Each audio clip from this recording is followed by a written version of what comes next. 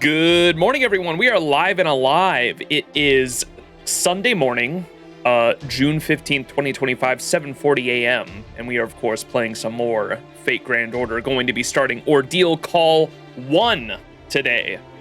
I've heard the community has, like, mixed opinions on Ordeal Call 1. It's not, I think it was mainly just because of, I assume, the ending of, like, Lost Belt 7 and how, like, everyone was kind of expecting that to wrap up the story, and then they were just like, wait, Ordeal Call, new thing.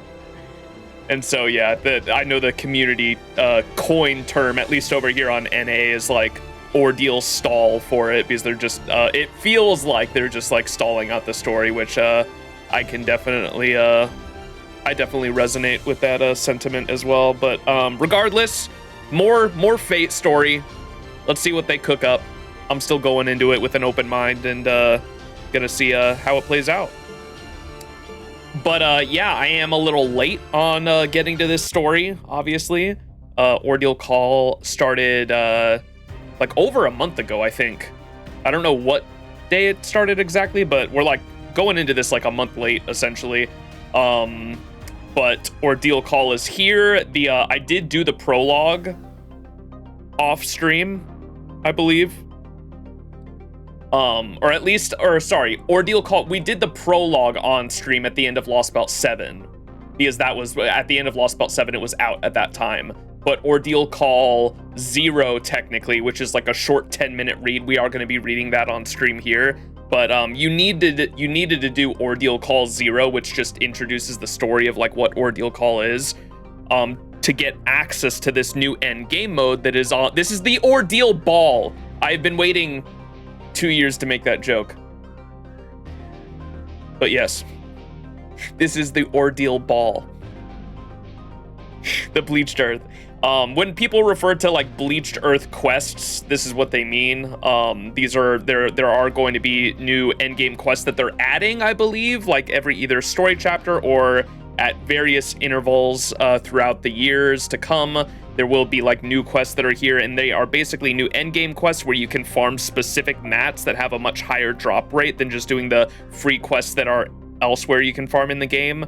You can see like right here, this has like caster drops, and it guarantees every time you do this node, you are going to get a caster drop or a handful of caster drops, I believe, right? And so it's supposed to be a really good way for you to be able to farm certain mats. This one's obviously ice. This is where you would go to farm if you wanted ice.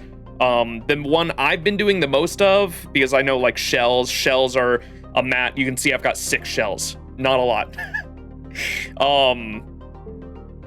Oh shit, I haven't done my dailies yet, huh? Should we do the dailies real quick and just show you how I've been farming these? Because there's a new thing on NA2 in one of the most recent updates I think they added, which allows your command spells to regenerate daily instead of weekly, and that leads to some really interesting farming you can do, because before, when your command spells would regenerate just weekly, I think people would just use their 3 command spells in hard story fights to regenerate their entire party. It's just kind of like a win for free button. The way you can use them now, though, because you regenerate all 3 in a day, is you can use them to regenerate a Servant's Noble Phantasm instantly and use it for certain farming to min-max bond farming or QP farming or whatever else you want to do. But this is I think New Vegas, because like we had that summer in New Vegas event back in summer 4 where you can farm QP, and so they've got like literally a New Vegas node where you can farm QP.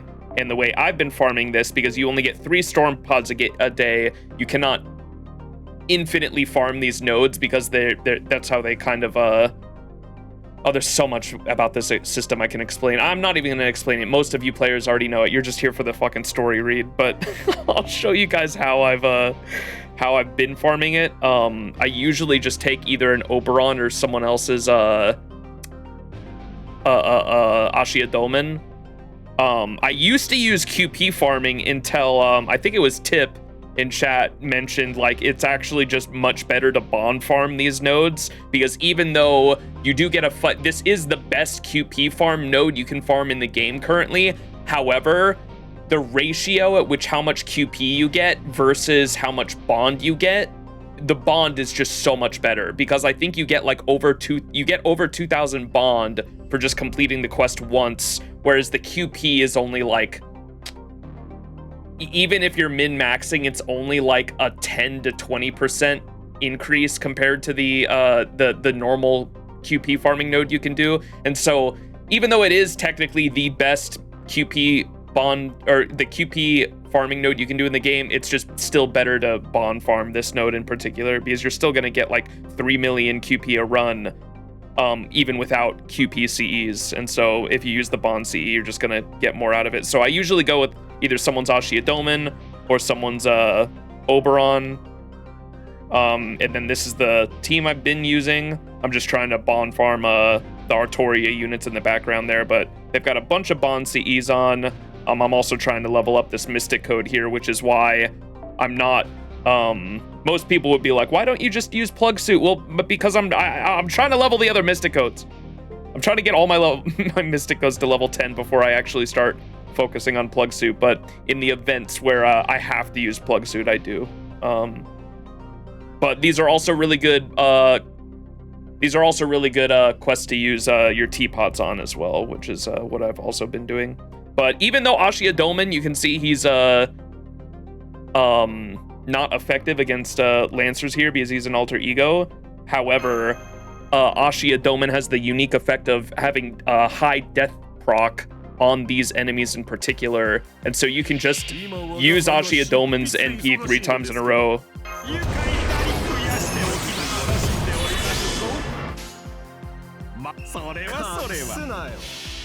Bleached Earth has so much bond that even if you 6-slot 100% bond CE for this event, you still only barely go above it.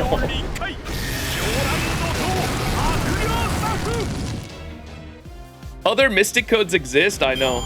Shocking, right?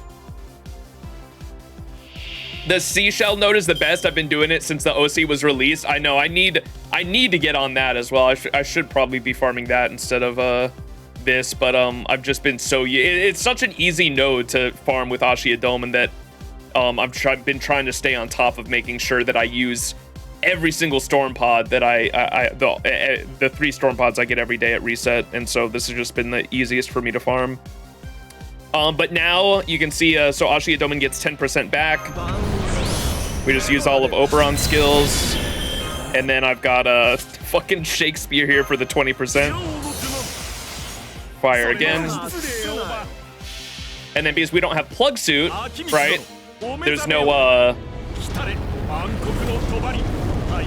because we don't have Plug Suit, people are probably wondering, Max, how are you going to get your NP back for the final wave? Ah, that, my friend, is where the command spells come in handy. I believe we got this early too. JP got this at a later date at some point, but on NA, we got this quality of life effect early, whereas every single day, your command spells regenerate fully, and because you get 3 storm pods every day to farm 3 nodes in this endgame mode, you can use 1 command spell for every node and just effectively farm it that way. So release Noble Phantasm, Ashiadomen, and that'll kill. Command farming, I know. Can you believe it? I've came to hate the Seashell node because you want to get Draco to bond 12, and so you're stuck single target farming 332 node. Oh no.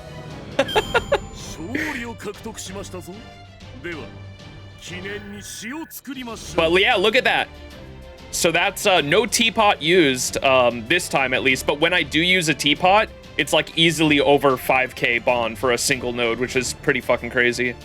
And you can farm these daily 3 times a day, which is nuts. So yeah, very effective nodes to farm.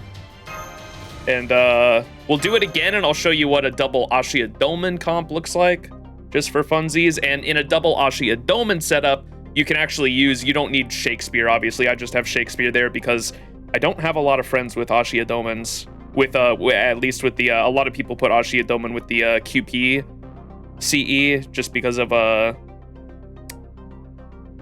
people like using him on this specific QP node. But I know I have a couple friends with Ashiadomen with a bond a T time CE. I guess just for shits and giggles. Let me refresh one more time. I might just use the QPCE if I can't find one.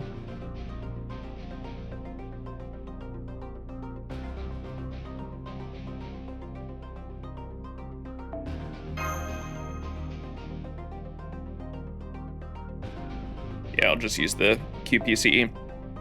But in this comp, you actually don't need Shakespeare, of course, or any charger in that thing. You could put anyone in Shakespeare's spot to bond farm them, because the two Ashia Domans can take care of wave 1 and 2, and then you just use the command spell for the third wave.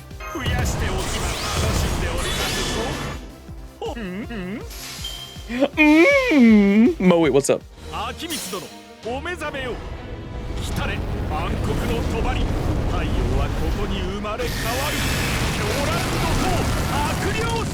Oh, you should have one in the all slot? Oh, in the, okay, in the other, I'll look right after this. Not in the extra class slot.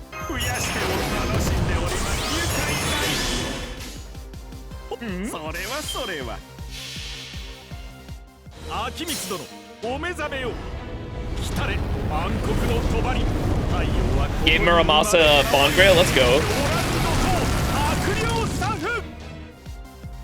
This comp will sadly die after anniversary? Wait, why? Oh, Salter just loops everything, true. You're not wrong. My 120 Salter has been waiting, don't you worry. God, I can't believe it's been 2 years. That was around like Lost Belt 6, huh? 2023, around Lost Belt 6 is when Salter got that buff, I remember, because that's when I decided to 120 my Salter, because at the time, I wasn't gonna 120 her because I was like, oh, I'll keep her at level 100. Like, I love my Salter, but I was like, I don't think I can justify 120ing her at the moment, because for me to 120 a unit, I have to like their character design, I have to like the character in general, and then I have to like their gameplay as well. For me personally, like everyone else has their own reasons, but I have to like their gameplay as well to be able to justify 120ing them personally. And so I wasn't planning on 120ing Salter, but then when she got that buff, I was like, oh, it's over. I was like, that's it, I'm 120ing her. Fucking arts, buster unit that basically arts farms, it's crazy. Arts loops.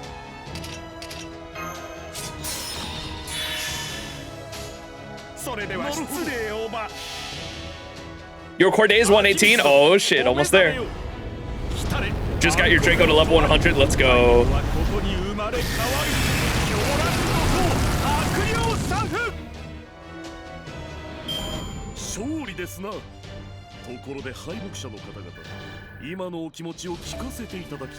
Alright. One more, I'm gonna have to use an apple, but we're doing story today anyway. And let me look for Koji's.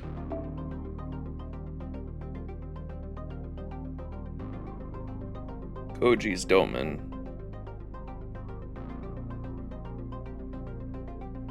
Let me know if I pass it.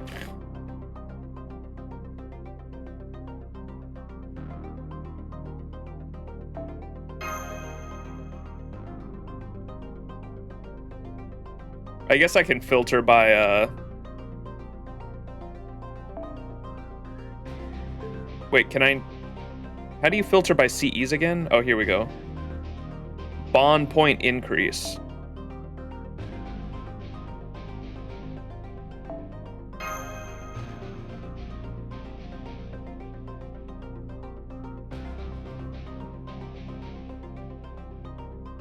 We might be cooked.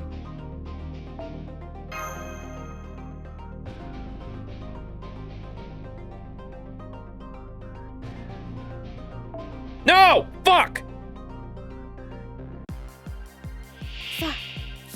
It's cooked.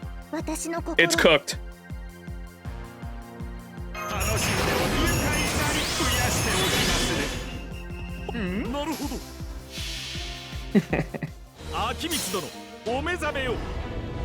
Can't wait for Sig to heat the welfare shop on NA. It hurts seeing 104. Oh, Momonari was your name? Fuck, I was looking for Koji.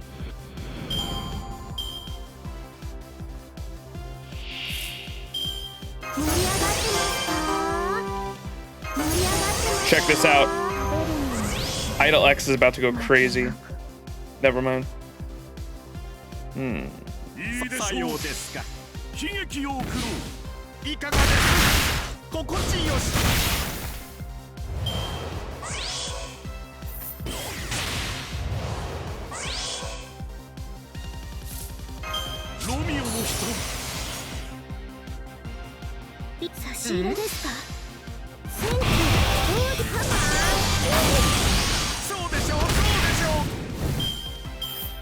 You can actually death proc those, yes. However,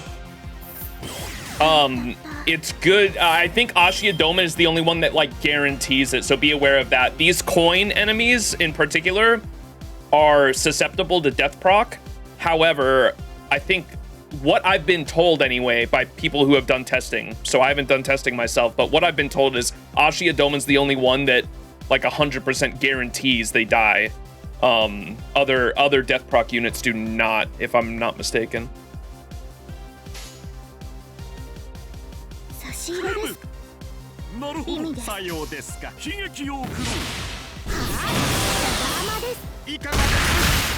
Oh, bro. There we go.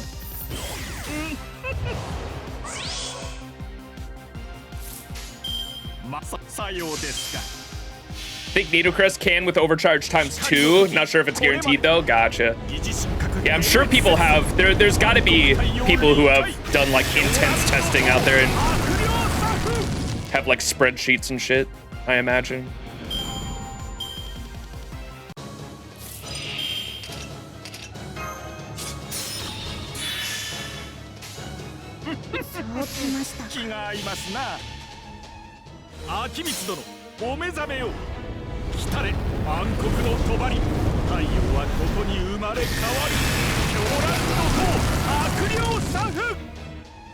Others need outside help with CEs, Mystic Codes, overcharge, etc. Gotcha. Yeah, that checks out. All right, but yeah, that's basically what I've been doing for daily Storm Pod farming.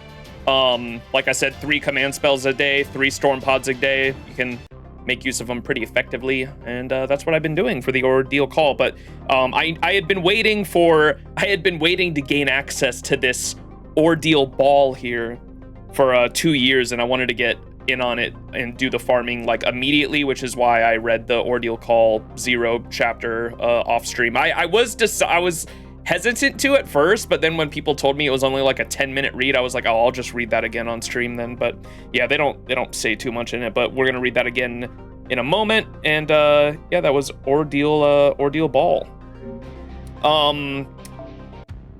Savings wise, we are saving for the Lost Spell 666 summer. You can see I've been slowly like with every paycheck doing some top-ups here and there, and I've been doing some daily disappointments as well. On this banner in particular, I did get a 5-star unit, but it was not Saber Medusa from a daily disappointment. Let me go to summon history here. If you're in my Discord, you saw it, but look at that. You got Kiyohime Berserker, 3-star CE, Jinkei right there in the middle, 5-star John the Arc Ruler. Oh boy. And that was my NP5 of that unit as well, so that's just another permanent unit. I have NP5. The next one will be yet another USO. Caught whaling. Can I have that John you just got? Thanks. So I do have an NP5 John Ruler now, who I believe, because I haven't done I do all my rank ups. I don't do the interludes, because the interludes I like to read on stream for interlude specific streaming. For story streaming, but I believe my John the Arc Ruler still stuns herself because I haven't done the interlude yet. We'll do that on stream at some point. I think it's an interlude because I've done all the rank up quests, unless she needs, like, do I not have her Bond 5? Maybe she needs Bond 5 if it is a rank up, but I'm caught up on all my rank ups, but I know she has an interlude I haven't done, I believe. But yeah, that's that. I don't know if there's anything else I need to go over. So let's hop right into reading. Oh, maybe I can talk about the event real quick. Yeah, I've been doing the foot event, the feet event, slowly but surely. I am so not a fan of tower events, man. They make my head hurt. The fact that you have to, like, make a comp between every battle is so annoying to me. I hate having to make a comp and having my servants go on the back line. I understand that tower events are supposed to be like a test of your account overall, and that's why it's a marathon, not a race, right? In terms of like making all your units and then going on the back line and yada yada yada. But yeah, I've got 15 days to get through it, and we're not that far into it, but I'll get there. I have been reading the story. Not sure what's happening yet, but there's a lot of Medusas. If you're a Medusa fan, you will enjoy it. And there's feet. Where's Ted? All right. Let me go to the Ordeal Call 0 story, however I get to that. Material story. Main records, I believe. Cosmos and the Lost Belt. Ordeal Call... Is it the prologue? Wait, how do I get to Ordeal Call 0? Is it... We read the prologue. Chat. I would think it would be down here. Big fan of Feet 2. Bad, I'm not caught up. True. You really like the event? Maybe it is the prologue. Should I go through this real quick? Oh, there it is. Yeah, okay, you click on that and you get in. Okay, we read the prologue on stream. If you want to see my reaction and reading to the Ordeal Call prologue, go check out my Lost Belt 7, the final Lost Belt 7 stream. Not the thoughts and all that, but the actual final Lost Belt 7 story stream. At the end of it, you go through the Ordeal Call prologue right after finishing Lost Belt 7, which we did. But Ordeal Call 0 is a short 10-minute read that you have to do right before unlocking that new endgame Bleached Earth quest thing that I was just going over. So we're going to go over Ordeal Call 0 now and go through this short read. And this should explain like the Ordeal Call storyline, essentially.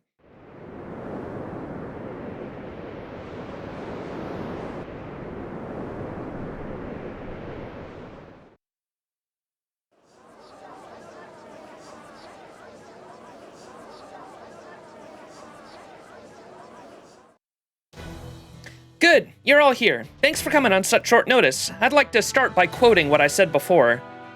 We have to deal with the imbalances we've racked up over the course of our battles to date, and we'll have to face the scrutiny of our mistakes from humanity itself. Once we overcome these new trials, that's when we'll reach our final destination. Nice speech, right? The only problem is our operations team hasn't been able to come up with an actual plan of action.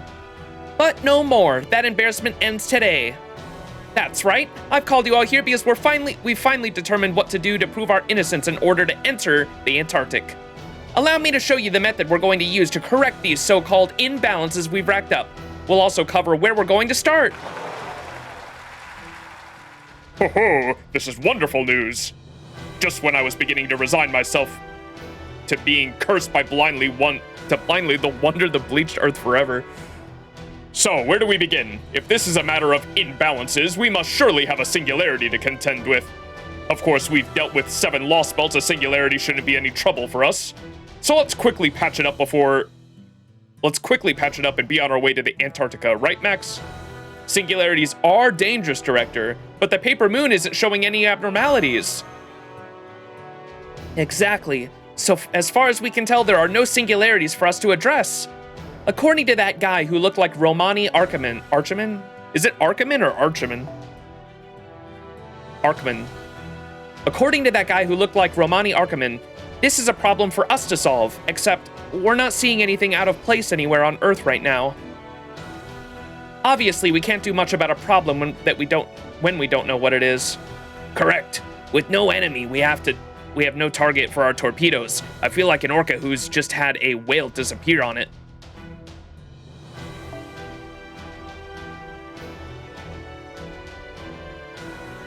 Captain, what the fuck does that mean?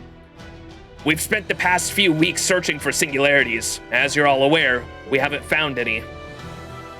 With matters being what they are, we have neither a chart nor a compass to help us navigate the seas.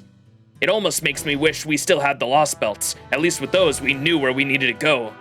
I suppose you're right. It hasn't been smooth sailing so much as a lack of wind altogether. No wonder I've been gaining weight lately. All right, what do we do then? If there are no abnormalities at surface level, does that mean we need to start searching the stratosphere? Only as a last resort. The Stormboarder isn't a spaceship, so I'd rather not push it quite so hard. No, my big takeaway is that we're barking up the wrong tree. We shouldn't have been searching for problems to solve in the first place. We're not dealing with an enemy from outside this time. No, this time, it's us. If the preservation of humanity itself is keeping us from the Antarctic, the first thing we should do is... Max, what do you think? Comply with the dress code?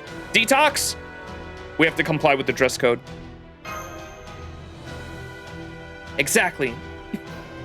And to do that, we first need to know what kind of state we're in right now. So on that note... Hey there! Feels like I've been waiting for my turn for ages now, so let's get to it. First, take a look at this. This is a new device Sion and I made together at Da Vinci's request.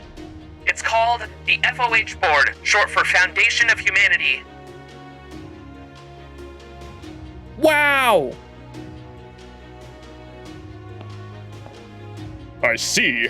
The FOH board, eh? So, what does it do? Exactly what its name suggests. We're trying to make things as easy to understand as possible. Unlike the kinds of measurements we've been taking up till now, the FOH board doesn't look at the Foundation of Humanity value for all of humankind. Instead, it only looks at the value of the Stormboarder itself. Would you tell them more, Sion? It is quite simple. Think of it like taking your baggage through customs to enter a foreign country. The value of the FOH board displays... The value the FOH board displays indicates Chaldea's current imbalance, that is, the shared imbalance of all here. Our current rank is E, which is as low as you can get, but according to Trismegistus 2, once we restore our rank to A, we will be able to pass through the wall of humanity surrounding the Antarctic. Huh? So we're the lowest rank possible right now? Really? Yes, it is really quite something that... Wait, I didn't realize that before. Look at the orb that's like above it. Is that supposed to be the moon, chat? I can't zoom in, but there's like, right above it, there's like a blue ball. I don't know visually what that thing's supposed to represent, if it's supposed to be Earth or not. The orange ball and then the blue ball. Or maybe it's Chaldeus, I don't know. I'm not even sure if that's part of the same thing. Oh, maybe it's something in the background. I guess it's Earth. I just noticed the blue ball and I thought that was like a is that supposed to represent? It might be a monitor in the background, you're right. I don't even know if that's part of the same thing. Not important, regardless. Huh. So we're really the lowest rank possible right now? Really? Yes, it is quite something that we made... It is quite something that we made it this far without realizing it. What do you think, Foe? Foe! Foe, Foe, Foe, Foe! Okay, so how exactly do we get about restoring the Foundation of Humanity value? There are no singularities out there, right? So do we just have to wait for it to go up on its own? Essentially, yeah. For the time being, there is nothing we can do. This is the best approach we have. Da Vinci and I have discussed this as well, and we think it is significant that Romani Archiman used the word call. Perhaps it does not mean something is calling us, but that we should be calling something ourselves? Once we consider matters from this perspective, our next course of action became clear. The FOH board is not only meant for measuring our foundation, it also reveals it. We made it to warn us of anything which violates the rules, whether those things are outside or among us, she said the thing. And to act as a signal to call in the Foundation repair trials like those we have undertaken many times before. Call in trials? And now that you mention it, that makes a lot of sense. Of course you need to fix the imbalances in your own body yourself. The world isn't where the abnormality lies, it's us. Now I see, so then we can finally... Yep, We've sounded the Ordeal call and finally stand at the precipice of our trial. What is the scrutiny of humanity? What is it we need to do? Trismegistus II answered those questions like this. Scrutiny is the absence of recognition. Do not be careless in your approach. Understand the meaning behind all things. Disclosure, supplementation, parting, trust, vows. Every time you find answers to these questions, an imbalance will be corrected. I wonder if those are like, is every single one of those one of the Ordeal call chapters then? Because originally it was announced there'd be 4, I think, right? Or is there 4? Originally there was only 3, and then there was 4? Because the summer one was a surprise, I think, right? Every time you find answers to these questions, an imbalance will be corrected. Of course, we have no idea what any of this means right now. Do not be careless in your approach. Understand the meaning behind all things. It was supposed to be 3, but Nasu cooked. It's okay, Max. Don't worry about it for now. Remember, we don't have to look for any of these trials. They're going to come to us. All we can do now is prepare for them. Then, when they show up, we give them everything we've got. All right, here's our mission. The Stormborder will continue investigating the Bleached Earth as we bolster our forces in preparation for the coming showdown. On which note, we can now enhance servant classes directly. We can enhance servant classes? You don't mean, wait, are you saying we have new functionality now? Correct. We've been thinking about this for a while now, in fact.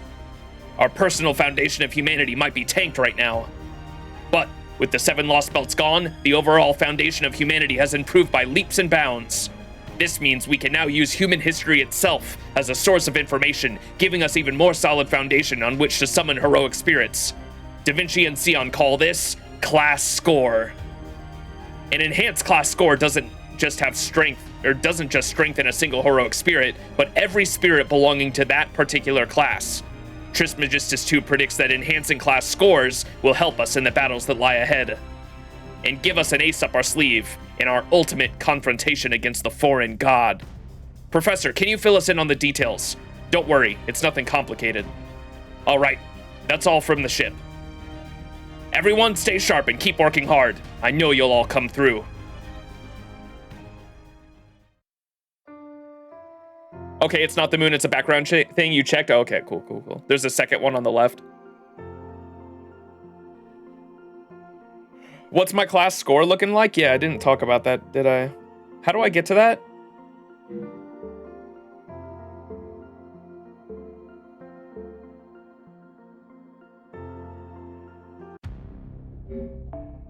Is that in here? There it is. Oh, I love the soundtrack. This soundtrack right here on the class score menu is such a banger. It's so simple, but I love it.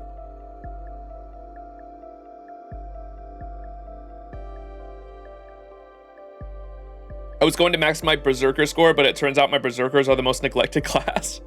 I think that's what I've been. The only one I've touched right now is Berserker. And I haven't gotten super far into it, as you can see. And maybe a quarter. Still got a ways to go, though.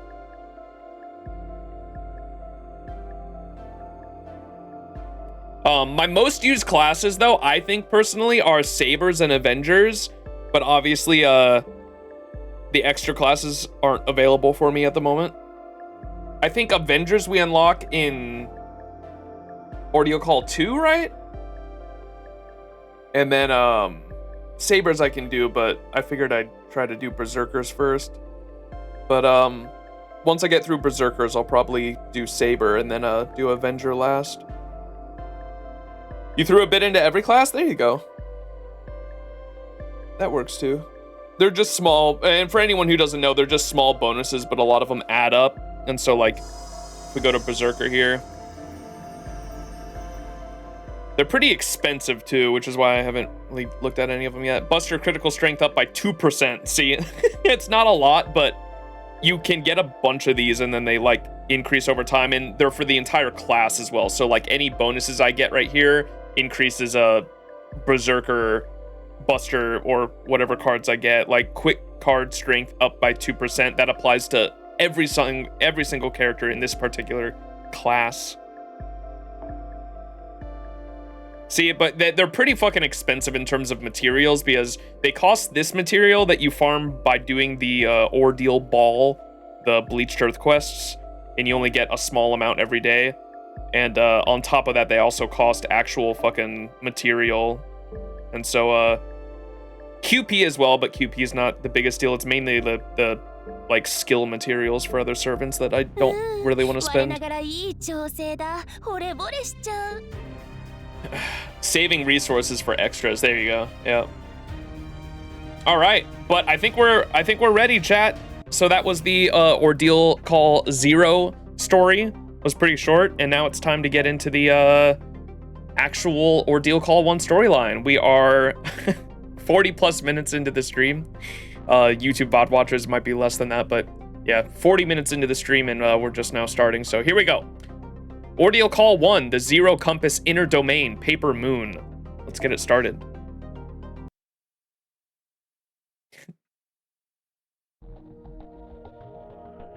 Chaldea staff member A says, "That's not good. Yeah, I don't know what's going on, but this is straight out of section Q23 of the manual. I'd say this qualifies as an anomaly. Degraded performance and or malfunction in the Paper Moon due to an unknown factor, huh? Initiating data collection and situation recording to determine the cause of the phenomenon as stipulated in the manual. Data integrity level AA. Please note that beginning immediately, everything that occurs, including all we say and do, will be documented. Sorry, would one of you mind making the announcement? I've got my hands full over here."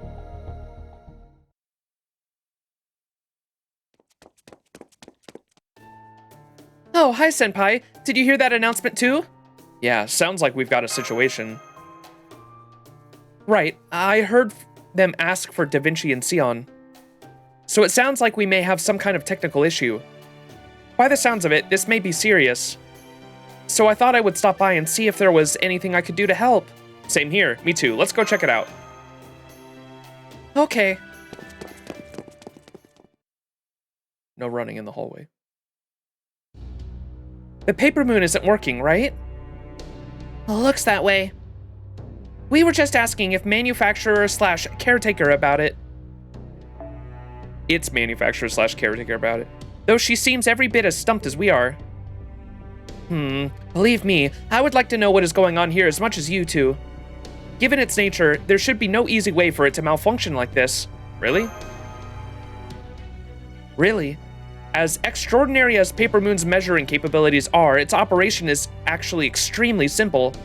It is not possible for it to mismeasure anything, nor will it break down even in harsh environments. It is that remarkable reliability that makes it an ideal compass, capable of operating even in void space. At its core, it is simply a two-dimensional moon that projects anything and everything exactly as it is. Regardless of whether a given thing has a form, or whether it is from reality or the void.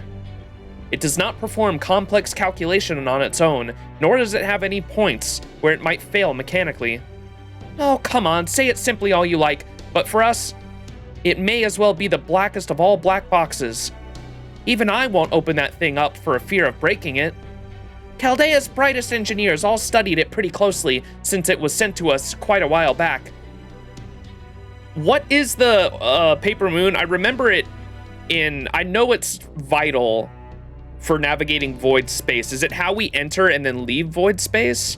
And then I remember it being in the Moonlight Lost Room anime because it was a gift from...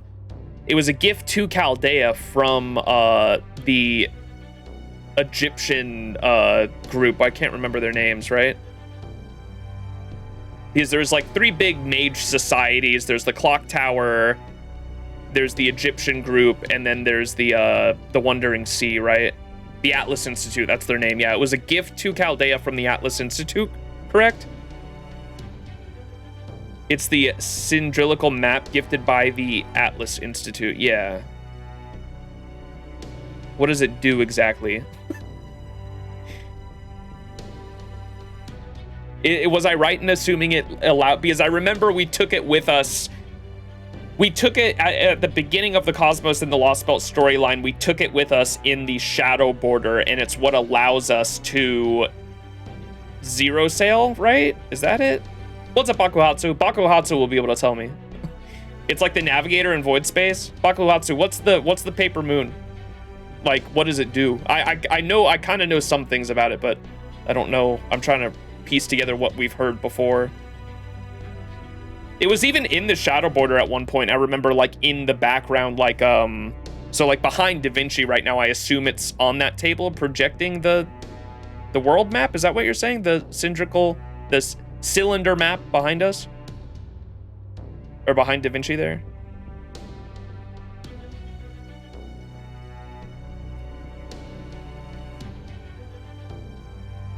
A reason why I'm asking is because Ordeal Call 1 is literally called Paper Moon, so I assume this knowledge is going to be kind of important going into the story. I'm trying to recall everything we understand about it.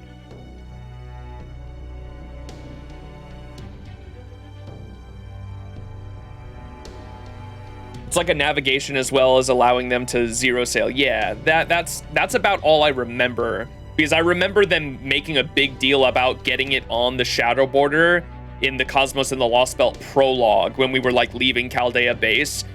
They were making a big deal about making sure we had the Paper Moon to be able to zero sail in, not just zero sail, but to dive and then to be able to get back, because it's the Paper Moon is called a compass in a way because it allows us to leave void space as well. It allows us to find our way back, right? Without it, we're lost in void space. Yeah, that's how I understood it as well. Okay. I don't know how this is going to relate to the story, but it's just good knowledge to know. I don't know why I cannot even begin to fathom why Ordeal Call 1 would be called Paper Moon, but we're going to find out. You've got the meaning of it. Paper Moon is just an imaginary number compass. Okay, gotcha. Sigurd stole it in LB2 and we had to get it back. Yes, I remember that as well. Okay. Chaldea's brightest engineers all studied it pretty closely since it was sent to us quite a while back. But they just said it was an incredible device we just couldn't find any conceivable use for. Which is why we didn't do anything with it until the Shadow Border was completed. That's right, and in the, I do remember Olga Mary saying in the Moonlight Lost Room OVA, Mash asks about what it is, and Olga Mary says it's useless. She's like, it's just some useless device that, was gifted to us by the Atlas Institute, and it was just like collecting dust. And then we finally used it to be able to escape everything that was going on at the beginning of Cosmos and the Lost Belt. All right, so which is why we didn't do anything with it until the Shadow Border was completed. Well, of course, that's because it is an Atlas Institute mystic code. I may have given it to Chaldea, but its design and inner workings are still a closely guarded secret. So Sion was the one that gave it to Chaldea. I guess we knew that Sion was from the Atlas Institute, but I don't know if it was, it might have been, I might have just forgot if it was mentioned before. I did not know Sion was specifically the one that gave it to Chaldea. But its design and inner workings are still a closely guarded secret. It also incorporates a number of my family's patented technologies at the microscopic level. So I am certain it would be exceptionally difficult for anyone besides myself to tinker with its core. This is where some Tsukihime knowledge would come in place too, because I know Sion's a vampire, right? And I know that in Tsukihime lore, or in just Nasu lore in general, somehow the vampires are tied to the moon.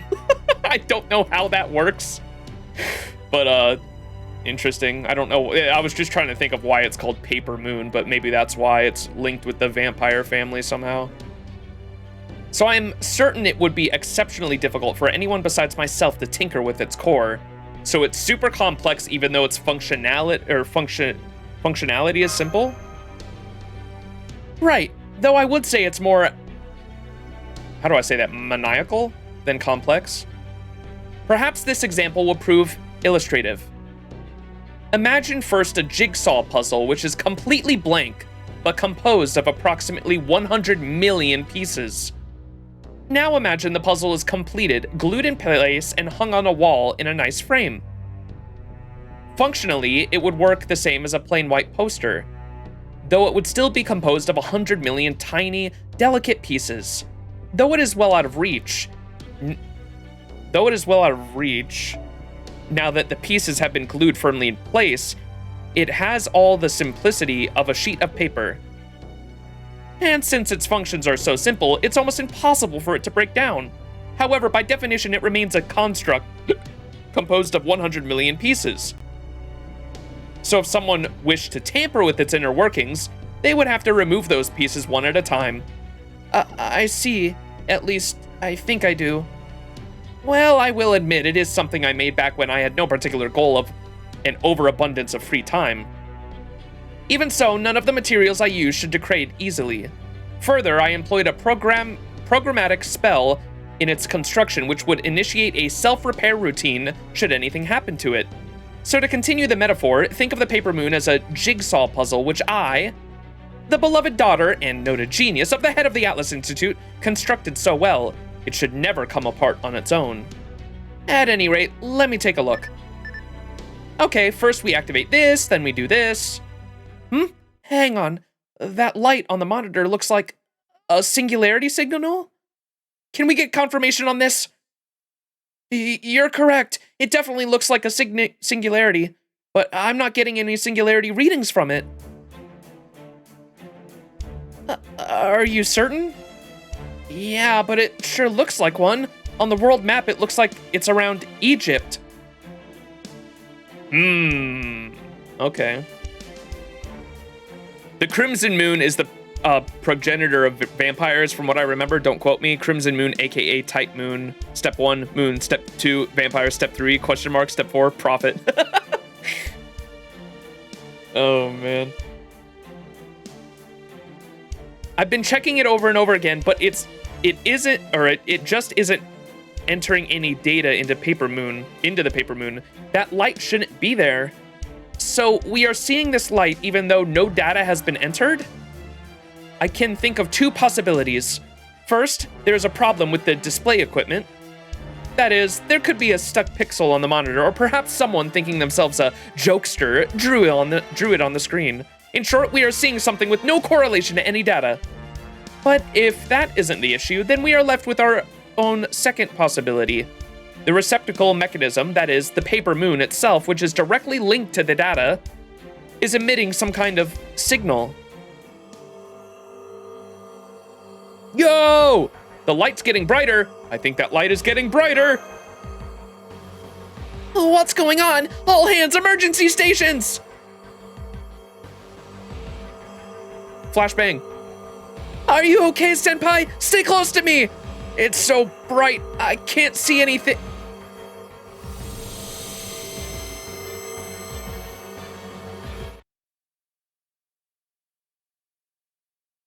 You need glasses.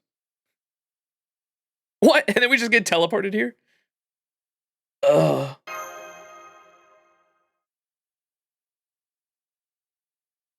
Did it teleport us in? Are we inside the paper moon? Is that what just happened?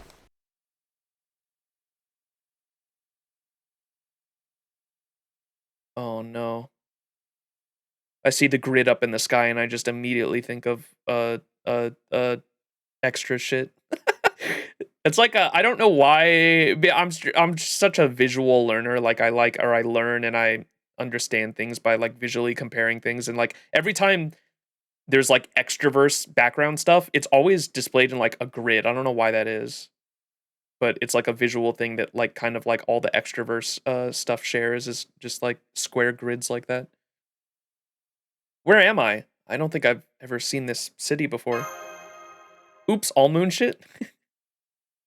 BB channel time. Oh no. So you're finally awake, huh? Oh no, we're in Skyrim. Guess you're still a big old sleepyhead. Oh no. I guess that's okay, though. Sleeping in is a great way to indulge your lazy side.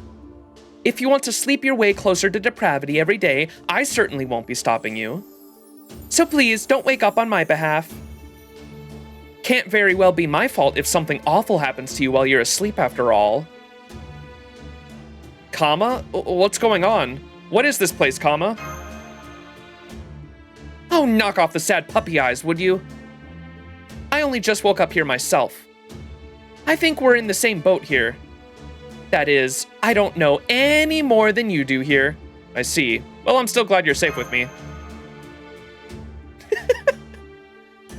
Whoa, where'd that come from? I mean, come on, you know what my deal is, right? If anything, I'm more enemy than ally, so smiling at me like that isn't going to... Huh? That's weird. I actually don't mind it. Okay, something's definitely not right here. Well, I'm just gonna forget it. And there, forgotten. Whoa, what the fuck was that? A dizzy spell. I think I'm okay though. That was weird, but it's nothing I can't handle. Critical hit. Anyway, all I know is when I came to, it was just you and me here. No other servants, no staff members, nobody. Also, none of our tech is working, comms included. No contacting anyone for us. So what's the plan? I don't want to be doing any work if at all possible, but I guess I don't really have a choice since I'm the only one here. Fine, I can at least gather some information for you. Can't promise it'll be useful though. So, do you want to stick together or send me out on my own? It's up to you. Hold it. How can you call yourself his friend? No, his servant, and not notice? I must say, you are being very inattentive. Did you not notice that he lost his balance just a moment ago? There is quite clearly something wrong with him, physically. That voice. Sion, are you here too? Chibi Sion.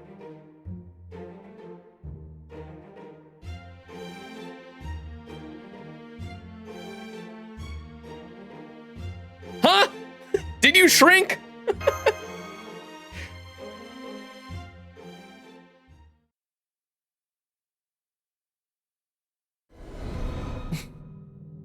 Small. I am surrounded by children. Ordeal call 1. Daycare center. You should stop trying to predict characters with deep voices. You're 2 out of 4. I know. I thought both those characters with the question marks were gonna be one of the new guys. Whoa! I haven't seen the map yet. Manta! Hello, guess I'll have to stop stalling story now. What's up, Manta? Thank you so much for the 26 months. Thank you for your continued support. And your, you will continue to gain access to cool emotes and ad-free viewing. Chat, did you guys know that you can subscribe for $6 a month or for free with a Twitch Prime sub and gain access to cool emotes and ad-free viewing? Thank you again, Manta. Appreciate the support. It's very white indeed. Very bright screen. I would not be wanting to play this at 3 a.m. Get flashbanged. Yeah, I dig the OST. FGO OST always goes hard. There's like a cathedral in the center there. See that? Interesting. So are we inside the... Whoa, okay, that goes up. There's definitely going to be something up there if I can scroll up that high, huh? Interesting. Are we inside the paper moon? Is that what's going on here, maybe?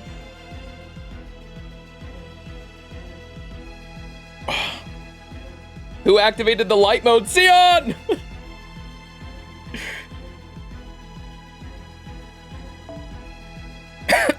What are those guys' names?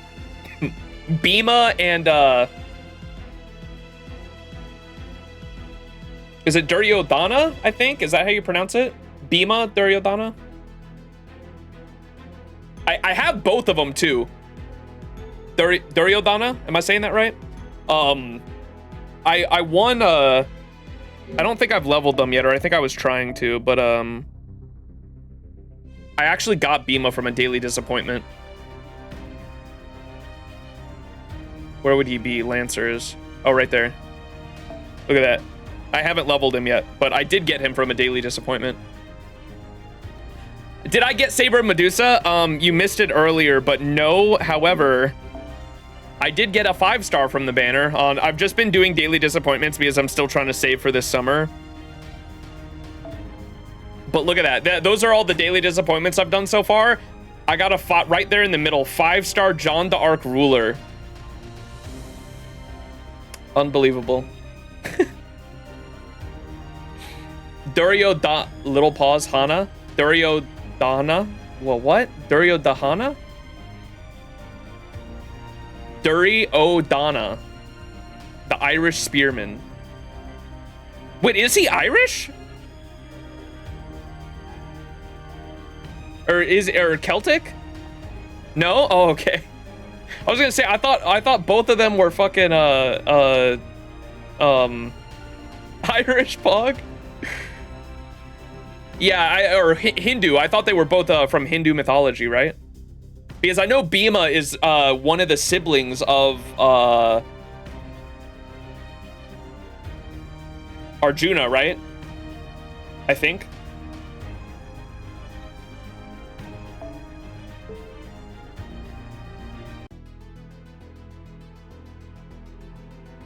I also have Duryodhana, and Duryodhana is actually like a crazy unit, right? Because I didn't realize he was I think I might have leveled him a little. I don't know if I fully leveled him or not. He's a berserker, right?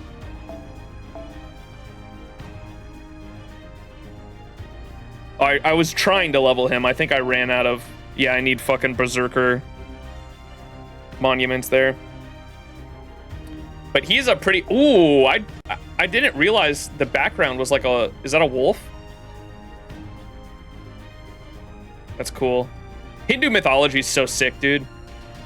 I definitely understand why like everyone compares it to Dragon Ball Z, and I'm pretty sure Dragon Ball Z has a lot of Hindu inspirations as well. Hindu mythology is cool. His skills though, he has a star bomb, I think. Or is it his Bond craft essence makes it so like he drops 30 or 40 stars when he enters battle for the first time? That's crazy. And then it's his third skill. His third skill is a you know Melusine's skill that makes it so she just absorbs all the stars on the fucking field no matter what. It's like a 500% star absorb or 5,000% or some bullshit like that. He has that, but it's targeted. It's a targeted skill, so he can put all the stars on the field onto a single unit, and then his Bond craft essence drops like 30 to 40 stars when entering the battle for the first time. And so those two things combined are just kind of crazy for a utility unit. He's a pretty cool character for that reason. Son of Goku is based on Wukong, who is based on Hanuman. Bhima is the brother of Arjuna. Yeah, I do remember that. Have you seen Duryodhana's NP animations? I don't think so. I remember Bhima's being really cool because he has like I think his actual attack animations change when he uses his NP or something like that. He had some kind of unique animation. It was like one of the first times that's ever been done in FGO. Was he activates his NP and then his actual attack animations change or something like that? Or was it his extra attack changes when it's in an NP chain? Something like that, I can't remember.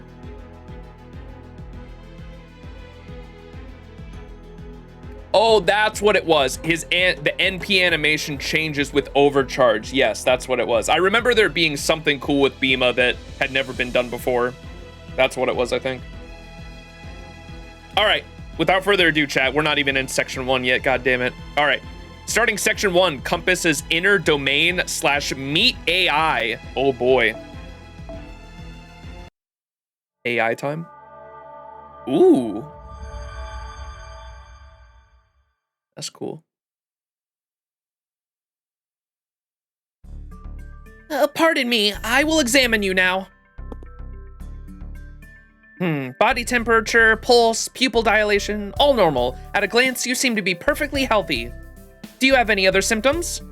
Nothing I've noticed. I just stood up quick and got a little dizzy. But anyway, is that really you, Sion? Yes, I am Sion Eltnam Sakaris. Why do you feel it necessary to reconfirm my name at this point, Max? Oh, come the hell on. You don't need to treat us like we're the dumb ones for asking that. You look completely different. How so? Besides, even if my visual data, that is, my appearance, were different than usual, it would not be particularly significant. I know for a fact that I am Sion Eltnam, and that I perceive myself as such. Even were I to try and could not perceive myself as anyone or anything else. It is the same for you two. Is that not right, Max, Master of Chaldea, and Kama, his servant? I mean, there's definitely something different about you. Okay, this is shady as hell. This is so fucking weird. Are we seriously supposed to believe you're the same weirdo who practically lives in the command room? The Sion we know is just a regular Atlas Institute mage. She shouldn't be able to change her form the way I can. Vision jacking, physique modification, transferring your mind into a different body. Even the most average Atlas Institute mage could easily come up with 100 different ways to change their appearance. That aside, I am still a very much me. Further, I do not recall having changed my appearance recently. In fact, I find your assessment to be incredibly shallow and superficial. While I am at it, I should mention that if anyone here is shady, is unquestionably you, Kama. Of all the heroic spirits Max is contracted to, why are you the only one present? That's what I'd like to know too. Frankly, I would not be all surprised if you were feigning ignorance as part of some wicked plot. You are one of the servants who is potentially dangerous to Master Max, as you recall. At least, that is what I recall reading about in your reports. Or in our reports. Look, I'm telling you, I don't know anything. I'm not even sure how I wound up here. I think I was talking to someone before this happened, but that could just be my imagination. Though I definitely feel weirdly lightheaded. And not in the fun way I felt during summer. How convenient. Everything you are saying is improvable, and you have offered no useful information whatsoever. Tell me, are you doing this on purpose? Hey, maybe we should try investigating this place? Say, why don't we see what we can find out about this place? Fine. I predicted things would turn out this way. Thus far, everything is unfolding as I calculated. Oh my god. All according to my calculations, she said the thing. Is that so? Well, don't come crawling to me when trouble comes knocking. Anyway, how exactly should we go about this? Do we just walk around and see what we find? A moment. I want to share my underlying premise. Underlying premise? Why are you giving the ground a pat down? I knew it. I suspected as much earlier, but this confirms it. I am not able to determine the construction materials of this building. What? That I cannot tell is the answer in itself, just as I calculated. This place, no, this whole world is most likely... What was that? I heard it too, and it sounds like it came from pretty close by. I wonder what it'll be, the first local we meet, or the first enemy we encounter. Want to bet on which? Personally, I'm rooting for whichever one leaves you all groaning in disappointment. Calculations. Oh, it's both. What a cop-out. Somebody's being chased! So they are. It looks like... Oh, it's the, what the... What in the world is that? It kind of looks like a sea fiend. It sure is slimy and nasty looking like one. Ugh, just my luck. We've got to save them! Fine, say no more. I'm your servant now and all that. Come on, you don't have to look at me like you'd get... You don't have to look at me like that to get me to help. Actually, I really wish you'd stop. It's making me queasy. Still, just remember this. The more you use me for your own convenience or to satisfy your own desires, the more it's only fair that I get to use you for my convenience and desires too. Points you'll be racking up. And every point takes you that much closer to the edge of beautiful depravity. If you really are quantifying your frustration, the least you could do is include a way for people to see that number. That way we can tell when you need a tune-up and when it's time to throw you into the trash heap. You may want to stand back, Sion. Do not worry about me. I am an Atlas Institute mage. I can take care of myself. For some reason, while it feels as though it has been a very long time since I used them, my actual skills have not atrophied? Whatever, just don't get in my way. I don't want to be held responsible if one of my lust arrows happens to get all hot and bothered.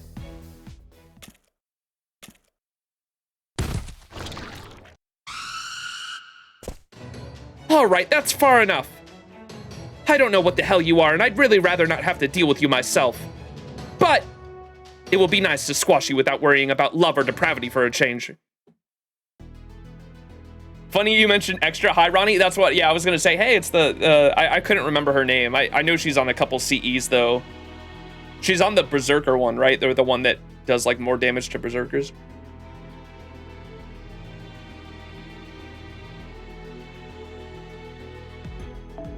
Oh, we can't pick anyone else. We have to take Kama.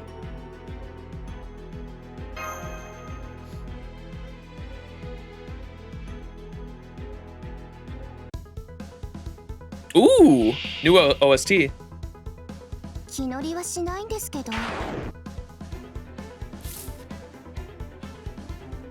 Okay.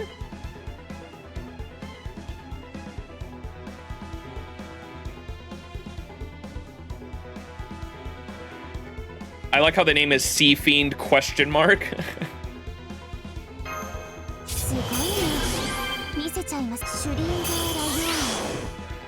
What does her guts do again? Oh, it increases attack. Yeah, might as well. Oh, wait.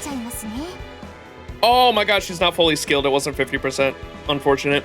I forgot. I always forget Kama has the best guts in the game, or like a version of the best guts in the game because it's unlimited. It doesn't have a limited turn amount. It just, you pop the guts and it doesn't run out until it actually procs, which is really good. Or I guess, or unless it's taken away because it's like technically a buff too, right? Welcome to 888 land.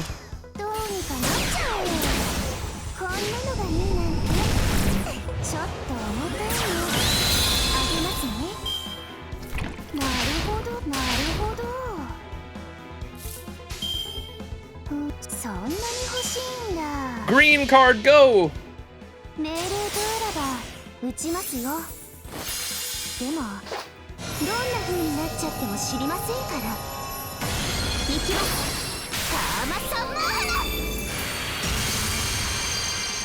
I don't think I've ever seen that NP animation because I have Kama, but I've never had her in the first or second Ascensions. I think she's always been in the third.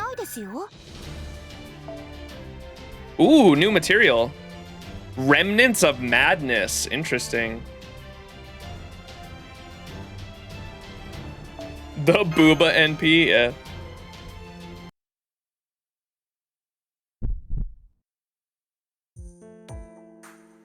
Deadpan, yay. Ooh, Kama wins.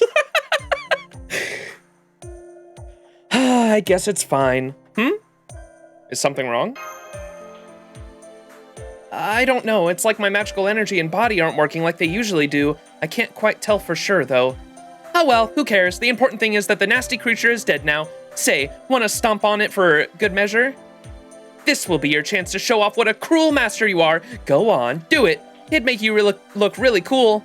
No way. Shunned and isolated with only me to rely on, tumbling into depravity. Maybe I can still make that golden route a reality. Anyway, did you do something during that battle, Sion? Do not worry about me. That was essentially just a light warm-up. More importantly, who are you? We are, if nothing else, at least not your enemy. We are sufficiently intelligent to recognize when you are under attack. We are also sufficiently empathetic to help you. Are you okay? It seems your injuries are not too deep. Do you need first aid? No, that's all right. With enough resources and time, I can treat myself. After all, we are AIs, whose primary function is medical treatment. AIs? I knew it. What's that stand for again? Artificial intelligence? That's right, we are computer programs designed to think, act, and converse of our own volition. I am part of the Ronnie series, the R for repair. I have no individual name. Or type R for repair, sorry. What's the full thing stand for? If you would like, I could tell you my unit number. I do not think that will be necessary, though. Ronnie? Ronnie? So you are taking our acronym and sounding it out phonetically as a word for our name. Very sensible. We sometimes address ourselves in the same way when speaking to one another. Most AIs are created to fill a particular role. If your role is medical treatment, who or what do you usually treat? All the other AIs here, of course. That goes for the other types as well. As Type Rs, our duty is to repair damaged AIs and ensure everyone can perform at their maximum potential. And what is the AI's overarching purpose? That answer should also go without saying, but since you asked, it is to ensure the smooth functioning of this world. The whole world? That's awfully ambitious. Just as I thought, I could tell something was off from the very beginning. I put this hypothesis on the back burner, since I did not have enough data to verify it. But if you are an AI running this world, that should be sufficient to perhaps reveal the truth. This is a virtual world, or a conceptual one if you prefer. Am I correct? Yes, that's right. We don't know all that much about this world. But we have been programmed with basic data regarding what it is called on the outside. Paper Moon. Oh! Look at that. That is the name of this system, or rather, the world we AIs oversee. Okay. So we are inside the Paper Moon.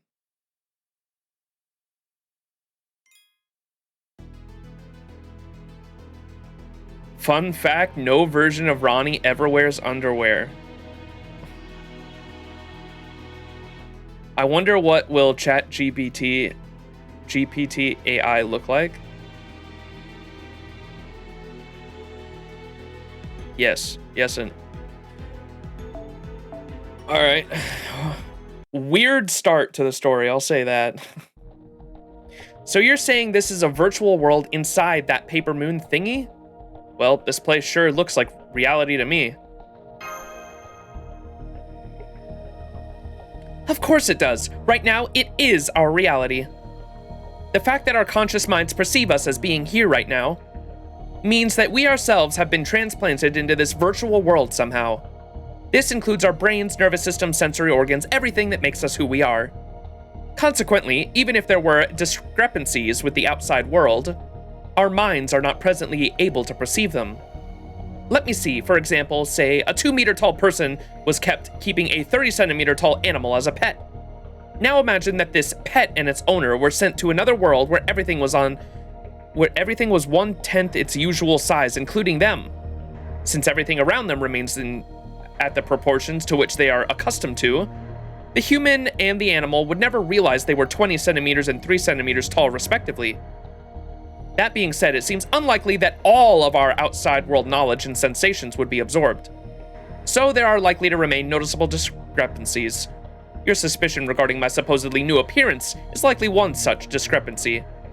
I did find it strange that I seem to be the only one here who is unable to perceive any change in my appearance. Perhaps something happened when we were converted to fit in this world. It is probably a phenomenon along the lines of a spiritron or pseudo-spiritron conversion. At any rate, if this world is purely virtual, our perceiving it as reality means dying here would result in us meeting the same fate in reality, so be careful. Honestly, I have no idea what any of that means, but I do know one thing. You're shady as hell. I mean, You Atlas Institute people are the ones who gave Chaldea the Paper Moon in the first place, right? Yes, that is true. Originally, the Paper Moon was passed down among the Atlas Institute leaders, specifically the Eltnam family. Zepia, the current head of the Eltnam family, gave its custodial rights to his daughter on her 8th birthday. And until she turned 9, she focused on tuning it up and expanding its capabilities. Oh. Is that why she looks like that?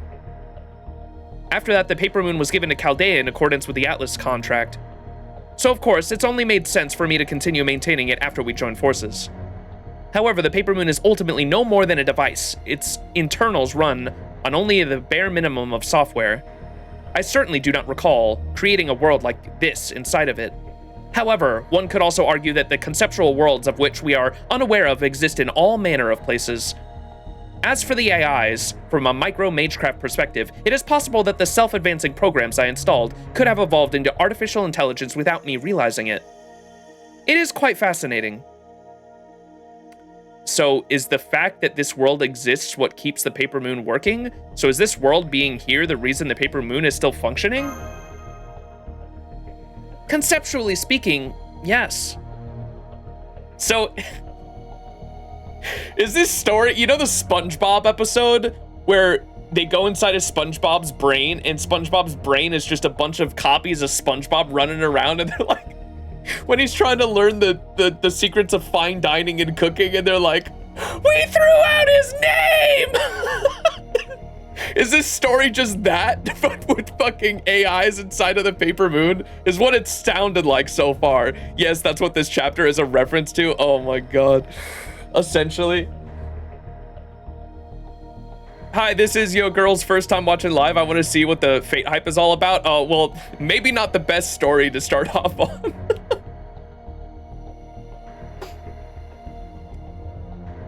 Same plays everything that over-sexualized on this series, CCC. Fate Extra CCC.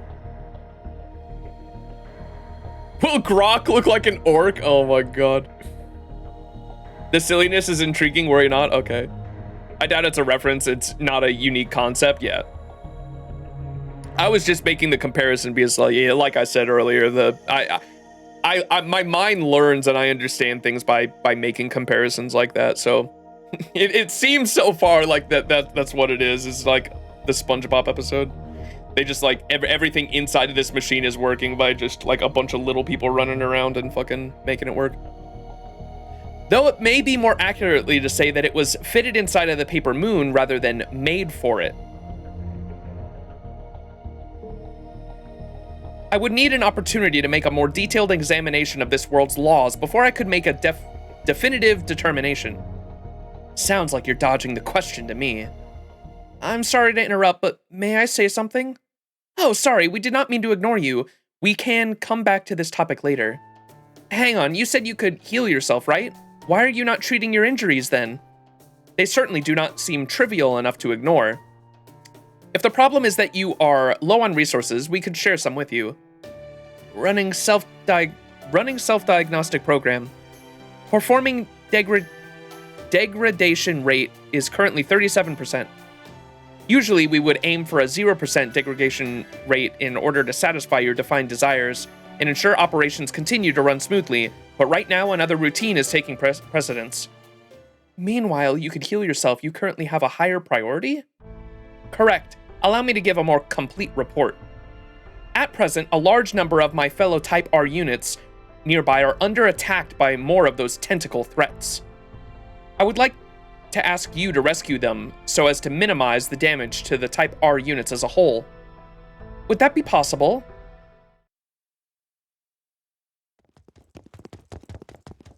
Running!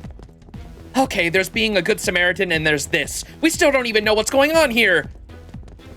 I figure if people are being attacked, we have to help them out. It'll be easier to talk to the locals if they're not under attack. I thought you would say that, just as I calculated. This Sion seems to be like way more in line with the Sion of the other verse, right? Is that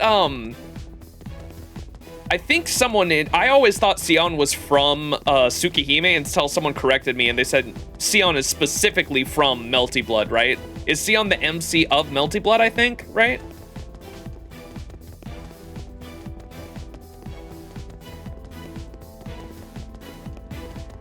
Similar to Cells at Work. Or like Ozzy and Drix as well, dude. Ozzy and Drix was a banger show back in the day. It's a shame it failed. Like, I think Ozzy and Drix was like a failure overall. I think they canceled the show, but I remember liking Ozzy and Drix as a kid.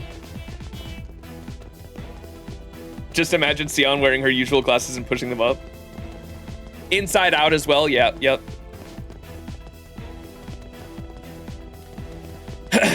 Just as I calculated. Report, we're close. I detect multiple Type R units around this corner. However, in my estimation... And of course we have more of these freaking things. Ugh, this is the worst. Come on, let's make our way through them. Please, stand back, Ronnie. Understood. Although we repair AIs do feel joy when treating injuries, that doesn't mean we want to see units in good condition get hurt. Please be careful. More comma time? Wait, do I get to pick my own? Amazing. Let's go with summer comma. Where's my arts team? Summer comma time.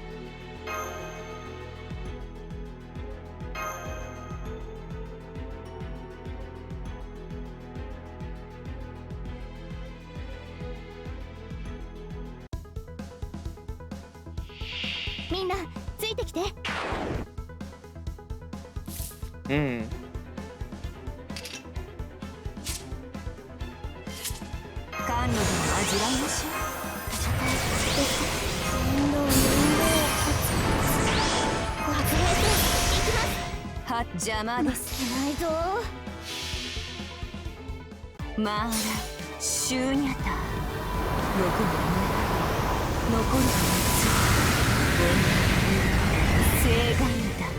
That'll do it.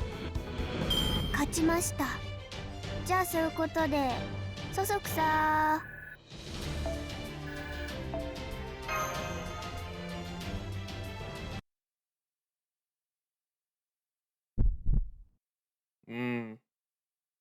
I'm still a little dizzy, but I think I'm okay. At least I could still back comma up. Look, I appreciate the support since it makes my job easier and all, but are you okay? You're looking a little pet. What is that noise? I wish they'd just pipe it down. It's coming from around that corner. Sounds like they're really going at it. Report. I'm still detecting a large number of fellow Type R AIs. Many of them appear to be injured or immobilized. I can also confirm that the head of the Type R AI, our leader equivalent, is present. Leader equivalent? What an odd way to put it. Why not just call her your leader? Because at present, she also possesses a new extended function. It is recommended that you refer to her by her new role, Master, when addressing her. Oh, shit. Okay. Huh?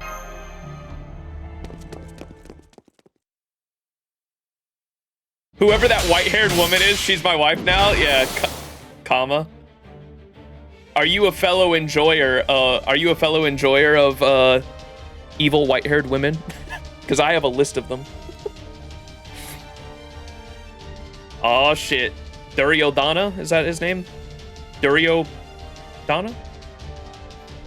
Have I been rolling for anything lately? I'm currently in save mode for this summer, but I have been doing daily disappointments on the banners. I think I got Bhima recently. I got Bhima, the guy that is right next to my webcam right there. I did get Bhima from a daily disappointment, and then I was rolling daily disappointments on the who's on Raid Up right now? Oh, Saber Medusa, and I ended up getting a fucking 5-star John Ruler, who was my 5th copy, so now I've got NP5 John Ruler, another permanent 5-star that I have NP5 to add to the list. You got Saber Medusa on a daily disappointment the other night? Yeah, let's go. Yeah, she's cool. I love Saber Medusa's design. The artist went... Who is the artist? Because I recognize the art. They're definitely someone that has done other stuff before. You got your final NP5 copy of Jalter? That's right, Jalter's on Raid Up right now. And 120, let's go. Yes, Jalter deserves the 120. I can't wait for her 50% NP buff that's coming later. She's gonna be able to farm like 90 plus stuff.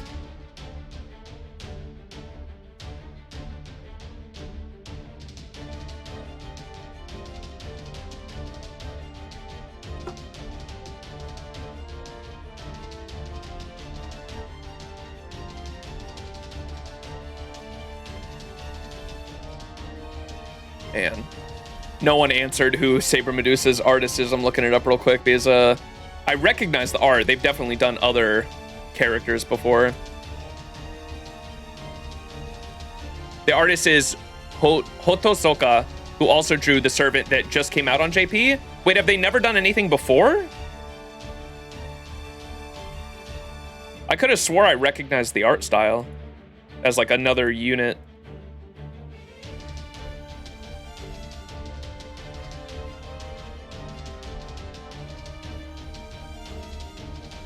Oh my god, Google Chrome is not wanting to work with me.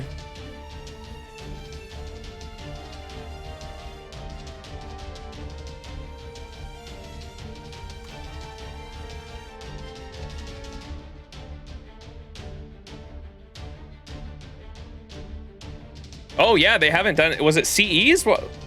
Wow. Are you? Oh, they've done CEs. Maybe that's where I recognize it from. Yeah, they did the Lost Belt 6. The Lost Belt 6 rewards, the CE you get with Castoria and the CE you get with oh my gosh, what's her name? Nocnaria, Castoria, and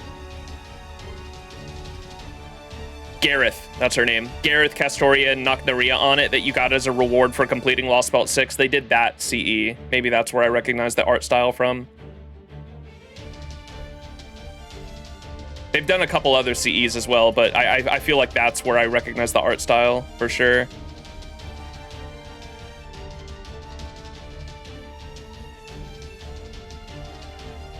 New artist to follow, I guess. Yeah, the biggest thing about FGO that I think a lot of people like is both the story and the fact that it has such a diverse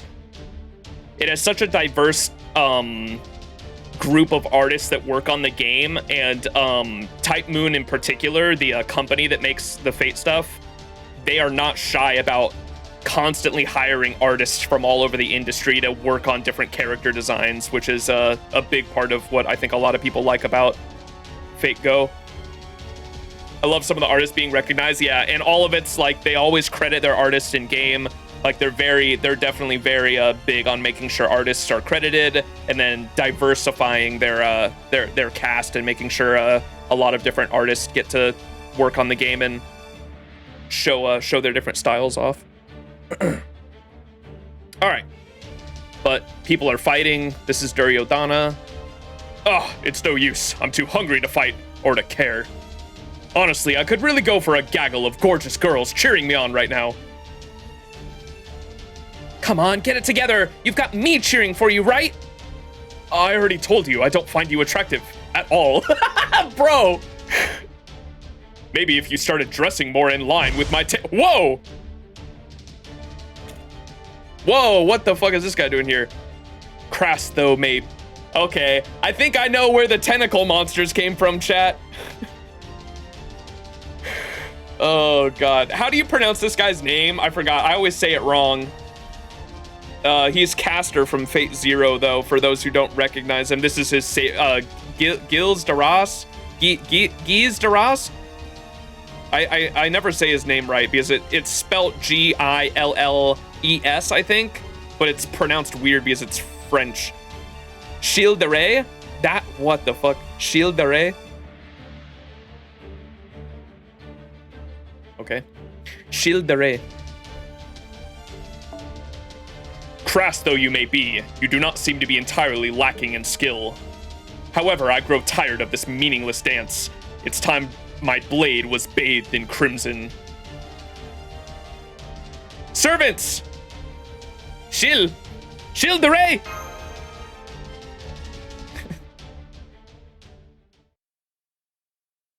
Interesting. Yeah, so for people who have it, I can't play the commercial on stream because the fucking, for whatever reason, the Fate Grand Order commercials are copyrighted, which is very annoying, especially because they play in games sometimes and I'll get copyright strikes from Aniplex about it. But, or not Aniplex, sorry, Sony, who owns Aniplex. I'll get copyrighted by Sony if I play those commercials on stream, which is very annoying. But in the commercial for Ordeal Call 1, they actually do show a bunch of different NPC characters, I believe, who have command spells. And so we're doing the Fate Extra thing where it's like a Holy Grail war within like a virtual computer world, which is interesting. I just noticed on the map too in the background there, look at the 0-1s, the binary code. I think that's binary, right? 011100111000. So we're like in a computer world. We're inside the Paper Moon computer world, and there's going to be like a Holy Grail going on or something.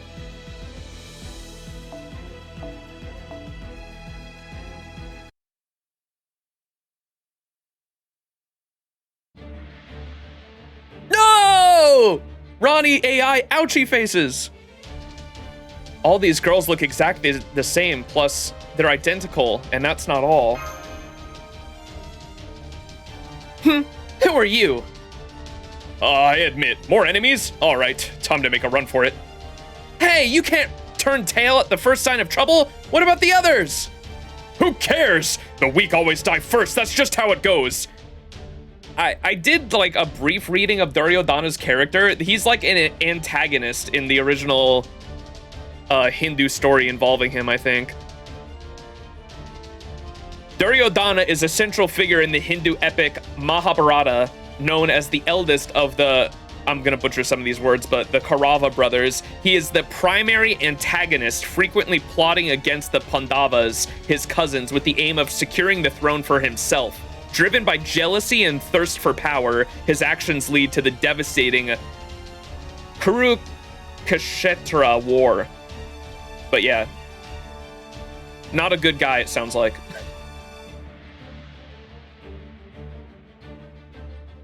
Pretty sure the music is copyrighted on that commercial. Oh, only the music is copyrighted on the commercial?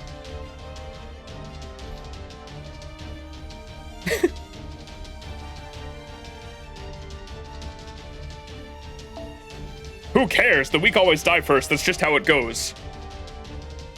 Indeed. It is the law of nature that the feeble-bodied offer up their lives in sacrifice. Now then, I think I will help myself to a little snack. Oh, he is using them. No! Ah! Report. Unit 237 lost. Regeneration impossible. He's feeding off the AIs. I think he just absorbed something that AI possessed. Probably magical energy or an equivalent of some kind. I guess that gloomy-looking guy really is controlling those tentacle creatures then. He seems kind of familiar, though I can't place him. Anyway, what do we do now? Right now, we focus on protecting the AIs. Get rid of those creatures. I will keep watch for any further attacks directed against them. Why did Kama say he feels familiar? Is that supposed to be a Sakura reference to like Fate Zero somehow? I don't think they ever came in contact with each other though, right? Unless she's just talking about Chaldea. I'm not sure. I wasn't sure. Sometimes, a lot of times the Fate characters, they'll try to like make some multiverse connections by saying like, this guy seems familiar because they like met in another Fate medium somewhere. Just as like a fun little writing gag. I don't know if that's supposed to mean she feels like he's familiar from Chaldea or if that's Sakura speaking there. I will keep watch for any further attacks directed against them. Did Sakura ever meet him? I just remember meeting this. Yeah, I don't think Sakura ever met with Caster in Fate Zero. She was like in the Matao mansion for the entirety of Fate Zero, I thought. Like XP is noted, yes, in a way, yeah. Like all the different Fate works are like technically in the same universe, but it's like a multiverse, so like there are different timelines and shit. So a lot of different characters are yeah, like XBs from the Honkai series. If the enemy gets too close, I can at least buy you some time. But I am counting on you to take them out.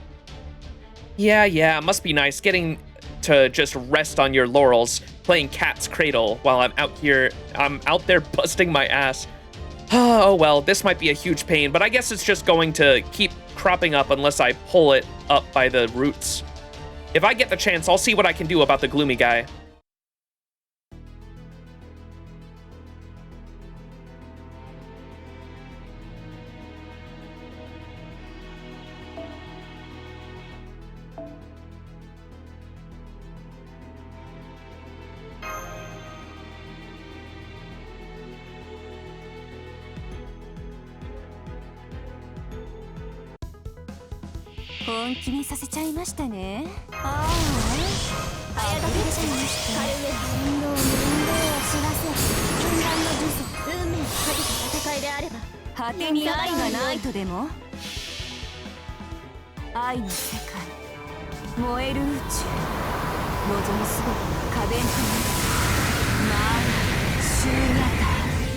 Even her voice is hot. She voices all the different characters too, which is interesting.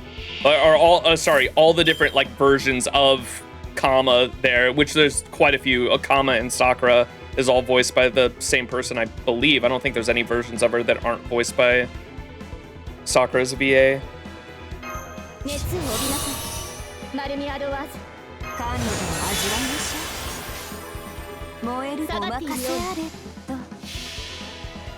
Redrop Sensei, yeah, I love Redrop. Redrop's the artist for Kama.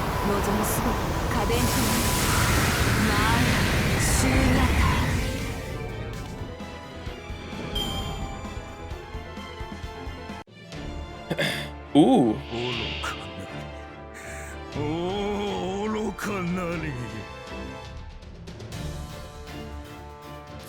No, I'm gonna butcher the name. Noriko Shitaya? What's meta in FGO right now? Global, not Japanese. For global, the just still arts and Buster. Quick, you can use any card type really. I mean, there really isn't like a meta. Like the meta is just FGO's meta is weird because it's just farming. 99% of this fucking game is farming. So it's like just pick a DPS you like and then just pick the best supports for that character is like really all it is. We have entered the multi-core meta. Any card types can farm. Yeah, you can quick farm with the Scotties. You get a normal Scotty and a summer Scotty, and they can support any quick unit you want. If you want to arts farm, Castoria is all you need, really. I have Shufu because my Castoria's max bond at the moment, so I'm trying to get my Shufu up, who's like a budget Castoria in a way. And then if you want to Buster farm, it's just Koyanskaya and Oberon. Koyanskaya Oberon can support any Buster Looper. If they have I think all they need is is it a 10% battery if you want to double, if you have a 10% battery, I think you can double Oberon farm, or is it a 20%? It's either a 10 or 20% battery is all they need to double Oberon one Koyanskaya farm. 10%, yeah. So if you have an Oberon and a Koyanskaya, you can double Oberon farm as well with most Buster units. Last time I played was when Castoria dropped. Yeah, the meta hasn't, like, since then we've gotten Summer Scotty and Koyanskaya who have enabled Buster and quick farming, or quick looping, I should say. And so you can farm with like just about any AoE unit for the most part, as long as they have their best supports.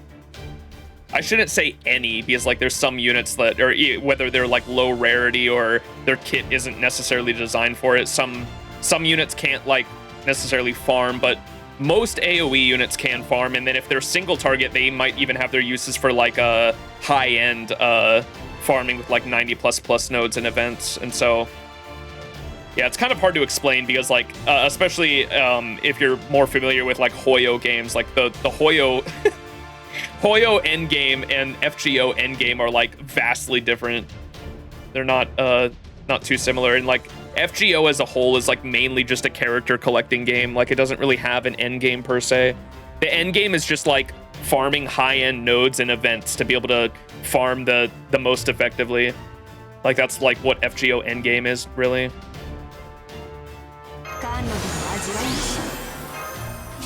Oh, wait. Missed a code. Easy. Alright, go crazy. Genshin's endgame is boring though. Farming would be more fun. The endgame is FGO farming to farm harder. Yeah, literally. FGO's endgame is farming to farm harder. You're not wrong.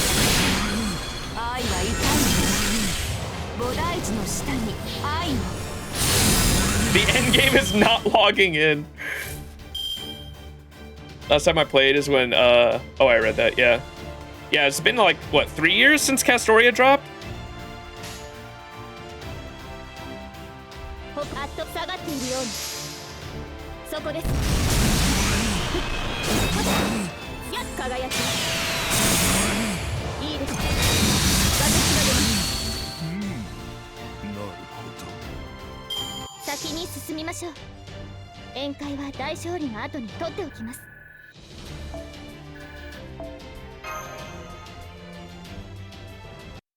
We work to earn the right to work coded, yeah.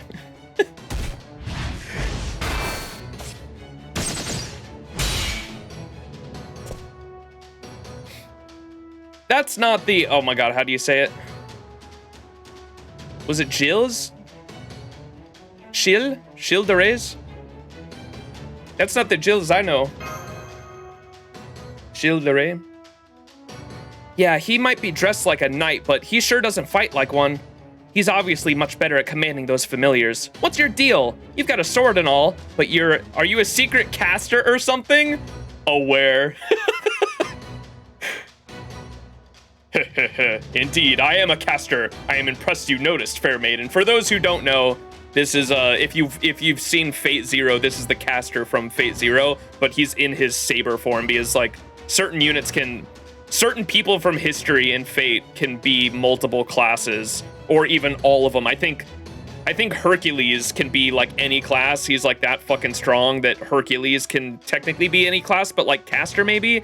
And even then I wouldn't be surprised if they had a caster Hercules, but like Hercules is so strong and has mastered every weapon that he can come in any class. This is Gilles de Rey, and he has a caster version for after he went fucking crazy after John the Arc died. And before that he was a knight, and so he's got a saber version and a caster version. Is the short-haired girl Kama also my wife? Kama? Yes, Kama has multiple long story. Kama has a small version, a medium version, and a large version. And Kama can change age and gender at will, yeah. Kama can change her form, she can multiply too, like you see in her animations earlier, yeah. The flowery scent clinging to you is delicious. Once you've grown up a little, I might even be willing to accept you as my bride. Lucky me, but hard pass. Kinda got my hands full trying to push this Nimrod over the edge into depravity. What's going on? Did they save us?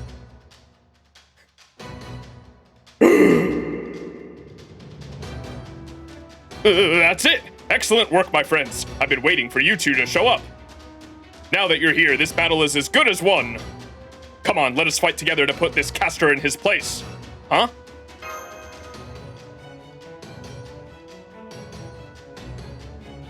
What would you have me do, master? Who is this? So they've already teamed up with another faction, and we lack sufficient resources to take on 2 servants at once. Fall back for now, caster. Understood. Then it seems I'll have to invite you down to my room another time. Monka. The remaining tentacle creatures have disappeared. It seems the situation has been resolved. Don't even think about asking me to go after them. Got it? I've already worked way too much today. What's going on? Do you know these people? Phew. Good work. Good. I knew I made the right call.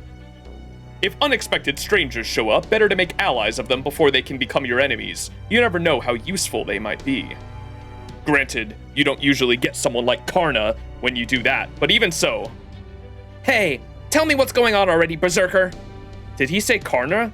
Karna? Berserker. Ow. Huh? Hey, Master. Oh no, we should not have put this off until later.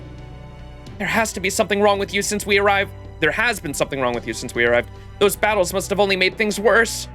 Here, Max, lie down and take some deep breaths and... Max? Dej.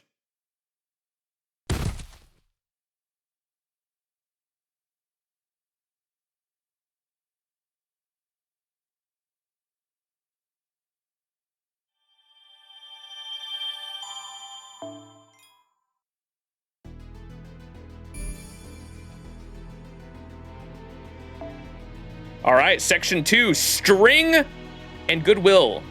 Ronnie-ment. Ronnie-ment? The Ronnie-ing.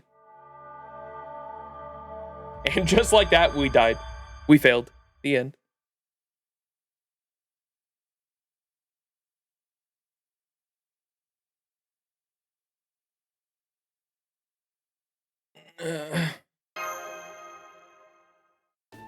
Oh good, you're awake. That's a relief.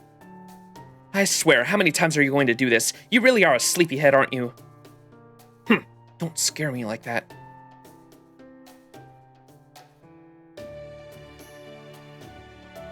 Where am I? You're in the partition reserved for repair AIs, often referred to as Repair itself. And this building is Repair's headquarters. Ooh, look at her. Was that there before? I just noticed her command seal on her hand. Thank you so much for saving everyone earlier. This is probably the moment where I should introduce myself, right? I'm the prime AI for Type Rs and the head of Repair. Oh. This was, the head Ronnie that the other Ronnie was talking about. Though right now I'm also serving as the master of Berserker. So maybe it would be easier for visitors like yourselves to address me like that. And this is... Hey, come on, I thought I explained this on the way here. They're not really our allies. I just lied about that to get through that battle. If anything, this is a perfect chance to ambush them. Don't be ridiculous. They were I was trying to figure out why it was like worded like this, because when you get the black screen and the character is out like that, and it's in parentheses, it's supposed to be like a... in their head, but they're doing fucking telepathic talk because they're master and servant. Don't be ridiculous. They were a tremendous help. Of course we're going to return the favor. I certainly don't have any routines that would let me do something so underhanded. I'm sorry about that. Here, let me introduce you to Berserker. Fine, I guess. As you can see, I'm both the strongest and most handsome servant you could ever hope to meet. I'm still not sure why I was summoned as a saber, or why I wasn't summoned as a saber, but it's probably because my extraordinary strength led me to be mistaken for a berserker instead. Yikes. Sorry about him, he's just like that. Did I mention what a genius I am too? Talk about perfect. I love being stronger and handsomer and nobler than anyone else in the world. Since I'm known for being a fantastically easygoing person, I don't mind talking with all of you. Just make sure you treat me with all the respect I'm due. Now then, for starters.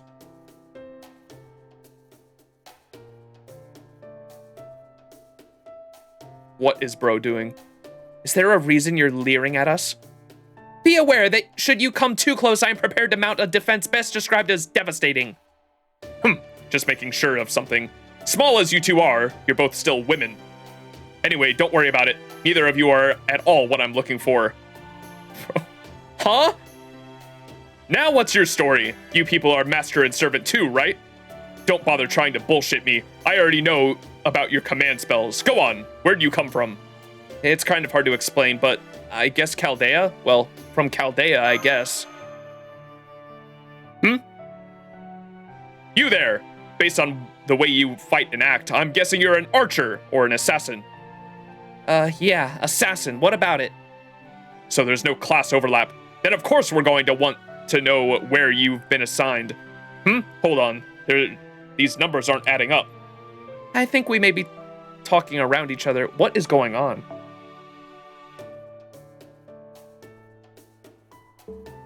Are you guys not taking part in the System Grail War after all?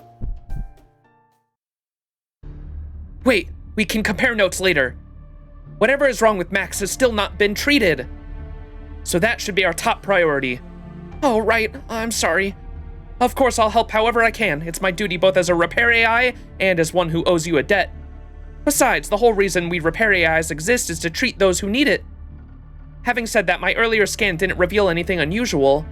Of course, our scanner is tuned for AIs, so I wouldn't be surprised if I missed something. Oh, don't worry, we already know you're not AIs yourselves. I also ran as many scans as I could on him while he was asleep. I believe the problem is a discrepancy in the Spiritron conversion of his magical circuits and nervous system. You can tell? Theoretically, there is no way for me to know how much Magecraft related... There is no way for me to know how much Magecraft related knowledge the version of me in this world may have lost. So what I am saying here is similarly based on what I am currently able to perceive of the version of Max that exists in this world. Put differently, this is how this world's structure has interpreted that discrepancy. Regardless, the discrepancy itself is not going to go away. The problem is that his magical circuits and nervous system connection are not optimized, which is resulting in a constant garbage generation. Since this problem is tied to his body's composition, it will not get better on its own. In fact, if we do not do something, it will likely only get worse. And what are we waiting for? Do something already! I plan to, naturally, however, we have a few options at our disposal. In the interest of being direct, there is but one possible treatment. It will neither be easy nor painless. Are you certain you want to go through with it? If that's my only option, then yes, absolutely. It sounds kind of scary when you put it like that, but yes, whatever it takes. Oh, are you going to operate? If you need an assistant, the R-Series would be happy to help, myself included. We'd love to learn anything you can teach us. An operation will not be necessary. I doubt there is anything you could learn from this anyway. This is something only I can do. See, this micron-thick filament? It is a Spiritron thread that has been passed down through the Ethlon family for generations. It is called Etherlight. It was originally developed for medical purposes to be a kind of artificial nerve, so it should work for this treatment as well. Is that what I saw you using during battle? Yes, it is. In battle, I was only able to use it to distract those tentacle creatures. Here, I can do much more. Okay, Max, lie down there again and close your eyes. Whatever you do, do not move. I will be using the Etherlight as a substitute for your standard nervous system and will then connect it to your magical circuits.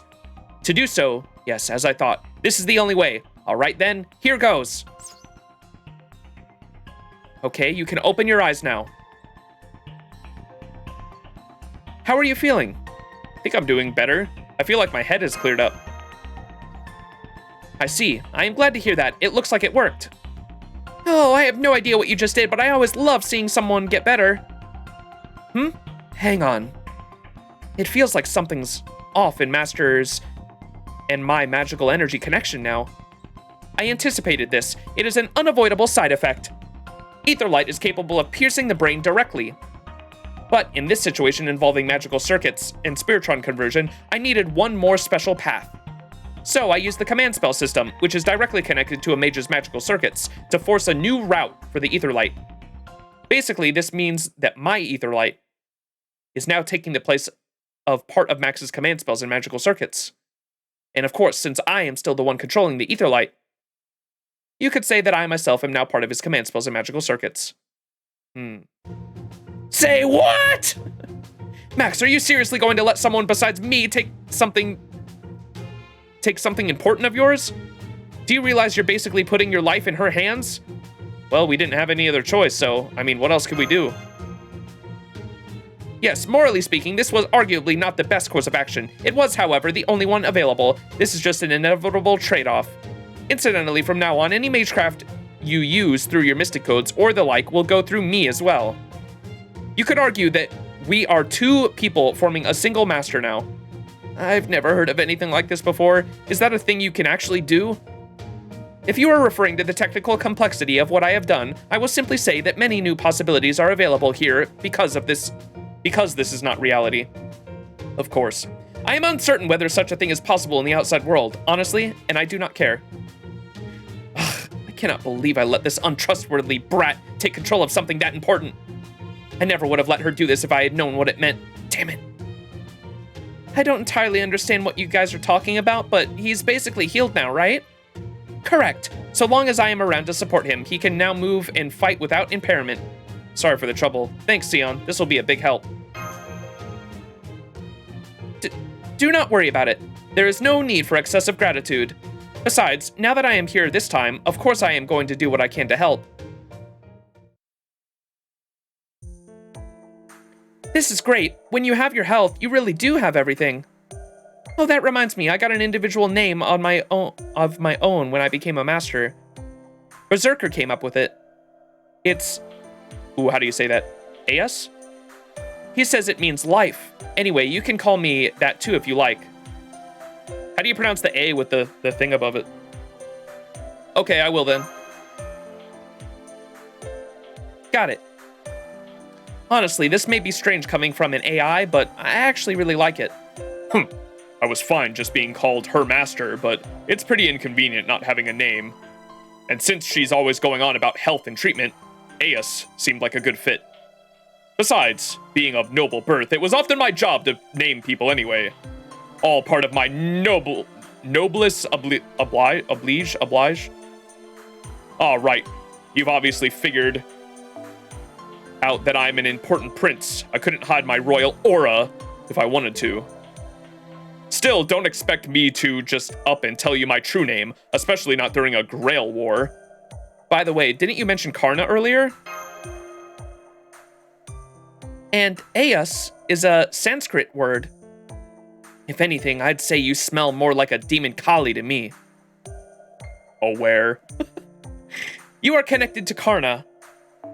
So you are from the Mahabharata, and you also are a prince who smells like Kali the demon. Then does that mean... We figured it out. Are you Duryodhana?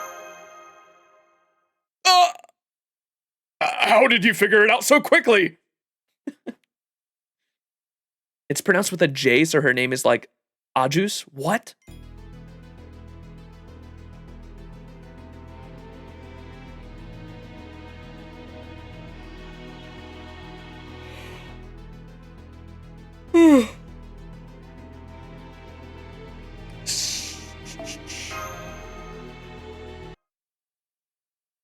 Aetherlight is a weapon Sion uses in Melty Blood, by the way. Interesting.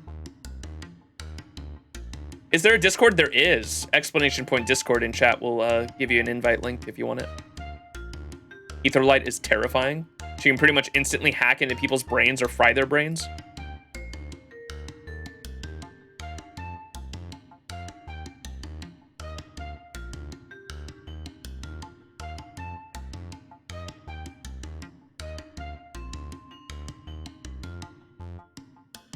Guess I'm even more famous than I thought.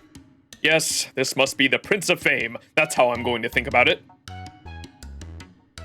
Blank stare.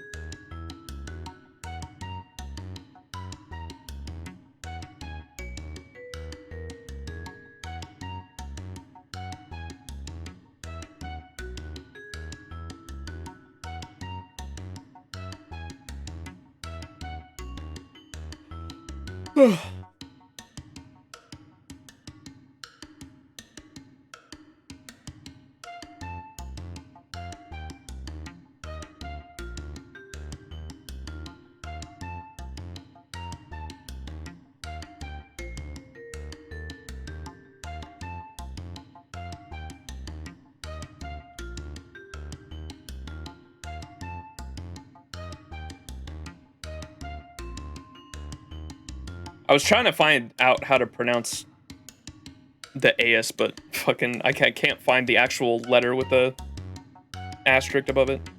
It's just giving me different words that aren't actually that word. Duryodhana, eldest of the Kauravas? The 100 princes born to the Kuru clan. And also, child of ill omen, said to be an avatar of the demon Kali, if I am not mistaken. Hey, you got that last part all wrong. That was just a nasty rumor the enemy spread to ruin my reputation. At least I'm pretty sure it was. Trust me, no other prince has ever been as universally adored as I was. But never mind that now. You know Karna? We're acquainted, yes. The hero of the benefaction and dependable child of the sun? Yup. I see. Sounds like you and he have fought together then. He's a lackey. I mean a flunky. I mean a dear friend of mine. You probably already know this, but I was the one who discovered him. He wouldn't be who he was if not for me. So whatever respect or admiration you have for him, you ought to have even more for me. Got it? I actually know Arjuna as we... Stop! Don't bring up the 5 princes now! My heart can't take it. That is, it makes me sick. Listen, it's not that I'm scared of them, it's just definitely not that, but at least wait until I'm more in the mood. Right now, I'm still reeling from my true name coming out, so casually, I really am. I still don't get what you're talking about, but it sounds like your name is better known than you thought. True, I can see now, or I can see how that would be a disadvantage in battle, but what can you do? I mean, it's not like you were going to be able to keep it hidden forever. Yeah, let's just leave it at that. Turns out I'm so famous it even scares me. End of story.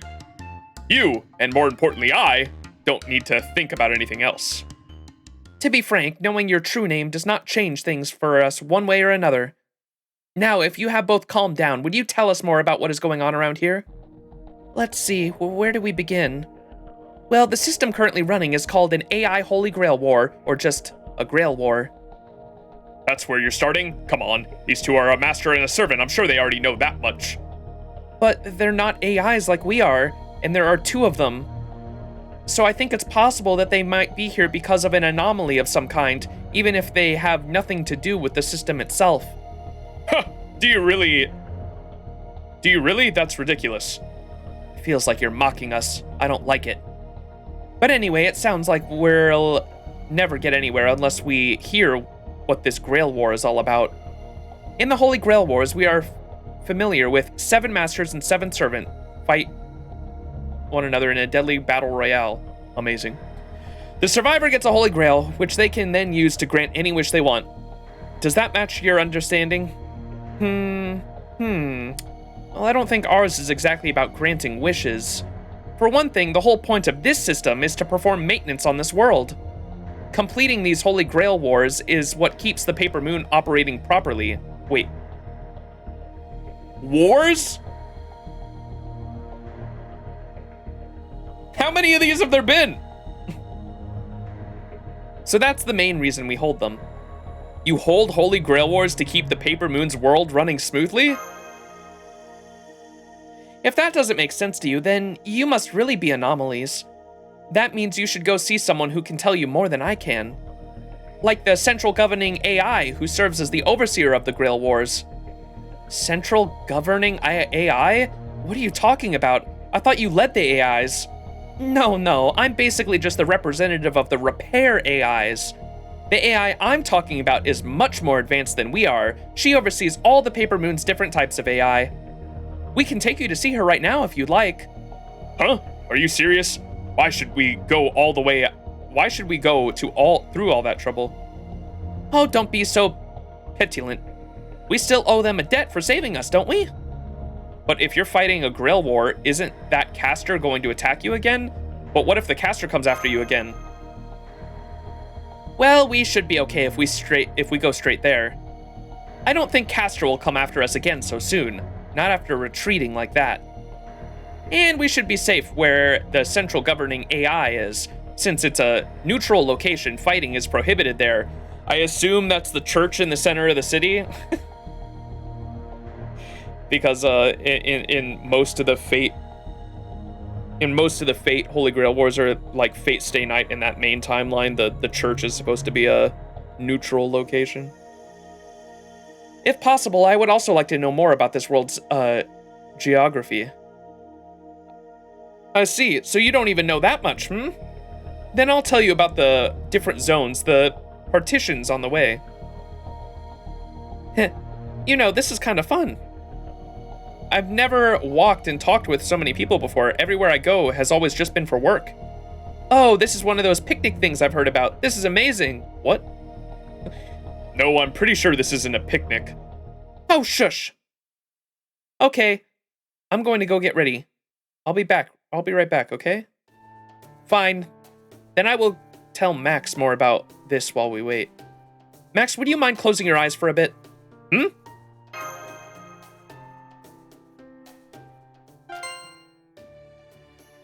Are we saving? There's no way. I think I saw something out of the corner of my eye. What was that? Since we are already connected via Etherlight, I threw in an informational processing program as a bonus. It will automatically organize the information we acquire. I will set it up for you so you can easily access it with just a thought. Oh my fucking god. Of course, I do not want to waste its capacity, so I will not send you any especially bulky data. But I think it should still help you make sense of the current situation, so please make use of it. Thanks, Sion. No problem. Anyway, we should probably get ready to head out too.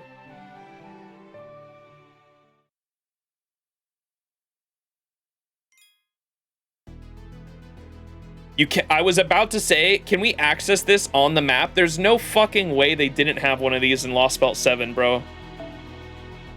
Whoa! That's pretty cool. Why the fuck did they... Did they just not have time? I remember they even made a joke in Lost Belt 7 where they were like, wow, it'd be really useful if someone made a timeline for us to look at. Oh my god.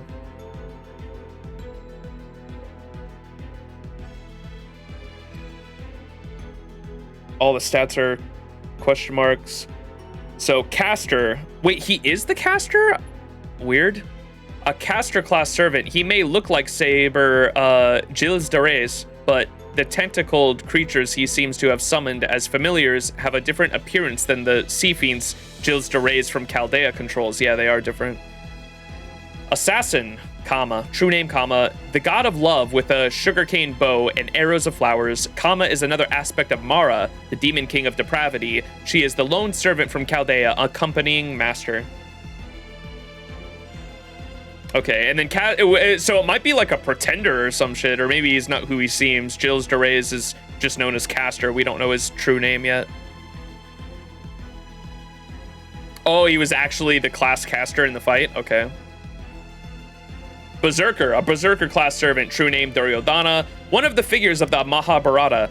He is the eldest son of the Kauravas, a group of 100 princes born from a giant lump of flesh that was sliced into 100 pieces. He is believed to be the ill-omened child and the incarnation of the demon Kali. It is said he started the great Kurukshetra war, and that alongside Karna and the Azvathaman, he led the Kauravas.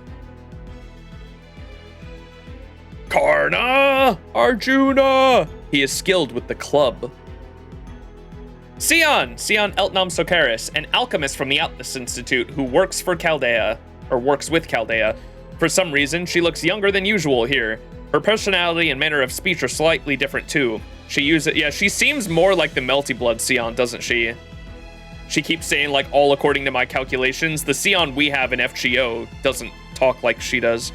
She uses a Spiritron technique called Etherlight, and that has been passed down within the Eltnam family, consisting of nanoscale filaments, each mere microns thick.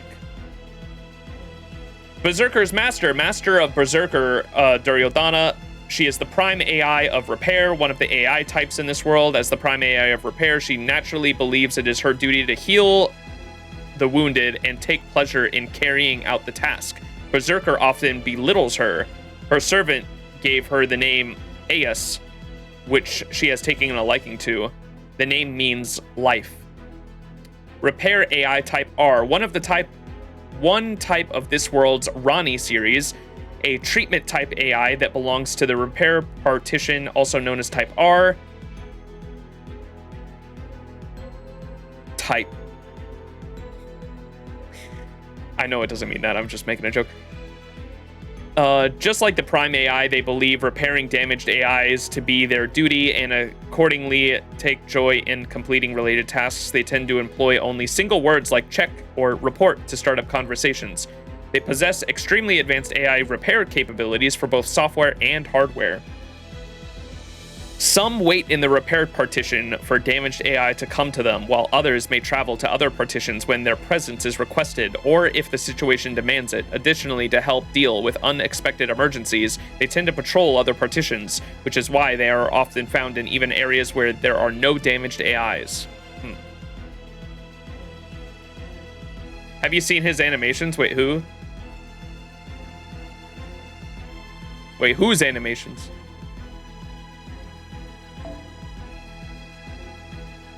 Terms, repair, one of the groupings of AIs in the Paper Moon world, which also refers to the partition in which AIs of this given role primarily gather.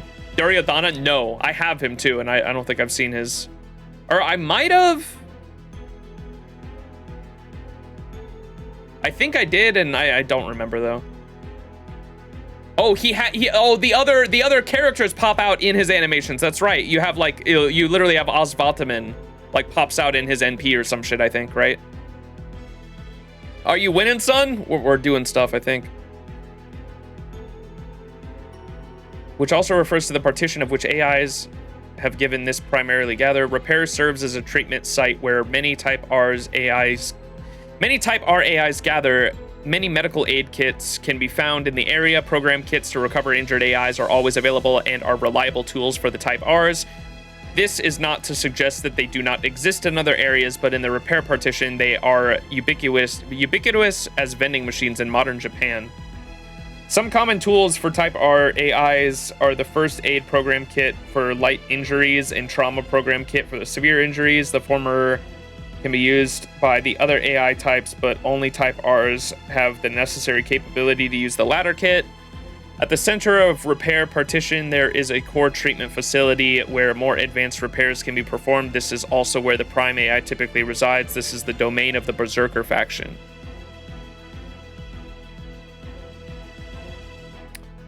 Okay.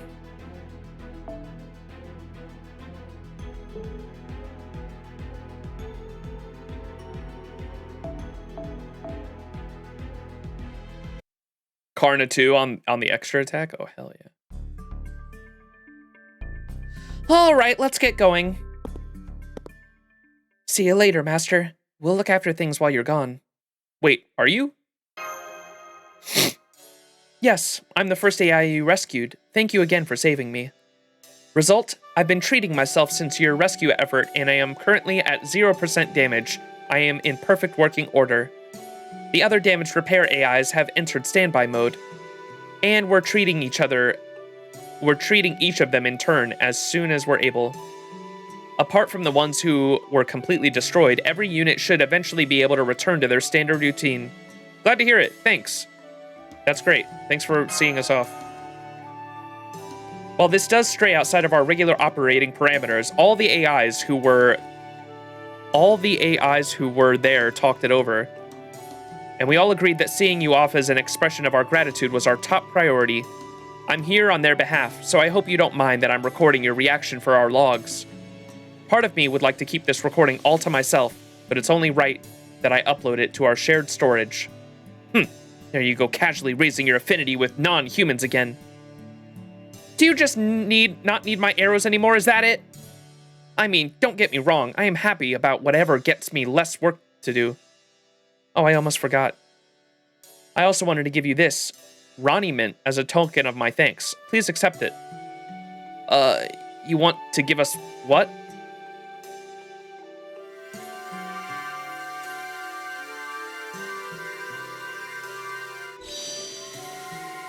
Oh, is that what Gilles de Reyes was eating? What did you do? Did you just give me some magical energy? Oh, I see. You're still not aware of it. Ronnie Mint is the formless but potent energy that serves as the most fundamental common resource for this world's AIs. You've been consuming it yourself whenever you've done anything in this world, even if you weren't aware of it. It doesn't really matter what it's called, but since we had to call it something, the central governing AI came up with a name for us. Naming essential things is the first step to creating a beautiful management system, after all.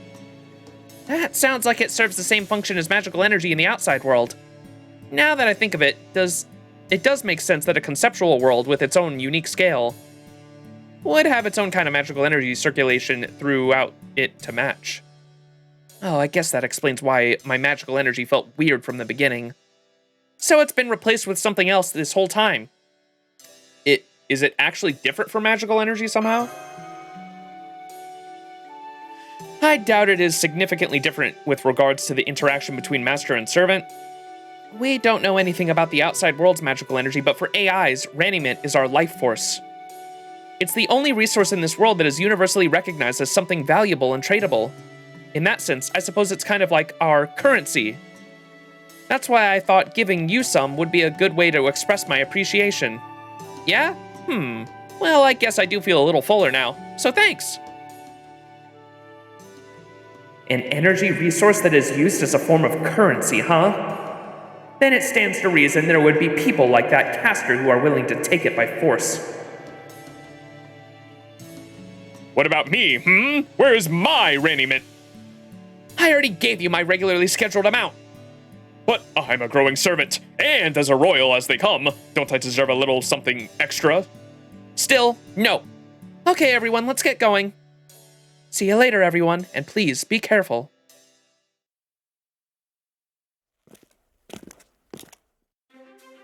Okay, so the central governing AI is located, well, right in the center of this world. She almost never moves from there because she doesn't have to. You mentioned she is in a neutral location earlier. What did you mean by that? Well, before I get into that, I have to tell you about how this world is shaped. Maybe a diagram would make it easier for you to understand. Yay, visual aid. Wait, this looks like the class score system. So this is our world. As you can see, it's basically a big circle. There's another, smaller circle in the center. A donut.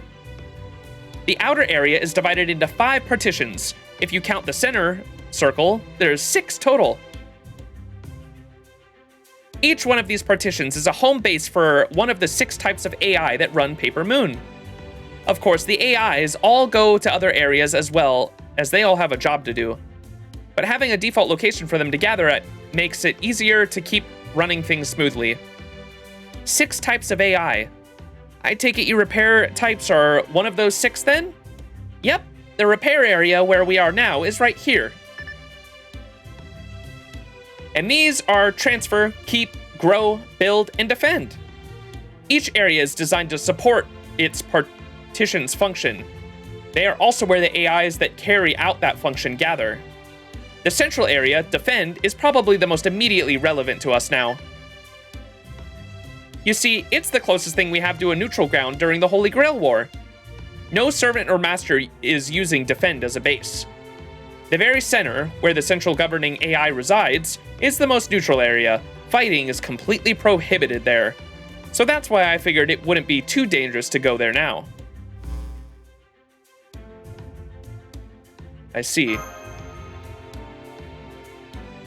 So, I'm guessing, say, transfer is where we'd find AIs that carry stuff around then?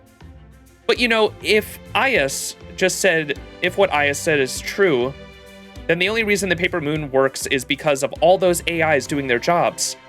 What's more, it sounds like the supposed caretaker of Paper Moon isn't even aware of these AIs. I ask you, does that seem likely? So you are still suspicious of me? I told you this is a virtual conceptual world. Even if we were able to observe the inside of the Paper Moon from the outside somehow, I still do not think we would be able to see how this world works. Let me see, here is an example. When you explain how the body's circulatory system works to a child, you talk about the functions red and white blood cells perform as though they were people, right? Yo, cells at work? Think of this as much in the same way. This world we see now is just the way our minds make sense of what we see when we are inside of it. Every job these AIs perform can be equated to a separate magecraft or chemical reaction from the real world. Electrons flowing between electrodes, workers transporting electrons as cargo. We may be operating from different perceptual paradigms, but there is no functional difference as far as this world is concerned. We are only able to understand events in terms of native to this. We are only able to understand events in terms native to the world from which we originate. I think that is why things here appear the way they do to us. I think I get it. So you're saying this world just formed on its own? How convenient. Well, maybe it is, but it is the truth. Kindly get over it. I'm not sure what you guys are talking about, but be nice to each other, okay? Healthy minds make healthy bodies. And look, we're almost at Defend. So we're really going there? Is something wrong, Berserker? Well, I am, of course, a super strong, ultra powerful warrior. I'm also an incredibly savvy general. I once surveyed 100 people, read princes, to see if they thought my intellect and overwhelming virtue were leagues better than those of that spoiled drat. Oh my god. Histhra? Hystheria? And every single one of them said, yes, that is an incontrovertible fact. And that same incredible intellect has led me to realize what I need to do now. This. Hurrah! Hey, what the hell? Fight.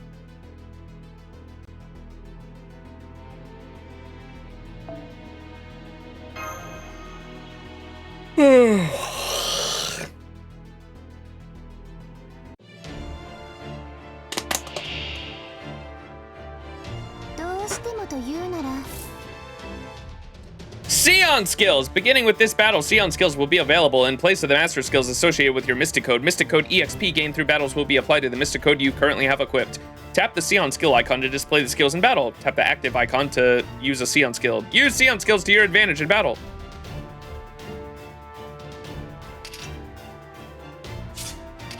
Wait, it's just the MC Mystic Code? What? What?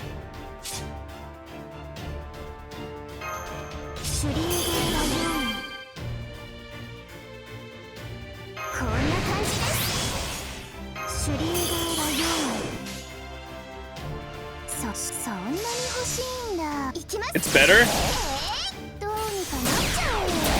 400k life? What? Yeah, I mean,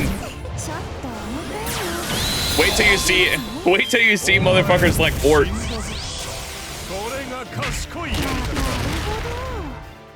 The Lost Belt 7.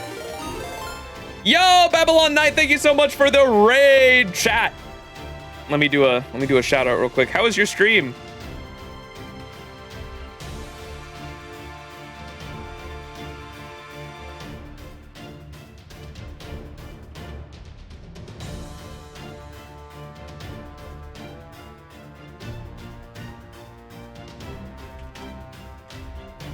There you go.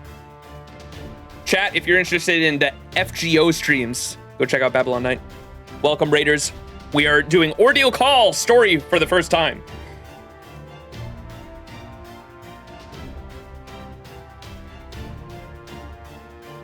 The plug suit is better? Okay.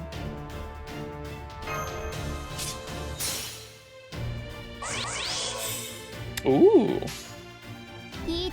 The fuck does Swap do? You don't have any sub members. Okay. Stun him! Nice.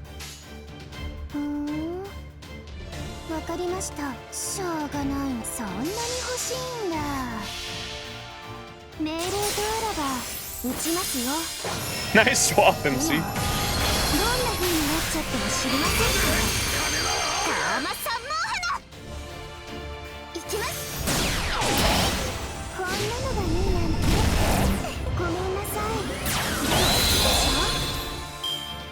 Damn, that wasn't even enough.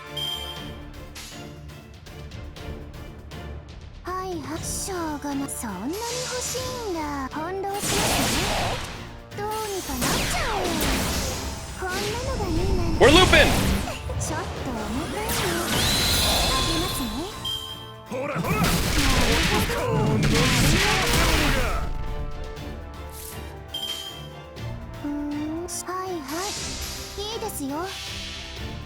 命令とあらば撃ちますよ。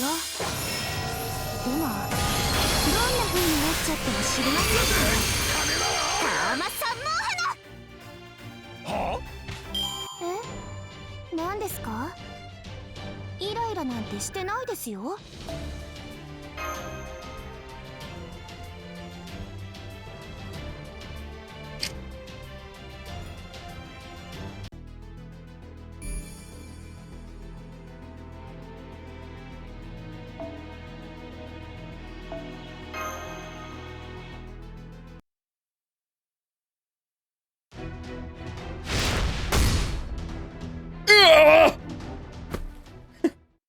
We passed the test.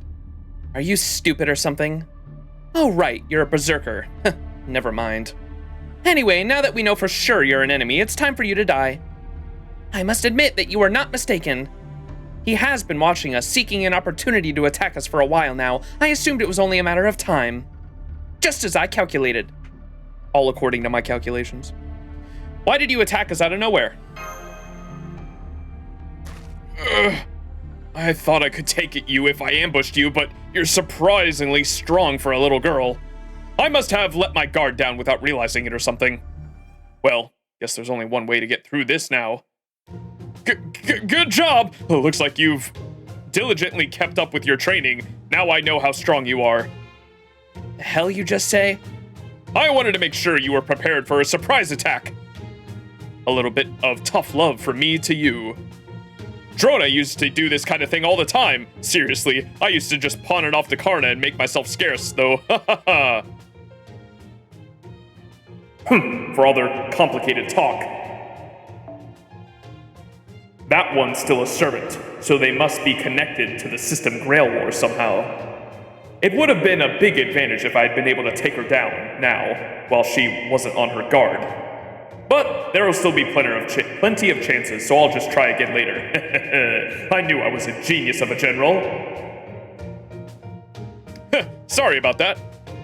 I couldn't help wanting to know how you all stacked up to a real warrior among warriors like me. I should have treated you a little more like civilians instead. What are you thinking? For a moment I thought you were seriously fighting them. Apologizing is a start, but you can't at least try to sound like you mean it. I'm sorry about that. Are you okay? Are you hurt? Please let me repair you.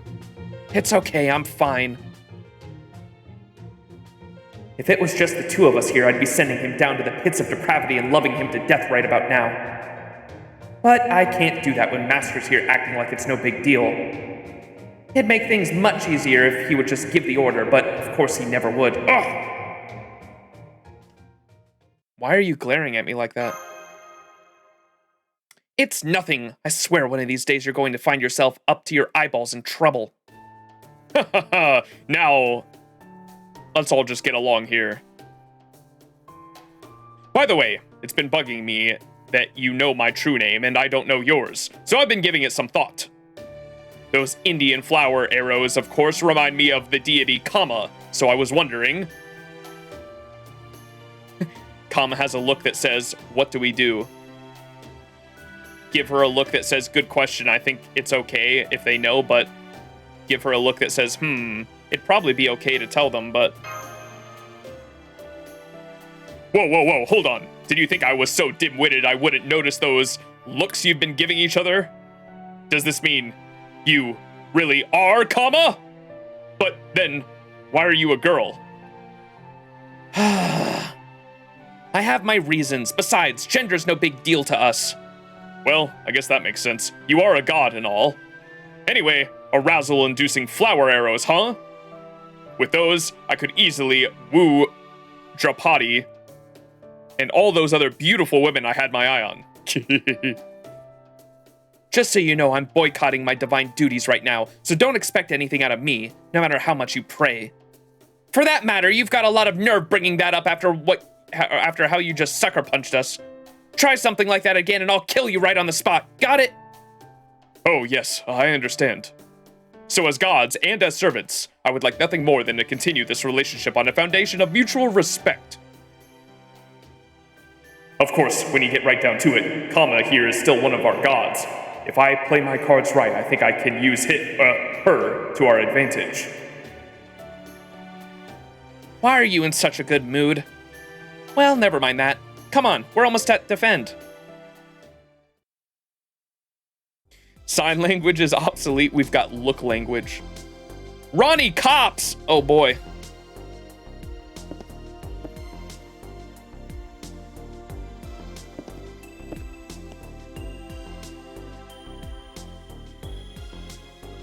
Ugh. Those Ronnies definitely look a little different. Those are Type D AIs. Even this world sees the occasional bug or two. It's their job to find and eliminate them. I guess they're kind of like what you call police officers in the outside world. Anyway, they're very important, so don't do anything to provoke them or we'll be in big trouble.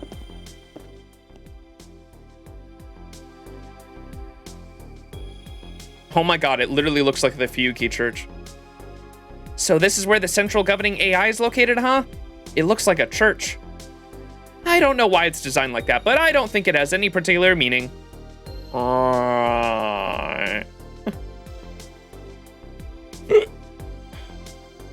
It was probably just the most stable design or something. Anyway, let's go in. First, I'll just send an entry request and okay, we're approved. Yorokobe Shonen. Can I get a Yorokobe Shonen in chat? With fucking the priest smiles. I overheard your conversation, and yes, you're right.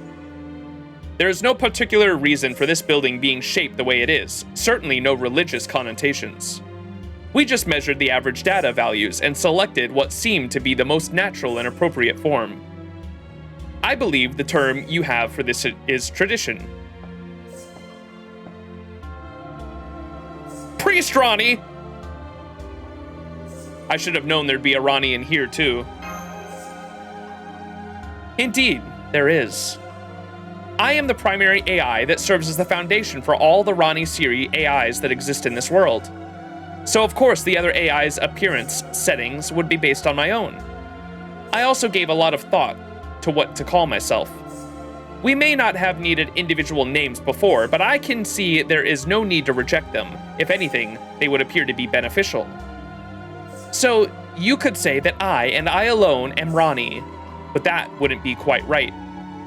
I'm the only AI who performs the function I do, so I don't have a type prefix.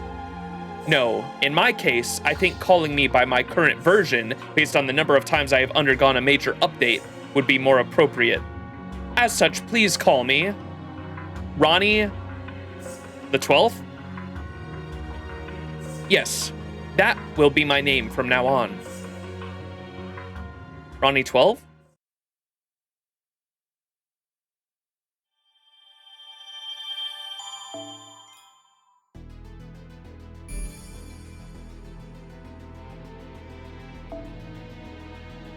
All right, Section 3, Holy Grail War / Your Starlet.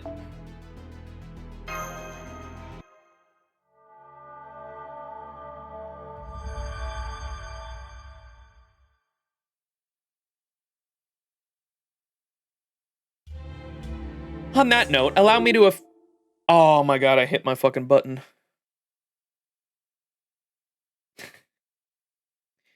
My, this happened during the, like, one of the previous FGO streams, too. My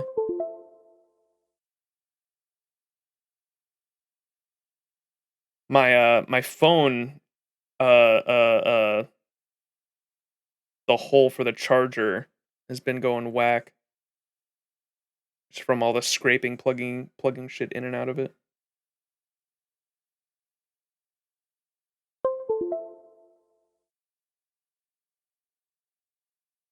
And didn't it take, like, forever to fix this last time? Hang on.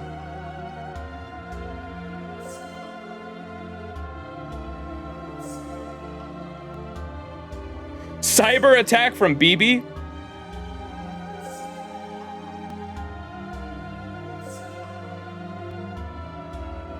There we go. The joys of having to capture this shit on my phone because FGO doesn't have a FGO doesn't have a PC version unless you want to use BlueStacks or some shit, and I don't like using emulators personally. They're kind of annoying for me to use personally, so just ever waiting for FGO to actually get an official PC port one day. It's probably not going to happen until they make another game. All right, where were we? Ronnie 12. On that note, allow me to officially welcome you to our world, visitors from the outside.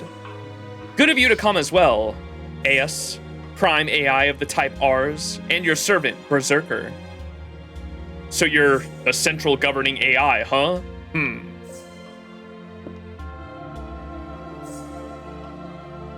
What is bro doing?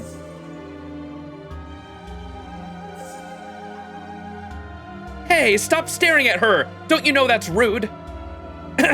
Thank you, Governor. I didn't really know what to do after these people saved us. So I thought I'd bring them here to ask you. Well, everything I didn't have an answer for. Is that okay? You made the right call. Part of my job is dealing with unexpected problems wherever they... Huh? Warning, any attempts to forcibly access my inner workings could put every function under my supervision at critical risk. I do not recommend this course of action. I certainly don't approve of it. Did Sion just try to get into her brain? Were I to abandon the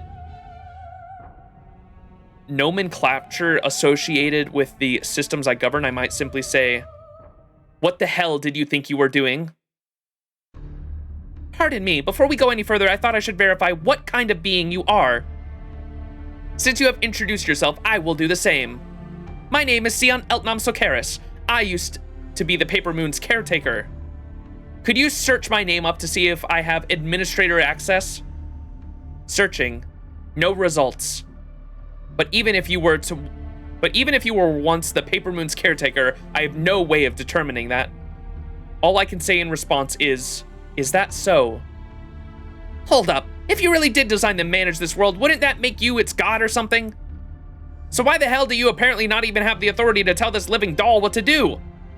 I only had custody over the Paper Moon as a device. But this world and the AIs that spawned inside of it are the device's contents. So when you think about it, it makes sense that I would not have direct administrative access over them.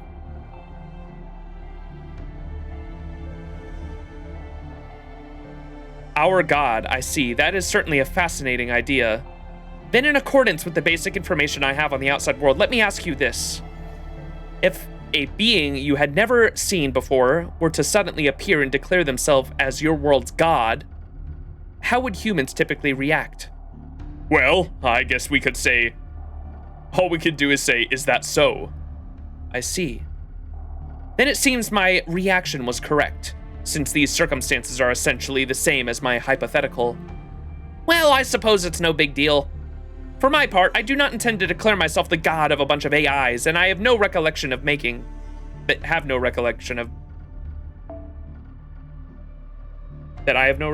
making? Oh, she's saying she has no recollection of making the AIs. Besides, I was able to learn something from my brief moment I touched you with my ether light. Like what? Her disposition and mass. If I really had created her, then just like any other programmer reading their own code, I should have been able to read and modify any and all information about her. But I was unable to learn anything more than I would if I had examined another human. Remember what I said about perceiving this world via the paradigm which we are familiar? In this case, it means that I can only relate to her as a person, not as a creation I can manipulate however I like. If I were to guess, the fact that you have tangible bodies here means that component-wise, you are the same kind of being as us. Even so, I can say that Ronnie the 12th here is indeed an AI. I felt the same reaction from her as I did when I touched Ias with the etherlight. Huh? When did you do that? Don't touch me without at least saying something. It's embarrassing. There are some things I can say about you as well. I searched you using my full authority as the central governing AI, and it's clear you are not an AI yourself. In fact, you weren't created inside the Paper Moon at all, which means you must be visitors from the outside.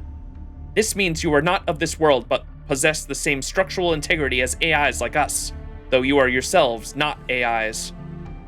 So they're outsiders who just happen to end up here? Unfortunately, their presence here may not be entirely coincidental, since 2 of them are master and servant. I would guess that they've also been selected to take part in our System Grail War. Normally, all masters would have been chosen among this world's AIs, and given a set of randomized modifications. Why randomized? The prime AIs that are chosen to become masters may be different types, but they're still Rani series at their core. We thought that were they all to become masters under identical conditions, they would all end up using the same strategies and taking the same actions. That wouldn't work for the System Grail War, which expects a certain degree of active, irregular resource allocation. So we arranged things to ensure that each AI would be assigned a set of random individual traits when they became a master. In summary, the master AIs are prime AIs who are randomly transformed in both appearance and personality. Now with that in mind, let's turn to the subject back to you. Since you possess a similar structural integrity to the master AIs, I would guess you've been caught up in the System Grail War for reasons that are still not clear to me. We have no desire to participate either, of course. Is it possible for you to sever our connection to that system and return us to the outside world? Unfortunately, no. The Grail War is executed by the world itself. As the central governing AI, part of my job is to oversee the world, but I can't intervene in the actual system. The most I can do is run add-ons or mods based on the existing rules. There's nothing I can do to change the rules themselves. Then how can we get back to the outside? You showed up here right when the System Grail War was starting, in a form that ties you directly to it. This would seem to indicate that the system, for whatever reason, elected to reach into the outside world to bring the 3 of you here during this initial execution. In which case, I think completing or ending the System Grail War may trigger your return to the outside. I see. Can you tell us more about this System Grail War? Of course. To begin, the System Grail War is meant to repair and stabilize the Paper Moon's world whenever an irregularity of some kind occurs. You could think of it as an optimization or defragmentation routine which is executed at a worldwide scale. Now that you mention it, before this happened to us, the Paper Moon was malfunctioning for reasons we could not determine. And you say this system is designed to correct those kinds of malfunctions? Correct. We don't know what caused this malfunction either. All the AIs remained fully functional as normal. It may be that the world chose to execute its most powerful stabilization routine specifically because nobody knows why this happened. However, the Paper Moon is also very unlikely to return to normal form so long as the System Grail War is ongoing. If we ignore it, the strain could continue to increase until the Paper Moon is no longer able to function normally ever again. I cannot say what such a situation might be like, as I've never experienced anything like it. I may not be able to simulate one either. At worst, it is possible the entire world could quite literally shatter. We can't let that happen. The Paper Moon is way too important. We definitely don't want that. We'd be lost without the Paper Moon. Good grief. Shouldn't you be more worried about what would happen to us if things came to that? Let me tell you, the AI Holy Grail War, that is, the System Grail War's rules. As you can tell from the name, this Grail War's masters are usually all AIs. 5 of them specifically. I believe you already know this. Okay. Not 7? No, that makes sense. 1 for each district. And they said that 1 isn't in the center, right? We would be the 6th then, if we're not from a district, right? I believe you already know this, but those AIs are the prime AIs based on the respective AI type of each of this world's partitions. These include keep, transferred, build, grow, and repair. Oh, that's what they mentioned earlier. I didn't realize until she said it in a sentence like that, but yeah, those are the districts, and that's what they mentioned earlier in section 0, right? In order to ensure individuality among masters, Each Prime AI is given a randomized personality and a single command spell. One of those masters is right over there. That's me. Like I said before, I'm the master representing the repair partition. Each Prime AI is given a randomized personality and a single command spell. Okay. 5 AIs. In the Holy Grail Wars we know, there are usually 7 masters. It is only 5 here. If we're the 6th, there has to be a 7th, though. That's right. It's because we only have 5 usable areas, the partitions. The defend area type D AIs need to focus on dealing with bugs that naturally occur in this world, so they never get involved in the Grail War. Furthermore, as the central area, defend is also the only partition with a neutral zone.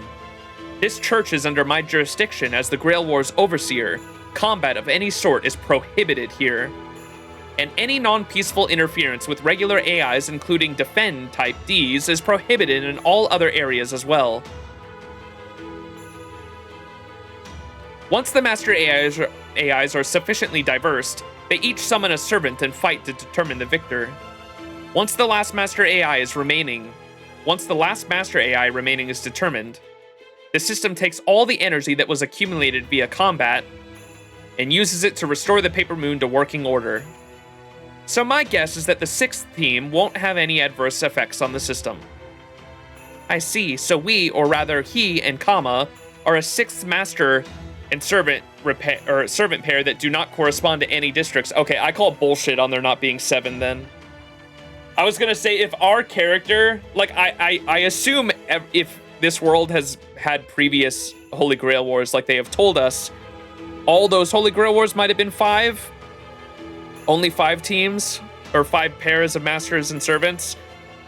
But just going on how Fate likes to write stories, I'm assuming there's going to be a plot twist later on that, like, oh my god, there actually was a 7th servant and master. There has to be. I call bullshit. I see, so we, or rather he and Kama, are a 6th master and servant pair that do not correspond to any of the districts. So that really is what this means. That's going to be a problem, right? Exactly. Now do you see? I knew I was right to attack. I mean, ambush them earlier to see how strong they were, purely for training reasons, of course. But a Holy Grail War can only have one victor. If you're given a chance to thin out the competition, it only makes sense to take the opportunity. After all, both master and servant alike have a reason for wanting to win. They do? Oh, come on, you really don't get it? The winner is granted any wish they like. That's why masters and servants fight together to try to achieve victory. Hell, that's the whole reason the Holy Grail War exists in the first place, right? Right. Aware.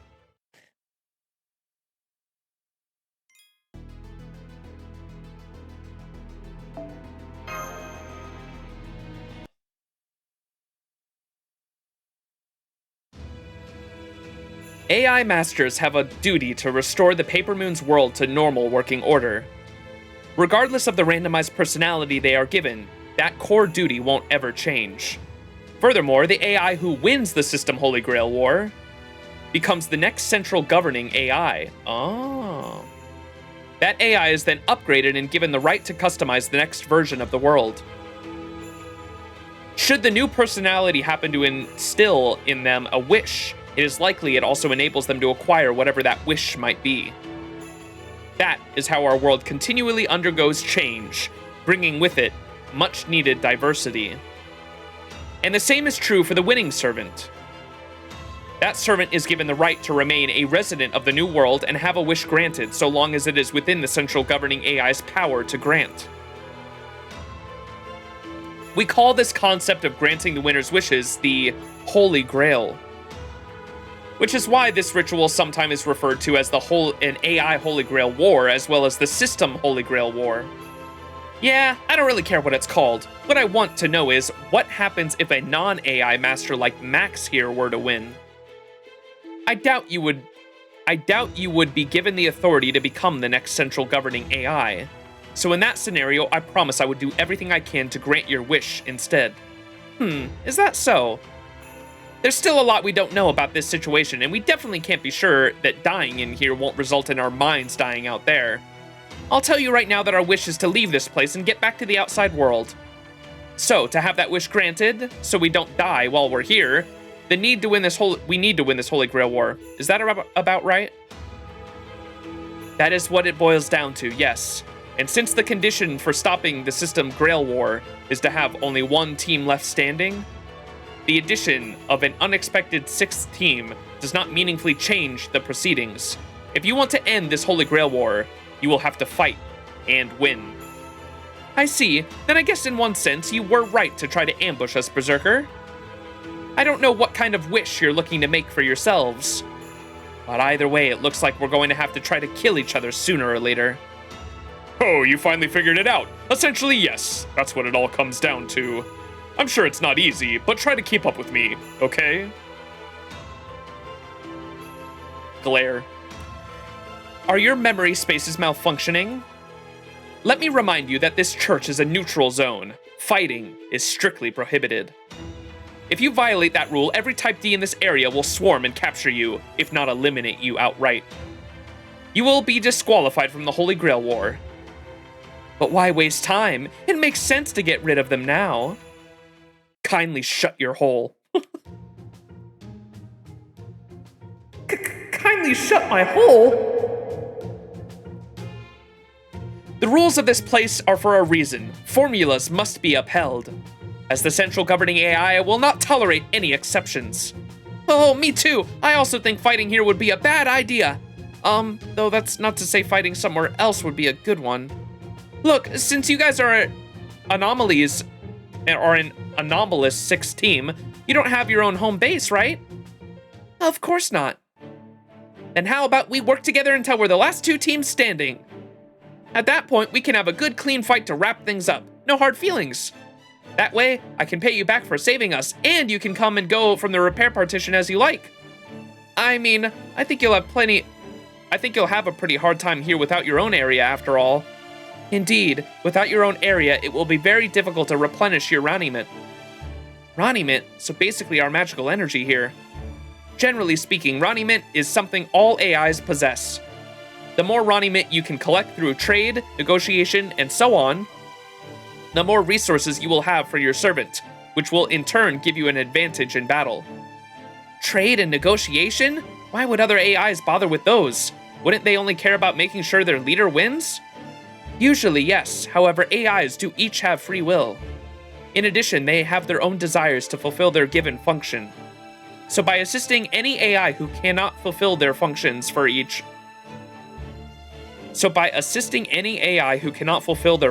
for one reason or another, you should be able to acquire Raniment from other AIs even if they're from a different area.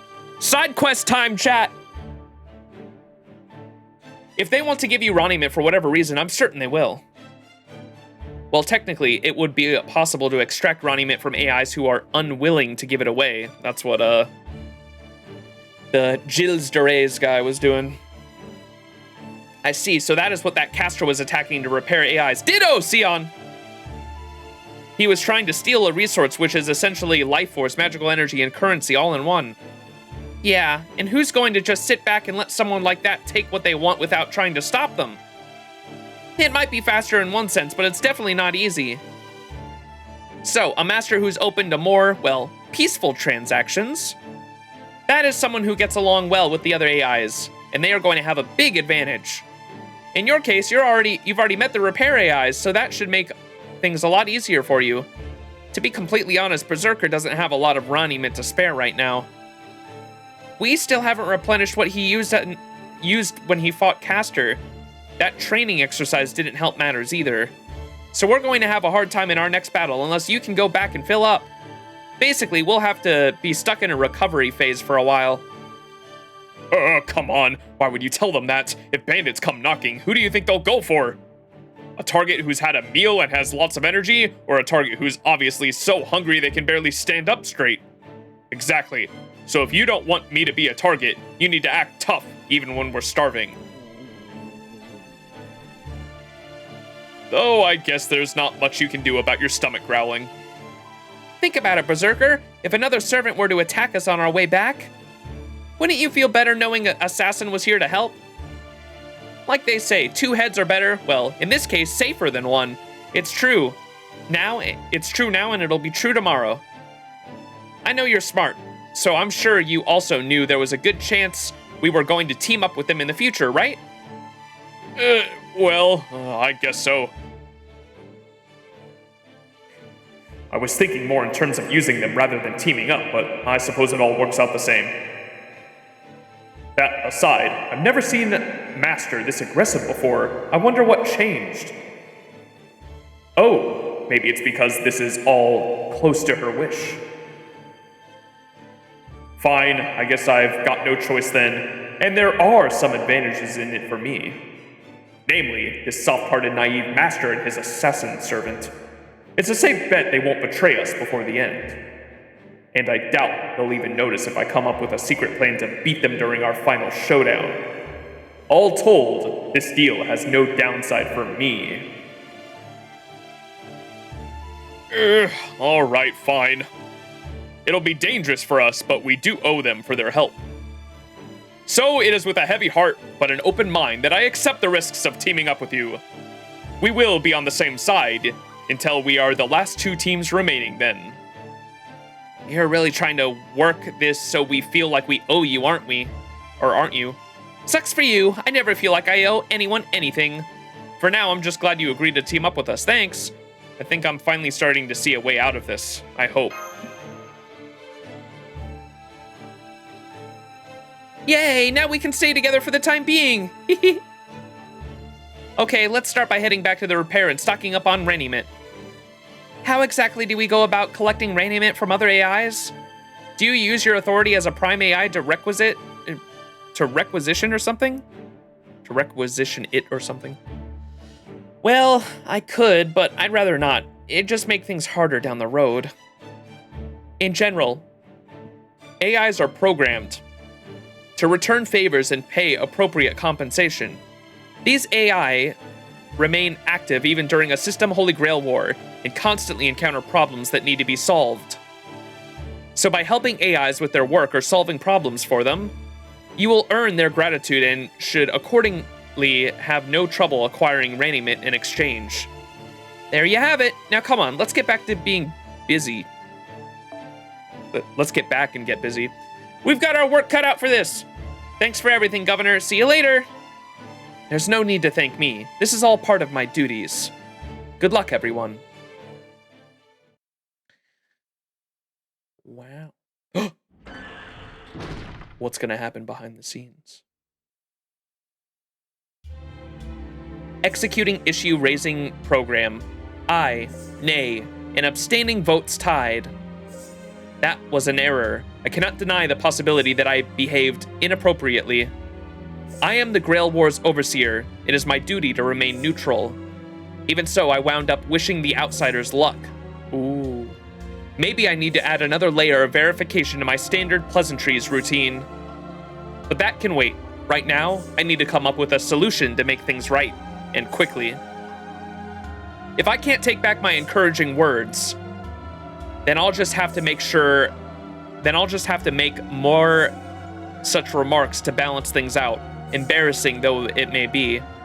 All right then, to right this wrong, I'll send similar thoughts and well wishes to the other teams as well, in my capacity as overseer.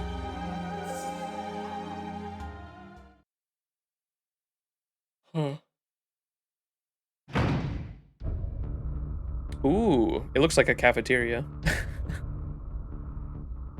Hey, Master, how's your mood now? There's another Master Servant out there. Bad, now shut up. Perfect, I'm pretty confident this time.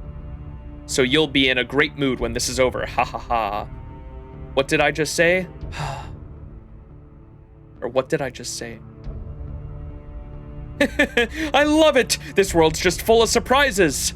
Don't you agree, Ryder? Not interested. I'm a tool for my master. Nothing more, nothing less. My only concern is doing my job when I'm needed.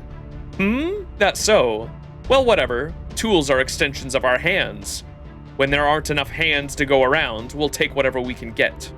Shit, this place is so damn fascinating, I can't decide what I want to investigate first. The hell happened to this world's future, huh?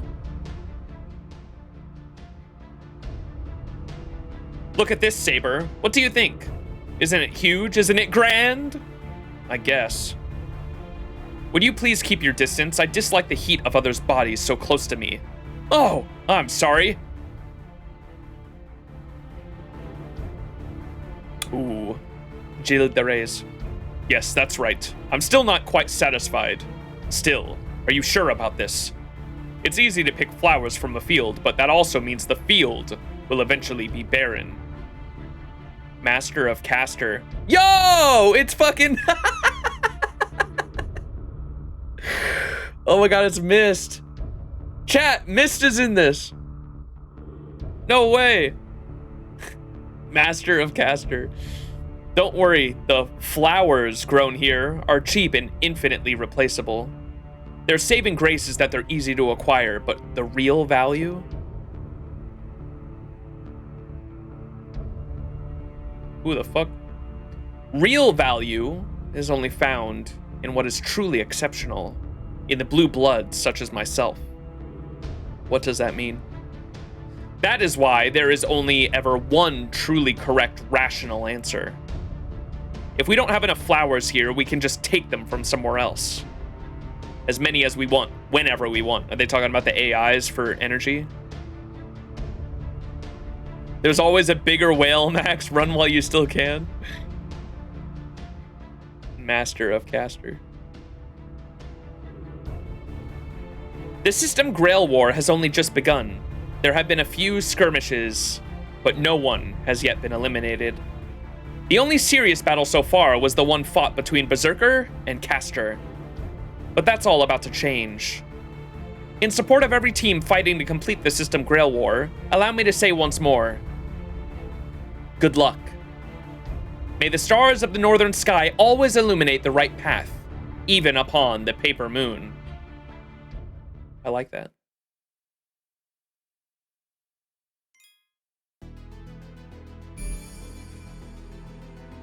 Chat, the paper moon is actually just like a piece of the moon.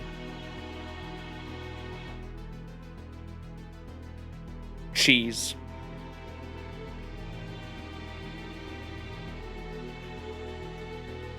All right, defend partition outskirts. Let's finish up section 3. I don't know how far we're gonna go this stream. I would like, I think, is it 17 sections I think I looked up? Is that how many sections there are in Ordeal Call 1, I think? So I gotta figure out how I wanna space those out.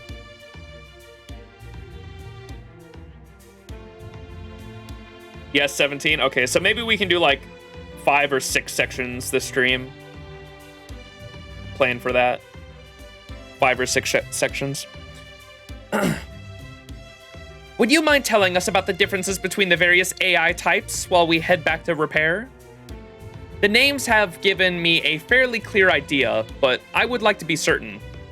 Yes, of course. Repair type Rs, as you can probably guess, repair damaged or injured AIs. Transfer type T AIs carry goods and information wherever they're needed. Build type Bs create new things. Keep type Ks, well, they keep AIs from naturally degrading over time. Wouldn't that be the same as repair? What is that? Wait, what? Keep AIs from naturally degrading over time? Their role is similar to ours, okay. Except they're more focused on regular maintenance, okay. So they're similar but different. And grow type Gs produce the base materials from which this world itself is made of. They are responsible for making everything this world needs except Roniment. That includes things like materials used to construct all these buildings. What about servants? Do you already know what kind of servant each type masters have? No, I'm afraid not. I think the caster probably came from Build, but that's about it. Oh, and we saw another one around Keep when we tried a bit of light scouting. I think they were a lancer. Whoops, sorry about that. Is it just me, or is the air kind of bad here? I'm not detecting any toxins in the atmosphere. It's probably just you. Anyway, that lancer was... Oh, hey, look over there. Why do you keep interrupting me, Berserker? What is it now?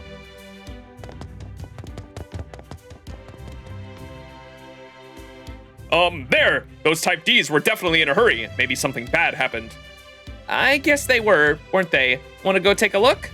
Let's go check it out. I'd like to make sure everything's all right, just in case. Okay, then let's follow them. Phew. Bro did not want us to know information. What is that? Malicious data. If we were to leave them to their own devices, they'll destroy everything they can get their hands on. Remember what the governor said? They're one of the problems we regularly have to deal with. That's no good. Gotcha. Should we help the Type Ds get rid of them? Malicious data shows up fairly regularly, so the Type Ds are used to dealing with it. But it does seem it takes them a little time to assemble in sufficient numbers. I see. Then we should help them. We may be prohibited from attacking other AIs in this area, but that doesn't mean we can't help them out, right? No, it doesn't. I don't think that would be a problem. What are you up to? Who do you think I am, you fool? Helping poor, downtrodden citizens is the duty of royalty and warriors, and I am both. Gods like you might have trouble understanding this, but humans have to rely on each other for help all the time. Ah, another keen insight from my brilliant mind. All right, AIs, stand back. We'll have this taken care of in no time flat. This guy's a fucking character.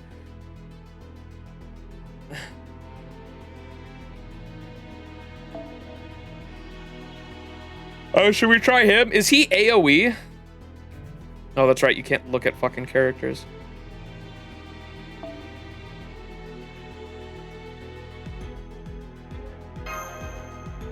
Oh, let's try him out.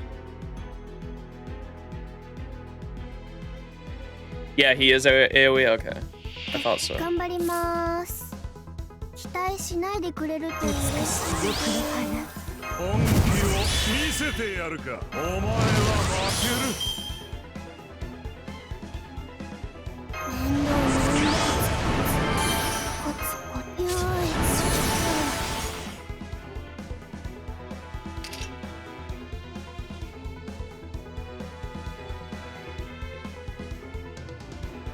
Ooh. お前死んだぞ。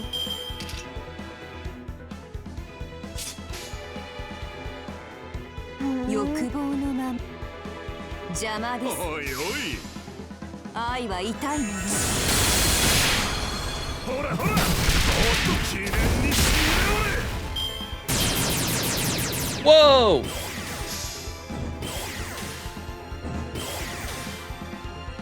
Alright, y'all ready for the NP? Oh, fuck, I don't have my Mystic code. Never mind. 欲望の前に愛は痛いもの。華麗な動きでやろう。ダンク。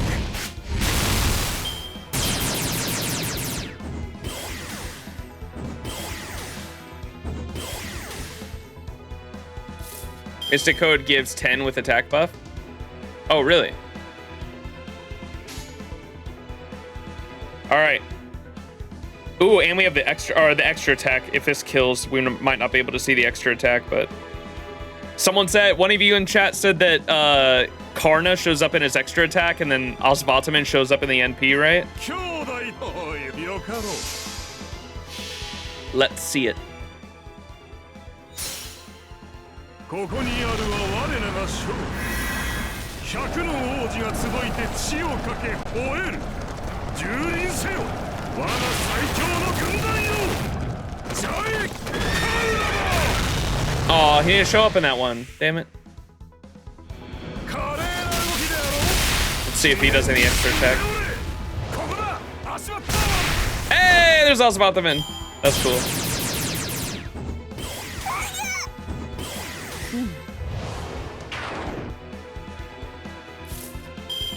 甘露でも味わいましょ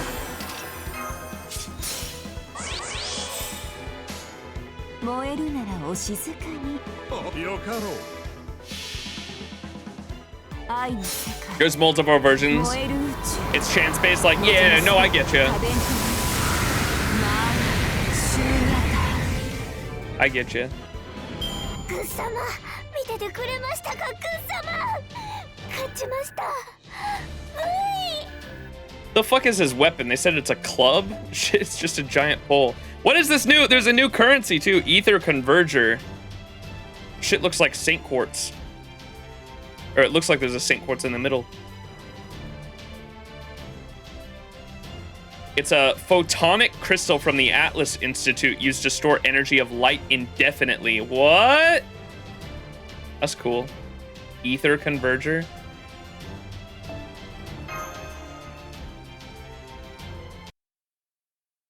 Rainbow Rock. Thank you for your assistance. As basic subroutines which govern our thought dictate, we would like to offer you some raiment as a token of our appreciation. Think of it as a certificate of merit for saving our lives. We hope you will accept it. Oh, really now? I didn't do it for a reward, but thank you just the same. You're too kind.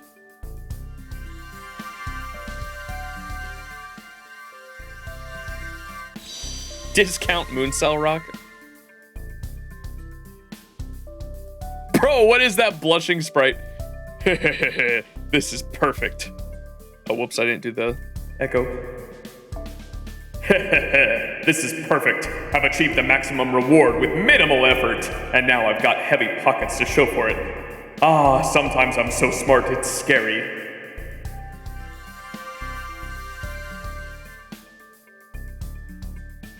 Oh, thank you, but I'm good. Let the assassin have that. Understood. That was very nice of you, Berserker. To be honest, I thought you were going to try and keep it all for yourself. Sorry for doubting you. Don't be stupid. If I'm the only servant with a full belly, then I'll be the only one fighting on the front line next time someone attacks. Come here and listen to me. From now on, we let them take as many hits as we can. Our priorities here are staying safe and conserving our energy. You see, I can't afford to lose this war. That's right, there's an enemy out there I can't allow to win, no matter what. Oh! Pinching your own servant's derriere? What kind of master are you? Don't forget you're dealing with a genuine prince! Maybe if you'd stop saying such cowardly things, I wouldn't have to pinch your butt! Anyway, it looks like some of you Type Ds are a little hurt. Let me heal you. I finally get to show everyone what I can do.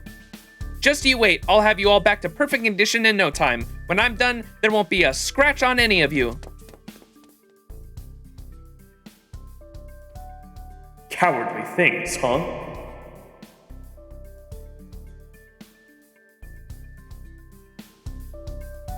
Are you feeling all right?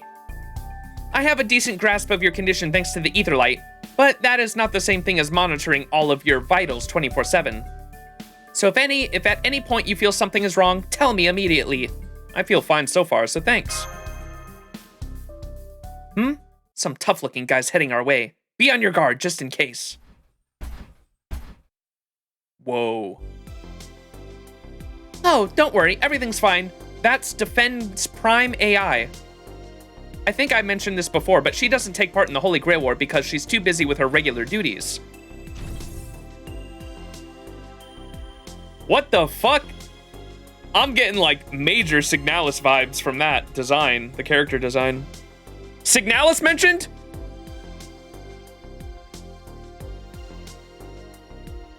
Where's the Signalis emote?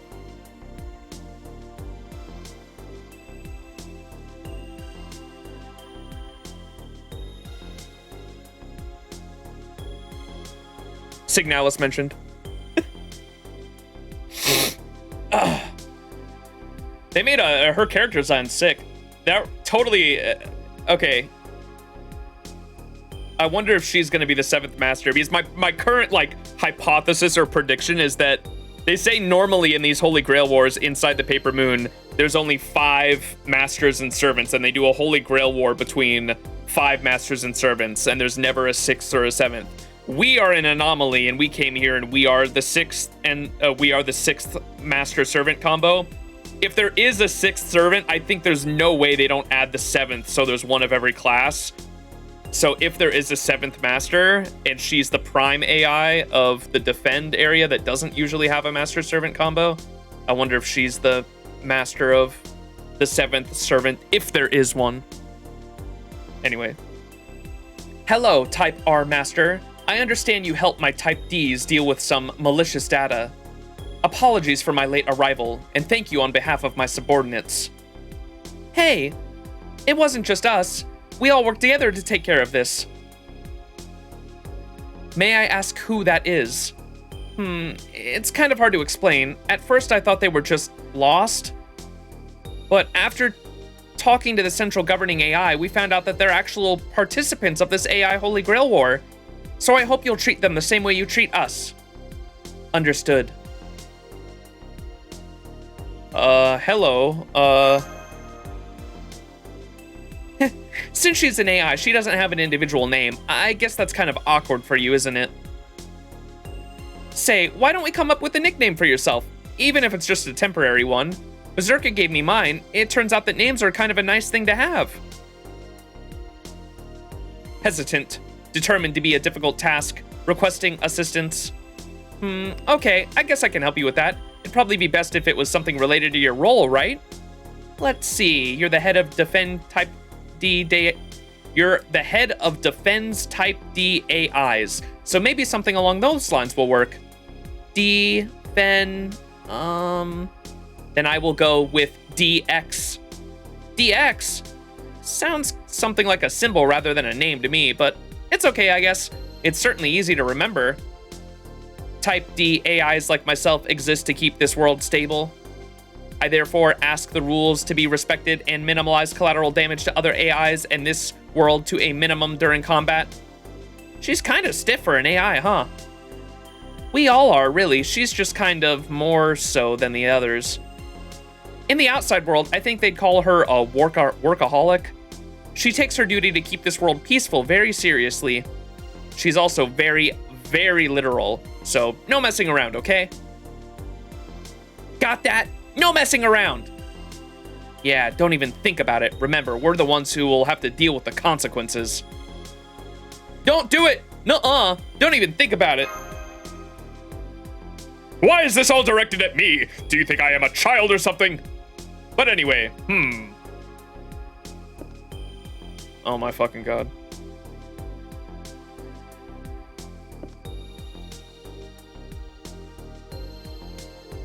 What is it? No, this one's not quite right either. I don't suppose you'd be willing to take that armor off, would you? What did I just say about messing around? I'm sorry about him, DX. He has a bad habit of slobbering all over every new woman he meets. Hey, don't talk about me as if I'm some kind of dog sniffing around. Anyway, would you Type Ds mind handling the cleanup? Thanks. Well then, we'd better get going. Warning, malicious data spawning rates are currently rising, perhaps as a side effect of the system Grail War. Be on your guard. Unidentified forms of aggressive data in this area have also been detected. I recommend caution should you encounter them.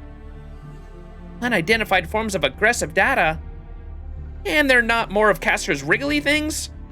Negative. We believe they are similar to Caster's summoned familiars, which also are a threat to the public safety and treated with caution. However, I am referring to something else entirely. Then what exactly is it? Unknown. Our reports say only that they appear to be human-shaped shadows. The other Type Ds and I will be informing all masters of this development soon. I'm using the Robo-Grunt voice every time they have that mask on. Now, I must return to my post. Fucking mecha. I am not sure what that was all about, but it sounds like she was warning us to watch out for hostile creatures. Naturally, my calculations accounted for such an occurrence. After all, it is exceptionally rare for a given location to have only a few different types of enemies. The best thing we can do now is remain alert and be ready to adapt to the situation as it demands. I'd agree with that. Yeah, gotta be ready for anything. Good point. Okay, let's head back to the repair headquarters for real this time. Back we go.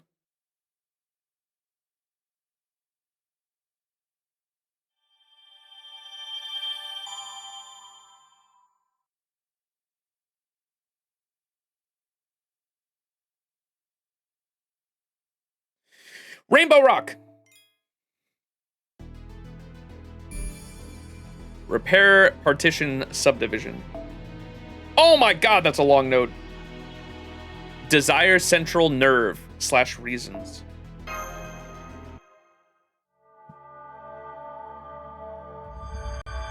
Oh wait, it's the Ordeal ball in the background. I just noticed there's Antarctica.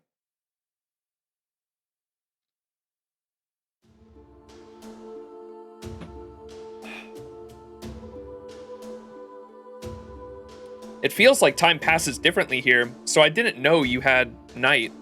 I'm kind of surprised to see you have night here too. We just have it to make things easier. The sky is just a big projection on the ceiling. Were we to observe from the outside, I doubt we could see any meaningful difference between night and day.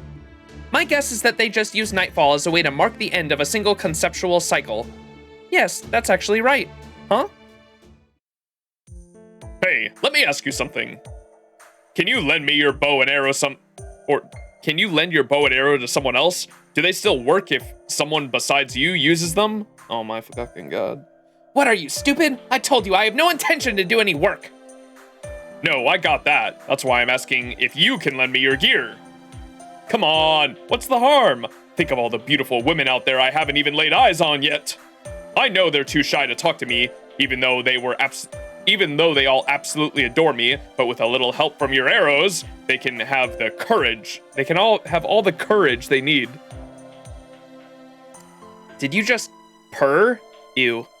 Never do that again. That was revolting. Anyway, what women are you even talking about? The only one around you right now is your master. Her? Believe me, I have no interest in an immature little brat like her. Even I can't believe how uninterested I am. Now come on, let me borrow it. Don't you want me to have a bright future? Shut up. I think I heard him talking or taking another dig at me, but that aside, I can't tell if those two get along great or terribly. They almost seem like they have a history. Hey, since you came here from the outside world, maybe you can answer this for me. That kind of back and forth between two people who trust each other, with neither holding back. Is that, what it's like between siblings? I think you could say that. I'd say so. Pretty heartwarming, right? Yeah, it is. I knew it. You know, I've always felt like there was something nice about the idea of family. I don't know if it's a quirk I developed naturally back when I was a standalone Prime AI, or if it came about as a part of my randomized personality when I became a master. But either way, I think relationships like that are just so joyful, so peaceful, so warm.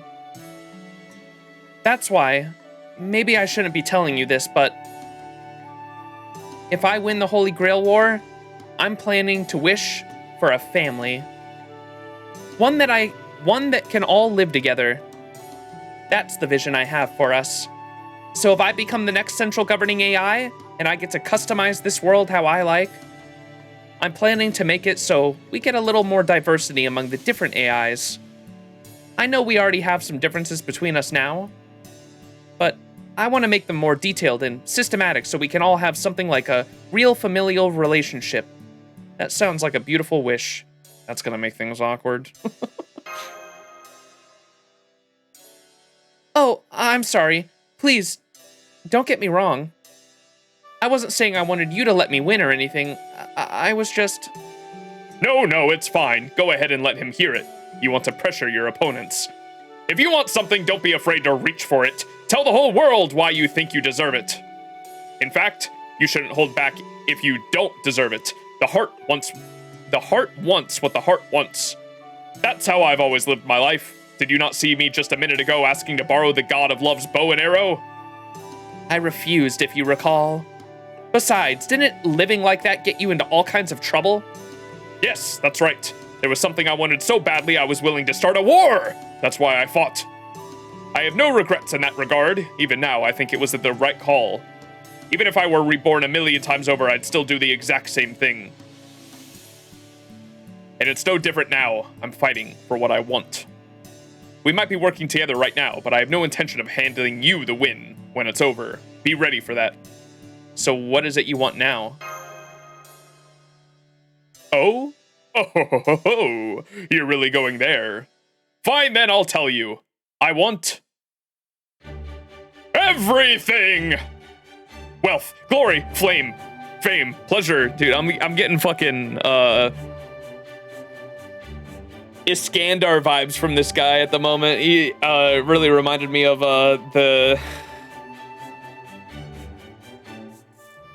the Banquet of Kings, scene from Fate Zero. Wealth, glory, fame, pleasure, and so much more. Besides, basically, I want everything I want. Don't even bother asking me something so stupid like what I want more than anything. There's nothing like... No, there's no point in limiting what you want. Well, hang on, then how come you're constantly leering at every woman you meet for the first time? It's really gross, you know? Well, I guess I can't deny I do that. All I can say is that my heart keeps telling me to look for a woman, probably a wife candidate.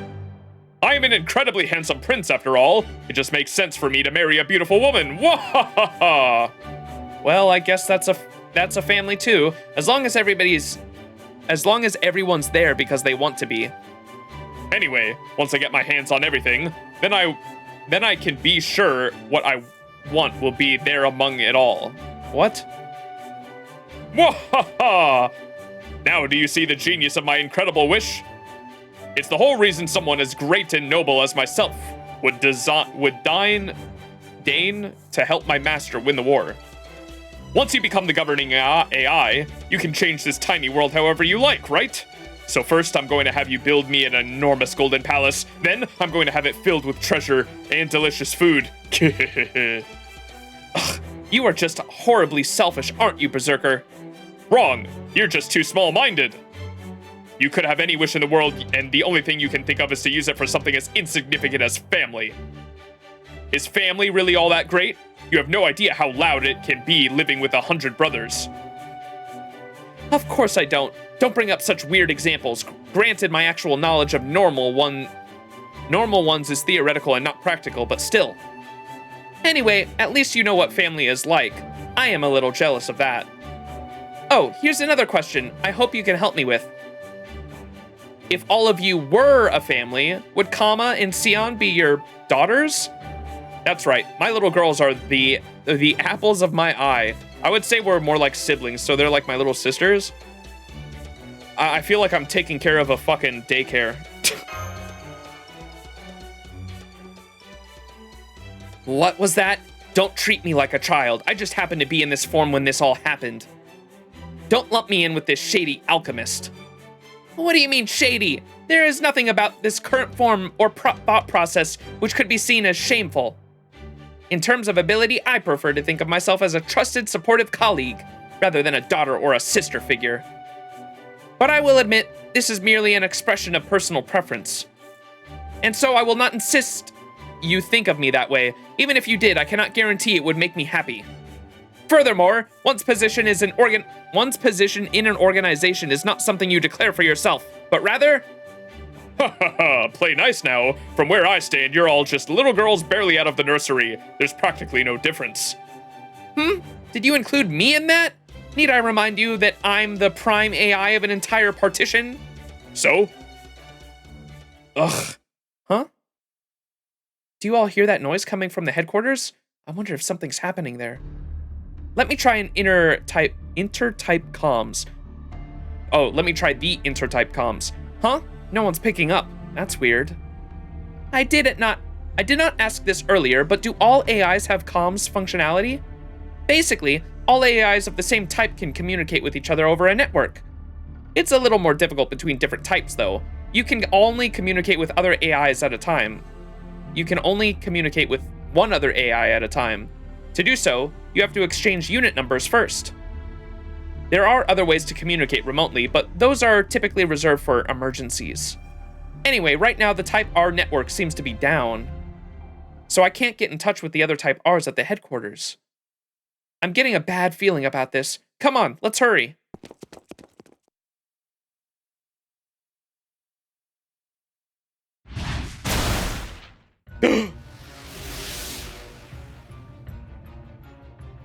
No!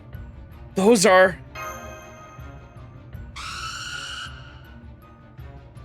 You certainly took your time coming home. Don't you know you're supposed to lock up when you go out for a walk? Oh yes, it's very dangerous leaving your home unattended. You never know what could happen.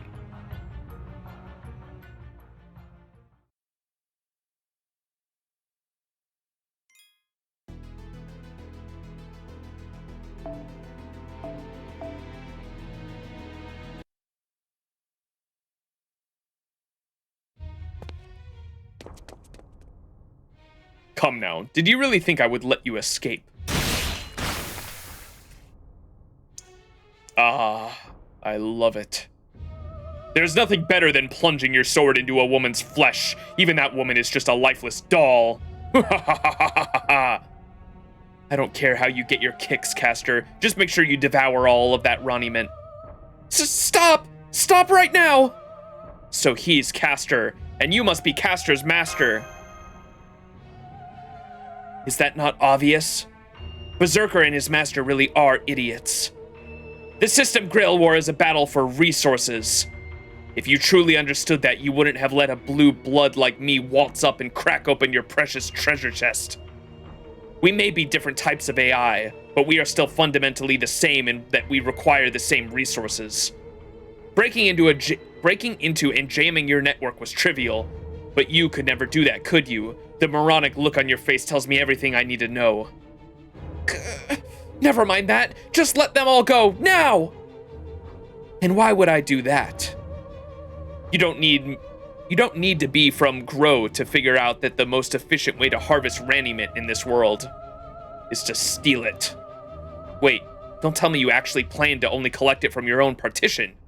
Wow, just when I thought you'd reached the apex of stupidity, you show me the new heights that you can soar to. Even an utter moron should have been able to see this was the best solution. I almost pity you, seeing what an incompetent set of characteristics the randomizer stuck you with. You know, I can't put my finger on why, but something about this prick is really pissing me off. Is he a Shinji face? He kind of looks like Shinji, and his personality is kind of matching. In theory, there's nothing wrong with taking what you want. In practice, only those blessed with lineage, looks, and talent can actually get away with it, meaning people like me. But a sniveling little brat like you, don't make me laugh. It looks like we are going to have to fight, but please be careful.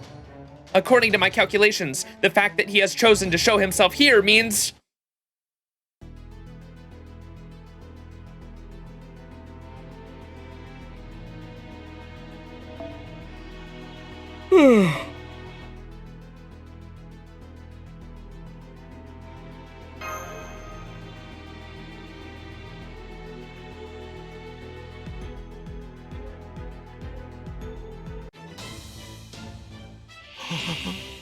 たまらんぞ。夏の魔王降臨。Ranimint Predation restores HP for yourself when defeating enemies. He's got what's the fucking logo next to the master? What the hell is that? Bro's got the picket fence logo. The day Shinji faces become a thing is the day I quit FGO. Tell me he don't look like Shinji though. Look at the face. He looks like Shinji with green hair. Oh, that's his command seal? Okay, thank you for pointing that out. I was like, the fuck is that?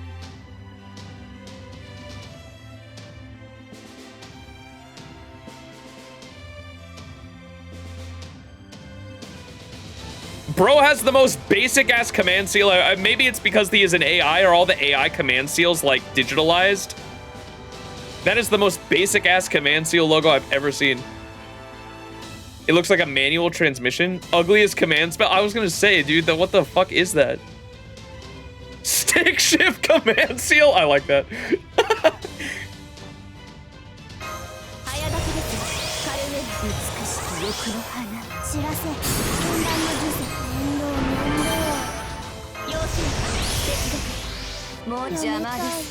Wait, I thought Master of Caster is Mist, not Shinji, or is Mist actually Shinji? Monka S, dun dun dun.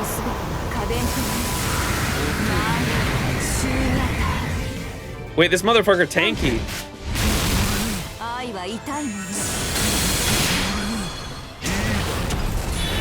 Uh-oh.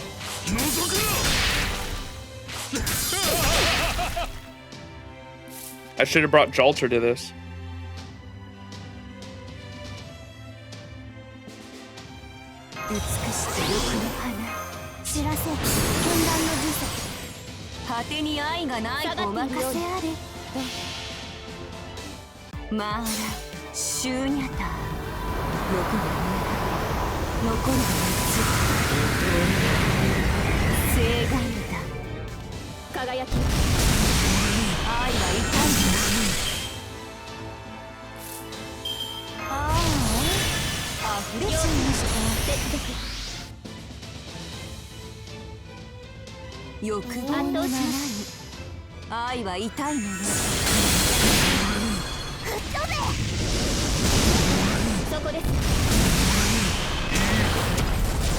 Whoa.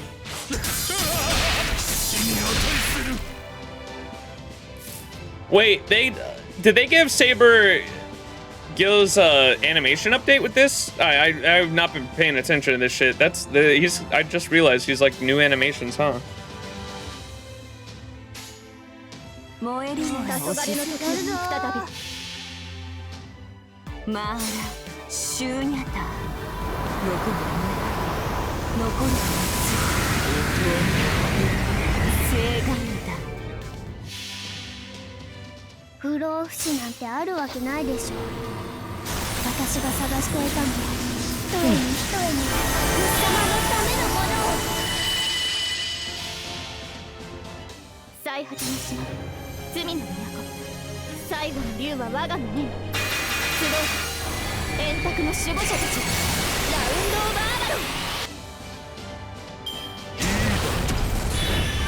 Uh-oh.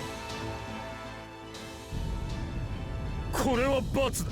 当然の罰なのだ。死ぬがいい。おぞましき心根の者たちよ。切り返します。What the fuck?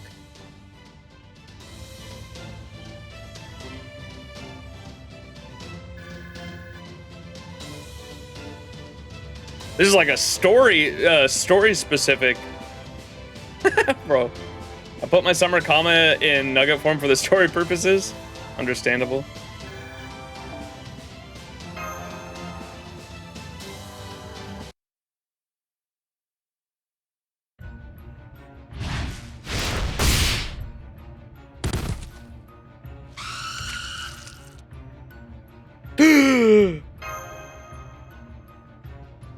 Oh, that's Caster Gill's NP he just did? Interesting, okay. I can predict their every move, but there are just too many of them to keep up, not to mention their overwhelming magical energy advantage. Ah, glorious. What could be more right than the strong violating the weak? What could be more natural than the righteous punishing the errant? It feels so excellently, scrumptiously good. But of course it does. Of course it does. Fucking Ashia Doman over here, bro. Well, apologize, damn it.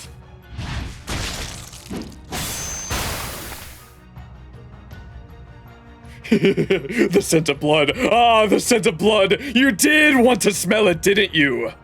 Yes, of course, this punishment was inevitable. We had a pact. That's why this room will become a window into hell. And so my writhing fiends will devour all of you.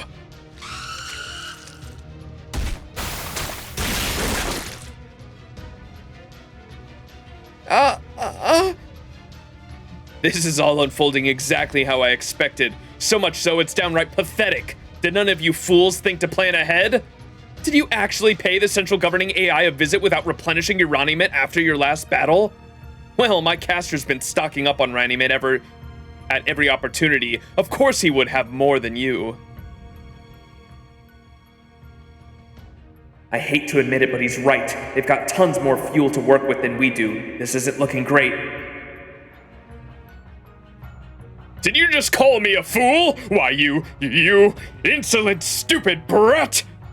Was it not you who failed to make any preparations whatsoever? The simplest of AIs could have seen this coming. Did you really think you were safe just because you teamed up? That doing so would be enough to defeat someone so obviously superior? Fool is hardly a strong enough word. How could you not see that having two servants in a single area means dividing its resources between them? I have nothing to fear from such a weak servant, not even two of them together. You should have tried thinking before waltzing in here. If I use my command spell, I might be able to boost my rounding mint temporarily, but what if that's not enough to win? And even if I win this battle, I won't be able to use it again in the future. Is that worth the risk?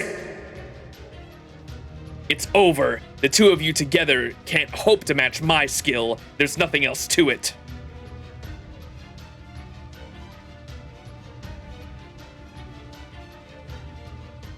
Really now? Well, what if we make it 3 then? Prince of Lan Ling!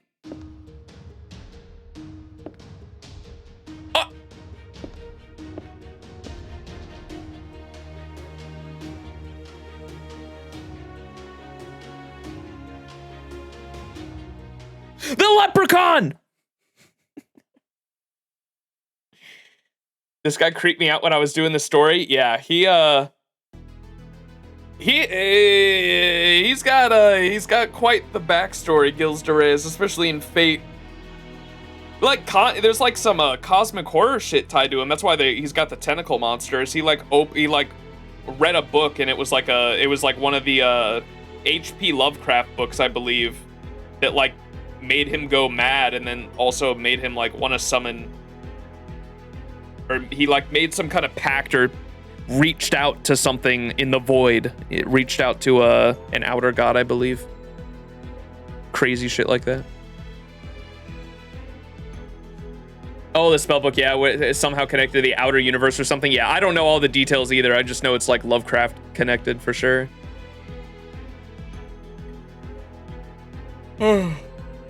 All right. Next one. I'm getting hungry. I don't have any Pocky today either. No Pocky. What the? Who the hell are you? We're guests, but then again, I guess there's no point in dragging this out. This guy here is a rider, and I am his master. My name is... It's weird having a name as an AI, but once I became a master, I didn't feel right without one. What are you gonna do, right? Anyway, as I was saying, my name is Lenore. Lenore, how do you say that? Gusion? Gusion? So, you're Caster, huh? I'm here because I had something I wanted to talk to the leader of Repair about. I'd have taken a number and waited my turn, but since they didn't have any numbers to take, well...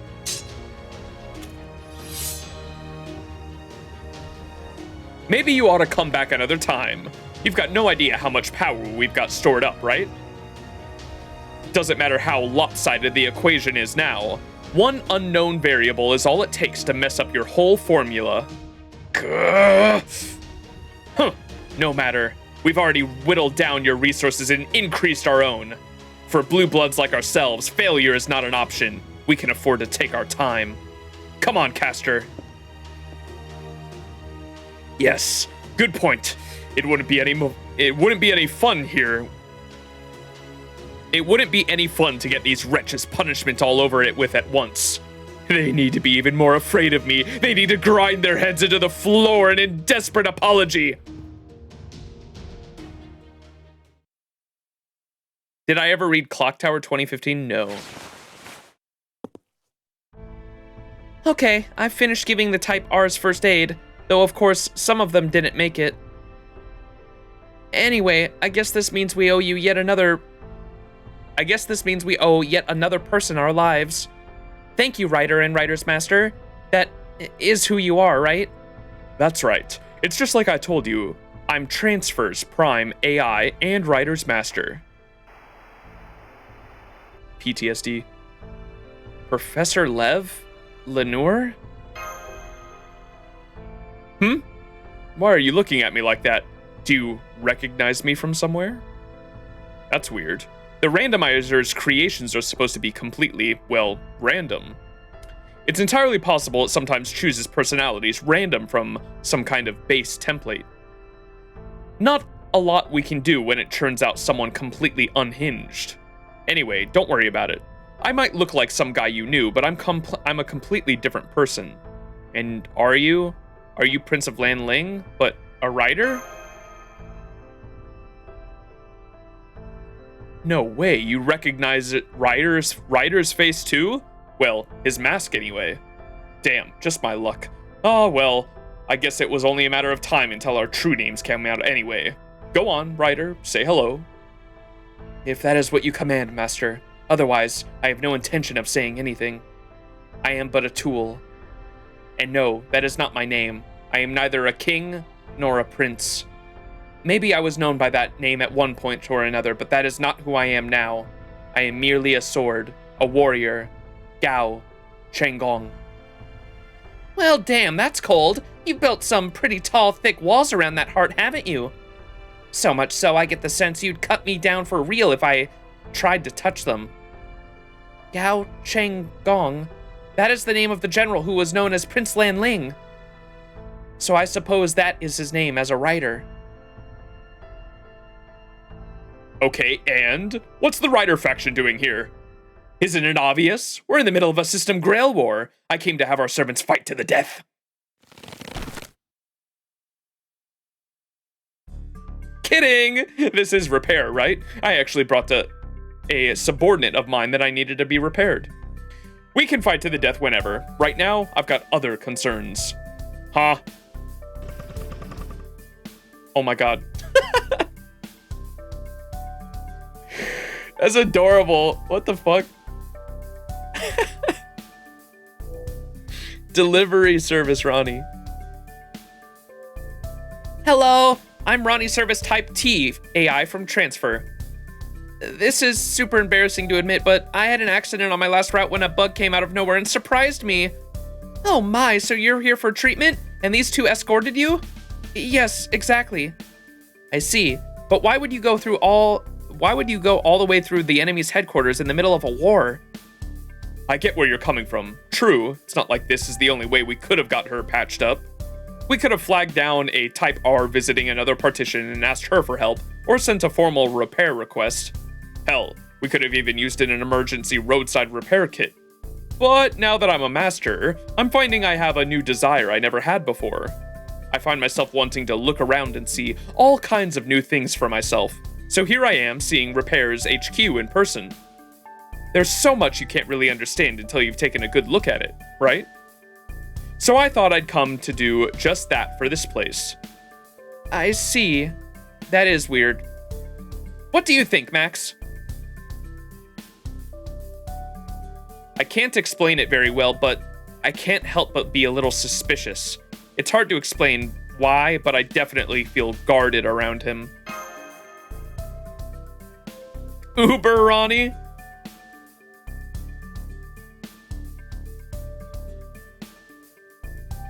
That is the obvious reaction, yes. I am pleased to see you approaching this rationally. Haha, yeah, that tracks. Yeah, my only guess for why Lenore is here in this is because of he made a comment, Lev Lenore, or I think he was, what's the demon pillar that possessed his body? He made a comment in Moonlight Lost Room about the paper moon at one point, and I can't remember what he said. Maybe I'll have to go back and watch it. Floros? Yeah, he made so I'm assuming this is actually the real Lenore. I don't think this is Floros or the demon pillar, and I'm assuming that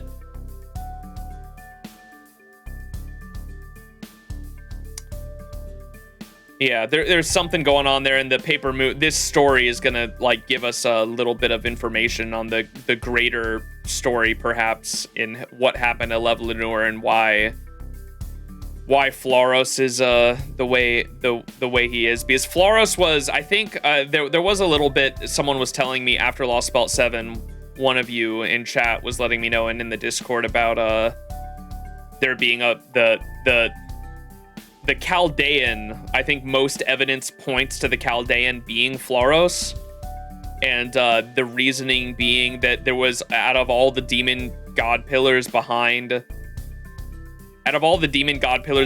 Gatia, there was only one that like went against him or something like that, and it was Floros.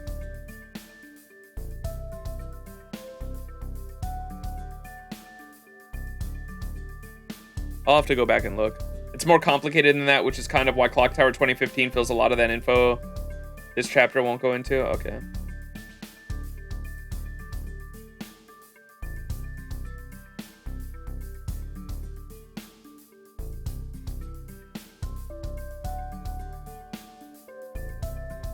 Oh, fuck.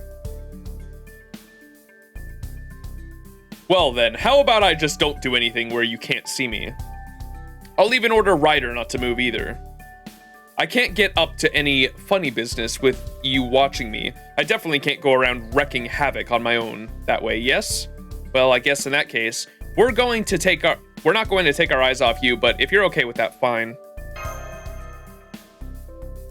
What about you, Ryder? You don't mind your master going off on his own? If this is what my master wants, I will abide by his orders. As I said, I am no more than his tool. I see. Hey, how about lending me a Type R to be my guide? I don't want to have to shout anytime I want to ask you something. I think I'll start by asking about the treatment pods and the medical kits. No, wait, maybe I should start with this building. There's so many things I never paid attention to before, and now I'm so curious about them all.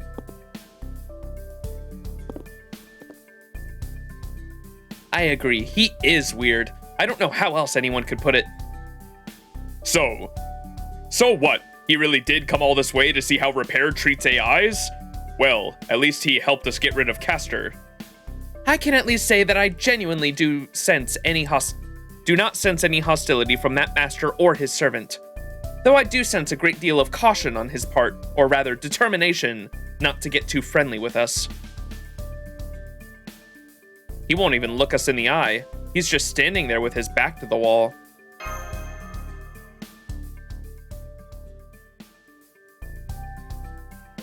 There we go, scanning, and we're done. Wow, that treatment was as fast as one of our deliveries. Please accept this raiment as thanks. And thanks for that. Now, where's that master gone off to?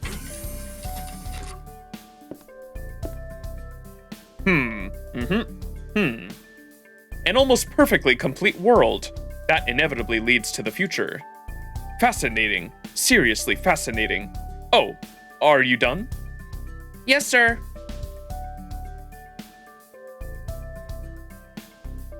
I've been watching him all this time and he didn't do anything shady. In all the time he's been here, he hasn't tried anything suspicious. Okay, let's head back then. So what, you really only came here for a tour? I said as much, didn't I?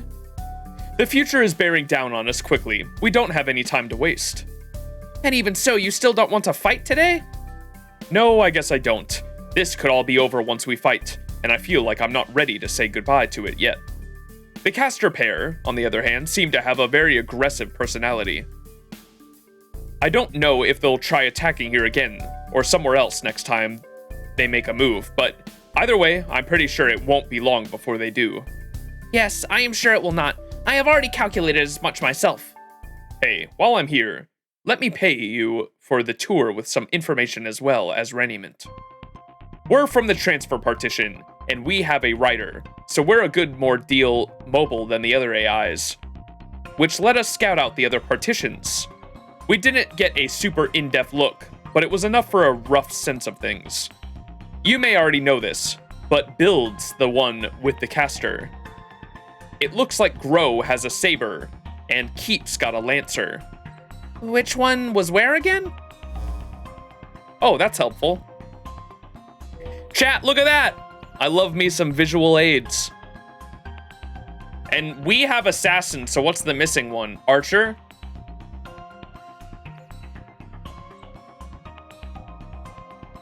Ayo. Who's an archer we know is in this chapter that was a new unit? Kali Durga. Yeah.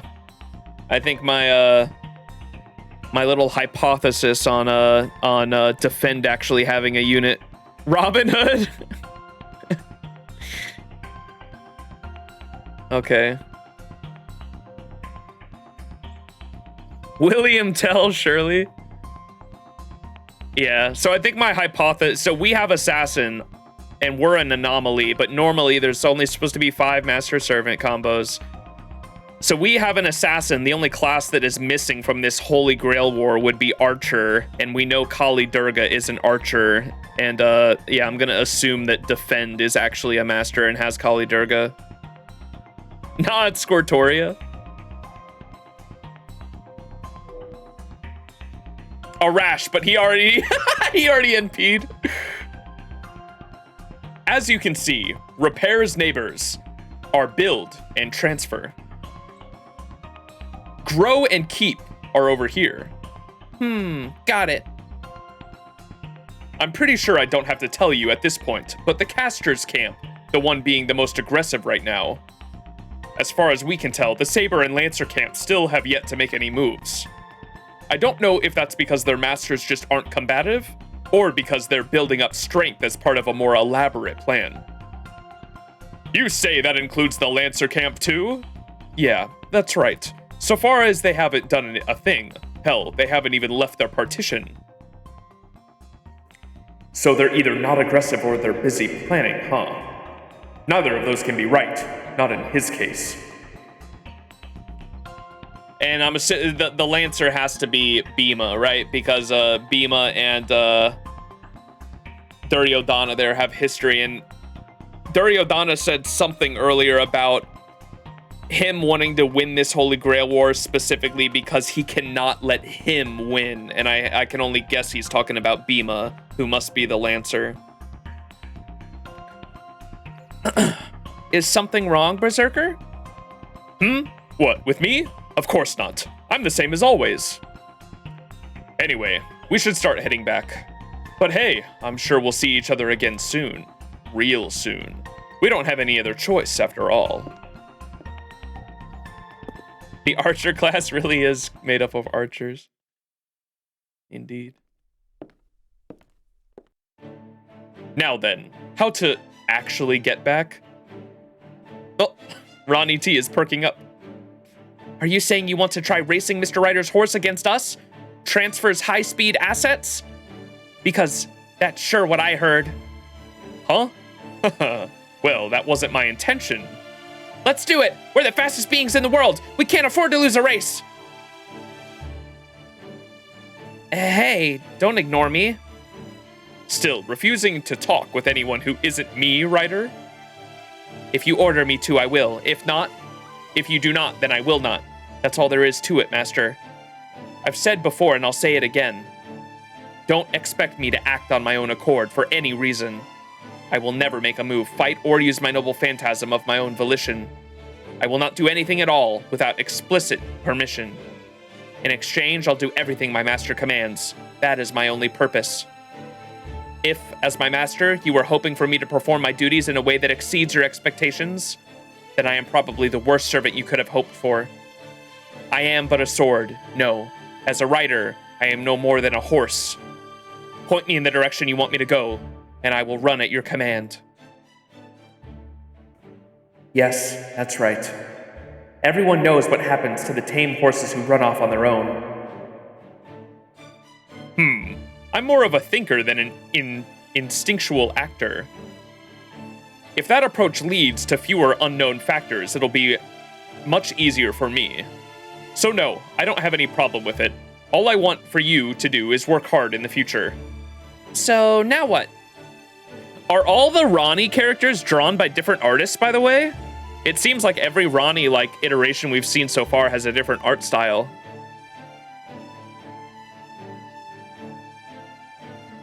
Gao sucks, by the way. I hate this version of Lan Ling. Yeah, I'm curious why he ended up like that, but I'm sure the story will go over it. As a type T, I'd prefer not to pass up a chance to show off my skills. I'm especially good at hairpin turns. Into the Ronnieverse. Wait, this is definitely, oh my god. With that sprite in particular, I can totally tell with her pupils. This is, Woo. Woo's artist, right? It has to be Woo's artist. You think all the Ronnies are drawn the same? What? She totally looks like Woo right there, doesn't she? Her facial expression? Wada Arco, I think. Well, the one we visited in the church, they are different artists. Wada Arco definitely did the one in the church. OG is Wada Arco. Yeah, the Wada Arco did the extra verse, right? You see them as the same style? Really?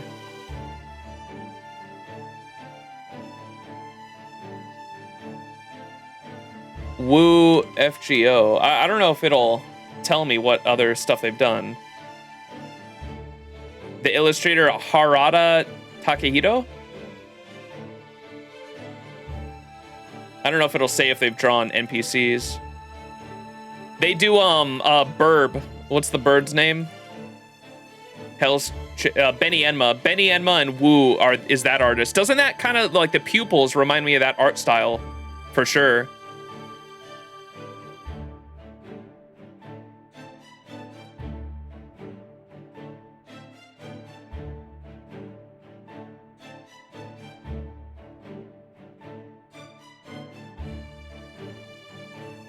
I don't know.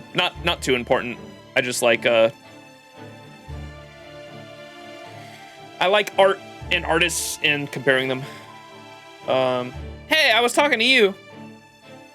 Well, if I'm being honest, I don't really care about speed. If I'm really in a hurry, I'll just use my own machine. Come to think of it, I remember the Prime Transfer AI had a special high-speed asset in the form of a motorcycle. The one with the funny-looking handlebars? I do, but I left my chopper back at the base. Though when I do want to move quickly, I don't care what kind of vehicle I use.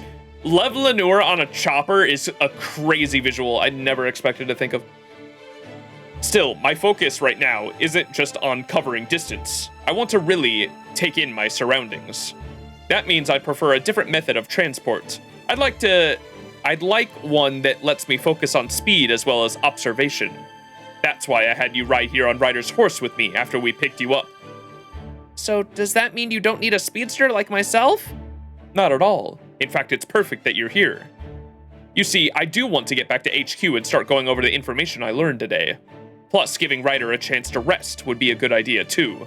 So yes, I would like to use your vehicle to go home. Just don't give it too much throttle.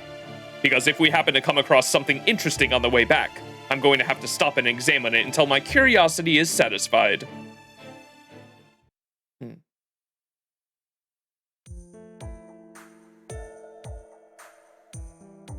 Okay, we need to update our comms protocol to make sure we can stay in touch and get back here at a moment's notice if anything happens. So I'll add a layer of encryption, make it extra strong, and... Are you alright? If there's anything I can do to help. Thanks, but I'm fine. I'm Repair's Prime AI. This kind of thing is part of my job. Why don't you all go ahead and rest up? Don't worry about me. I'll get some sleep too once I'm done with my work. How do the Type Rs usually sleep? The Night Watch girls remain in active duty while the rest enter their management pods. As for you guys, what to do about you? The management pods are kind of rough and bulky since they're designed for AIs, so I don't think you'd find them very comfortable. I'm okay with sleeping anywhere. Don't worry, I'm used to camping out. For the time being, I think we will be fine as long as we have a place to lie down. Though it would be, of course, best if we had a single room where the three of us could all rest together. I would prefer to avoid each of us having our own room. Why? Do you still suspect me, or are you up to something, It is not just you. It is out of a paramount importance that we keep Max safe while he sleeps. There is nothing more to it than that. Or do you have some kind of problem with it? I kind of feel like you two aren't entirely getting along. I'm probably just imagining things, though.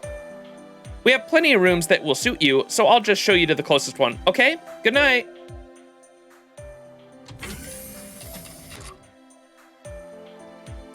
Wow, so bright.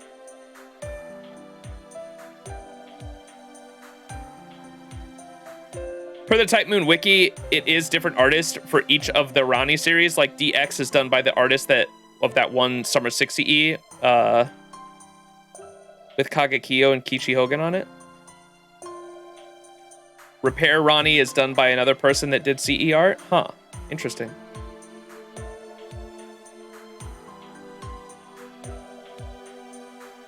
I kind of felt like they were different styles. I didn't really realize it until I saw the one on the bike there. I was like, that's definitely a different style. That's not Wada Arco for sure. The church one was Wada Arco, absolutely. I usually can tell when it's Wada Arco because the eyes. Wada Arco has a very distinctive eye type that they do, and I usually recognize Wada Arco's designs based on the eyes. And or I guess most artists, I notice like the way they draw eyes, because that one, the Ronnie on the bike there, when the eyes like lost their pupils and they did sort of the flat face, I was like, that's a Benny Enma and Wu face right there for sure. Or it just reminded me of that artist's particular expressions they do.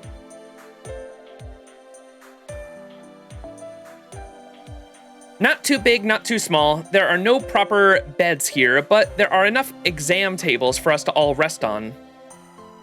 And it seems like it will let us both keep an eye out for possible intruders and secure an exit route. Great, then let's get to bed. It's the perfect chance to immerse ourselves in the most familiar, most inescapable form of depravity there is. And of course, I'll be there to escort you every step of the way. Your bed is over there. If you like, I can employ my ether light to reposition you, forcibly if necessary. Fine, whatever you say. What's the harm in sharing a bed anyway? It's easier to keep him safe that way, you know. Stupid meddling, Sion. I knew it. Something does not feel right. Is that really the Kama we know from Chaldea?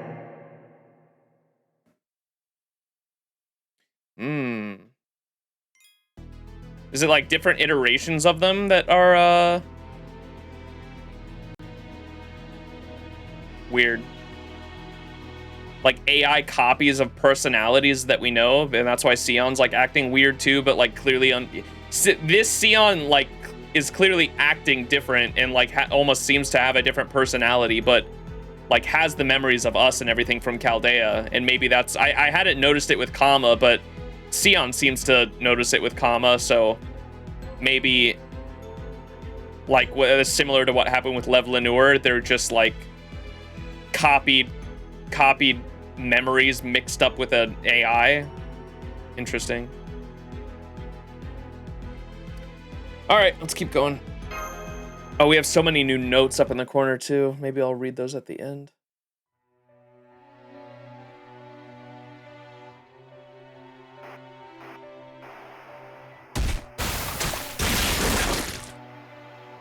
Edge.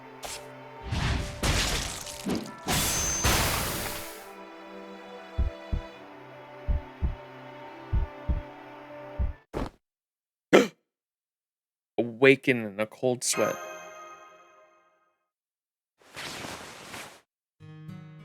Are you having trouble sleeping, Max? I'm sorry, did I wake you?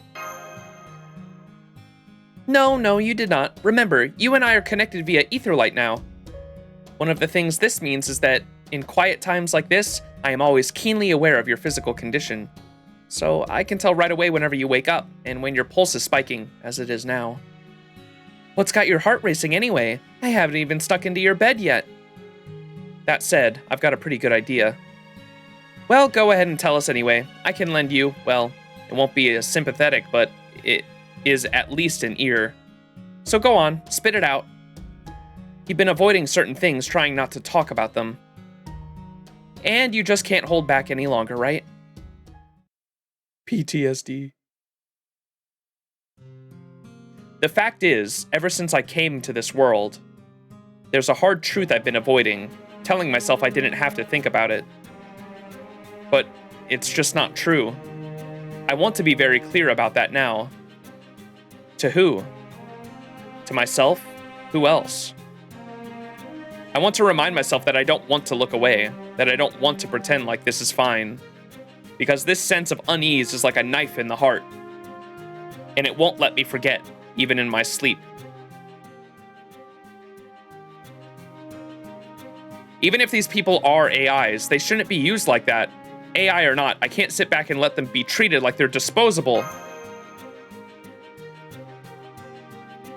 I knew you would say that, just as I calculated. You do know they're not actually alive, right? They're just constructs of people running on programming. Even knowing that, you still won't stand for them being killed the way they were. Yeah, that's right. As an alchemist, I come from a long line of rational thinkers, so I feel compelled to say this. In light of this world's rules and the conditions for winning this war, Castor's actions are entirely rational. At its heart, this Holy Grail War is a scramble for resources, the magical energy equivalent its AI residents possess. And since each faction has their own territory with a certain number of AIs, the most effective way to obtain that resource is plundering it from other territories. There is an additional beneficial effect to this method of plundering. By killing another territory's AIs, you not only gain raniment for yourself, but you also deny it to your opponent. There can be no arguing that point. So if we were to approach this rationally, we could at least consider employing the same tactic in our effort to win this war. However, absolutely not. We're not going to do that, period. No way. I won't let Aias and Duryodhana do that either. Right, I thought you would say as much. I accounted for that in my calculations as well. You are the one who led Chaldea to victory against Gaetia, after all. I really don't like that know-it-all look in your eyes. No fair being his yes girl and indulging his ever whim is supposed to be my job. So when a rank amateur swoops in and steals what should be my job, what can I do but gripe about it? I guess this counts as love, too. Alright, let me just make extra sure it's entirely possible these AIs aren't alive at all. They could just be tools that are automatically regenerated after some time has passed. Even knowing that, do you still want to take a handicap like that and go into this fight? I just don't want to see anyone looking to me for help. And not do anything to help them. Yeah. Well, this was really only a matter of time, so it's not like anything really has changed. If you were to expect me to say something about it, though... Wait, what? If you were expecting me to say something about it, tough. I am quite sure there is meaning in discussing and clarifying our plans going forward. Our goal is to return to the outside world by winning this system Holy Grail War. To do that, we cooperate with the Berserkers faction and share their territory until we are the last two remaining.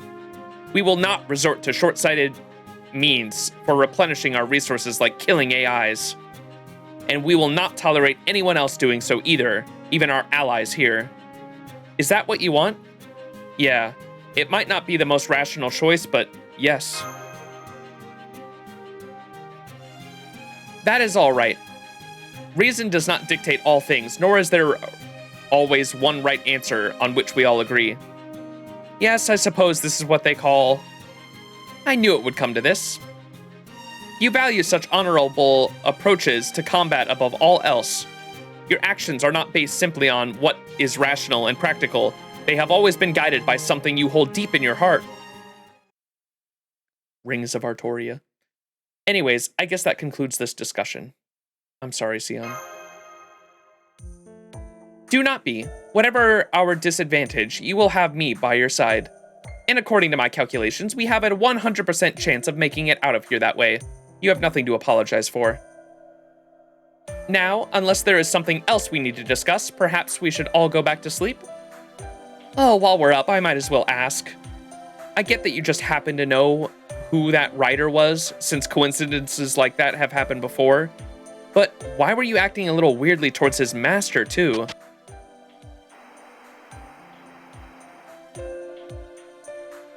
I can't clearly remember why, but he seemed like someone we can't trust.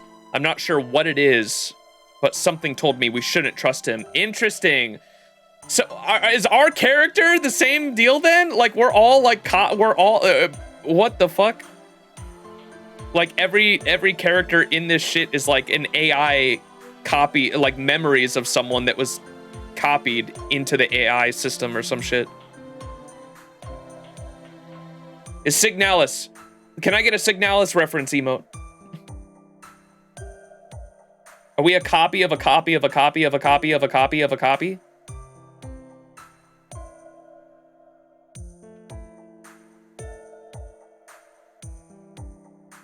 Signalis mentioned. I can't clearly remember why, but he seemed like someone we can't trust. I'm not sure what it is, but something told me we shouldn't try to trust him. So the story is basically telling us. And his hair was all a mess. Whose? Lev's? I didn't notice the hair, to be honest. I noticed he didn't have the hat, but that was it. The writers are trying to tell us here that our character does not have memories of Lev. That we just have like, or we have memories of him, but they're like very scattered. Like we can't remember Lev clearly, right? I'm not sure what it is, but something told me we shouldn't trust him. So even the name he gave us sounded both familiar and different to you, huh? I posit that you were not imagining things. Every one of us here now is different from our usual selves in some way. Oh, she knows. Part of that is probably due to the bugs you are experiencing in your memories. Those bugs are kind of like hard drive errors, so they are not something I can fix with either light. That we cannot find an answer to this is certainly aggravating, but devoting too much of our focus to it will not help matters. Wasn't there a FGO story at one point where there were two different masters that, oh yeah, it was the case files. Remember case files where there were two different masters that had to merge at one point? This kind of reminded me of that.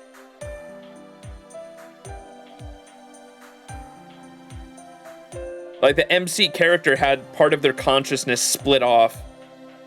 It's kind of a given since Sion also doesn't think she is different.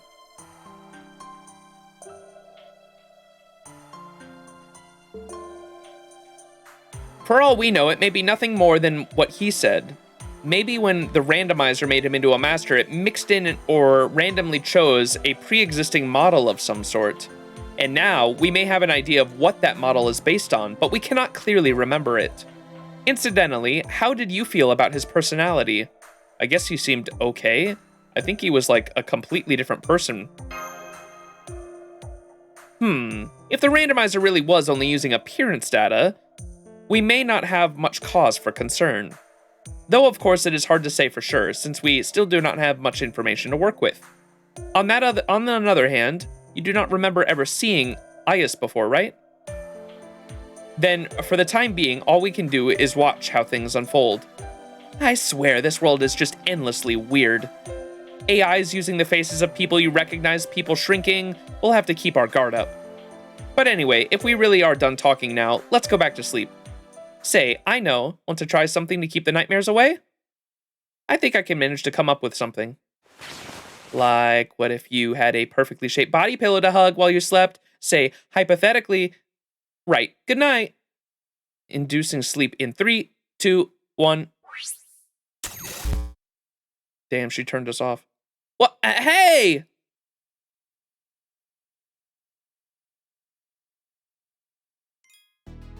Case Files revival event that launched Hephaestion. Yeah, it was specifically the extra story with Hephaestion.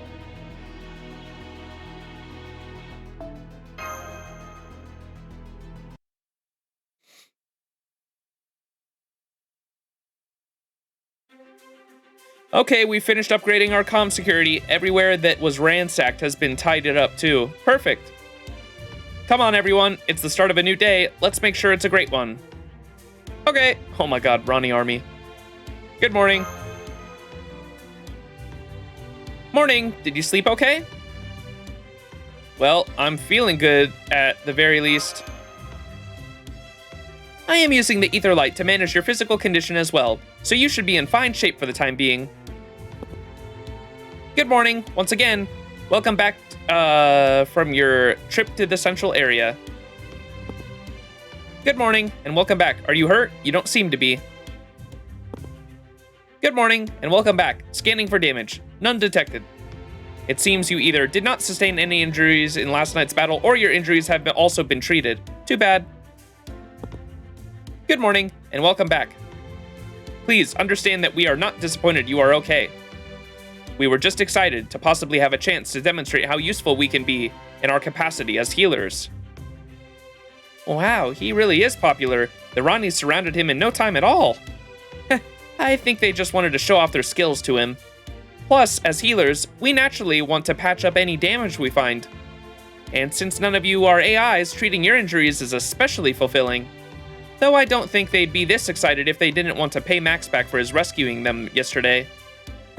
If anyone should be getting thronged by groupies, it's me. This is really starting my day off on the wrong foot. All right, all of you, get out of here. Report, this is tyranny. Report, frankly speaking, you're in our way.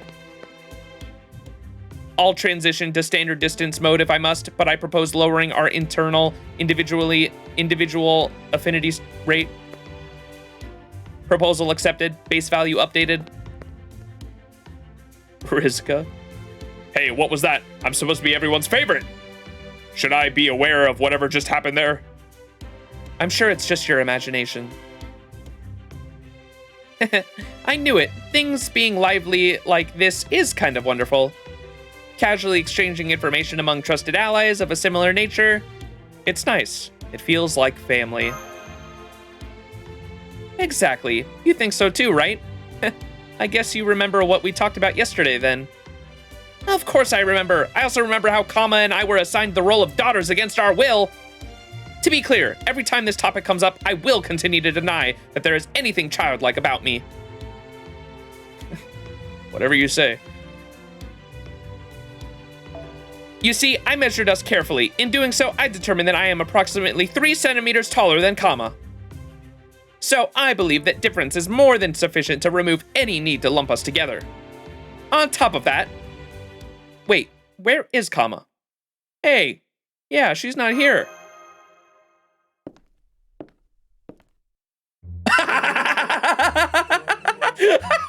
Oh, that's good. That's good. I like that. I heard you talking shit. Watch this. What are you so panicked about? I'm right here. I just decided to freshen up and pick some flowers, so to speak. That's all. Why did you make yourself bigger now? Why did you decide to grow just now? No particular reason. I just thought the morning of a new day would come to be a good time for a change of pace. Besides, it's not like you want me to stay this small forever, right? I definitely know you at least that well, Master. Whoa, you're bigger now? Did you install a new avatar program or something? You could say that. I might look different now, but I'm still exactly the same person I was before. Yes, that's right. It's just like changing my outfit. There's no deeper meaning to it. I guess you divine spirit servants really are cut from a different cloth. Must be nice being able to change your appearance at will. Though it does feel kind of sudden. Yeah, I don't know why she decided to do this just now. I have no idea why she did this just now. Clueless. You don't? Really? I wondered what kind of human could be capable of taming the god of love, but now it all makes sense. They say women prefer not to fight with the same weapon when they're on the same battlefield. I've heard they can't even stand it when someone else wears the same color clothing they do. So there you go, it must be the same for gods as it is for humans. Huh? Yikes. If looks could kill. Alright, better zip these lips. Anyway, we were just about to replenish our Ronnie Mint materials. Did you want to join us? You said Ronnie Mint is a conceptual factor that is this world's magical energy equivalent, and these particular materials comprise this world's physical substances, right? That's right. So if you wanted, you could actually say we're about to have a meal. Grow makes the materials, then Keep processes them and adds trace amounts of raw-ment. Here, say for yourself. Yo! I see. So these are what you AIs ingest to restore your raw-ment and address any physical deteriorations.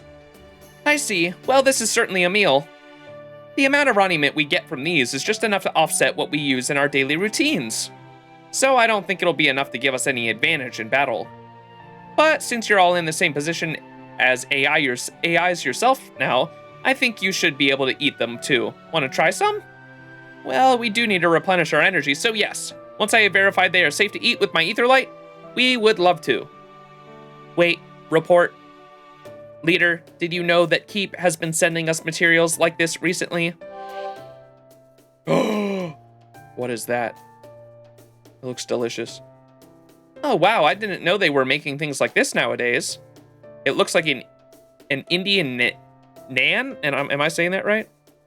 Yummy. That looks just like some tasty Indian... That's definitely not how that's pronounced, huh? I don't know how to say that. He's a dead man walking. Hey! Uberani. Koji, what? I don't even know how to pronounce what you just put. Non?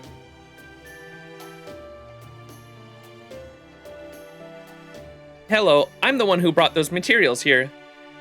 Oh, hello from your unit number. It looks like you're the Type T writer brought here yesterday. Yes, I am. Thank you again for treating me.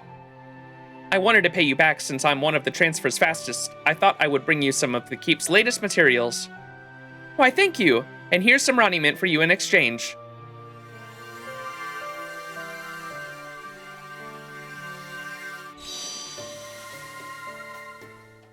You're too kind. Oh, look at those sparkle eyes. Stare. Is something wrong? Well, we transfer AIs actually use a tip system. Oh my god, I can't escape it. I can't escape it, bro.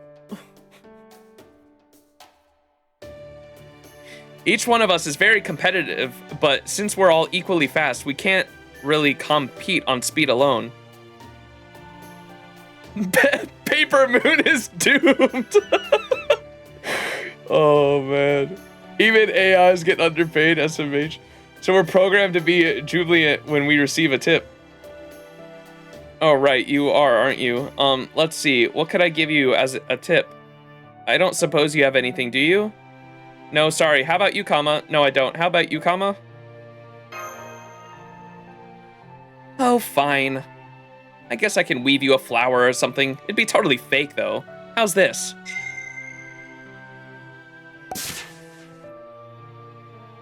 Oh, wait, that's pretty!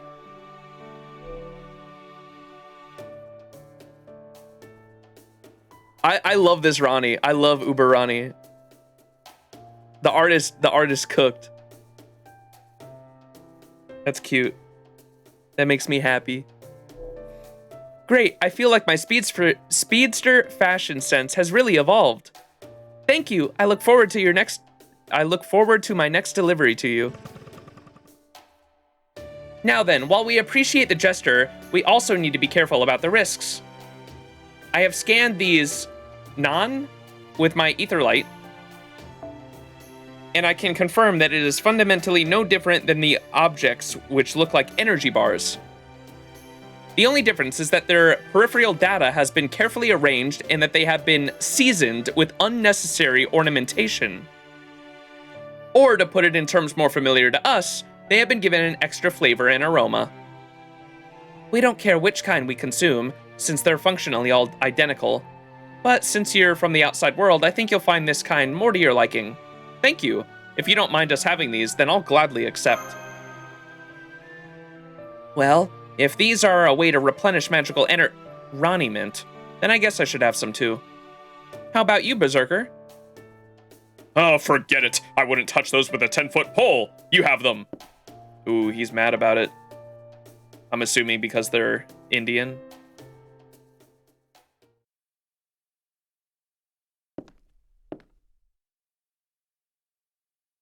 Did they come from the place where the Lancer's at?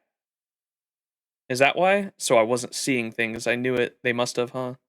He's here in this world too. Yep. Okay. He recognizes they're from Bima. Okay.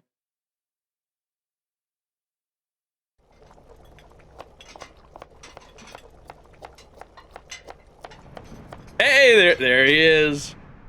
I'm excited to see what Bima's like. Ooh, the music. I like that.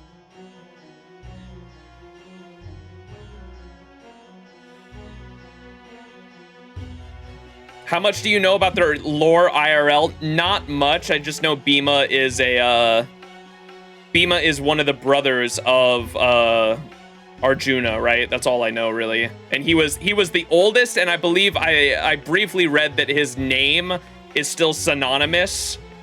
Bima's name is still synonymous in Indian culture to be like the strongest. Like if you like call someone Bima or like refer to something as Bima, like the word and the name like literally means like the strongest of the strong. So dude is OP as far as I could tell. The wind feels oddly restless today. Is it scared of something? Or is it... Oh my god, dude. I love all the Ronnies. Into the Ronnie verse.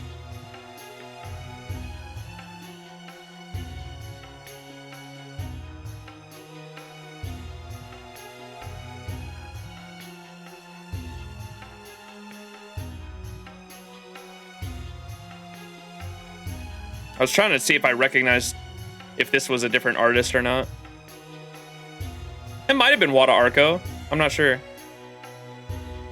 It doesn't have like this super distinctive eyes that I can tell like right away, but I'm not sure. I like the hair in the jacket though. The purple is really pretty. Could you quality check this for me, chef? Oh, sure thing. Trying something new, are we? There is no point in trying anything new. For a Type K, there is nothing more important than stability. Although I suppose that does beg the question of why we wanted you to teach us your maternal processing techniques in the first place. Oh wait, he was really good at cooking too. That was something else I read about Bima, which, oh, that's so funny that he's here. I should have put the two in place way earlier. Bima, even though he was known to be like the strongest fucking guy, his name literally means the strongest of the strong. He was also known to be really good at cooking. He worked as a chef in the palace. That's sick. He's like Emiya. Please tell me we got Bima and Emiya together at some point. He is the second brother. Arjuna is the third out of the 5. He's just a chill guy. He went to hell or something because of gluttony. We wanted you to teach us your maternal processing techniques in the first place. Well, a lot of factors went into the decision after comparing the advantages and disadvantages. It simply means you prefer things which taste good and over things that don't. Nothing mysterious about that. Now, let me have a taste. Not bad. It's not as good as mine, but it passes muster. You can take pride in serving this to anyone who wants it. Oh! Hello, it's me, your dependable transfer speedster. I'm here to pick up your latest processed material shipment. Okay, time to drive like the wind. I love her. All right, I'm gonna go check in on my master. I think today's dish came out pretty great. We'll have to see if she agrees.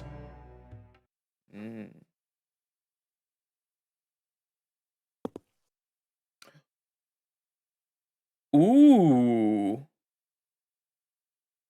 She's got a really pretty character design. As someone who likes girls in glasses, this story is giving me a lot.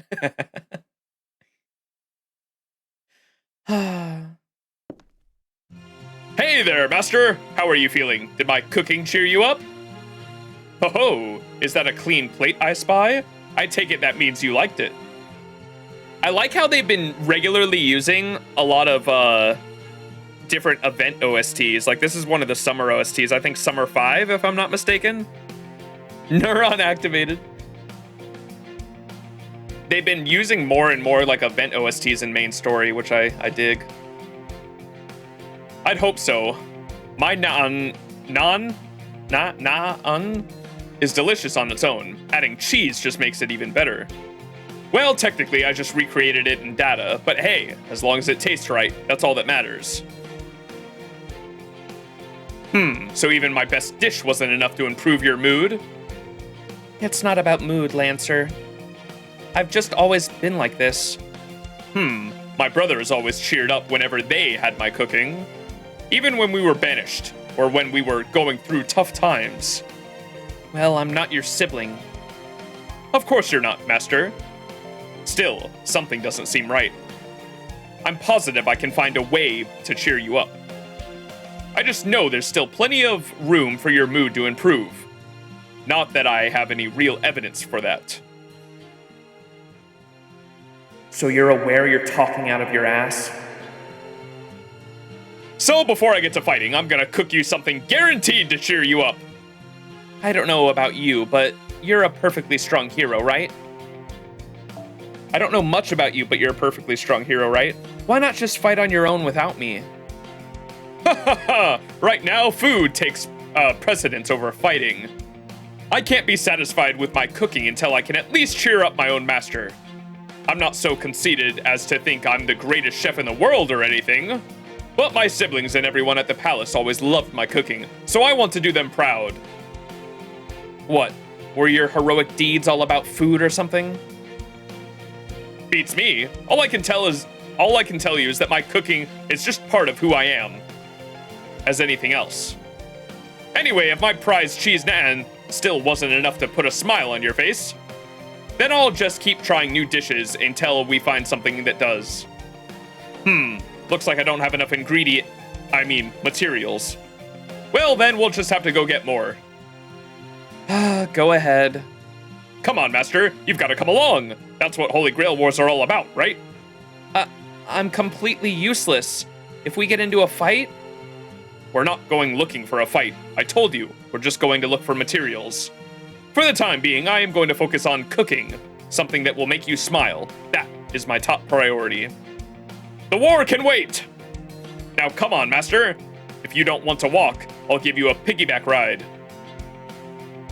I like this guy. He reminds me of, his personality reminds me of Napoleon in a way. Napoleon and Ophelia and that dynamic there.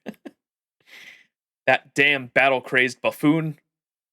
Even in this new world, he's still refusing to stay out of my way.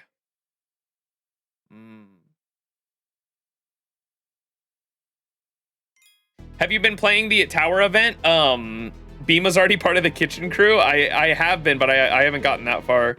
I am this far in the tower event.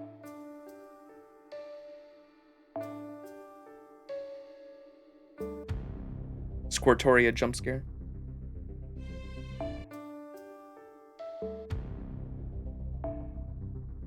Where am I going, dude?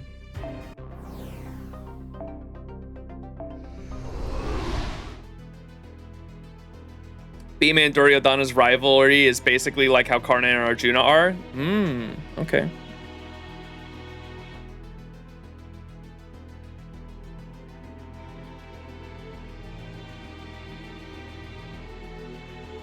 Bhima is also spiritually the son of Vayu, the god of wind. Kind of why he was talking about the wind blowing and stuff earlier. I do remember this playing in Summer 5, but I don't know if it's originally from it. Well, I have the soundtrack, and I think it's part of... I think that's why I recognized it, because I own the FGO soundtracks, and I'm pretty sure it's part of the Summer 5 soundtrack grouping, at least.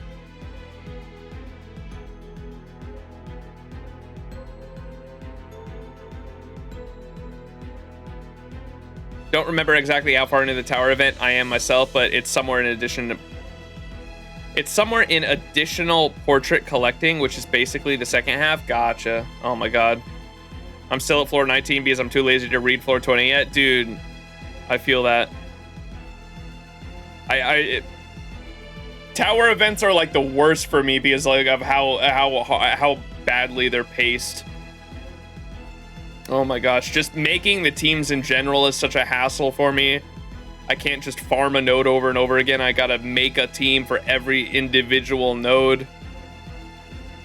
Especially if you're trying to bond farm like efficiently. And then on top of that, yeah, you have to farm a bunch, make teams, and then like you get the story nodes at like the worst time too, like when you want to take a break. You're at 160 at floor 30, and honestly, you guys need to lock it in a bit. You won't make it in time at this rate. I know. I'm done with the tower event. It was fun. I wish the main story part was separated, not gonna lie. Yeah, that's how I kind of feel too. I wish I could do the main story, because that's how like most events are played, right? Like you can do the story at your own pace and then farm separately.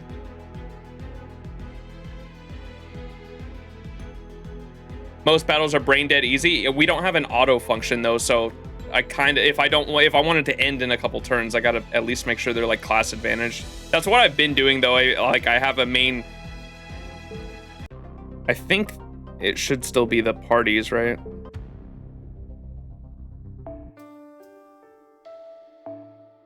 Oh, I can't show you what teams I have. I basically have like everyone has bond CEs. The back line has a bunch of bond CEs, and I usually just put. You don't take a support servant, so it's hard to get the cost, and I've been putting just a bunch of bronze servants back there, but there's not that many bronze servants compared to the other ones, and so I try putting it every day I've been putting as many bronze servants as I can back there until they all go on cooldown. And then the front line is like just like a main DPS that is the anti of whatever class we're going against. And I give them like if they have 100% battery, I just give them the Black Grail. And if they don't, then I'll just give them whatever card type they are. And everyone else has bond CEs. And then just NP.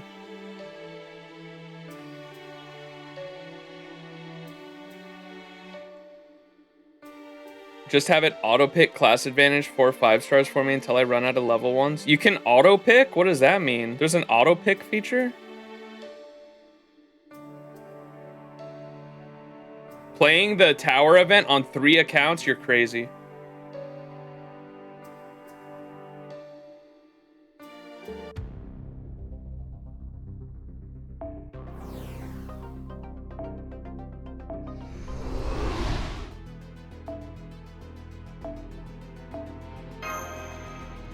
Apple time.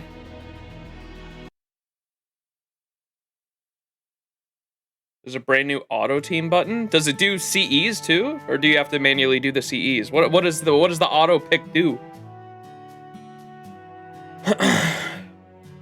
I'll have to look into that later.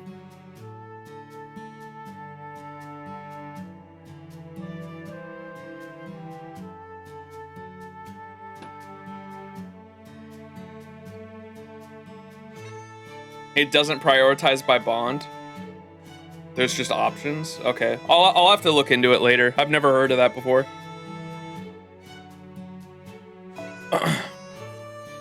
Ias is munchin'. It still feels strange consuming materials like this. So you say this is what you call flavor? I definitely don't dislike it, but how do I put this? I believe the word you use for this is delicious. It's certainly increasing my happiness by quite a lot. Glad to hear it. You're right, it's delicious. Anyway, I didn't even know Keep updated the Ranimint materials like this. I have no proof for this, but I think these new materials must have come into being after the System Grail War began. Keep has a master and servant of their own. They are the ones making these materials. According to my calculations, it is very likely their influence caused this change. What do you think? Yeah, that could be it. Hey, have there been any other changes in the world, even just ones you've heard rumors about? Well, in terms of clear, unmistakable changes, the only other ones that come to mind is that builds type Bs have been generally sluggish lately. Build, that's the area we think Castor's in. The cruel guy who tormented the type Rs and stole their Ranimint. I wonder if this means he's treating his own build AIs like in the same way. Uh-oh. No, never mind. There's no point in worrying so much about other areas' AIs. We have our own work to focus on. First, we need to replenish our own supply of raiment. And we'll have to keep an eye out for Castor while we do it, and the other servants too, even more than we have been. I mean, the raiment we get from these meals is important too. But if we're going to have any hope of putting up a decent fight, we'll need a lot more. Not only that, we need to replenish our supply faster than the other masters and servants can replenish theirs.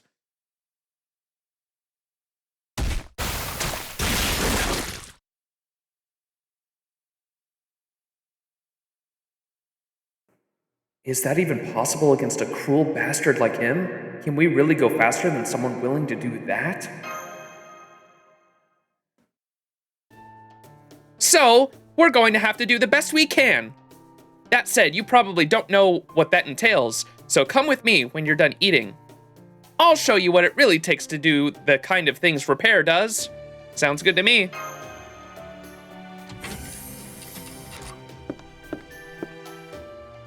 Oh, hi, Berserker. What's up? Hey, that's mine! I mean, I already got the raiment I needed, so I guess it's okay, but I was looking forward to savoring the last one. What's the big idea? I thought you said you weren't gonna eat. Buzz off! I just felt like it, okay? You can't fight on an empty stomach. Besides, the food's not responsible for who cooked it. Like they say, waste not, want not.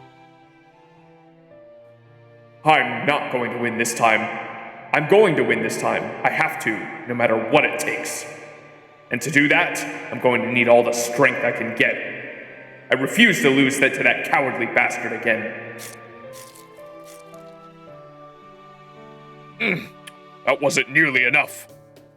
But there's only so much we can get from eating. Come on, we need to get our hands on more raiment stat.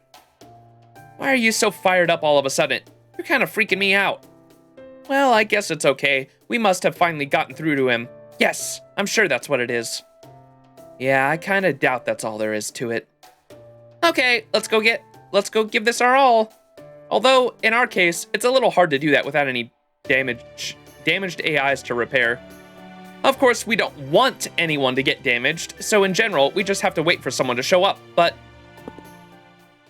Request, we need help. A pack of malicious data has appeared in Repair's outskirts. A few Type Rs who first encountered them have suffered moderate damage. One Type D is currently doing her best to fend them off. Oh my, that's terrible. We'd better go help them out. Come on.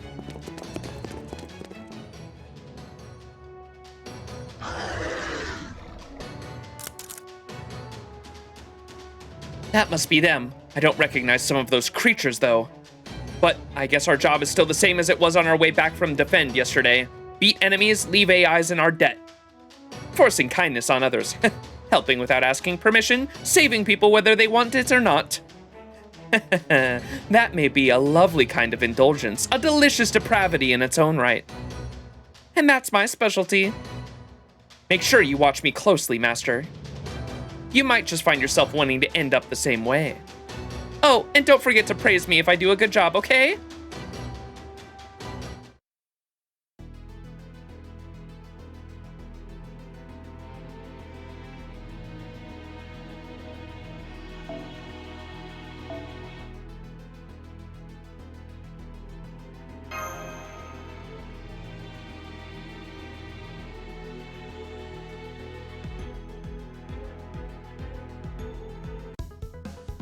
まだまだ未熟者ですが頑張ります。彼女の味わいましょう。面倒面倒。白兵戦行きます。水のうちに準備。果てに愛がないとでも？愛の世界、燃える宇宙、望むすべて花弁となる。まあ、終夜。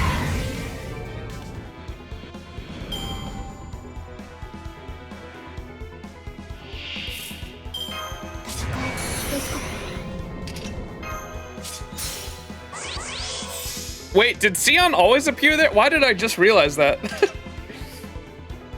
What the fuck? Sion appears to use those skills? I did not notice that the other times I used the skill. 燃える宇宙望むすべて可弁となるまあ終夜だ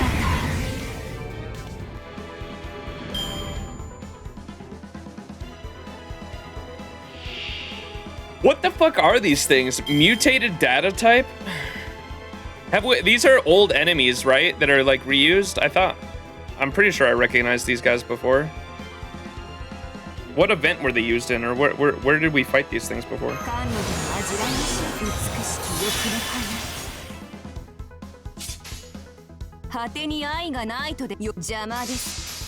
Moon shit? Oh, is a Seraph thing? Oh, okay, that makes sense. Moon shit? They first got released in CCC? Gotcha.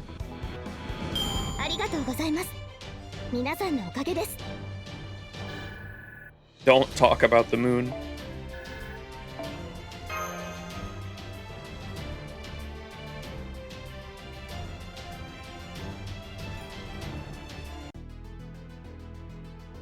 All right, was that the end of what section? Okay, this is the end of section 4. What is the moon? Don't ask me about the moon. I don't even know much about the moon. Ask me again after we finish Fate Extra Record.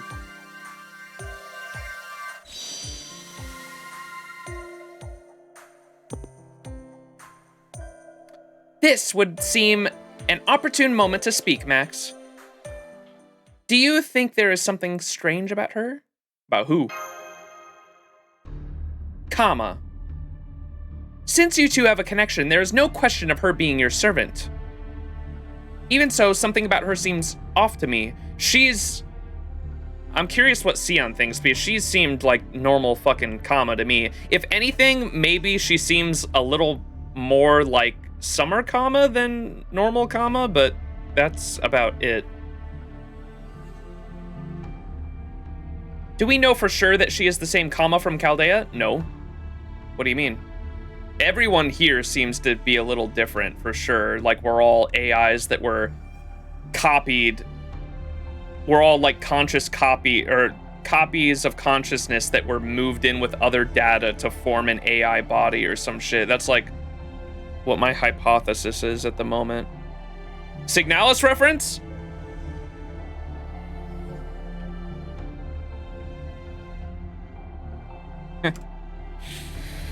Sorry.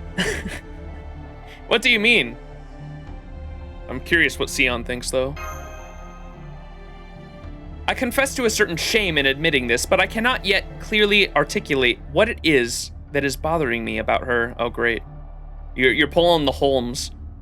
None of the lines of thought I have thus far pursued have reached any actionable conclusions. Okay, well, I'm in the same boat, too, then. That's basically what I'm saying. Like, I can give you what I'm thinking, but I don't have any actual specific evidence for it, really. However, it feels like she is more direct, forthcoming, less guarded than usual. Like Summer Kama, right? Isn't Summer Kama like that? Like Summer Kama is like, goes on full offense with no defense, and that's why she gets super flustered. That's how she seems in this, to me, anyway. But really, what it all comes down to is that something is different about her on the inside rather than the outside. The glass cannon, Kama, yeah. She's 99% offense, 1% defense. For the life of me, I cannot shake the thought. You think? I don't know if I see it. I've actually been having the same feeling. I am sure you have, just as I calculated. Oh my god. However, it seems you have not yet found the answer either. She obeys your orders, and her abilities remain unchanged, so for the moment, it is simply something to keep an eye on. Kezuke, we need a 7TV emote that is Sion from, what's that show called? Carnival Phantasm, saying, just as I calculated. Just as my calculation, or, what does she say in... What does she say in, it's something different than what she says here. She says, just as I calculated here, but she says, according to my calculations, is what she says in the, anime, I think. But please, keep in mind that our key to winning this Holy Grail War, a war we absolutely must win, is also a significant unknown variable. A variable like that has the potential to throw off all other expected parameters of a formula out of whack.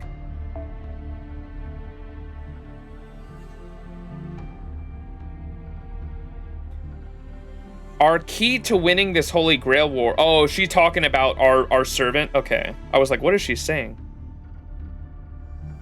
The key to winning this Grail war, which is our servant, comma, is also a significant unknown variable. A variable like that has the potential to throw off all other expected parameters of a formula out of whack. Hey, what are you two talking about all by yourselves? I don't know why, but this is kind of pissing me off. No, wait, I do know why. Haven't you got something to say to me after I got all that raiment? Great job, comma, you did amazing! That was great, comma. I'm glad you're here with me. Happy, comma. Well, this turned out to be a good example of what we do here.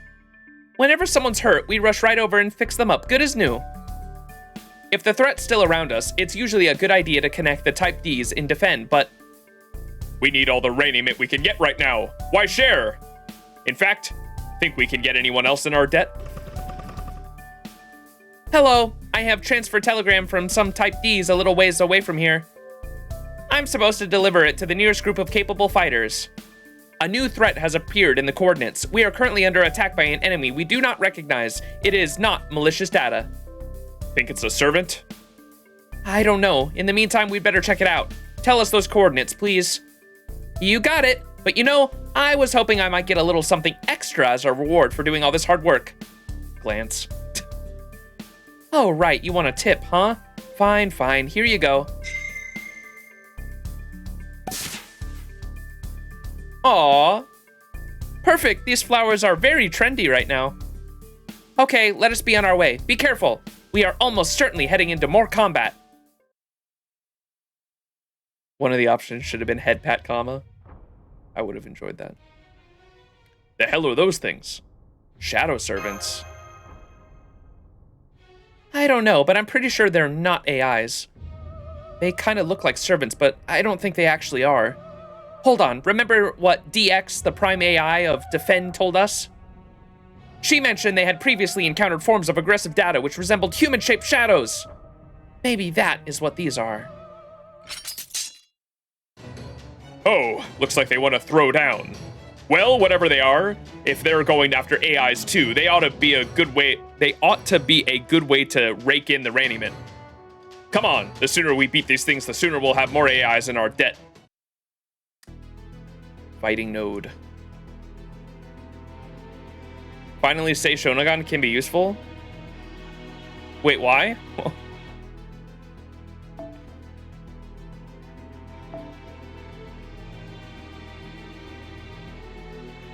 Say did something really funny at the beginning of the event, and I can't remember what. Oh, wasn't she,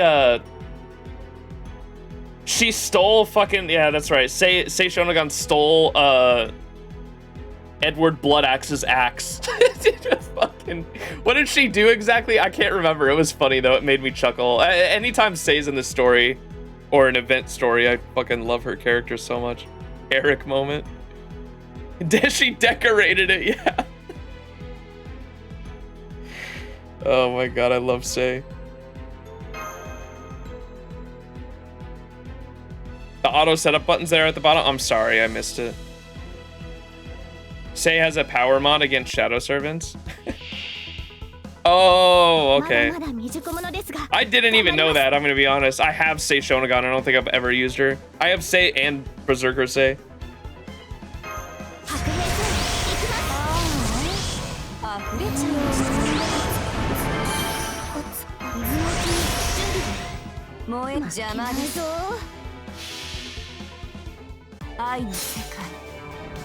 Wait, who are these Shadow Servants? That's probably important. Oh yeah, I didn't kill him. Oh wait, they're copies.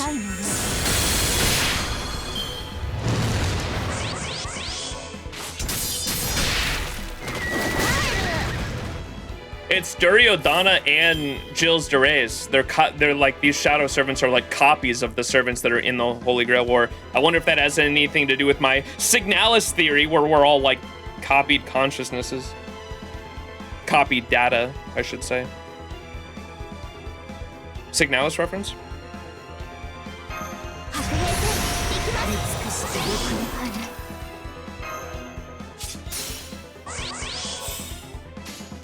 る もう欲望のままに Chills with the cooler animations, yeah. 燃える宇宙望むすべての家電となるまあ終夜わ We did it. はは Wah. ざまあみろ I can't wait for Summer Shufu.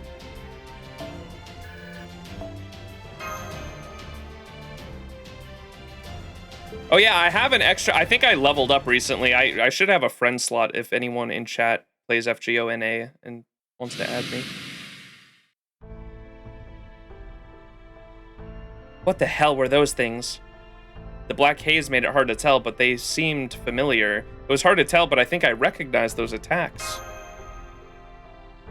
You think? It was over so quickly, I could barely make out anything. I would like to examine their remains more closely. Would you help us, Ayus? Yes, of course. Let me see. I think they were around here somewhere. Hey, Master, got a sec? There's something we should talk about, and I'd like to keep it between us. Remember what I told you before about Sion? Is she really the Sion we know? Oh my god, deja vu. Don't you think she's a little too cool and collected? Hell, for all we know, she might actually have everything all figured out already, and she's just pretending to investigate. It's not just that she looks different, she's acting like a whole other person too. I'm not saying we were ever great friends, we weren't, but I've seen her in the command room plenty of times. So I knew she's an alchemist who loves her work to an almost irritating degree, and who always seems cheerfully unfazed no matter what's going on, and always keeps herself at arm's length from the rest of Chaldea despite that cheerful act. And you can never tell what she's really thinking. I always suspected there was something more to her than she was letting on. But if nothing else, she wasn't ever quite the sort of super serious, stick-up-her-ass scientist you usually expect. Think about it. Has she ever laughed out loud since we got here? Sion's been pretty serious, but she did seem more good-natured at Chaldea. The seriousness is nothing new, but I guess she has been more laid back before. Exactly. So I was thinking, maybe she's just pretending to be Sion. So if you ask me, you should be a little more careful around her. What are you talking about? Oh, nothing. I was just surveying Master about what kind of love suits him best. You never know when someone might realize when they have a very, very specific desire they just need to have fulfilled. Have you guys seen that? I've shown it on stream before. I know I have it saved on my phone somewhere.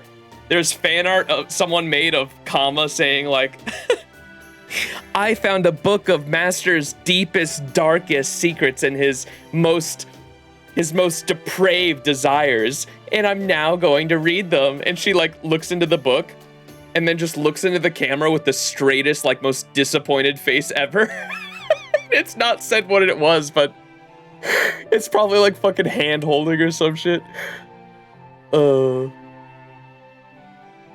Good shit. You never know when someone might realize they have a very, very specific desire they just need to have fulfilled. Nothing important then, as I calculated. Is there any chance of us getting along better? I think we could be a little bit less formal with each other. Can we get along? You mean you want me to treat you two like friends? I guess I do, yeah. That will not be happening. I could never be your friend. I am not qualified. What? Now let us talk about something more constructive. Unfortunately, I was not able to glean any useful information from those shadow remains. The only good news I have is that we were able to restock a bit, since they turned out to be data structures containing raniment. Data structures containing raniment? Isn't that? Yes. Given the structure of this world and its beings, this means that we are similar, those things were similar to servants. However, they were not actually servants. We still face many unanswered questions, so we will need to keep investigating. Is that right? Well, I'll leave that to you. You do seem to know a lot more than I do, in all kinds of areas. So, hey, if we're done here, why don't we head back? Maybe now's a good time to make our way back? Good point. Excursions like this aren't the only way to collect Reniment. There'll always be AIs bringing repair tasks to our base, like with the Master of Rider. But why don't we try contacting our base first? And checking, especially since we don't want to waste time right now.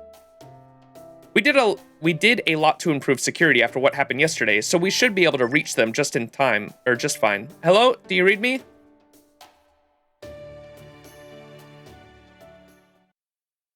Oh, what is it? Don't tell me they're under attack again. No, it's not that. The base is fine. They also mentioned that no damaged AIs have come by, but that might be changing soon, and in a big way. Actually, they said one of the transfer AIs delivered an official request for aid that said, large number of damaged AIs detected in Grow. We know we're in the middle of a system grail war, but if possible, please send help.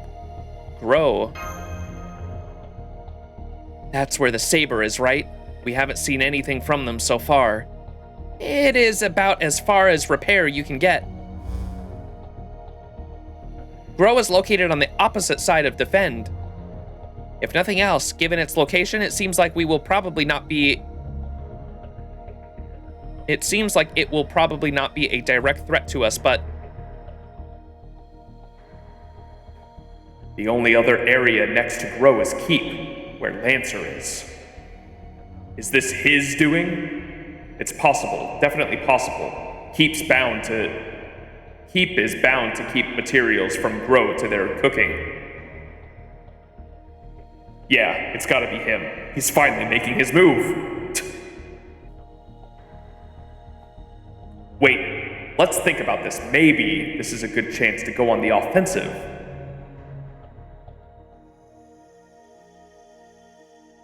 Chat, I was there. You see, Master? The soft-hearted assassins group and I just finished stocking up on Raniment.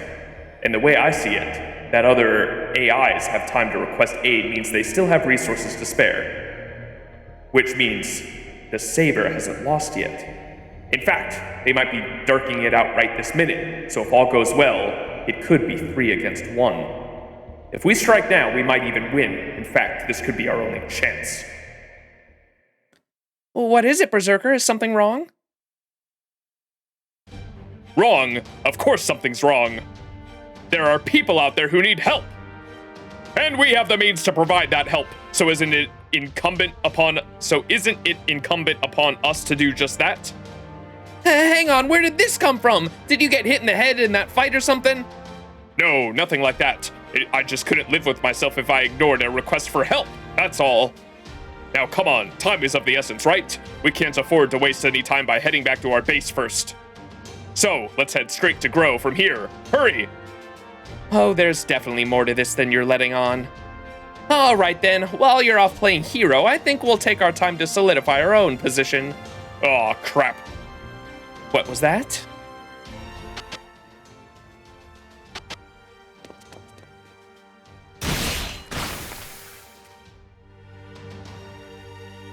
I'm not sure Castor's behind this, but it could be him. There's a chance Castor might be slaughtering more AIs. If there are people out there who need help, then I can't ignore people who need help. Yeah, I figured that was coming. Just as I calculated. Oh my fucking god. Phew! I mean, that's the spirit. Of course I could expect no less from my chosen allies. You've earned some proper praise from yours truly. Great job! He's not exactly subtle, but he doesn't seem to be a bad guy either. You know, for all his faults, I just can't bring myself to dislike him. All right, now that everything's settled, let's get going. Keep your guard up, things are about to get serious. But whatever happens, we're going to win. We have to.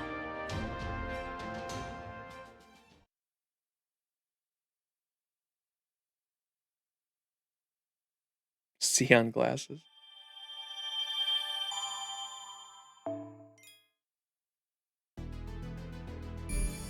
All right, grow partition farmland. How long is this one? Not as long as the last one, at least.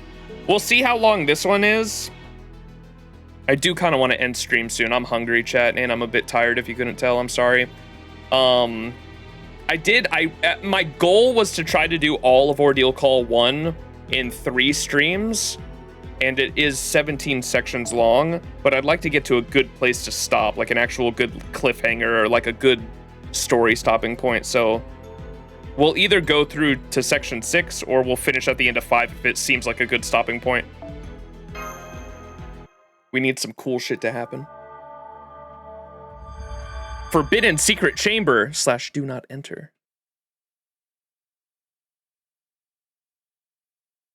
Ooh. Whoa.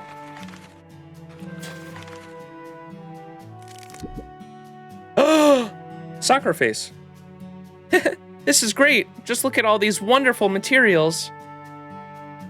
Yay!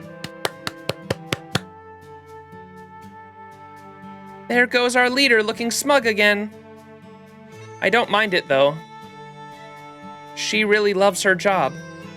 I get it. Makes me want to show her all our best materials. I'll help her with harvest however I can. Stare. Say, do you know where Saber is? I want her to take a look at these too. I think she went out on patrol. I see. She really does her job seriously, doesn't she? I know, she's just trying to keep Grow safe, but I wish she'd try to get to know everyone a little better. Including me. I mean, we're master and servant for CPU's sake. CPU. Oh, Saber's back. Oh! Okay. That's where Saber Medusa comes in? Oh, welcome back, Saber. Did you find anything amiss? No. Sakura? Oh, her name is Sakura? Just so you know. Sakura? Oh, right. That's my name, isn't it? I'm so sorry. I really do appreciate you naming me after all the cherry blossom design of my clothes. Yeah.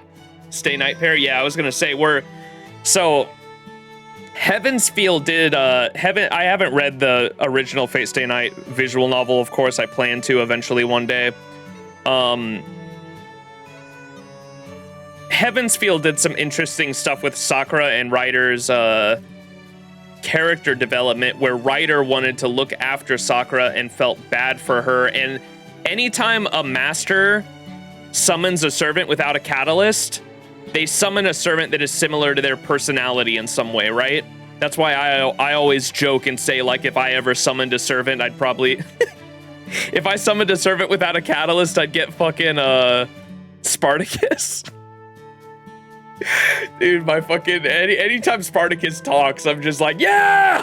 I'm just so in tune with that fucking... against oppression, berserk mentality. I love Spartacus so much. But anytime a master summons a servant without a catalyst, they're supposed to summon someone similar to their personality. And there's some interesting stuff with how Sakura has a lot of, especially in Heaven's Feel, has a lot of parallels with Medusa. And it mainly is just like that they were victims of circumstance in a way, and were kind of forced to become monsters through no fault of their own.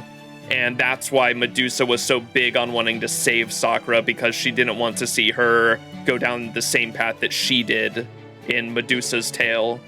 And so I'm assuming they're going to play up, we're going to get a lot more of that here, or maybe something we haven't seen in Fate Stay Night, as they do in a lot of these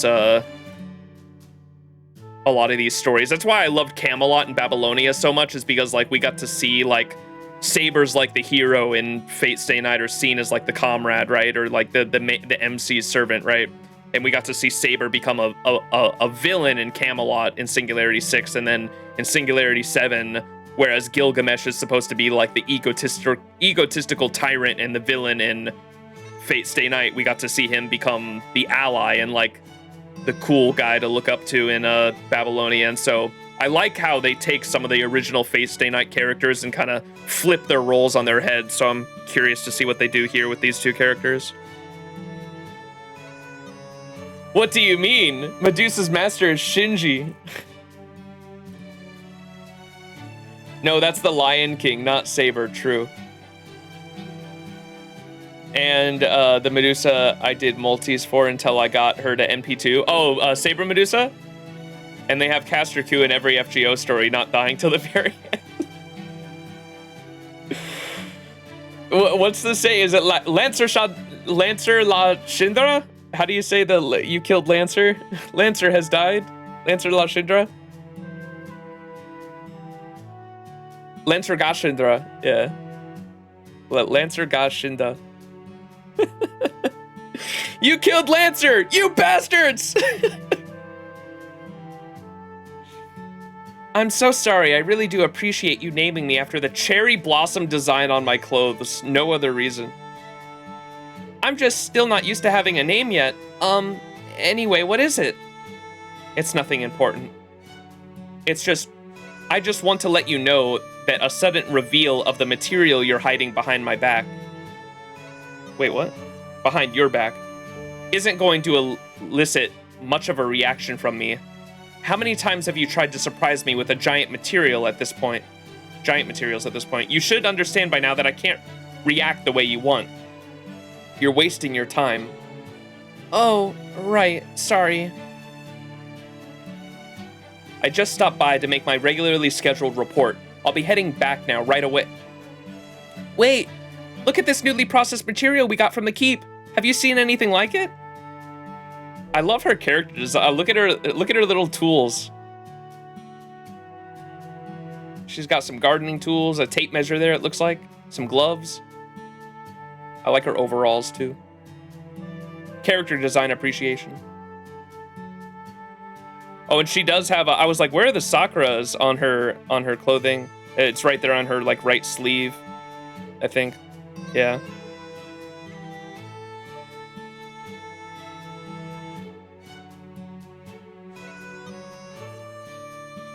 Couldn't resist the NP increase. Oh, hell yeah.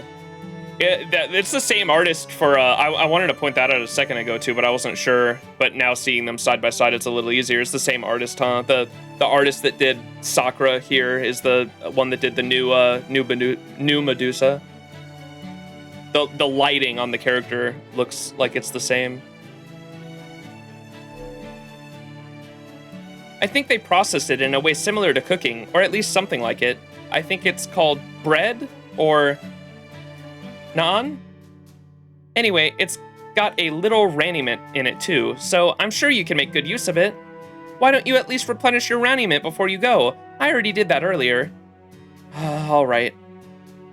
Isn't it fascinating? Knowing the materials we make can be turned into things like this. I'd kind of like to learn how to make this too, but I guess that would be stepping on Keep's toes a bit. Okay, I'm done eating. I'm leaving. Already? All right, see you later then. Sakura, I know you care about Grow. I also know how much you hope nothing bad will happen to it, or the work you do here. So that's my goal. I'm your servant, so I am going to do everything I can to make your wish come true. But that doesn't make us friends. We might look to be of similar age, but that is just how we appear. There's no point in us trying to be friendly. Aww. Yeah, maybe you're right, but I still feel like... I'm going now. Do your job, Sakura, and I'll do mine. Well, back to work, I guess. This slot seems like it should have tons of big materials, so I'd better psych myself up. Oh my god, she's so adorable. I love Sakura so much. Hup! Oh, that's your time to get serious pose, isn't it, leader? The legendary pose you only do when you're hyped up. It's been a long time since I've seen you do that. I bet that means today will be a good day. Come on, don't be weird. I was just psyching myself up a little. I mean, I guess you could say it's become kind of a habit, but still. Sakura is indeed adorable and must be protected, exactly. Ooh, okay, so she's purposely keeping her distance from Sakura. This is for the best. It must be.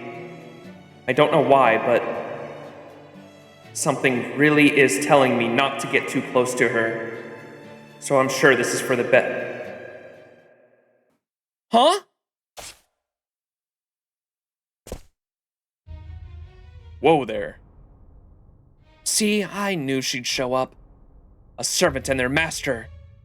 Hey there, I'm Lancer. Pardon the intrusion. Let's see. Looks like you're packing a sword, so I'm guessing you're a saber. Pretty small sword, though. It may be small, but it's plenty sharp enough to kill you. Care to see for yourself?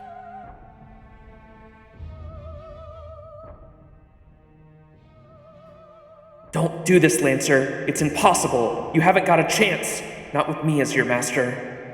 I'm useless. I'm a hopeless sinner. I don't deserve to win. I only deserve to be punished. Just kidding. Don't worry, I've got a weapon on me. Sure, but I'm not here to fight. Especially not when it looks like you're missing your master. Huh? Well, what are you saying? You're a servant in a Holy Grail war, aren't you? Of course I am, but right now, I've got more important things to worry about. Before we fight, we eat. Food's the most important thing, you know. Like they say, you can't fight on an empty stomach. And in my case, I can't fight until I've fed my master something so good it snaps her out of her funk. And that's why I'm here. I need ingredients, not a fight. I like how, just something I've noticed about the Strites. Paco's the artist for the Indian and Hindu servants, right? And, in their open mouth sprites like that, they don't just have, like, a one color. There's, like, it's, like, multicolored, like, black and red inside the mouth. Like, it almost looks like you can see, like, the scribbles of the drawing, and I like that. The Mahabharata characters, yeah. I noticed that about Duryodhana's character too. They both have when they open their mouths, you can kind of see the same effect. I don't know what to call that, but it almost looks like it's like you can see the lines of the drawing. That's cool. So put your sword away, Saber. Are you an idiot? Do you really believe anyone would fall for that? Well, I'm gonna need you to, or we're not really gonna get anywhere. Okay, how about this? Why are you just sitting on the ground? Saber, call your master here. I never lie. Let me talk to your master, and they will see that I mean what I say. So you really are an Now I get it. They must be trying to keep me busy here so another unit can go after Sakura.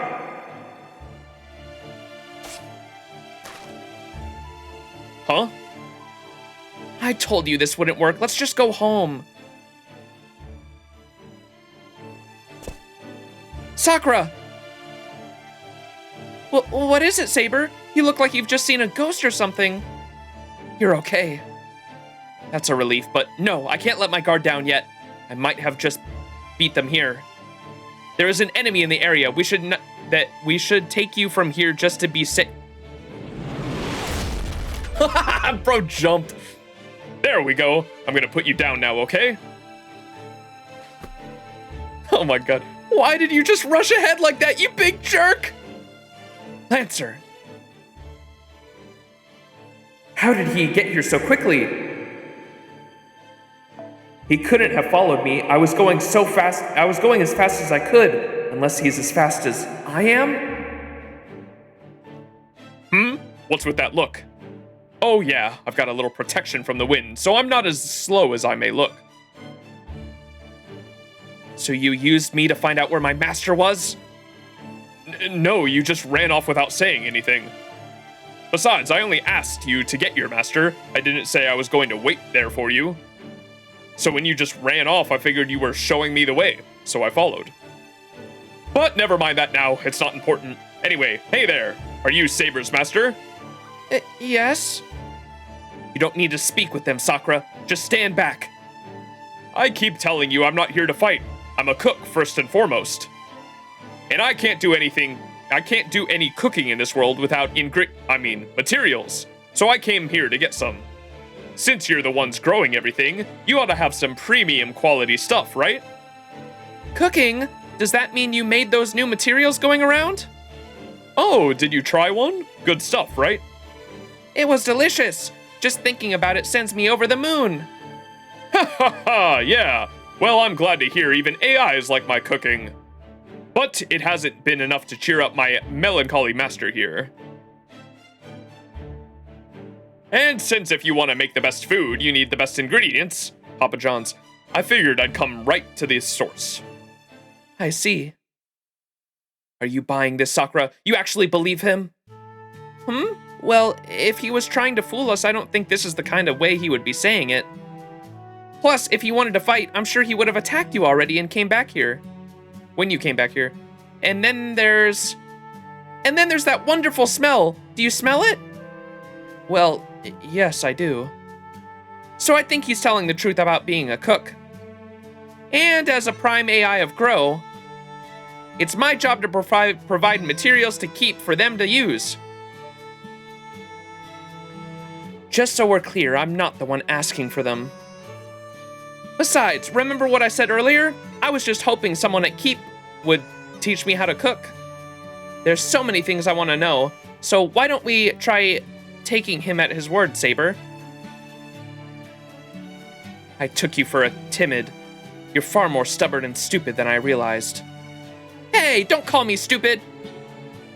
You don't make a move without my permission, so much as look at her way in any way. So much as look at her in a way I don't like and I'll kill you. No, not only you, I might just start with your master.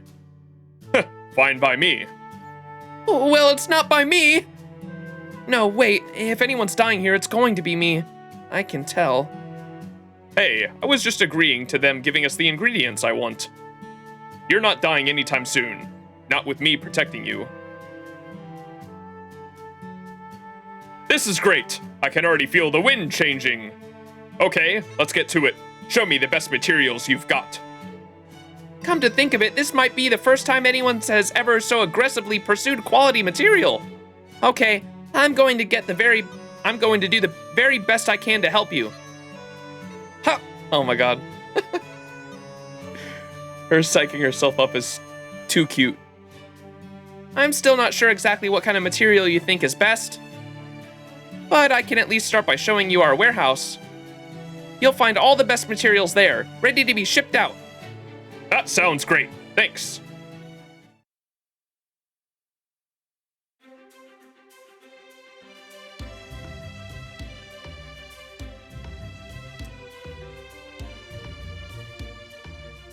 Memories of the Amazonas event, man. Oh boy. Warehousing. Oh-ho, you really do have plenty to choose from here. This is promising.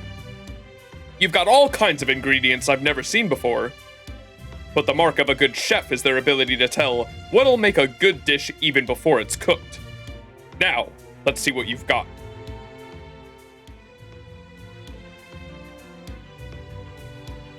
Those are the materials I'm proudest of over there. I hope he's satisfied with them. It looks to me like he's just rummaging through them without any real thought. For all we know, this whole thing could have been a ruse to lower the material's value. How far are we willing to trust him? Now he's sniffing them. He may as well lick them next. If we let him, he might even take a bite out of them. Wouldn't it just be better if we killed him before he got the chance? Now, take it easy. If he actually licks or bites any, I'll have him pay. Even if he does, it'll only affect one lot. I think this is just what he does to assess the quality. Ugh, I hope he doesn't take too long. Excuse me, but you're Lancer's master and Keep's Prime AI, right? Probably. Probably? Our personalities were randomly assigned to us. I think something must have gone wrong with mine because I don't have nearly the sense of other duties the AIs do. And as far as I can remember, I never did.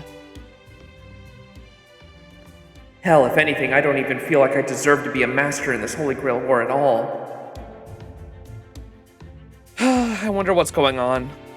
Now that I've met you and seen how capable you are, it's clearer than ever. I can't cover it up anymore. Not that I was ever really trying to. I think there are fundamental bugs in my programming as both an AI and a master. Oh, you think so? You don't look bugged to me. Yeah, I do. But, oh right, I almost forgot to ask you. What's your name? I'm Sakura. Saber came up with the name for me. Me? I don't have a name. Yes, you do. Lancer! You said you felt like that was your name, right? Don't hide it. Names are important. Hey, this one's got a great shape. How's it smell? Ooh, nice.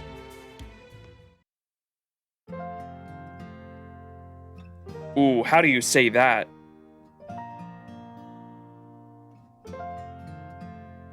I want to say like Ceredra. It says what?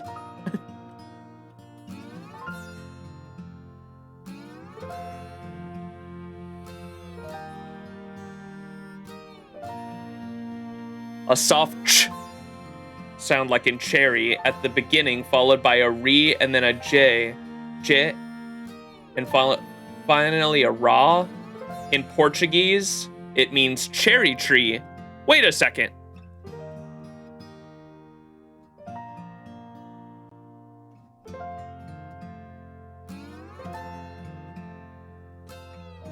Sarahara. Sarahara. Sarahara. Sarahara. Sarajera. What? Cerejeira. Sarahara. Sarahara. Sarahara. I don't care if it's right or wrong. That's how I'm saying it. Sarahara. Sarahara. Sarahara? That's a lovely name. If you say so. So, did you try Lancer's cooking too, Sarahara? It's really delicious, isn't it? So Lancer has been cooking it himself? It's so good. I've been hoping he would teach me how to make it as well. I bet he would if you asked him. He's a really weird servant. He hasn't fought a single battle since he was summoned. All he does is cook and make me eat what he makes. Oh my. I get the sense you really like him, but don't want to say it, right? Being able to eat his delicious cooking whenever you want, it almost sounds like you're bragging about a doting boyfriend. Anyway, Saber's a great servant too. She's pretty curt most of the time, but she's actually really sweet. Anytime I do anything even slightly dangerous, she stands behind me and keeps watch over... Sakura? Guess that means I should keep my big mouth shut. I'm sorry, I'm not usually this talkative. But the type Gs tend not to be much for conversation, so I'm enjoying this talk quite a bit. You're weird. You do know I'm an enemy master, right? And still talking to me like we're friends? We were all AIs that only existed to perform our assigned function before we were given these pseudo-personalities. That's a good way to word it. That's basically what I've been saying this whole time in terms of like, it kind of seems like the AIs get mixed in with previous data of other consciousness or personalities. That's a great way to word it. We haven't seen that word yet. Pseudo personalities. So similar to a pseudo servant, but obviously like another personality layered on top of it. Pseudo personality. I'll have to remember that.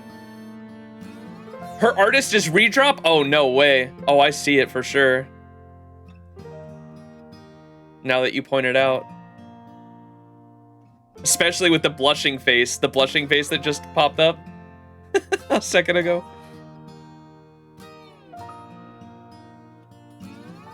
Is she March 7th's relative or something? They share the same hair color? Wait, who?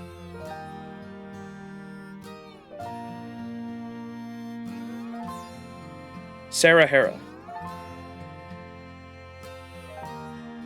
So I think each of us has some aspects of our personalities that are at least a little irrational or peculiar. I honestly just wanted to try talking with you, even if you're an enemy master. I know that doesn't change the fact that we're rivals, but so what? Just because we're rivals doesn't mean we can't also be friends, right? Does it? I'm not sure I have any business being anyone's friend. Prime AI, master, someone's friend. Doesn't matter what. I've never felt like anything I've ever done so far has ever qualified me to be anything more than I am. So far? Now who's saying weird things? We didn't even exist until the randomizer made us into masters, right? So who cares if you made a mistake or two in your past AI life? You really think so? Yes, I do. So don't worry about whether you're qualified or not. You're weird. Here we go. These are the best materials I've seen yet. Size, sheen, both perfect. I'll take the whole lot. Sorry. Am I interrupting something? No, not at all. It's fine. Yes, we were just having a little chat. It was very productive. Well, hey, glad to hear it. Anyway, I can pay you in Raniment, right? Here you go. Oh my, so much? Are you sure you're not giving us an advantage here? Well, I did just drop in out of nowhere. It's only fair I pay a little extra. Well, thank you very much. Here, Saber, why don't you take some too? I don't need all this.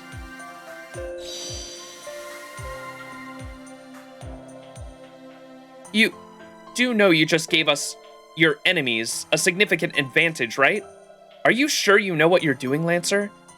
Or are you just that confident that you can beat me even with a handicap like this? Man, you're really itching for a fight, aren't you? Like I said, I'm not planning to fight anyone for a while. I won't be doing anything but cooking until I finally put a smile on my master's face. And how long is a while? Like it or not, we're still participants in a Holy Grail war. You will eventually have to fight. How long is a while? Beats me. Personally, I think we could all stand to take our time with this war. You and me, yes, but everyone else too. We should all eat our fill, really make sure our bellies are full. Then, once we have nothing better to do, we can hold a big tournament or something to work off the food. Yeah, I love Bima. They wrote his personality pretty well. Anyway, we'll be on our way now. I've got to use these choice ingredients to make my greatest dish ever. Just you wait, Master. This time, I'm really gonna blow your socks off. I told you, don't expect me to wait for that. Well, goodbye.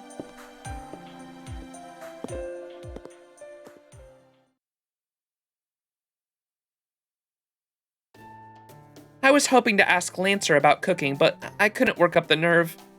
I don't blame you, and I would have done whatever it took to stop you if you had tried.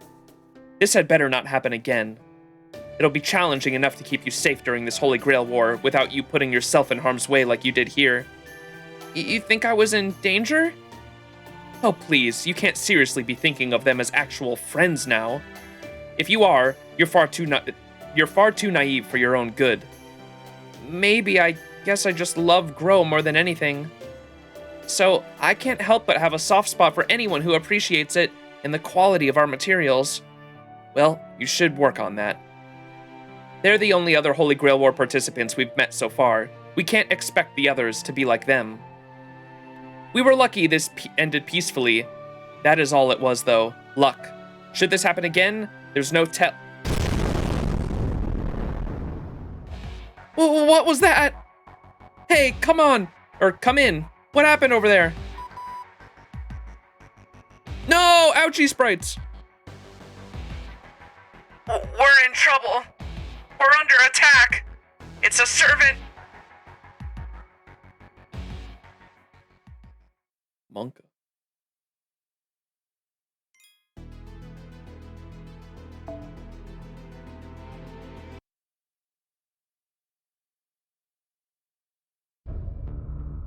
Shinji. Line up over there. Understood. You're things, not people. Don't waste my time with pointless sounds. Just do as I say, silently. I don't even need to hear a yes out of any of you.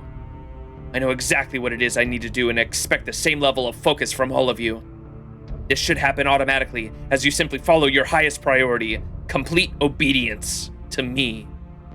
Ideally, there should not be a single wasted moment for any AIs working under someone as brilliant as me.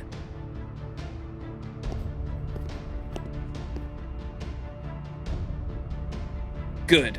Now time to activate my new modified programming. First, I'll use my Prime AI authority to disable the limiters, max out all parameters, and ignore the safeties.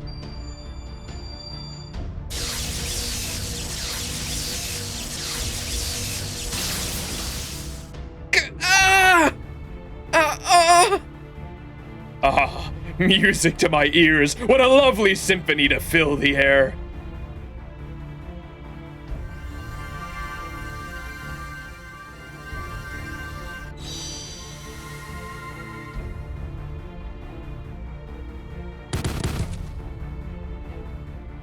The forced reanimate transfer program is working properly. Quantity, transfer speed, stability, all working perfectly. That is all well and good. However, there is another problem that needs to be dealt with. Some of you started singing despite your lord's explicit orders, didn't you? Did he not just command you to stop wasting his time with pointless sounds? Can you dullards not obey a simple order? Do not expect forgiveness simply because you succeeded in making beautiful music. Isn't that right, Master? Your only option now is to punish them accordingly. That is the logical conclusion. That is the natural way of the world. Besides, if they break down, you can always make more. Go on then, do it! Good point. I'll conduct another extraction.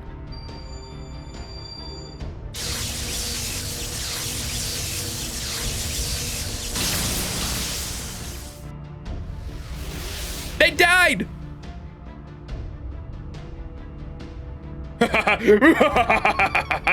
Now do you understand? Your lord's orders are absolute. Whatever he says goes. That's right. No one defies me. I am the greatest, most perfect being in this world. That superiority gives me a right, no, a duty to stand atop others. This is the ideal I strive for. In the name of that ideal, I am willing to employ the most logical and efficient means necessary to win this war. Right you are, Master. Those with power should rule those without. It is only natural. It is precisely why I must rule this world. And why I must win this Holy Grail War to become the new central governing AI. That is the best outcome for this entire world. It is what will make all other AIs the happiest. Your silence is forlorn, but your face is beautiful. I can see everything through it. Panic, pain, fear, bewilderment, and all while you retain your sacrificial, mindless determination to your duties. That is the function you serve as an artificial doll. It is why you can never escape even the cruelest fate. Yes, that is your curse. What else could it be but a curse? Now dance for me, my little mime. I will be enjoying your show from the room filled with the scent of life. All right, we have both recovered our energy. I trust you see a path becoming the king of this world. Of course I do. We'll start by eating the low-hanging fruit. For the time being, we'll save the cowards who joined forces for later. Our next target will be our other neighboring area. Grow. That was Saber's domain, as I recall. I doubt they will have teamed up with Berserker's Repair, given how separated their partitions are. Don't worry about the other side's forces. In the worst case, we can just use the trump card I finished tuning up. Good point. I can't wait to start flowing out from the... What did he say? I can't wait for that to start flowing out from its room. Come, caster.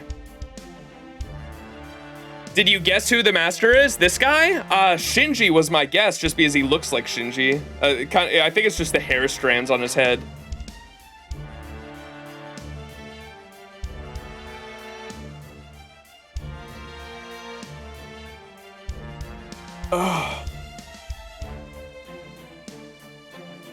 The day of my coronation is close at hand.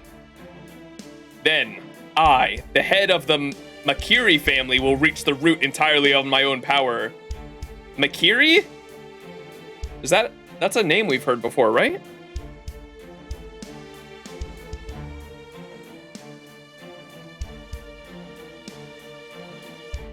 Well, oh, it was originally the Matau family, right? It is Shinji. It's definitely Shinji. That's the original Matau family name because he changed it, right?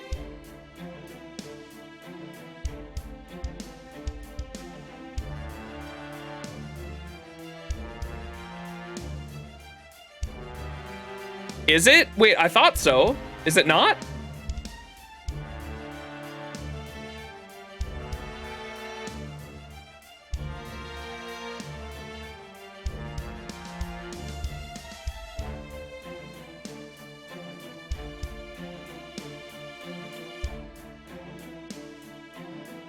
Oh, he says the head of the Makiri. Makiri that later became Matau. Yeah, that's what I thought. That's explained in the Heaven's Feel movies that I've seen.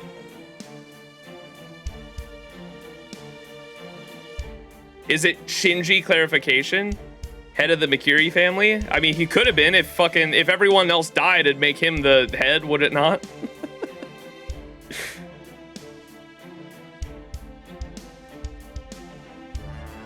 FGO is the FGO timeline, so I don't know what's going on with their family. Then I, head of the Makiri family, will reach the root entirely on my own power, and once I have the root, all the world's evils, all its ideals will be mine. Evil laugh. The head of the Makiri family. Master has mentioned that several times, and I still have no notion of what it means.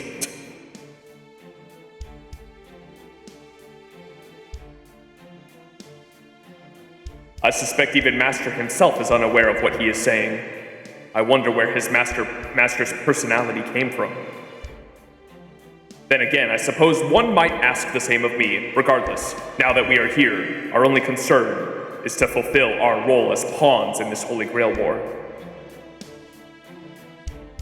We are all alike. Every living thing is a pawn of the gods, of the story being told. All we need to do is release the desires given to us and live our lives with hedonistic pleasure until death takes us. Come then, let us feast on their screams, just as I did when I indulged myself in that room.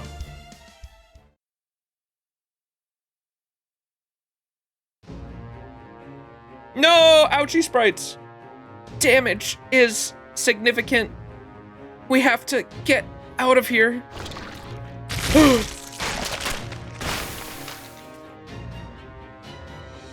This is awful. We have to help them.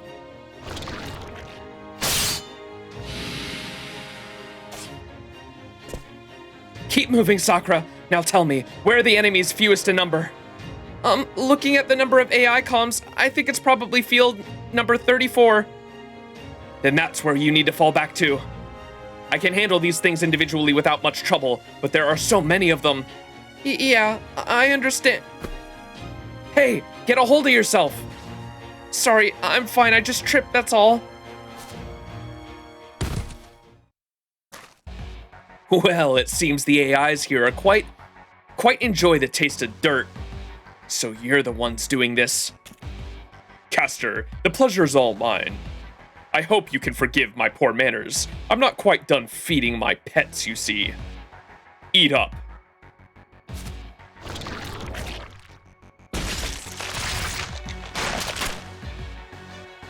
Stop! Please stop this! Don't be ridiculous. What sense is there in not finishing so... What sense is there in not finishing so delicious a feast? What sorry excuses for masters you and Berserker's masters are. Masters are supposed to be superior mages. So how is it possible that there are so many dullards among you? Are the basics truly beyond all of you? I know we're fighting a Holy Grail war, but even so, this is going too far. These girls keep this world functioning. We need them. And not just here and grow. They're the foundation of everything that makes this world what it is. If you keep killing them, how will the world continue on? Everything will start warping and falling apart. Oh, please. These AIs will be regenerated soon enough. The worst that will happen is a temporary reduction in their numbers. And these materials you're growing, I can't imagine they need any help from you. They will grow just fine on their own. Yes, once I'm the central governing AI, I'll automate this entire partition. Making cutbacks where resources are being wasted is just being sensible. You're wrong. That will never... Please, you must understand. You won't know how serious we take our jobs, how much pride we take in our work. I'm sure that's true for the girls in build as well. The hell I care. I'm not like you lower forms of AI. Excess is excess. Period. I don't mind dying. I don't care what happens to me.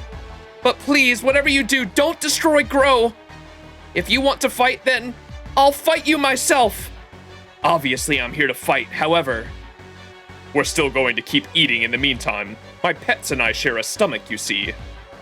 But if you're not feeling up to it, I don't mind waiting until we've finished every last morsel in this area. No, you can't. Forget it, Sakura. There's no point in talking to them. You're going to try to destroy Grow no matter what you say.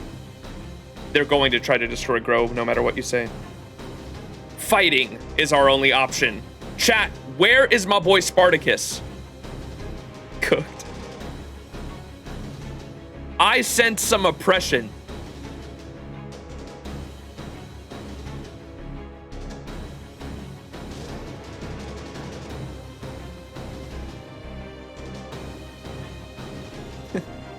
Fighting is our only option. She's still reeling. I can't be sure she'll be able to provide me with the magical energy I need. So I can't plan on being able to use my noble phantasm. I can't let her use up the command spell here either. On top of all that, I've got one hand tied behind my back since I have to worry about minimizing collateral damage. But even so, I have to do the best I can with what I have. I refuse to let Sakura die here. Aw shit, the glasses came off. Mystic Eyes activate. やらなきゃ終わらないんでしょ Ooh, her noble phantasm's locked. NP sealed. Crippling battle. 後悔するとねしょうがないね Oh my god. 888.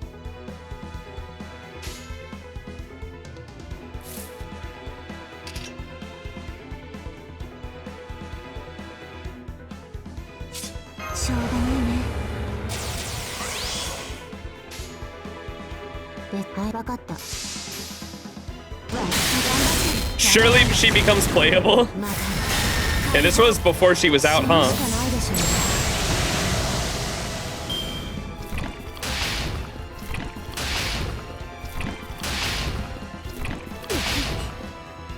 Owie!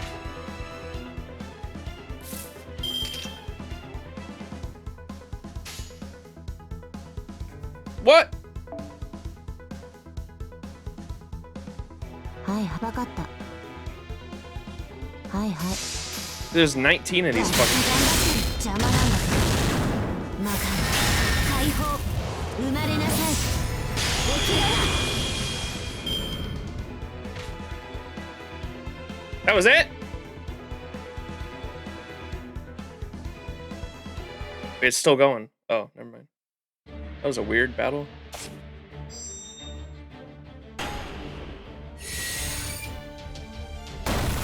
Yo, that's sick. Oh? Petrifying mystic eyes and a monster faintly seen by light. Are you Medusa? Work it out for yourself. I can handle the familiars, but there are just too many of them. We're just going to have to run for it, even if it means abandoning Grow. At least Sakura will. No, Saber, we can't. Please, that would defeat the whole purpose. What's this? Already out of energy? Seems you can't use your mystic eyes in rapid succession. Or at the very least, not at a level strong enough to instantly petrify me at a distance. Of course, even if you did use them on me, I would resist their effects. I'm superior to you, after all. As I thought, my job remains the same. I'll just keep my distance and continue to overwhelm you with sheer numbers.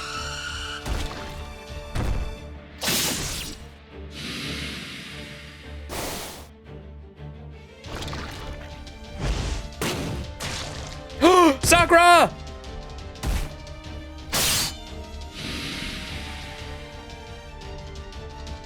No! Sakura, ouchie Sprite.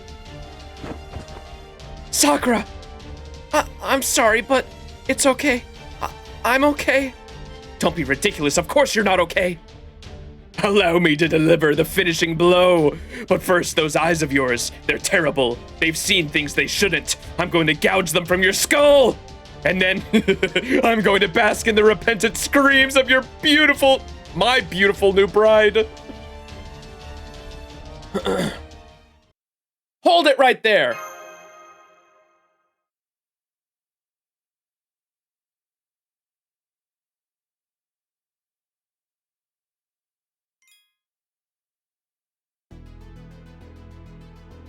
We have arrived, chat.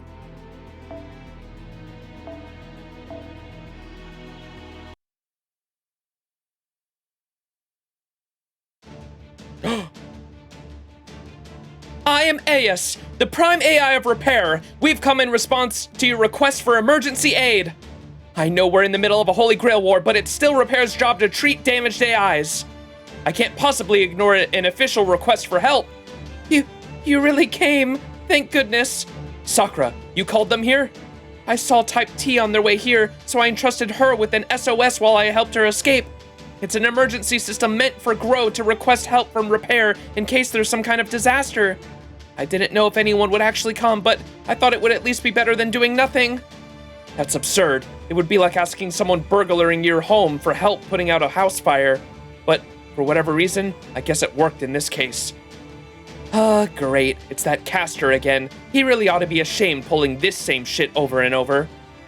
Has he just never heard the word brazen before or something? Wait, chat, there's 2 Sakuras on screen. So, those who have been bringing AIs here as well as in Repair? Huh? Caster? Damn it, I thought it'd be... Well, looks like I was way off the mark. Can we leave now? No!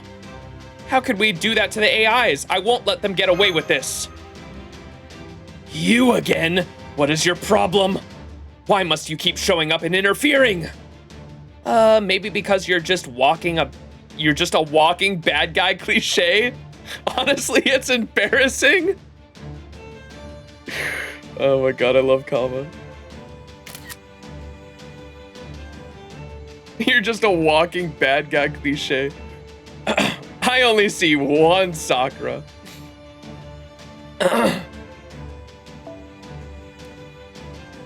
What's the plan this time? Get your ass kicked and then run like the... Is that supposed to be hack-eyed? Why is there hack-eyed? Third-rate villain you are again? Went great last time. You know, you're so pathetic, it's almost cute. No, really, I'm starting to get chills down my spine. Shut up, you miserable mewling worms! How dare you stand up to my way! Stand up in my way. Fine then, you're so eager to interfere, I'll take you on myself. I am completely certain that my superior method of collecting resources is the most efficient approach. I can't lose. Whoa, someone's full of himself. Fine, I came all this way. It'd be a shame to go back without accomplishing anything. So let's crush this caster while we've got the resources to spare and put Grow in our debt while we do it. I don't really get what's going on, but if we can get this Saber on our side in the confusion, that'll make it worth it. I'm not going to lie, I'm basically running on fumes here. If you're really going to do this, I'll be counting on you to do it.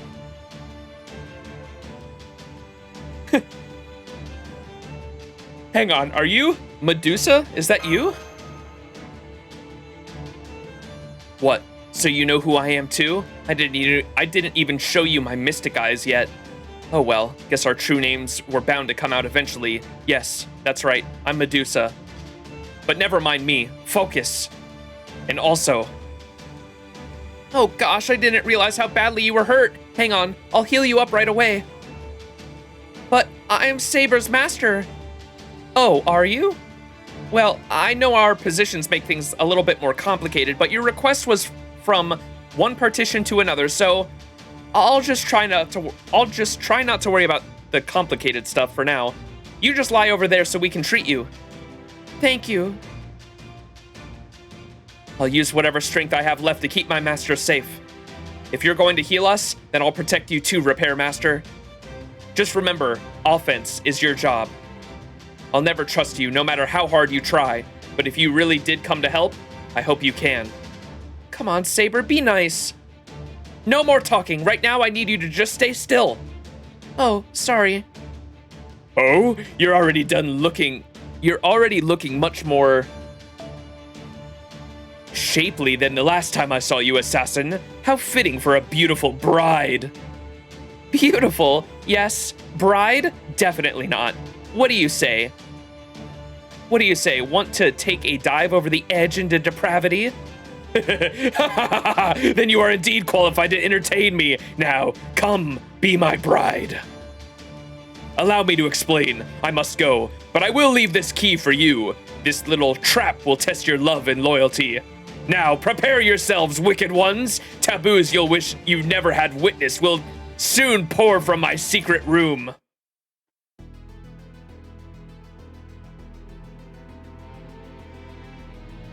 Chat, I think we're gonna have to kill this guy.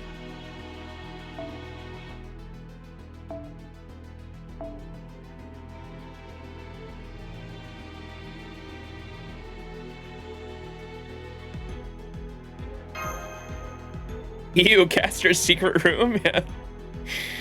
Just did think to myself the fucking Steven Universe meme. I think we're gonna have to kill this guy.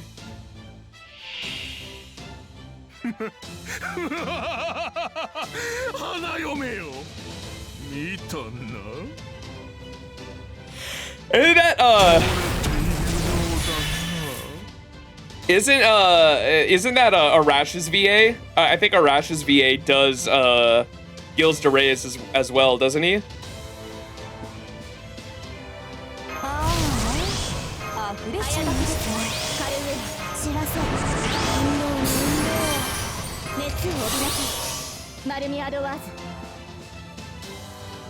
Spartacus, Arash, and Caligula? Wait, what? Who does He sure gets the crazy characters. Oh, fuck, I was getting them confused with Kadok.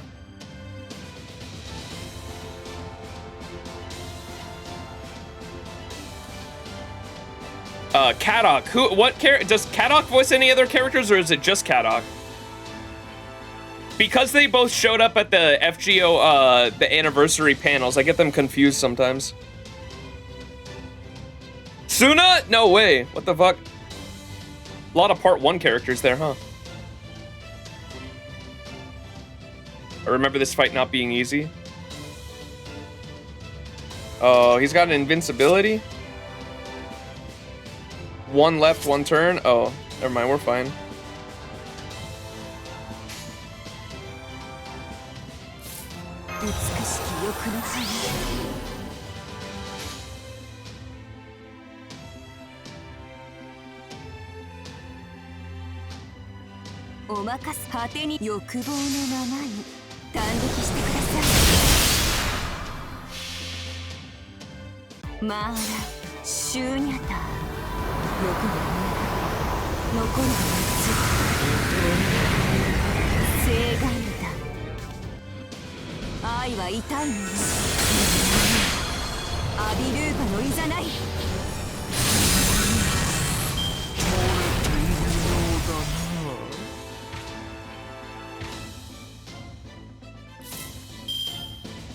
Wait, they never gave him they gave him an animation update here for just this story, but they never gave him an actual animation update? That's cruel. That's criminal. What the fuck?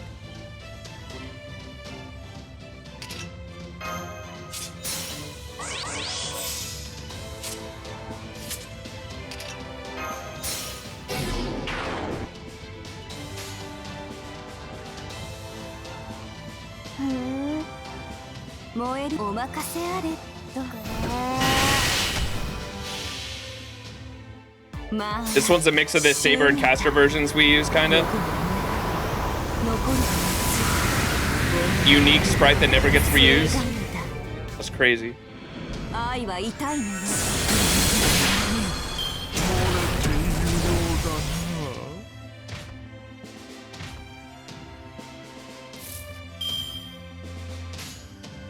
よ燃えるなら押し欲望のままに感激してくださ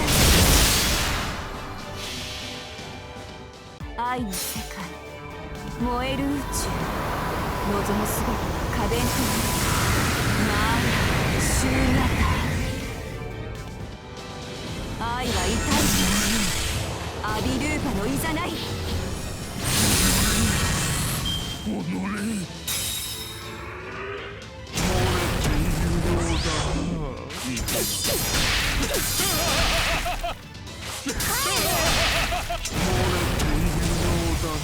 What the fuck is the power mod he just got? Was that damage up against female?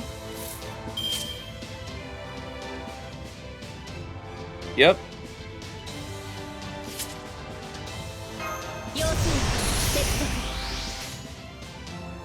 邪魔です。果てに愛欲望のままに感激してください。 Charm resist down? マーラ、シューニャタ、欲望残るは夏、聖願だ。 Go, Kama, 愛は go. 痛いもの。アビルーパのいざない。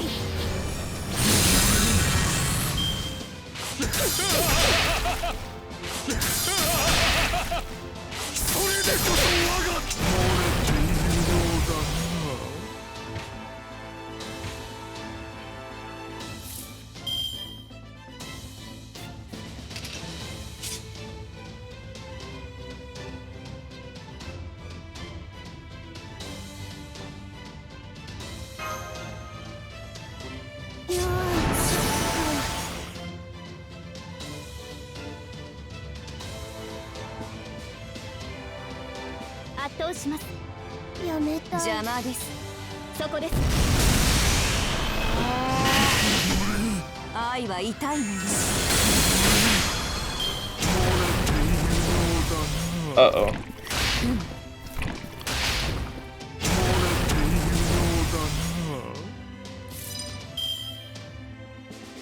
Alright, here's what we're gonna do here.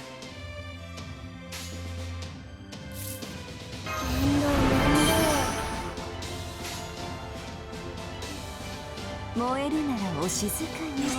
ありがたい妖精の王よ。まあ、シューニャタ、欲望残るは夏、聖願だ。不老も不死も人の究極願望。ゆえにこれなるは不老不死の契約なり。違法の国、時の終わり。慣れた剣は彼の手。霊殿にる勝利を刻め。ラウンドオ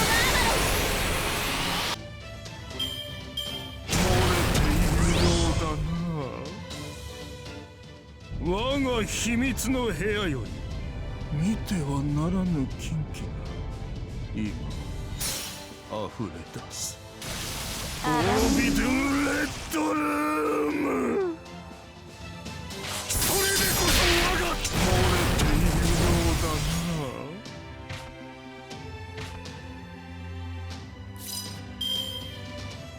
甘露でも味わいましょう。用心手伝ってコツコツコツコツ。果てに愛がないとでも。下がっている。圧倒します。欲望のままに。 Oh no, fuck. 愛の世界。 Put the NP first. 望むすべては可弁となる。まあ、シューニャ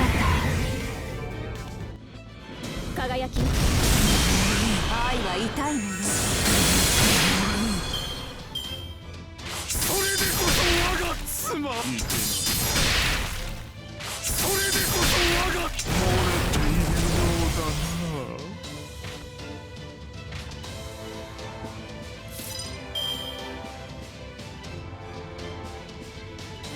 ああ、溢れちゃいました。誇りにかけ燃えるな。邪魔です。イーグル。マーラ、シューニャタ。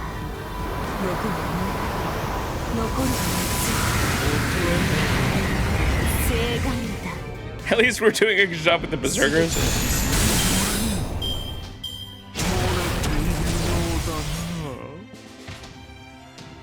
Look, they're almost gone. 熱を浴びなきまる運命をかけた戦いであれば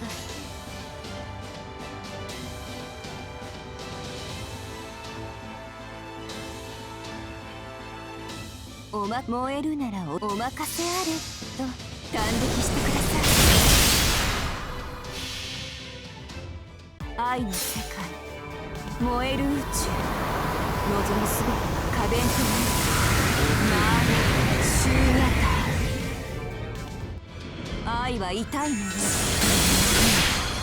アビルーパのいざない償い鍵を開けた罪を償え God damn! VA went crazy. 夏を続けましょう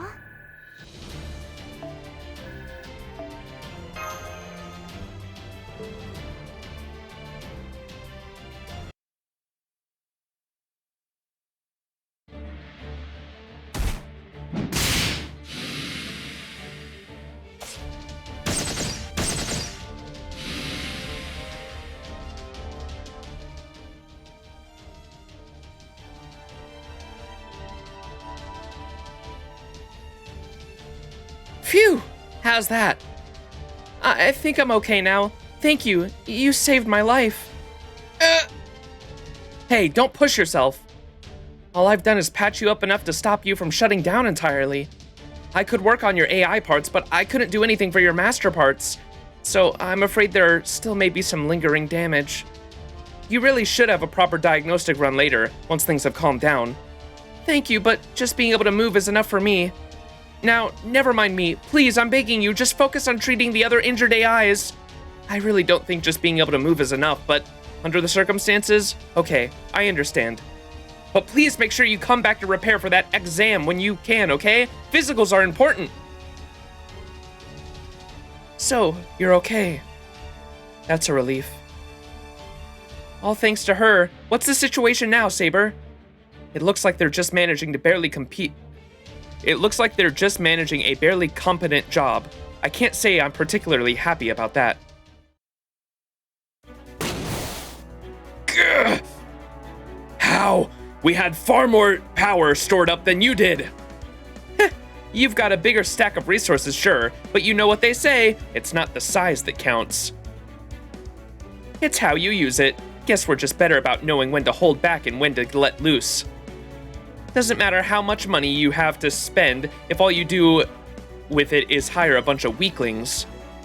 Any true warrior knows how and when to conserve his energy. And that there is no truer greater warrior than me. Well, just goes without saying. Hey, who said I'm only good at slacking off? You might be right, but that doesn't mean I have to like it. I must have enjoyed my battle with Saber a little too much. It seems it's possible to have too many beautiful wives to choose from. Now I see. Sion? You see what? For some time now I have thought something was off. Thanks to this no-holds-barred battle, I am now certain of it. That is not Gilles de Rais. Huh? What do you mean? Just look at him. That is just a trick our eye is playing on us because he both looks similar and uses familiars similar to Gilles de Rais. But no French marshal would conduct himself like this, nor so openly admit to his obsession with the screams of women. Is that not just what love looks like to him? It certainly was for the one back at Chaldea. Further, his repetition of bride, room, and key all help pinpoint on what is going on. These are the hallmarks of a deranged serial killer who kept a magical key in a secret room and would kill his brides whenever one looked inside. I know the story well enough to be sure of his identity, though not because I concisely decided to recall it. It only happened to occupy a handful of kilobytes worth of storage I still retain in my mind. And I think you might know what that story is too, Max. You mean, I do? I don't know what you're talking about. I suppose even if you do know his name, his fame actually makes it less likely that you would know his story. But I am sure you will recognize it once you hear it. Bluebeard. Nope. A monstrous character from a folktale written by the 17th century poet Charles Perrault, said to be modeled after the martial Gilles de Rais. Oh, it's like the mystic of Gilles de Rais? That is most likely Castor's true name. Really? I can confirm this by asking only one question. Castor, what do you think of John the Ark? Oh yeah, this'll definitely confirm it. Who's that? Who? Oh my god, that's funny. Vlad versus Dracula situation? Yeah, exactly. Oh, that's funny.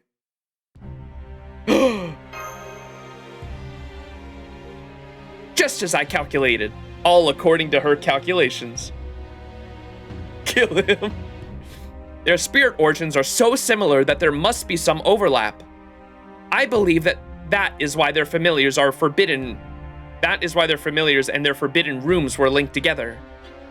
And why a key that opens a door to a room filled with terrifying monsters became his noble phantasm. To put it another way, he is like an alter ego made up of only the aspects of Gilles de Rais. Fuck, how do you say it? I keep fucking up the name, I'm sorry. Gilles de Rais associated with Bluebeard. Shut up! Enough of your irritating chatter! So what if you know his true name? I am superior. I cannot lose. Failure is not an option. Castor, it is time to use that trump card. Oh, I see. But are you sure, Master? That's... So? Suffering such a humiliation as this is almost as unthinkable as slinking away in defeat. And above all, I'll be damned if I run away yet again. I have an ideal I'm striving for. That is why I am here. Why would a mage hesitate even for a second to use what is inarguably the right method? In fact, if I don't do this now, I have no right to fight for that ideal at all. I've had enough of these dim-witted AIs, this world that refuses to recognize my talent, and all other mages who insist on trying to stop me from reaching the root. My name is Makiri Zolgan. Carve it into your mind before you die a miserable death.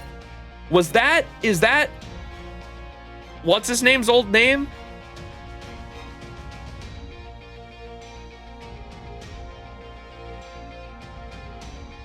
Yeah, it is. Okay, so he's OG Zokin before he fucking turned into the old man. Remember in Heavensfield when we got the in Heavensfield when we get the flashback when he actually had like blue hair and back when he was an actual nice guy? Or I say nice in mage terms, at least. He wasn't at least he wasn't as depraved. His hair is a different color though. He had blue hair. So he must be obviously like everyone else. I'm sure he's mixed in with something else then maybe.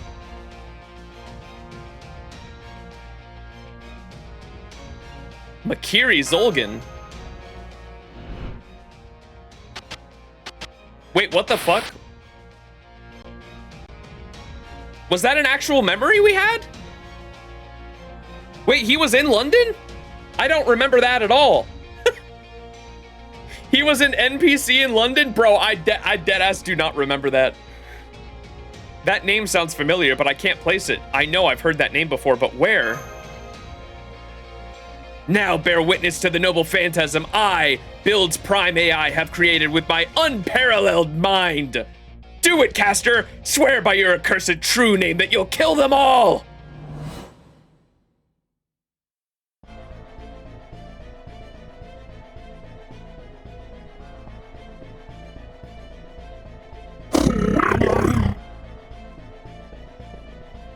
Despite my money, I am no great marshal. Despite my faith, I am no zealot. Despite my sword, I am no knight. I am but a monster who murdered his own wives over and over again. I am a nameless serial killer hiding a small secret room with a magical key. I am Bluebeard. What the fuck? Artist went crazy. My little key opens the lock to an even more forbidden door. I fear no dragoon nor royal guard. Hear me, wives 7 and 8. Hear me, all my future brides. Come, give me the ecstasy of killing you in that very room.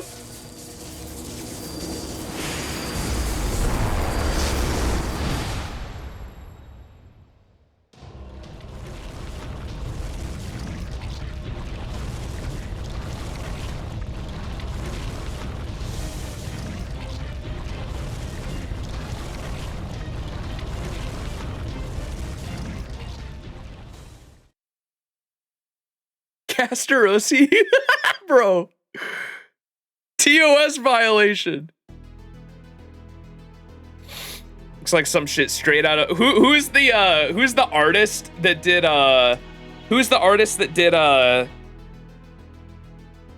the style of Alien? Do you guys know what I'm talking about?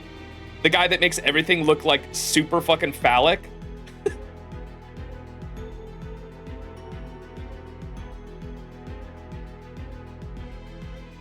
Geiger, yeah, something Geiger. Yeah, he it reminds me of some shit he makes. Like have any of you guys seen the new Alien movie? Alien Romulus. In Alien Romulus, they have like the alien at one point goes into like like a cocoon to like metamorphosis to like go under a change, and the thing like straight up, yeah. Cinema.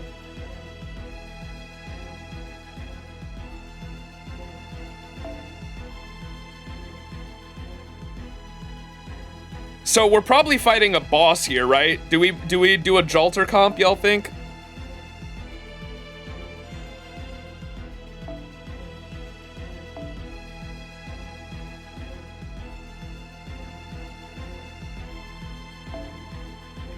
Anyone got any crazy Merlins?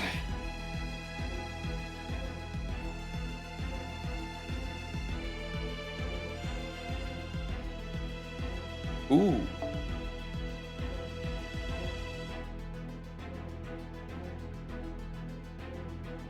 What the fuck is this team? Oh, it was because they had the swap bullshit. That's right.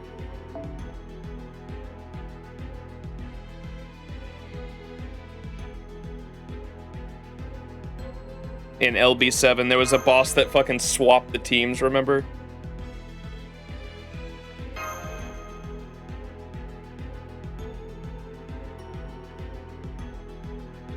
There was a warning I skipped? Wait, what?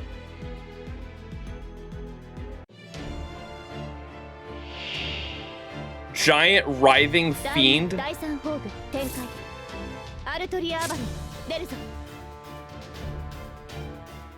Increase charge by 1 when defeating enemies. Regeneration, restore HP for yourself when attacked. Reanimate predation, restore HP for yourself when defeating enemies.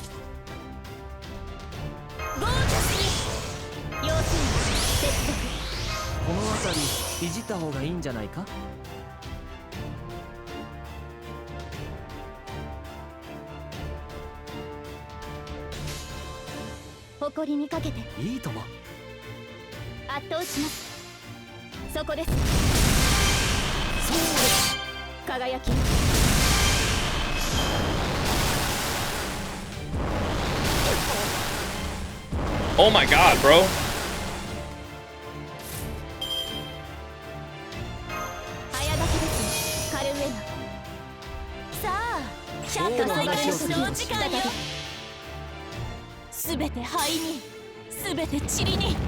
Merlin has an anti-berserker, a pen.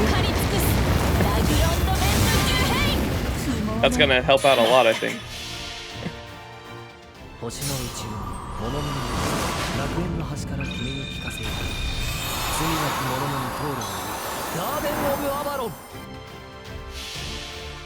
TPS Merlin.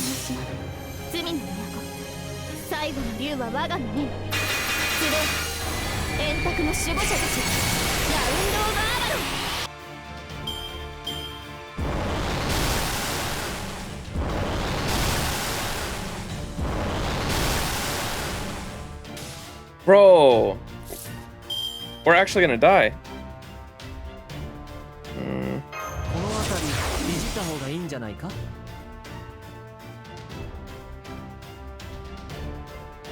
優雅にゴージャスに。何事もやればできるさ。圧倒します。いいとも。任せなさいの。撃て。丸にアドバージ。燃え狂いなさい。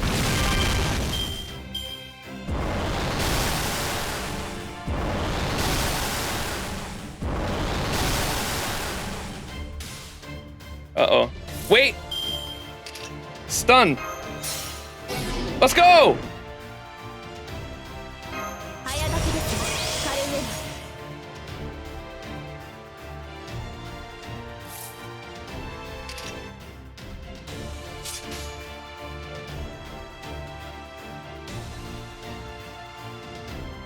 ル。お望みのまま。下がっているように選択は正しいわ。そうそこです。楽しいかしら。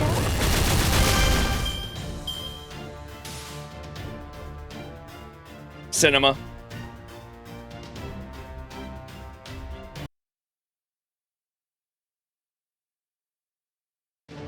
Whoa, what the hell is that? Bro.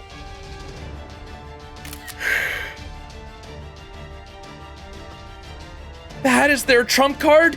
It is too large, absolutely large. Yeah, that's completely nuts. Unfortunately, that might also mean we're in a bit of trouble. Doesn't really matter how effective or efficient we are in our energy against something like that. I think it also is fused with Caster, so it's pretty unlikely I'll be able to drag it down into depravity. Wait. It's actually the thing he summoned in Zero, if he's fused with that thing. Where's Saber? Okay, I know exactly what we should do next. Give up and run for it. Sakura, tell the AIs to get out of here as fast as they can. We can't do any more for them now. And when I say out of here, I mean out of Grow itself, if that's what it takes. That should be safer than staying here. Go on, tell them. But then... I'm a monster myself, so trust me when I say that that thing only cares about eating even more than it already has. We can't beat it now. It would just eat us. Right now, we can only run away. If it destroys the facilities as well, then they were a necessary sacrifice. But if any AIs try hiding inside, that thing will just eat them along with the entire facility anyway. My point is, we all need to get out of here now. That doesn't mean we're abandoning Grow forever, but if we don't get out of here now, it really will be lost. Come on, let's go.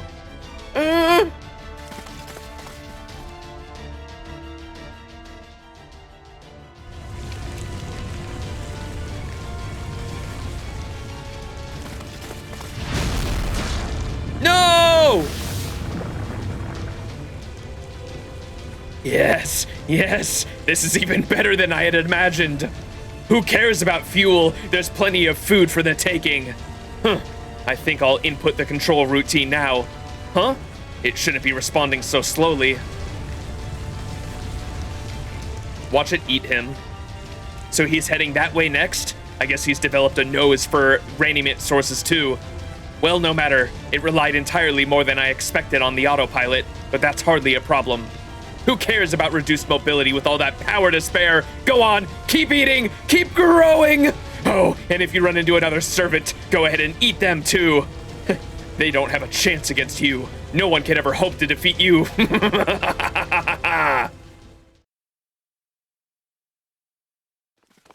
Freaking tomatoes. Yamate! Can we stop now? We should be more than far enough. What is our current location? Let's see, right around here. It is the point almost perfectly intersecting Grow, Keep, and Defend. You told the Grow AIs to run over your intertype comms, right? Yes, I told them to run for their lives and get as far away as they could, and that they should forget about Grow for now. but they're not like the Type Ts. They can't move nearly as fast. Even if we manage to escape, a good number of them will have to face that monster. As long as they all run in different directions, the enemy won't go after all of them. We just have to believe that we did everything we could to minimize our losses. That AI's face kind of looks like Parvati. It's a little unsettling. Oh, I'm sorry. You saved our lives, and I haven't even thanked you yet. Please, allow me to introduce myself properly. Saber here named me Sakura. I'm her master, and Gro's Prime AI. Thank you for saving us. Hey, like I said, I'm a repair AI. I wasn't about to ignore an official request for aid. I only sent that because I couldn't think of anything else to do. I didn't expect anyone to actually come. Why did you? Well, as you can see, I'm already working with this assassin and her masters. How can I put it? I guess I want to do the best I can in the Holy Grail War. But I don't think that means I need to sever all my relationships with other AIs. If anything, I'd prefer to strengthen them. So I suppose you could say I couldn't just ignore that call for help. Well, let me say it again then. Thank you for saving us. Never mind the thanks. We just did what anyone would. Now, let me get a better look at you. Are you the one? No, I'm not so sure.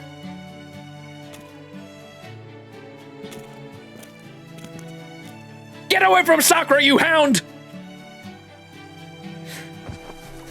There we go. What do you think you're doing to Sakura? Get away from her now or I'll kill you. You've got a great figure, but you're way too violent for my tastes. No, you're not the one either. It looks like neither of you is the woman I'm destined for. I don't know what you're talking about. But don't think we owe you anything just because you came to our rescue. A Saber Medusa. She seems a little younger than the writer one. That's fine. I can't speak for Berserker there, but having you owe us was never my intention. Anyway, I'm having more repair AIs head this way as we speak.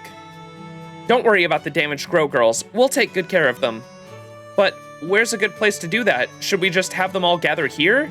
No, it all depends on where Castor, that giant monster, heads next. If it starts heading this way, we'll have to run as quickly as we can.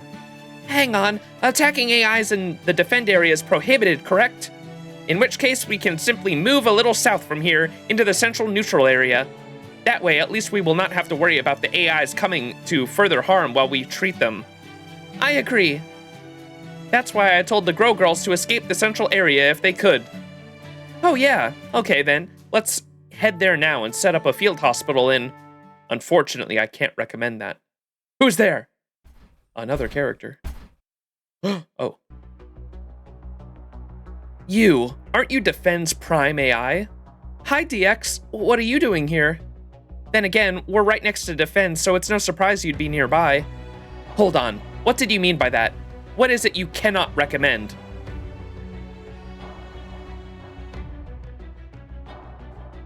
I cannot recommend several things. I can't recommend that you gather a large group of Grow or Repair AIs. I especially can't recommend that you do so in Defend.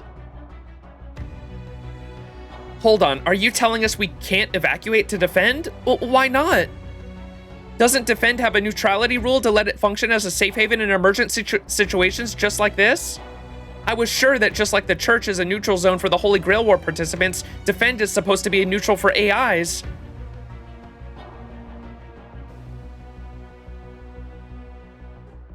That is correct. It seems further elaboration will be necessary. At present, Defend's AI neutrality rule is not in effect. The enormous entity made from Castor's familiars, the mass of those writhing creatures, has invaded Defend and is eating away every Type D in sight.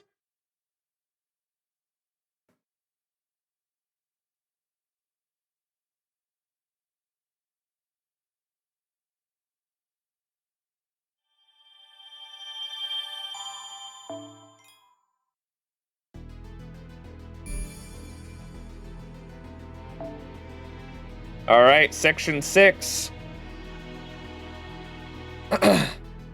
What do y'all, anyone that's played this story, is section 6 a good stopping point, or should we stop it here? I don't know where a good stopping point is in this story.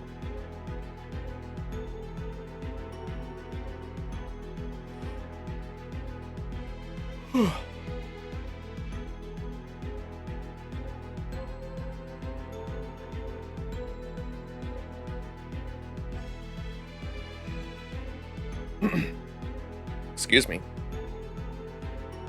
I can look on the spoiler-free guide and see if there's like a big boss fight at the end of it.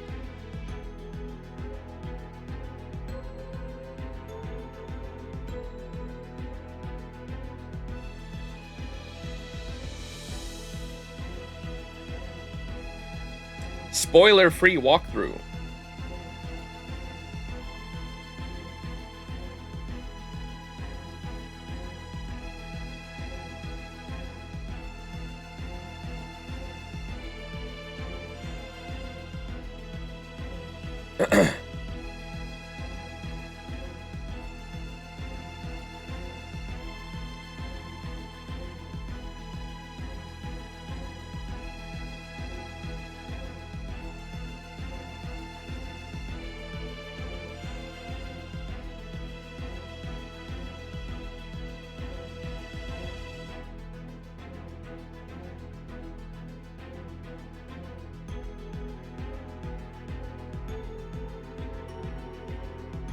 Yeah, we'll finish up this node. I think we might be it kind of looks like we're going to be fighting, or we're going to be finishing off that the big fucking monster thing, so we'll finish section 6 and stop there.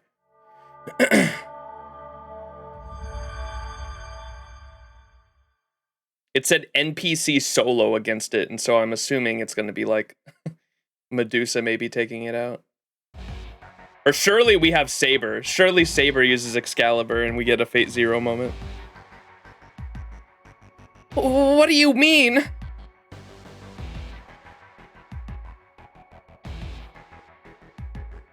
Exactly what I said. The neutrality rule is currently not being followed. We believe there is probably some manner of bug afflicting the Master of Castor, that is, Build's Prime AI's programming. Castor's massive writhing fiend has been devouring every nearby AI it can get its tentacles around, coordinates 17 through 50. Type Gs that escape from Grow, Type Ds from Defend who came to deal with it, other AIs who just happen to be in the area. All of them. No, Sakura. We currently have an emergency on our hands.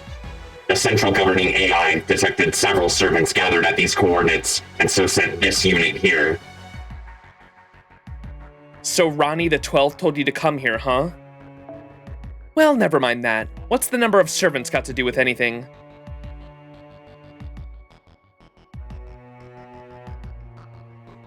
The central governing AI has proposed a temporary ceasefire for the system Holy Grail War, so Master and Servant pairs can work together to eliminate Castor, who is believed to be rampaging out of control. So I am calling for all servants present to assemble with their masters at the church. Saber, Berserker, Assassin, and Lancer. Got it. Well, this is actually just like Fate Zero.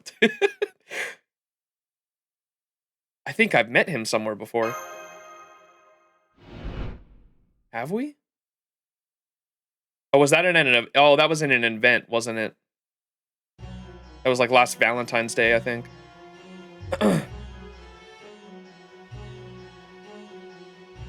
Lancer, when did you get here? We're at the edge of our territory too, you know. After we get our ingredients and left, I couldn't shake the feeling that something was wrong.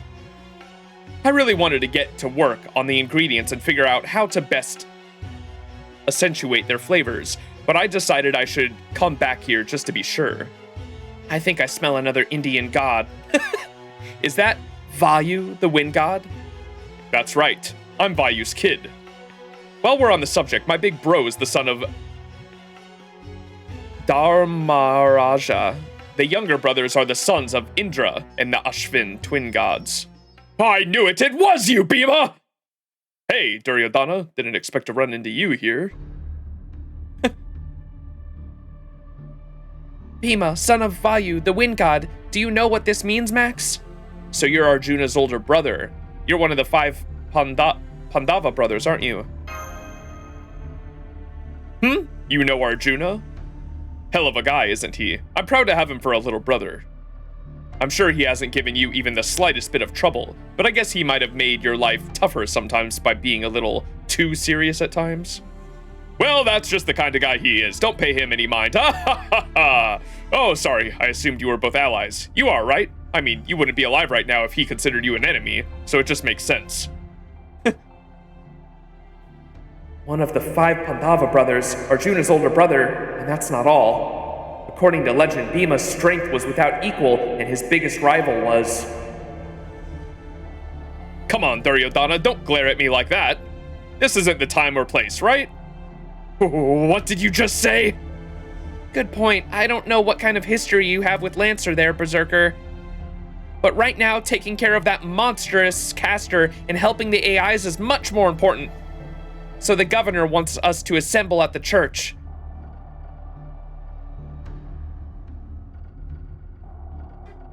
Affirmative. I have also conveyed as much to Ryder, who is not currently present. This is an official administrative summon. Please comply to the fullest extent of your capabilities.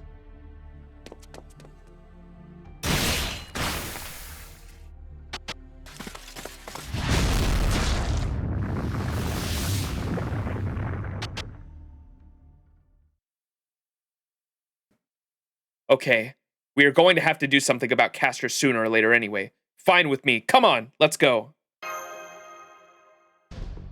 Well, I guess it makes sense to attack that thing from as many angles as possible. Especially when spreading the work around means I can take it easy. I'll go to the church, but there's no way in hell I'm going with him. There's no telling when he might stab me in the back. I'd never do something so cowardly. Why, you've got a lot of nerve lying to our faces like that. Yikes, I've never seen Berserker go red with anger like that before. I guess he really does hate Lancer. I have no intention of befriending any of you either. As long as we show up, it doesn't matter how we get to the church, right? So Sakura and I will get there on our own way. Right.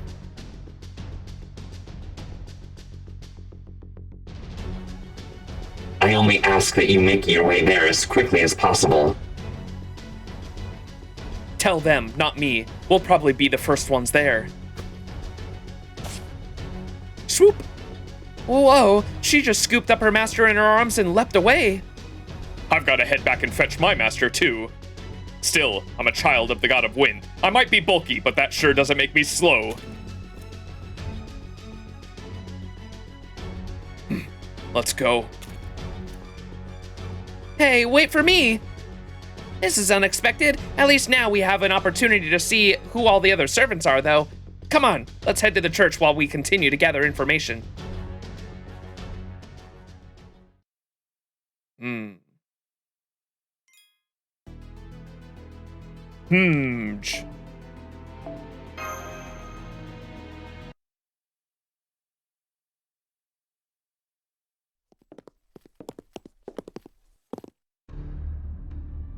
Duryodhana is seething.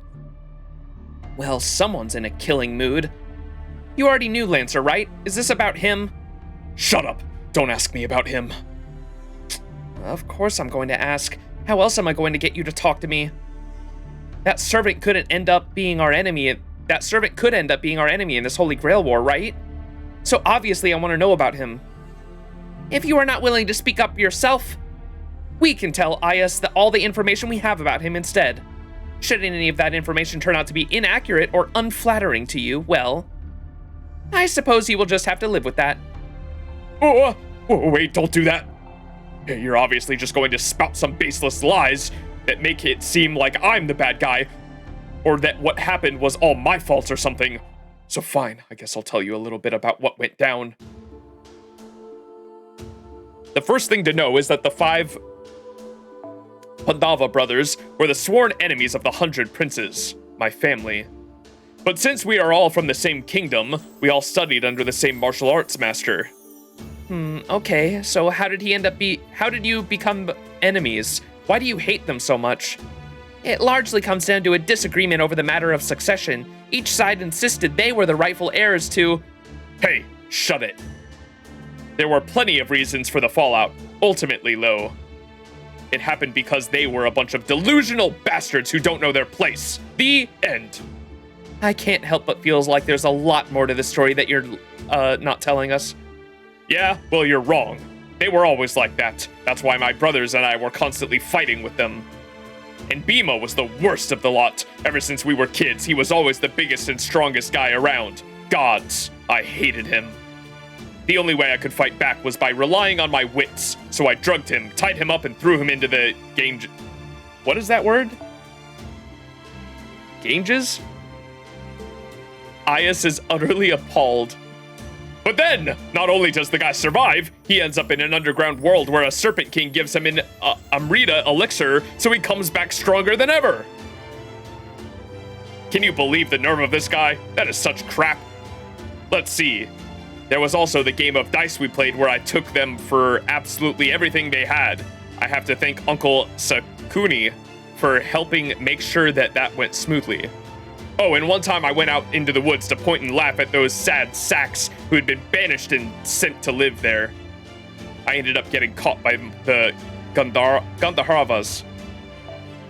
Then I had to suffer the humiliation of having them come to my rescue. There, you see? Now it should be abundantly clear how irredeemably evil they are. Can you blame me for not wanting to talk about them? No, you can't. Well, I guess I can see how that must have been pretty rough, especially for the other guys. There, are you satisfied? Then come on, we're almost to the church.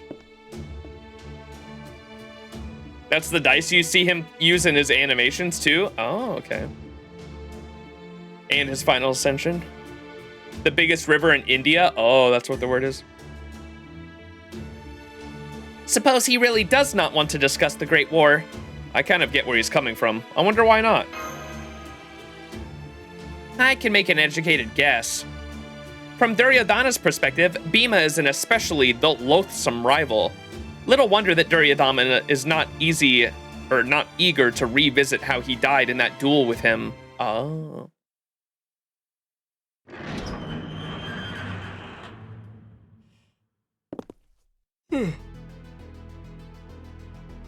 Lev.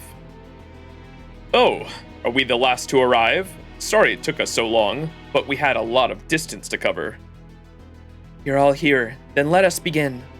Good day, everyone. It is good to see you all again. As the AI Holy Grail Wars Overseer, I usually only meet with the participants in serious, unexpected situations. Unfortunately, we find ourselves in the middle of exactly such a situation now.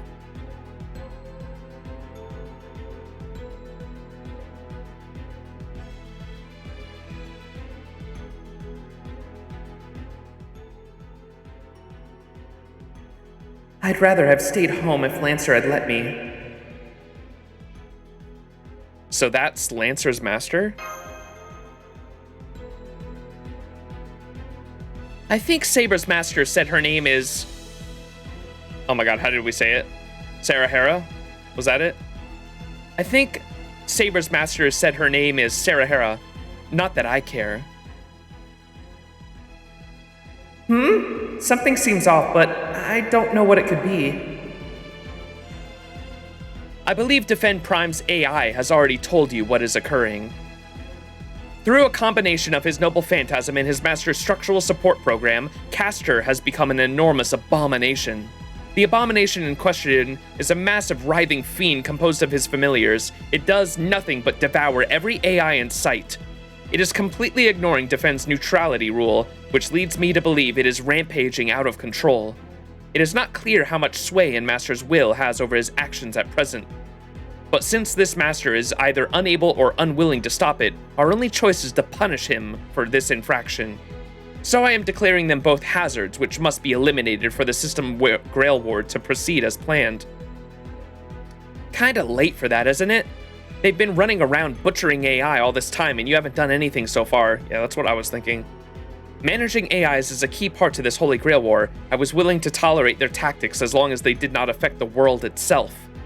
But I can hardly ignore their rampant destruction in what is meant to be a neutral area. Huh.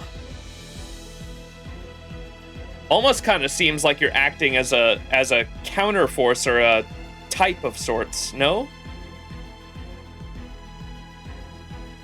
Bima's eldest brother pretty much bet their entire kingdom on a dice game and lost Duryodhana. The dice was rigged. Ooh.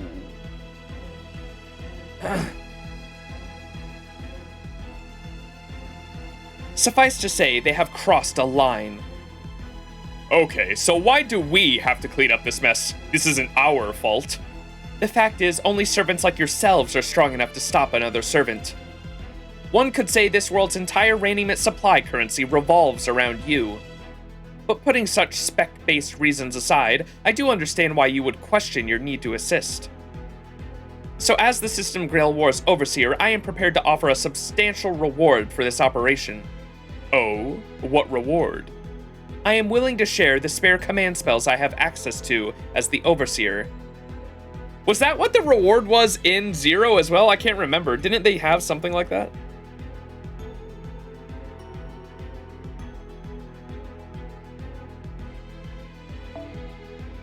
Yeah, okay, it's literally, okay. It's like a 1-to-1 then.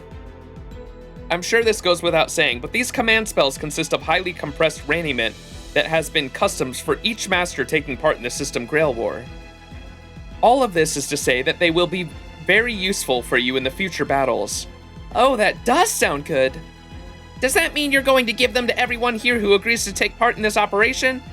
No, that may give an unfair advantage to anyone who fails to meaningfully contribute to this battle. It may be difficult to be completely fair about distributing the rewards, but I will have the Defend AIs observe and record as best they are able to.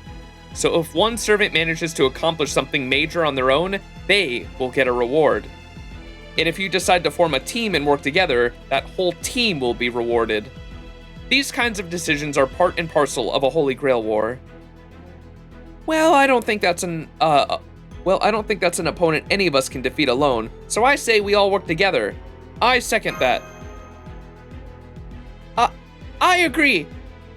There must still be lots of Grow AIs in that area. I can't abandon them to die. Not me. I'm staying out of this. What? I've given it some thought, but there's something else I need to focus on at the moment. And if you're all working together already, then you don't need my help. I'm sure you'll manage on your own. So you dragged me all this way against my will and you're not even going to help? They asked all of us to show up, so I did. But that doesn't mean I have to do everything else they say. There's no penalty for not going along with this, right? No, there isn't. While I am asking you all for your help, this is merely a request, not a demand. Then it should be fine. We just won't get any goodies ourselves. And since we're the only ones here getting to eat really delicious meals, I'd say that makes us even. That doesn't make any sense. I mean, it kinda does, but... Well, I guess we'd probably just be in the way if we didn't want to be here anyway, so... It's okay, Sarahara. Everyone has somewhere they belong, right? And we should be fine with everyone else agreeing to help. I can't wait to see what kinds of yummy dishes Lancer comes up with. Once this is all over, I really hope you'll let me come and see what he did with all the materials. Sure.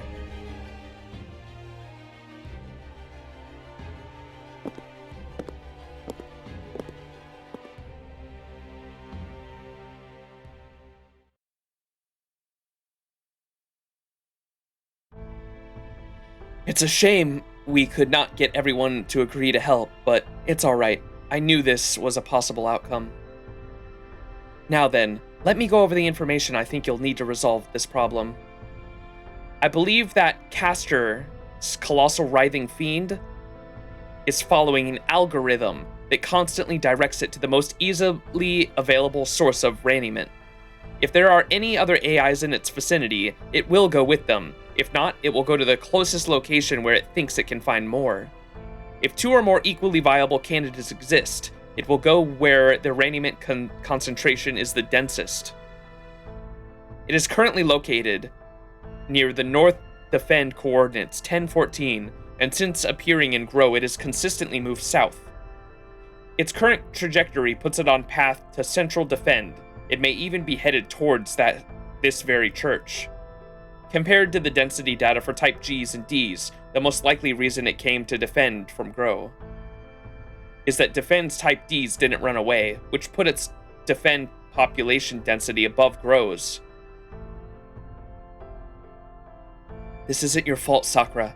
Defends just as much to blame for not handling that thing. More importantly, did you say it's heading for the church?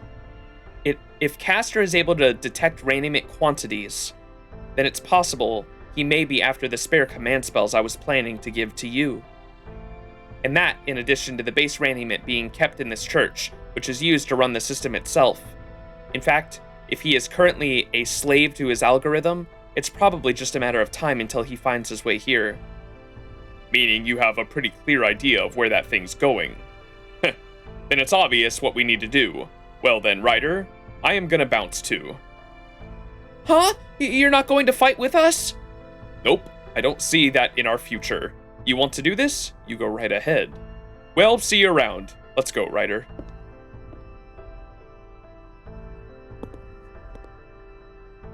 Some sense of teamwork these guys have. Damn it. So much for taking it easy on this one. Does this mean it's just us three then?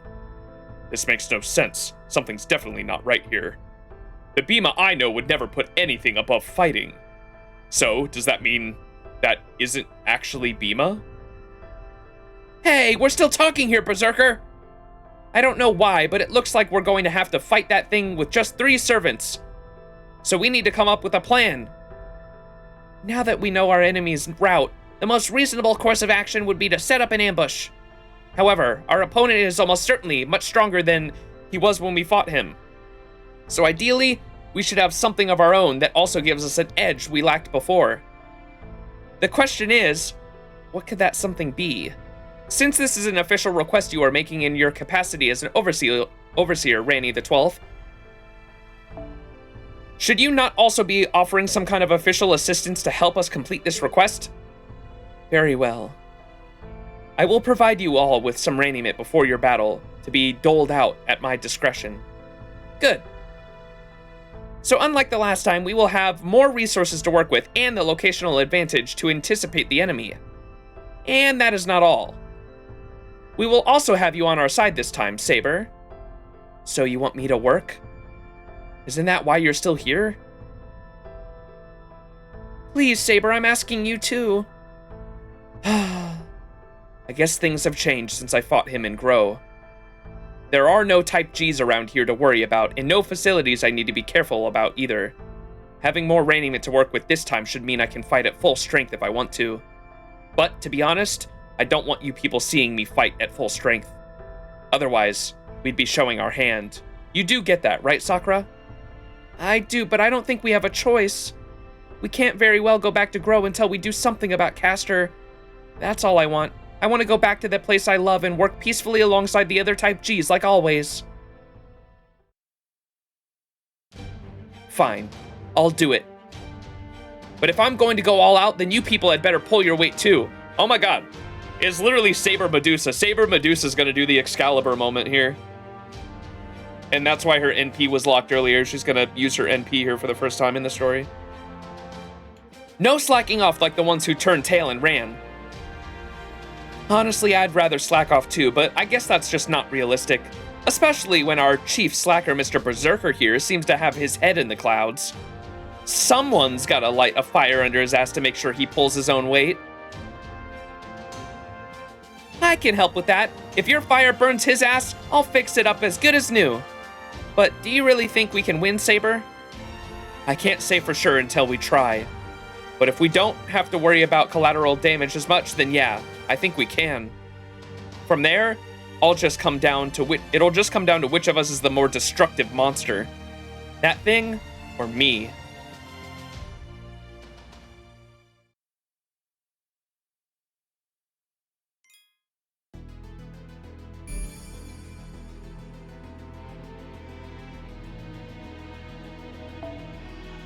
All right, defend Partition Plaza.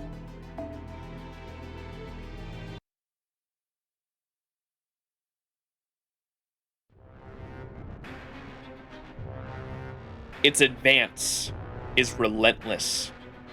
It continues ever onward, driven only by its simple-minded, hedonistic desires.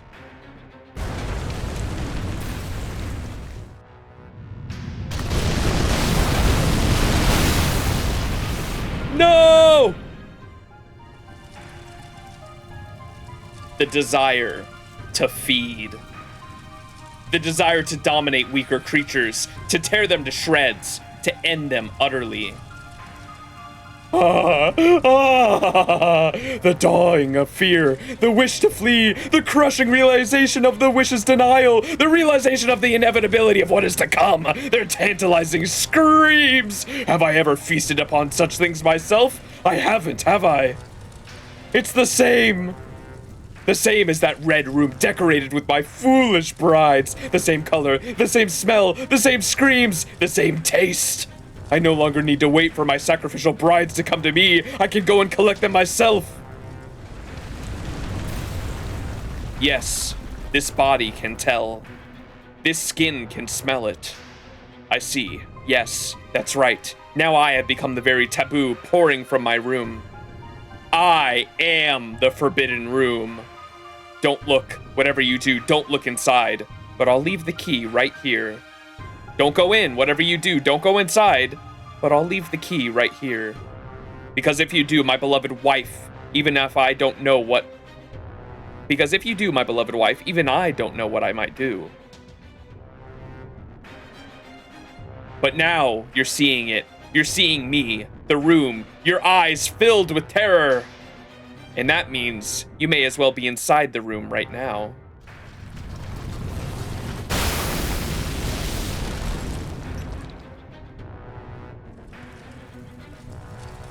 Where are my next wives? Where are the wives I entrusted with my magical key?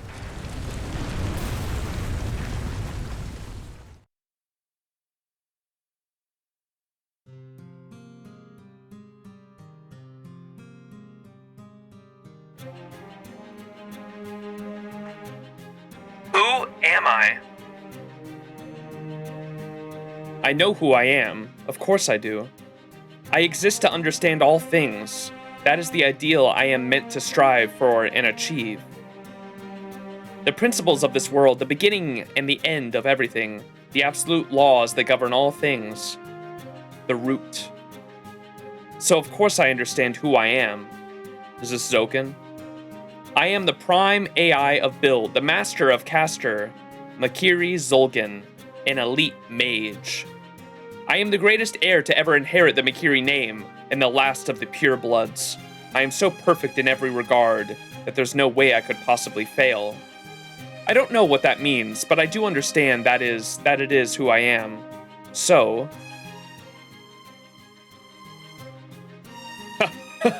Yes, that's it! The elation at having figured out a way to make Caster's noble phantasm invincible courses through me.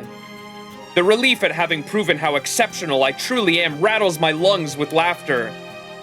All the while, some part of me, deep in my chest, seems to strain against its mismatched surroundings. Is this justice?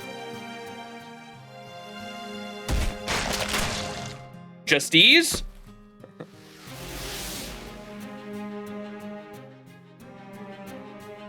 No. No, it isn't. In fact, I'll go further. The question itself is faulty. Einsburn woman. Justice is found only in victory in achieving your ideals. He was born that kind of mage. That's why he acted the way he did. Yes, that's right. I must realize my ideals. And to do that, I must abandon certain things. Some feelings I must grind into dust. If there was a fatal flaw in that structural design of the mage standing here now, it was that he underestimated the importance of durability. Having been forced, supposedly exceptional as he is, into retreat because of a simple numbers advantage that ate at him.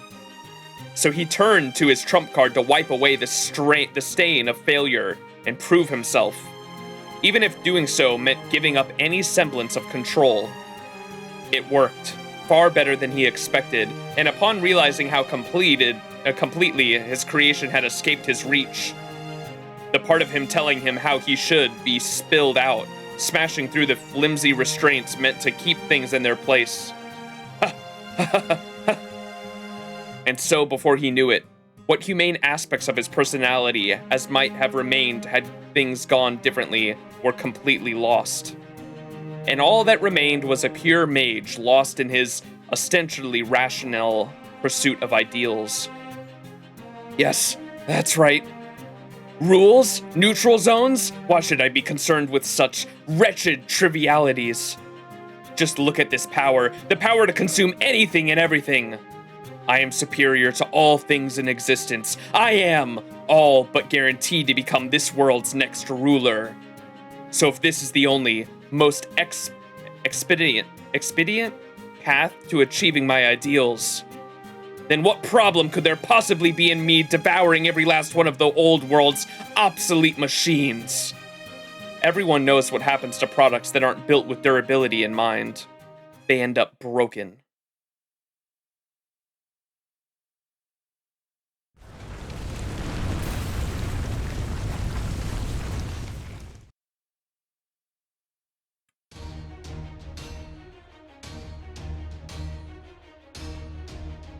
Let us go over the plan one more time.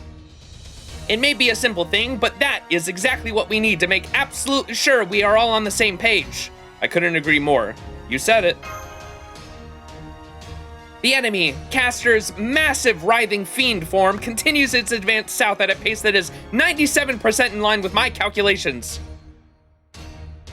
This is due to unfortunate AI casualties that were unable to escape despite taking optimal measures, and the efforts of the Defend AIs who gave their lives in service to their duty. No, now's not the time to mourn their loss. Right now, we need to do the best we can to stop that thing so it doesn't hurt anyone else. Exactly. Our ultimate objective is to eliminate that colossal writhing fiend with which Castor has assimilated. While we do, we also need to deal with the small and medium-sized fiends within its vicinity. They are Castor's familiars, and so should disappear once we defeat him, so we do not need to worry about killing all of them. The important thing is to dispose of the smaller ones in front of the colossal fiend, thereby stopping its advance. Since it's capable of sensing raniment, it should also detect servants since they possess high quantities of high-density raniment. So our job is to draw the colossal fiend's attention while eliminating the nearby smaller ones. And if possible, to whittle the colossal one down. Oh, come on. Taking out the little guys, that's no job for a prince. Stop whining! Still, at least he seems to be feeling back to his old self again. I never thought I'd be so glad to see him being selfish again. So, Berserker and I are pretty much on just decoy duty, huh? I'm the god of love. I'm not much for brawny stuff like smashing huge monsters with brute force or weakening them with sheer destructive power. Okay, bro, come on, Kama. So I guess this is our only choice. Says the best single target assassin in the game. Are you sure you can handle the brawny stuff? Like you said, this is our only choice. If there was anyone else here who could do it instead, I'd happily let them. I don't think there is, no. I'm also guessing just tearing off a tentacle or two won't be enough to stop that giant monster. The only way we can do that is to probably destroy its heart, to kill the Castor at its core. But the problem there is, we don't know where that in that master body Castor could be. No, we don't. I am doing my best to pinpoint him, but I have not yet found a clear answer. Sakura, the prime AI of Crow, she seems to be largely non-aggressive, just like Ayas. But it also seems like she technically has what it takes to be a competent master. If Saber were here to use her full strength... Oh? Then you'd be able to figure out that damned Castor's whereabouts? No, I'd slice the thing to ribbons, turn all the pieces into stone, and hopefully one of those stone ribbons will be the right one. I see. That's a lot more brute force than I was expecting. All right, got it. I'm not cut out for this kind of unseemingly hard work, so I'll let you handle that part. On the subject of finding things, why not go after Castor's master? What if we tried to go after his master instead? You mean cutting off Castor's main supply of raniment at its source? That would certainly be one way to resolve this situation. Unfortunately, the problem with that approach is that the monster is essentially acting on its own now. So while I'm sure its master is staying it close if necessary, we cannot be sure we will find him nearby. It is safe to assume Castor's master is aware of the vulnerability and is therefore doing everything he can to hide. I am therefore forced to conclude that it is not a realistic situation to search for him in our limited window of opportunity.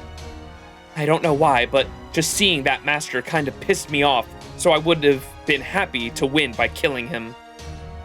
But if that's not possible, then we'll just have to do something about this monster. By the way, would you two mind standing next to each other for a moment?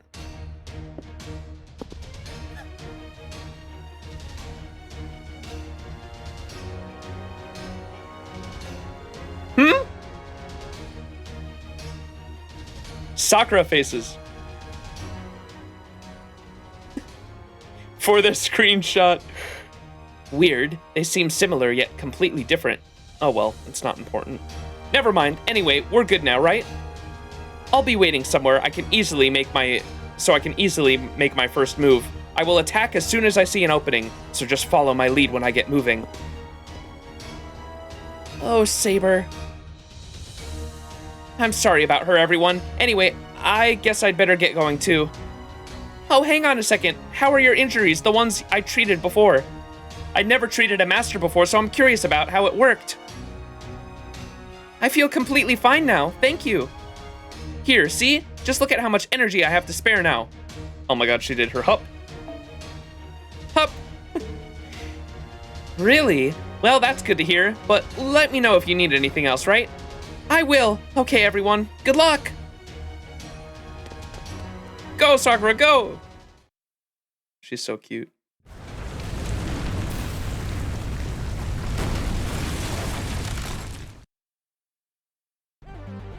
Here it comes! I am doing my best to predict its next move in real time using thought acceleration, but there may still be situations I cannot anticipate. In those cases, I can only ask that you do your best to play it by ear. Yeah, we know, though I wish you'd focus on predicting exactly those kinds of unforeseen situations. All right, everyone, let's do this! I knew it. It's just not right for me to be working on cleanup duty like a common foot soldier. I'm the kind of guy who should be leading the charge against the enemy general. How did it come to this? I don't see how any of this will help me get what I want. Quit whining already! Okay, everyone, I swear by all of repair that I'll heal you right away if you get hurt. But I'd much rather none of you get hurt in the first place, so please be careful.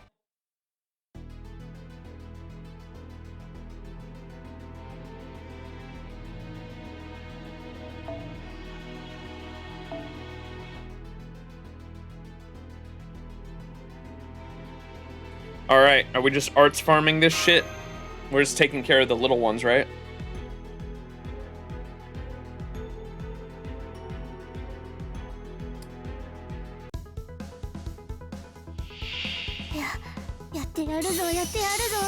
Ooh, NP game. Shufu is not excited to be here.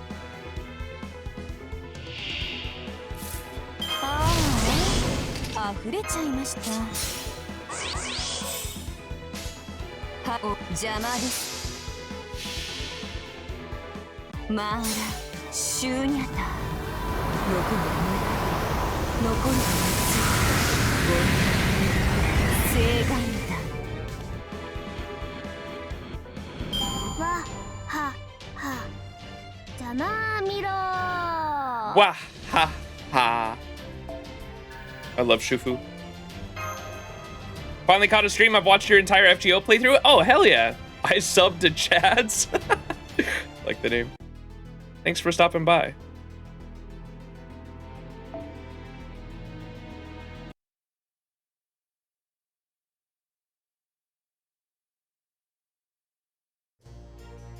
Ronnie T.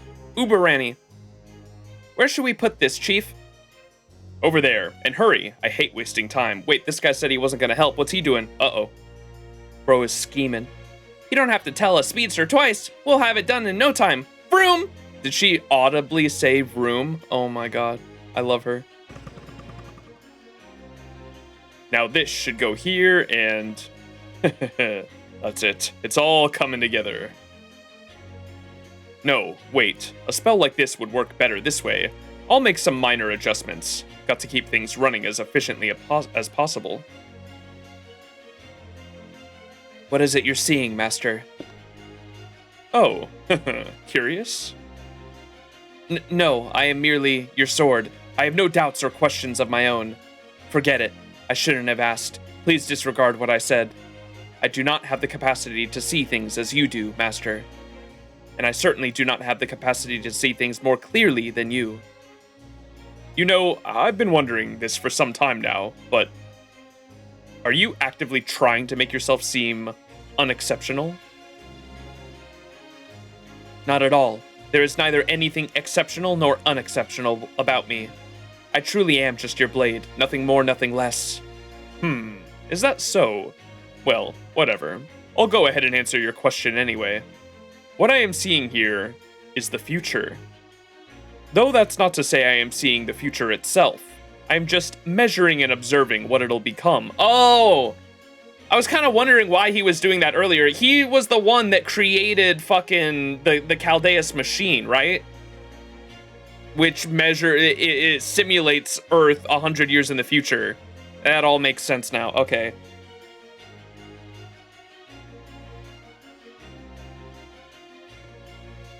How's Ordeal 1 so far? It had a bit of a rough start. I wasn't really a fan of how we like transitioned straight into this world, but I'm liking it so far now that we're like actually into it. Anytime they actually started describing the situation, like I think when I started coming around to this story was when we were at the church and the church Ronnie was like explaining the world and how the Holy Grail works for us. Like that part was interesting to me. The actual exposition and the writing of explaining what the fuck's going on and the story and trying to get a little more on like what the fuck's going on with the characters and why everyone seems like their personalities are like mixed in with different things. It seems like a lot of personality. What did they say? Pseudo personalities. They said earlier. I thought that was a cool way to describe it. Yeah, the story's now that we're a little bit more into it, it's definitely more interesting now. Ronnie the 12th, yeah, that's her name. Sion loves the yap. Still got that part with Clairvoyance A+. Yeah, he made Sheba, that's what it was, yeah, sorry. He made Sheba, which was the calculation engine that helped simulate see Earth 100 years in the future.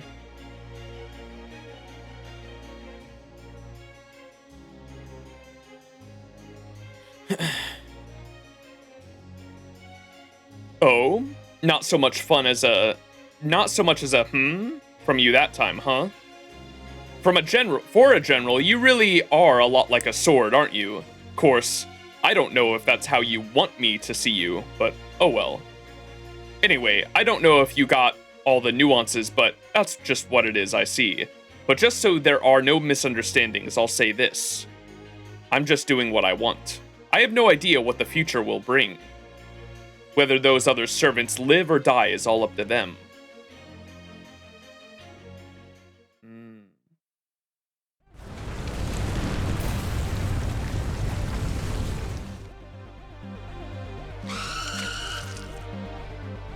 Comma! On your 4 o'clock!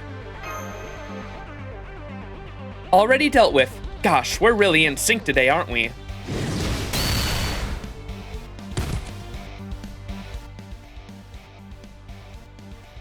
Now's my chance to cover myself in glory. Take this!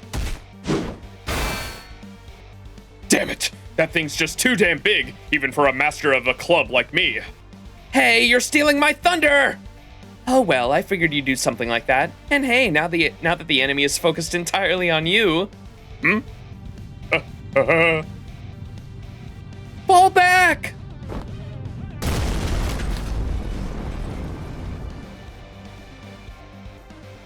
All right, we've cleaned up a fair amount of the little ones, and we've got the big one's attention, so any time now. I wonder just how little Miss Resting Bitch Face is going to come through for us. I love how much of a mean girl Kama is, man. I wonder just how much of a little Miss Resting Bitch Face is going to come through for us.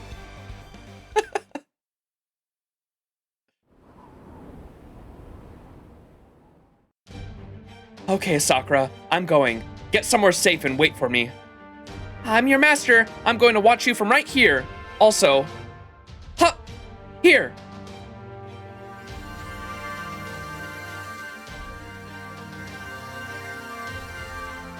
I know the central governing AI already gave us some supplies, but I wanted to gift you with some raiment too. It's a little nest egg I've been saving up for a special occasion. Please take it. I think you'll need it. Okay, thanks. Then I'll use this extra raiment to change my spirit origin into something a little more suited for battle. Stand back.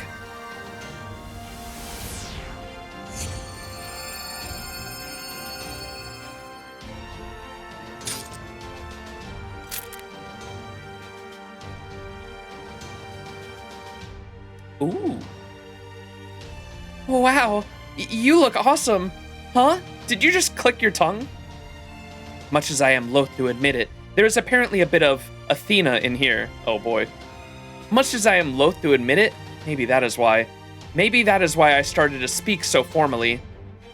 I don't mind either way. Just be yourself. I do not think I mind either way either. But for the time being, I will keep up the formality. I am your servant, after all. As I have just made abundantly clear, and yet I am also still me, still fundamentally the same person. Yes, I know. Now if you'll excuse me. Okay, see you later, Saber, and please, be careful! Huh? What was that? No, never mind that. Right now, I need to focus on her battle. Good luck, Saber! Uh-oh. What's going on with Sakura?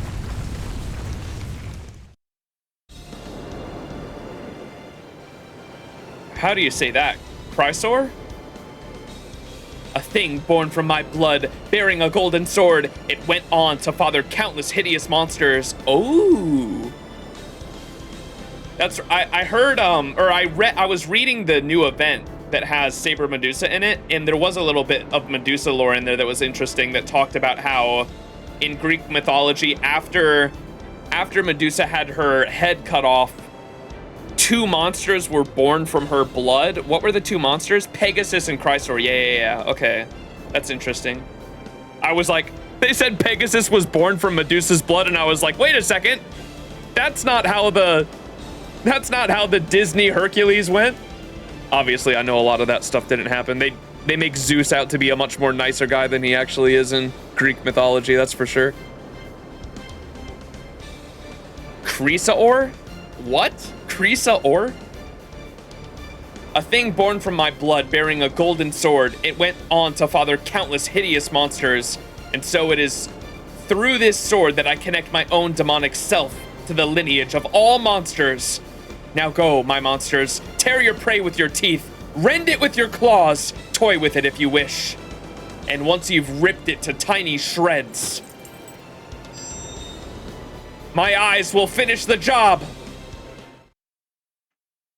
What was the thing in the Greek Lost Belt in Atlantis that spawned monsters? Because they compared it to that too, which I thought was cool. Oh! Echidna, yeah. Can we use our Noble Phantasm? Oh, we can! Chat, it's time. Miss.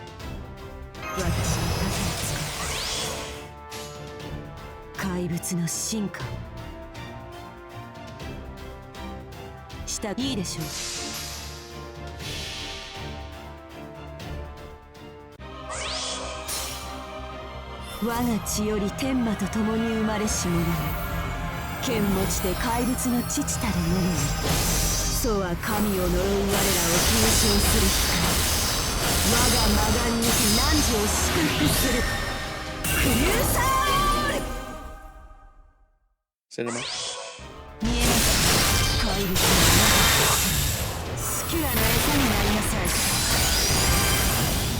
That did nothing. Bro. Such an epic noble phantasm only to do like basically nothing to it.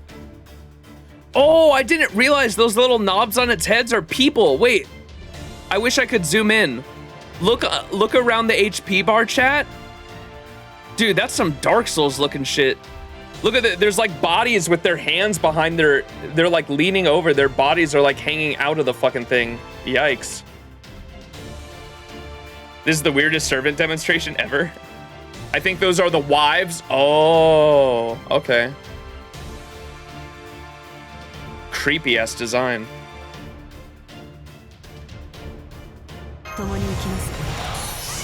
Evil lineage. いいでしょ、従います。我が血より天魔と共に生まれし者よ。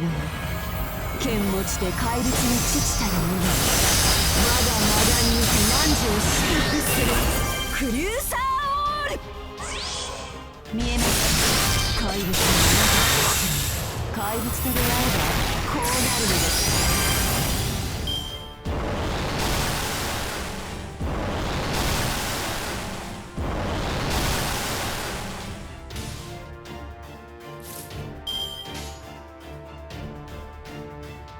そうですか。ケルベロス。こうしてあります。プロメテウスについばみが怪物と出会えばこうなるのです。Lots of curses.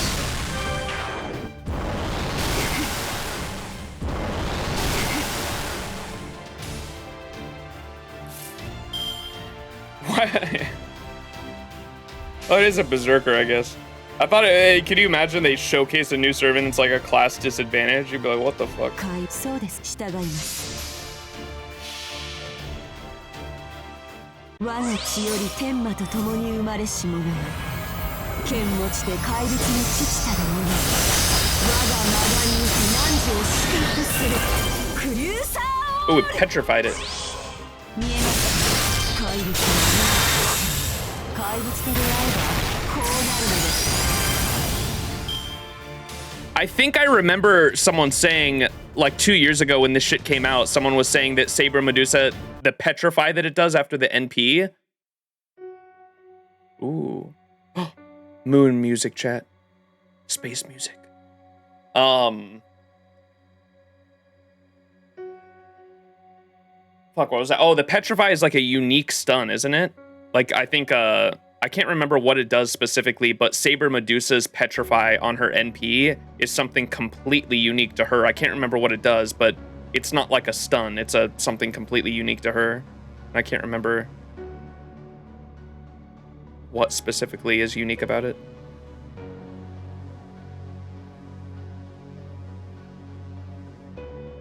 Melt on the CCC event starts with a disadvantage. Oh my god.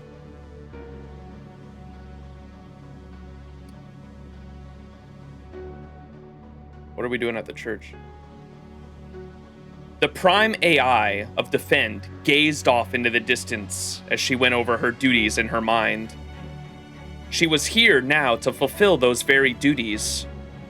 Oh, you can kind of see that they're the wives there in the CG.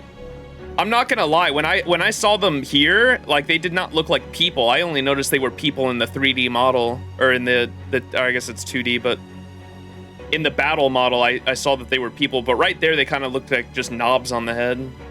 Those are people. That's crazy looking. There was a chance the monster in the distance could reach their location, or that a stray projectile might strike nearby. What would she do then? What else? She would protect her leader, even at the cost of her own life. That is simply who she was. How are things going?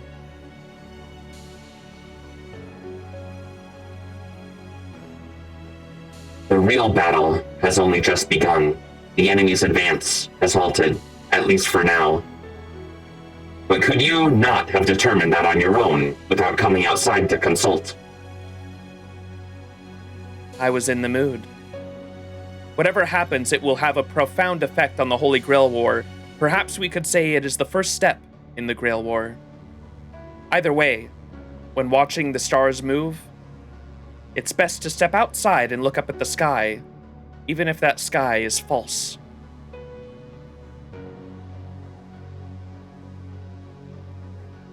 Incomprehensible. From then on, the two remained silent as they studied the giant writhing mass off in the distance. And then...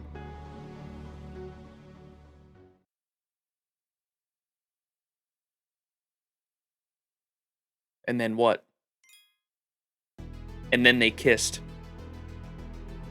Ronnie on Ronnie action. Was it Petrify that ignored resistances? Maybe.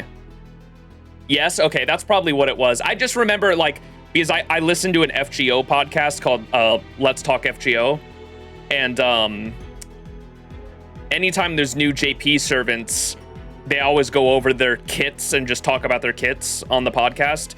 And at one point I remember them making like a big deal out of Saber Medusa's Petrify, and they were saying it's not stun, like there's something unique about Petrify, and I thought that was interesting. That's all that stuck in my head about like Saber Medusa's kit for the most part, to be honest. Petrify is similar, but legally distinct stun as such doesn't interact with stun modifying buffs and whatnot. Okay. Gorgon has it as well. Okay. The new assassin has her thing. Forgot her name. Oh, is it the... Wait, who's the new assassin? Is it the dragon? Dragon lady?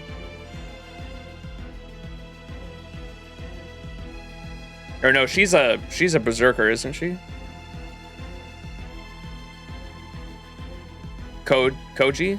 Oh, the spider. I got her from a Daily Disappointment too, dude. I am getting a lot of new 5 stars from Daily Disappointments.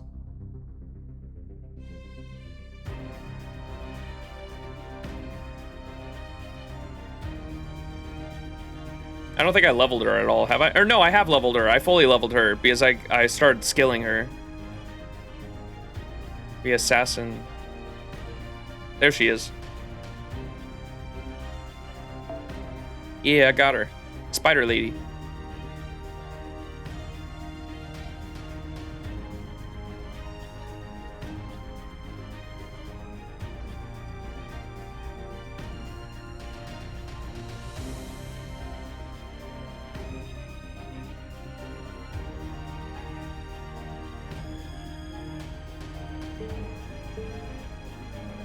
Bind, yes, interesting. Yeah, it's the unique thing to her, huh?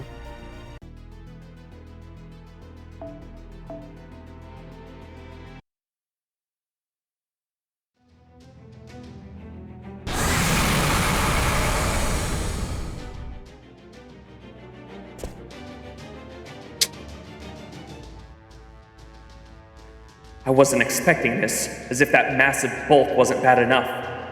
It regenerates, too. Castra must be moving around inside that thing every time I attack.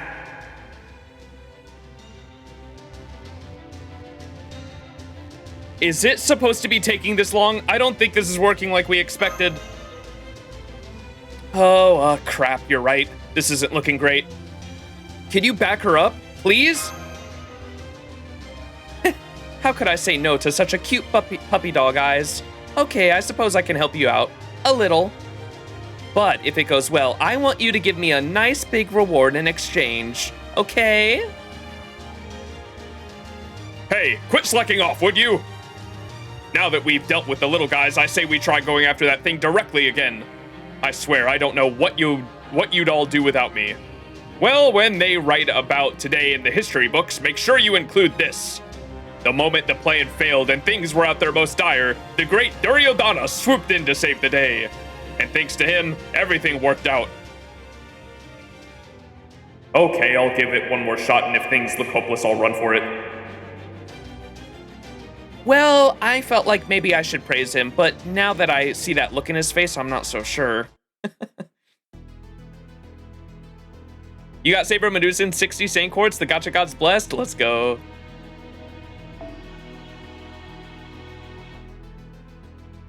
Oh, wait. Are we fighting this thing, chat?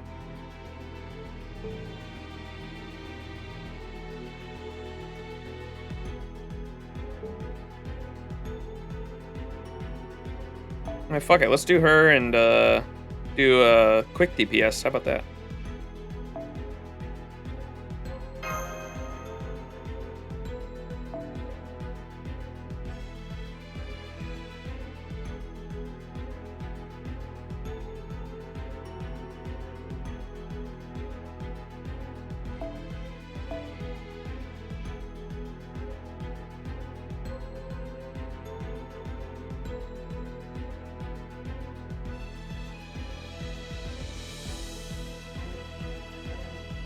What am I looking for?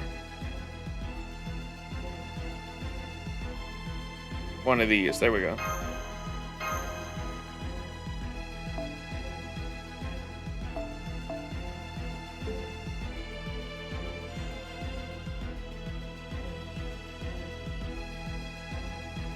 Try that.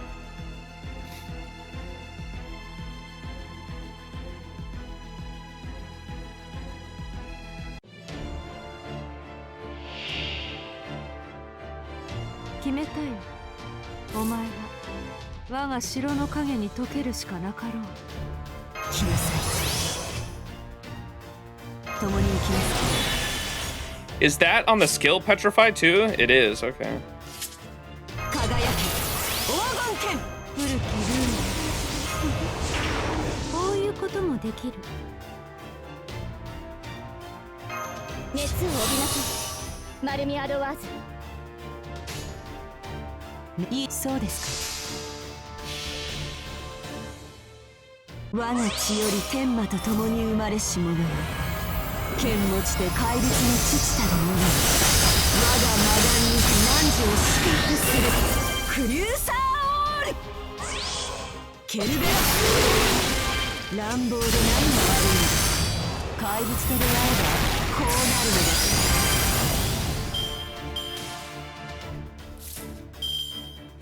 Ooh, exactly 50%.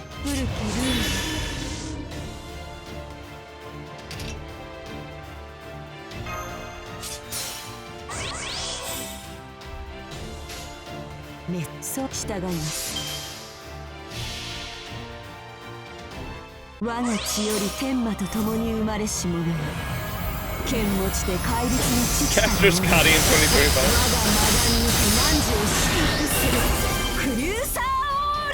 Petrify.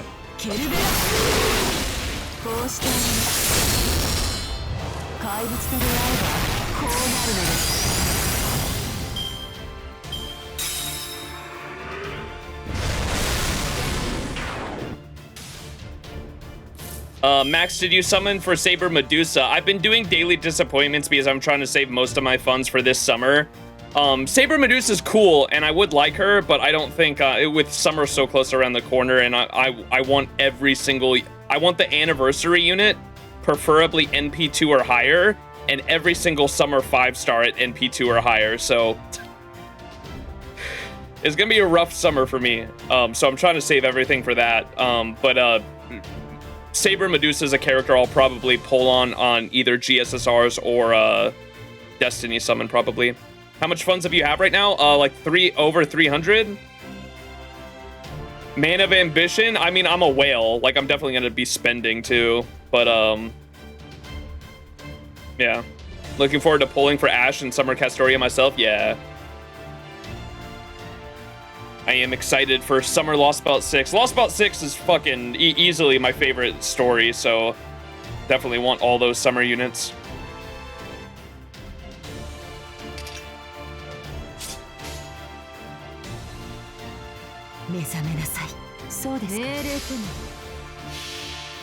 Summer will be painful indeed, Ted. How are you, Ted?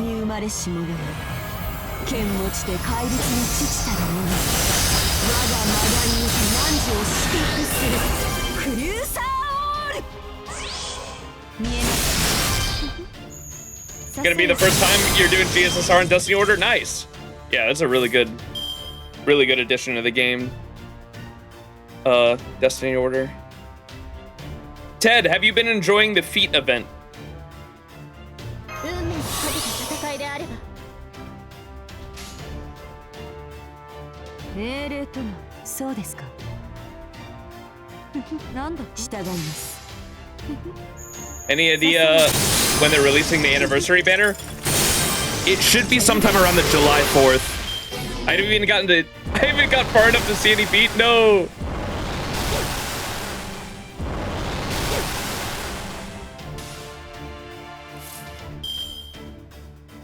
It should be around July 4th though. FGO's anniversary is usually celebrated around July 4th because that's Anime Expo weekend. And at Anime Expo itself, they usually have a panel where they like announce the new anniversary unit, and it usually goes live like that night. I think either that night or the next day.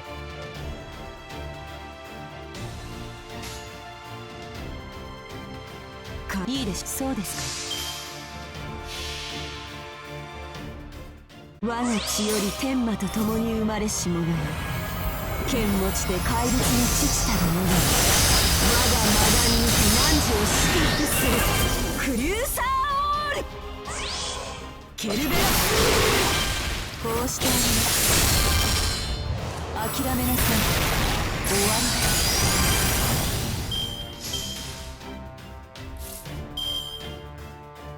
Bro, lifestyle. Uog! 熱を帯びなさい。マルミアドワーズ。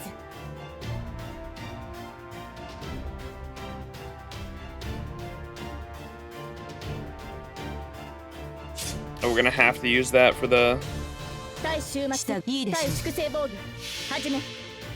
NP coming in. 慣れた剣は彼の手。名言なる勝利を刻め。ラウンドオブアーマロン。見えます。怪物の中。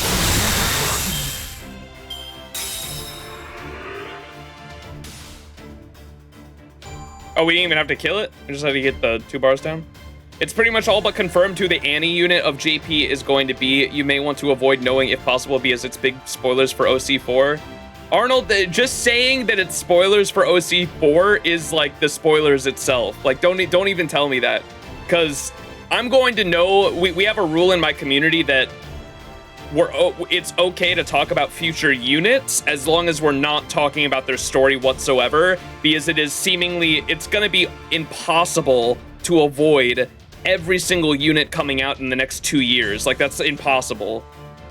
So just don't even mention when a character comes out, like, we're okay to talk about their character design, their name, of course, and their kit. But anything involving story, we don't talk about. That's like the rule in the community. So, yeah, just keep that in mind.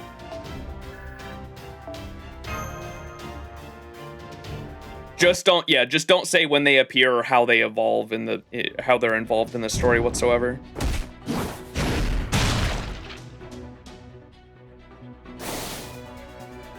Ooh, look at the background's all fucked up now.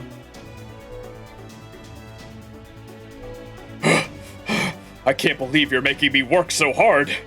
Can't you finish this thing off already? Were it so simple, I would. I think I have a chance to finish this now. These resources I'm working with won't last forever. I need a window to catch my breath. Come on, come on. What?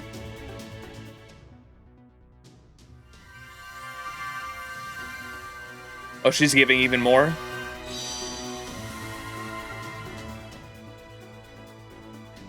More Ranimate from Sakura? Where did she get all this? No, never mind that now. This is my chance. This will be a gamble, but if I cast my Mystic Eyes over an even larger range, I can petrify the entire area where Castor should be hiding.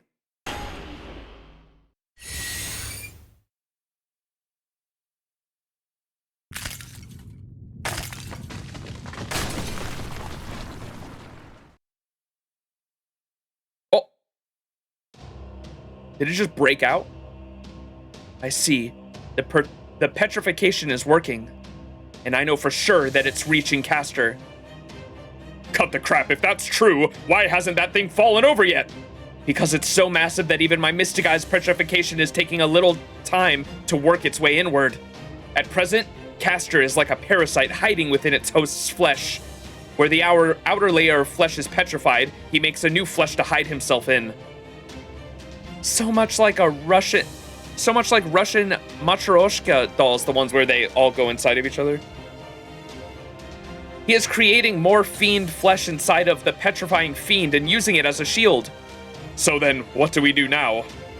Even if we can figure out where Castor is, it's not gonna matter if petrification doesn't reach him. Then how are we supposed to defeat him? My room is full of secrets, like the corpses of all my wives who sneered at me. The next wife who sees those corpses becomes a corpse herself, then by the next wife, and the next. And so the cycle continues into infinity! There is no end of the bloody wives to be found in that room, no end of taboos to be unleashed upon the world. Then that means his noble phantasm included the concepts of infinity and repetition right from the start.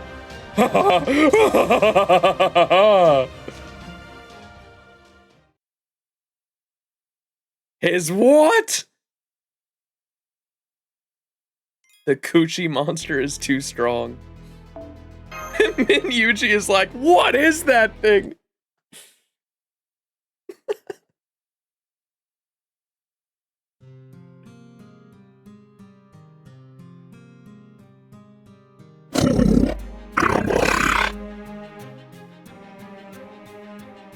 There's no way I would know. I have an excellent memory. I can clearly recall past events with barely any effort.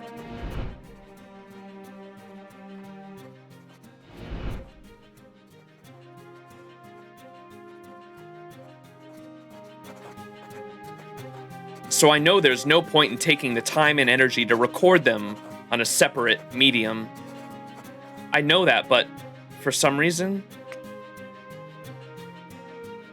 looking over these records makes me feel at ease.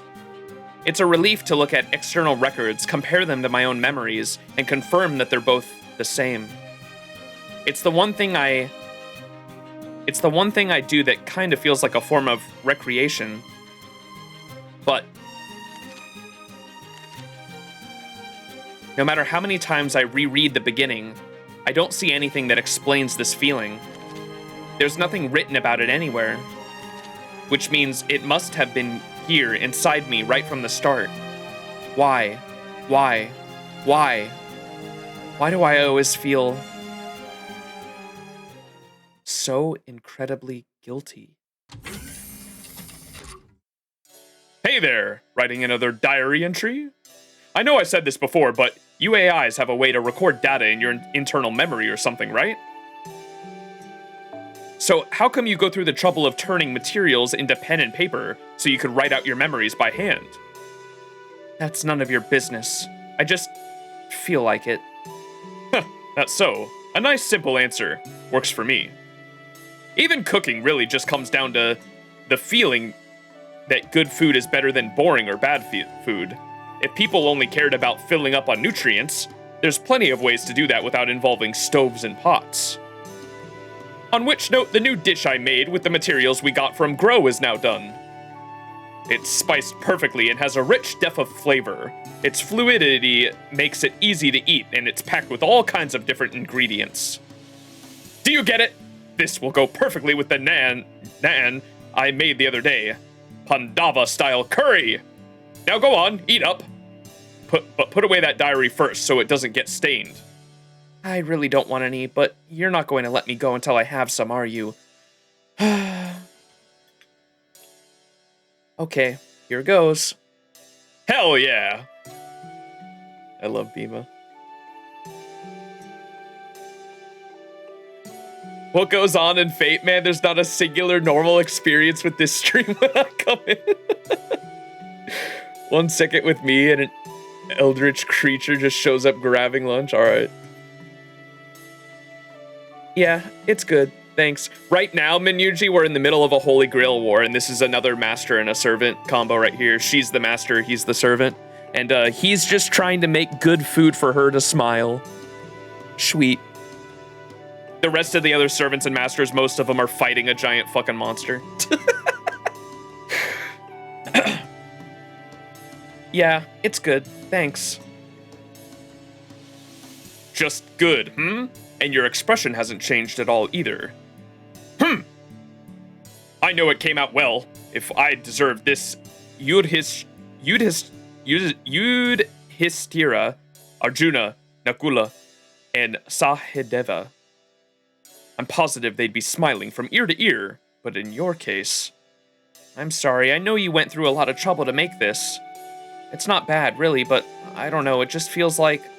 I get it. You've got something weighing on your mind, and there's no room for anything else, even my cooking. Right? Yeah, I think that is what it is. Hey, Lancer? What would you do if you were racked by guilt, and you had no idea why? I don't know why I feel this way. I really don't, but I can tell it's coming from somewhere inside me. There's our first look at her command spell on her hand.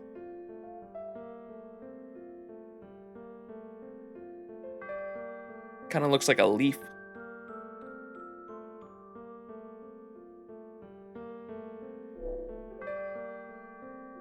And it's why I'm scared to do, well, anything. I was so relieved when you said you were coming back here after what they told us at the church. This way I don't have to do anything. Still, I really am the worst, aren't I? The other AIs and servants are out there fighting right now. And I'm just here feeling bad about being the only one not doing anything. Some of the guilt is coming from that. I swear I really am hopeless. I know I'm messed up, but I have no idea how I got like this or what it means. Master. I knew the diary was pointless, but maybe it wasn't completely useless. At least now I know that no matter how much I write in it, I won't find an answer. So, I'm sorry, Lancer. You're trying to cheer me up with your cooking before you focus on winning the Holy Grail War, right? Unfortunately, I don't think anything's going to work on me. I feel so guilty all the time, and I doubt there's anything that can make it go away. So if you really want to win this, you should forget about me and... Damn, so I still haven't gotten through to you. Huh? What I mean is, you were too preoccupied with those guys to focus on my food. And that means I didn't do enough prep. Yeah, I think I might have messed up there. So let's get that taken care of real quick and try again. Huh?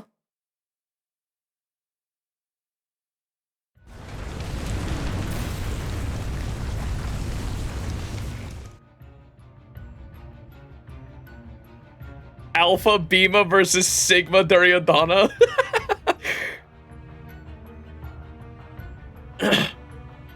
Back to fighting whatever this is, yep.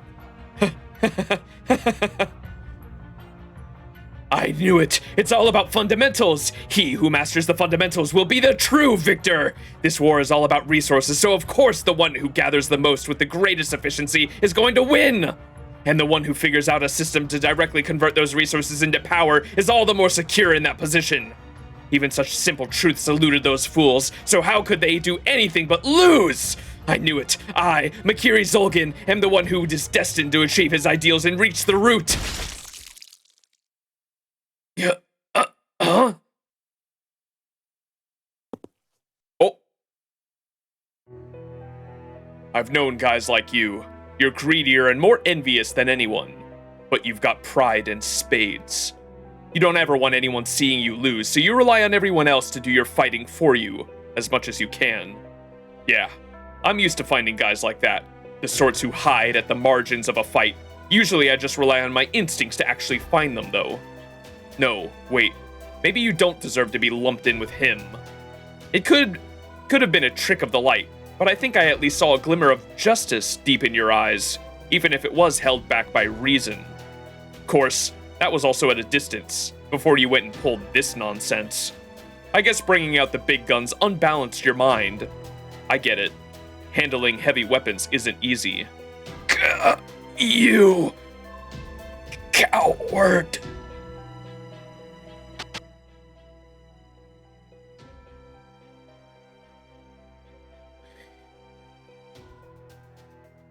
This who am I here has been a couple different characters now. Like, I feel like it's every AI trying to figure out who they are, huh? I kind of just realized with the color changes.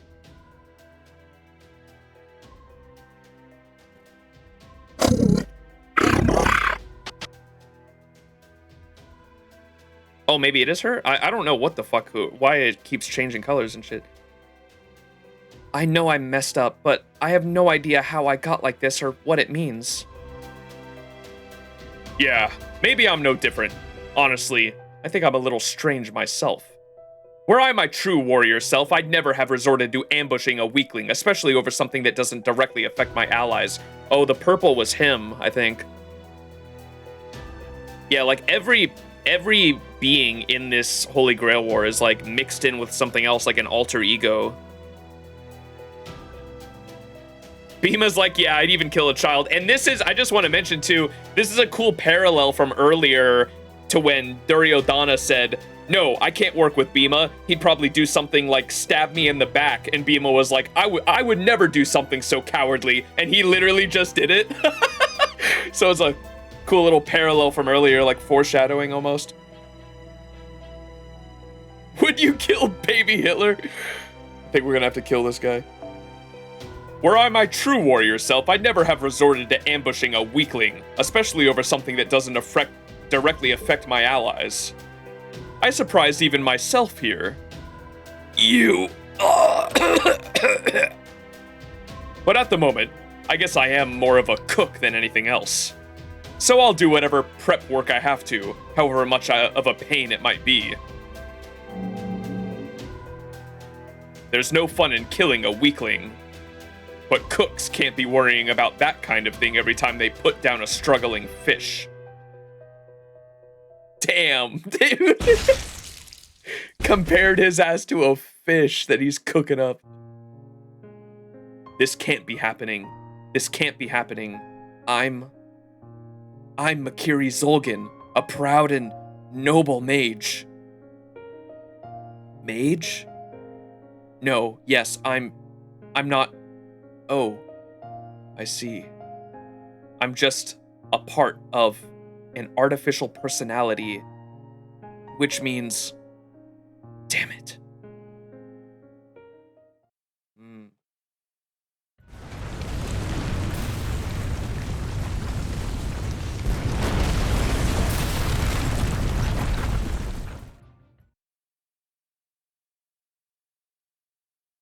Does this mean? Oh no. What?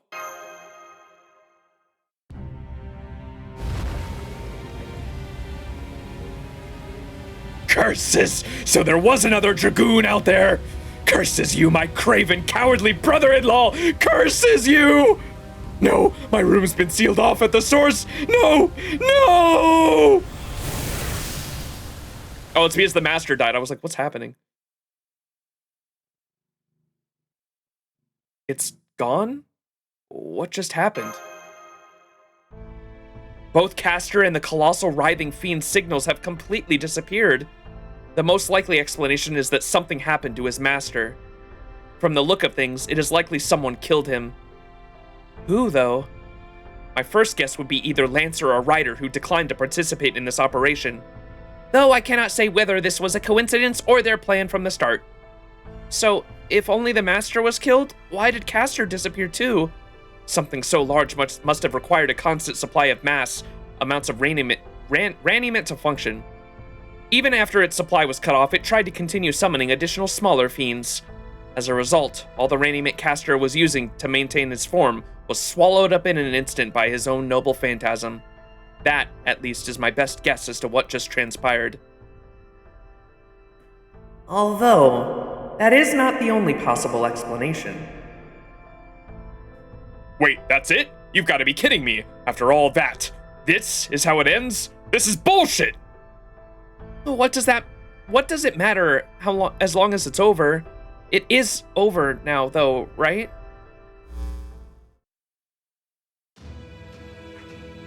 We have confirmed that Castor's colossal writhing fiend has disappeared. Congratulations on a job well done. Whoa, a special transmission from the governor. Gosh, that's neat. Indeed.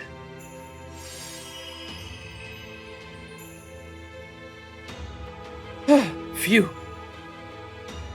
Great job, Saber. You were amazing.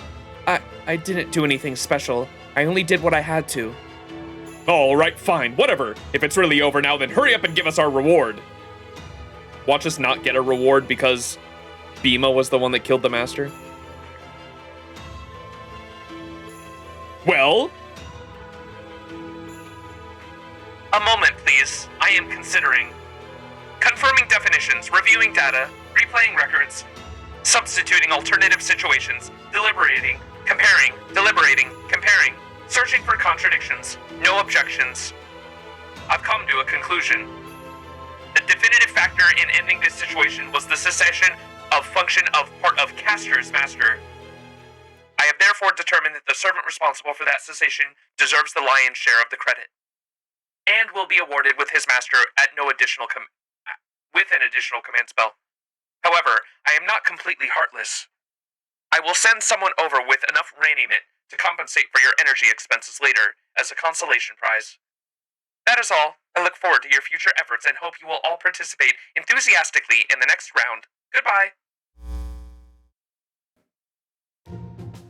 That's it? After all the hard work, all we get is a little raiment? This is bullshit! It's a scam! I figured it would end up like this. Still, at least the monster is finally gone. Now none of the AIs from Grow or anywhere else will have to worry about being eaten.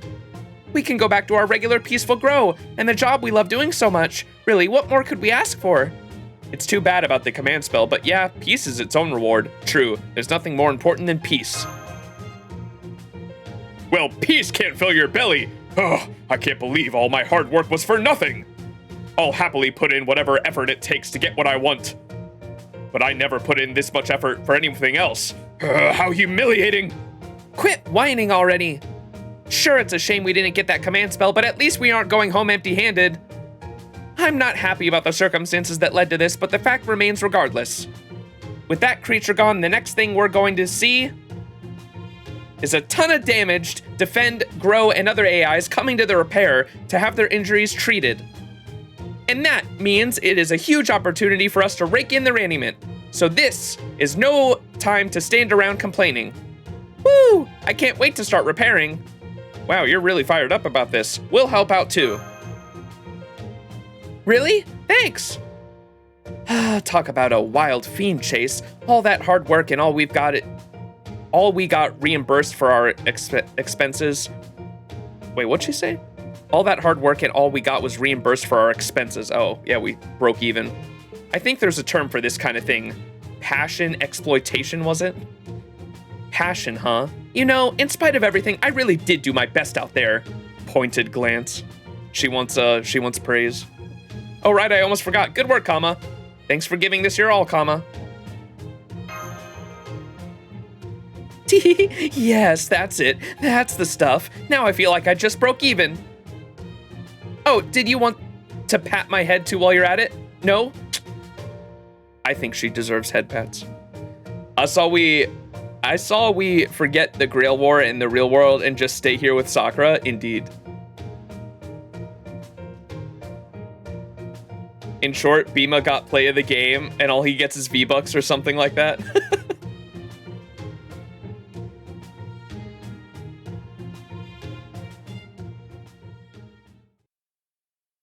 Gammy games. It was an incredibly messy conclusion. As a result, the bird, looking down on the world from above, couldn't help but think, ooh. Is this the governor, maybe? Why is it? It's brown, the bird. That this made for a completely unsuitable first step of the war. In fact, it didn't even qualify as such. The situation itself only made that clearer. There was someone who had been given a small bit of grace, a being with a will of his own, who continued to struggle for his life in the way that all living things do.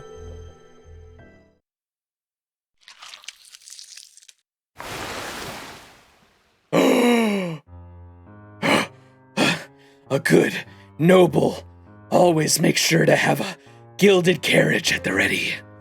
A secret carriage, of course. Since I possessed one, it must be so. Now, to send it home. Although, oh, how tragic. With no money to my name, what woman would ever want to marry a man like me?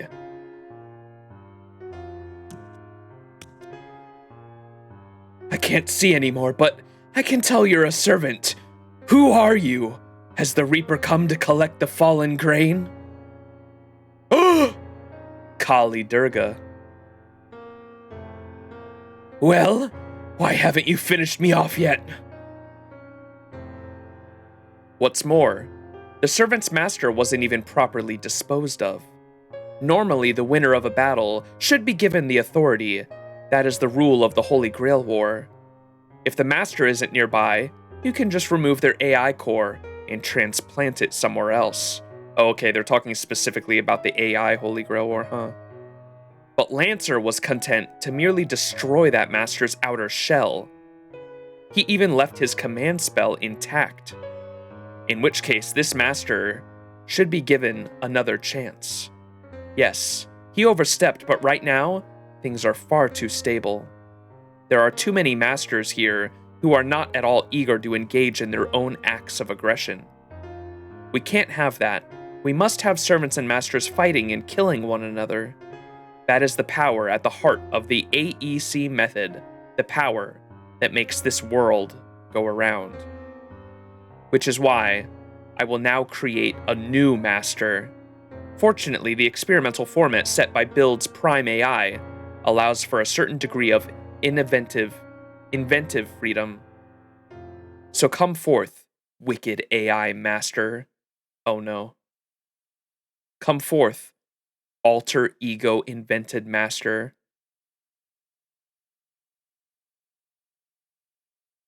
Uh-oh.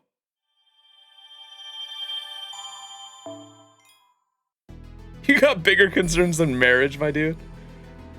All right, that was the end of section 6. All right, that's a good cliffhanger to end off on. Wow. Okay, quest clear kind of killed me.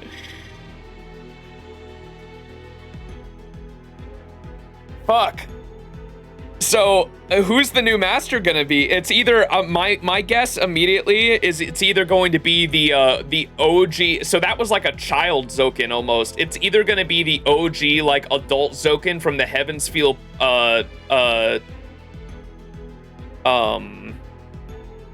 the one that we saw in London, like that sprite. I think it might be the young Zokin from the Heavensfield movies. That's like it's still an adult because that one was like a child. Or it's going to be old man Zokin, or it might not be Zokin at all. I don't think that they said he should be given another chance, but they might have been talking about the servant in that regard. I'm not sure. Real as fuck. I just want Ereshkigal feet. Bro. Chat too horny on main.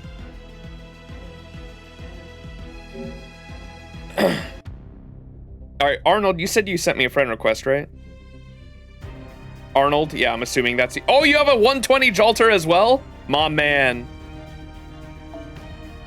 Let's fucking go.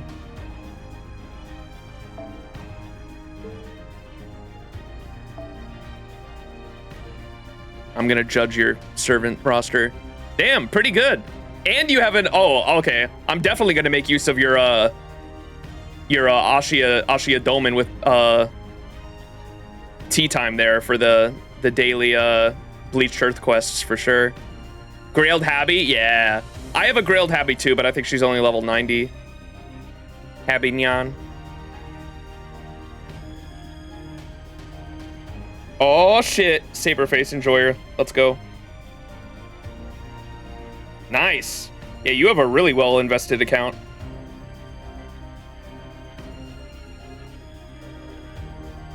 W. There we go. My friends list is full once again.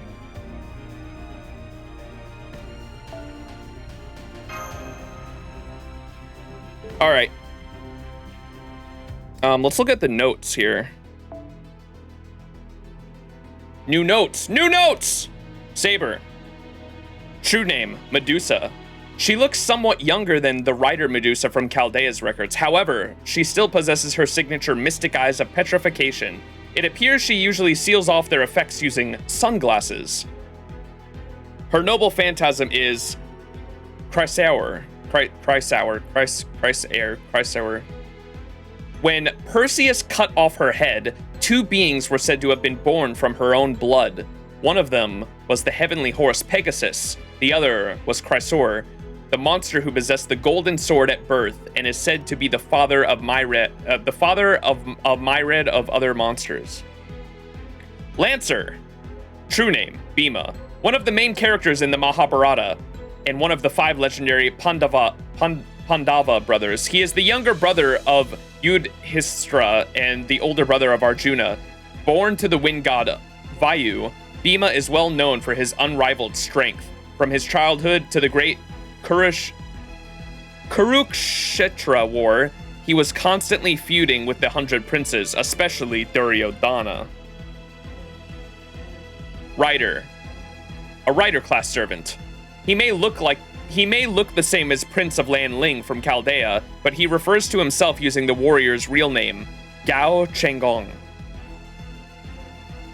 Caster, a caster class servant. He may look like Saber Gilsderays, but the tentacled creatures he seems to have summoned as familiars have a different appearance than the sea fiends Gilsderays from Chaldea controls. They are referred to as writhing fiends.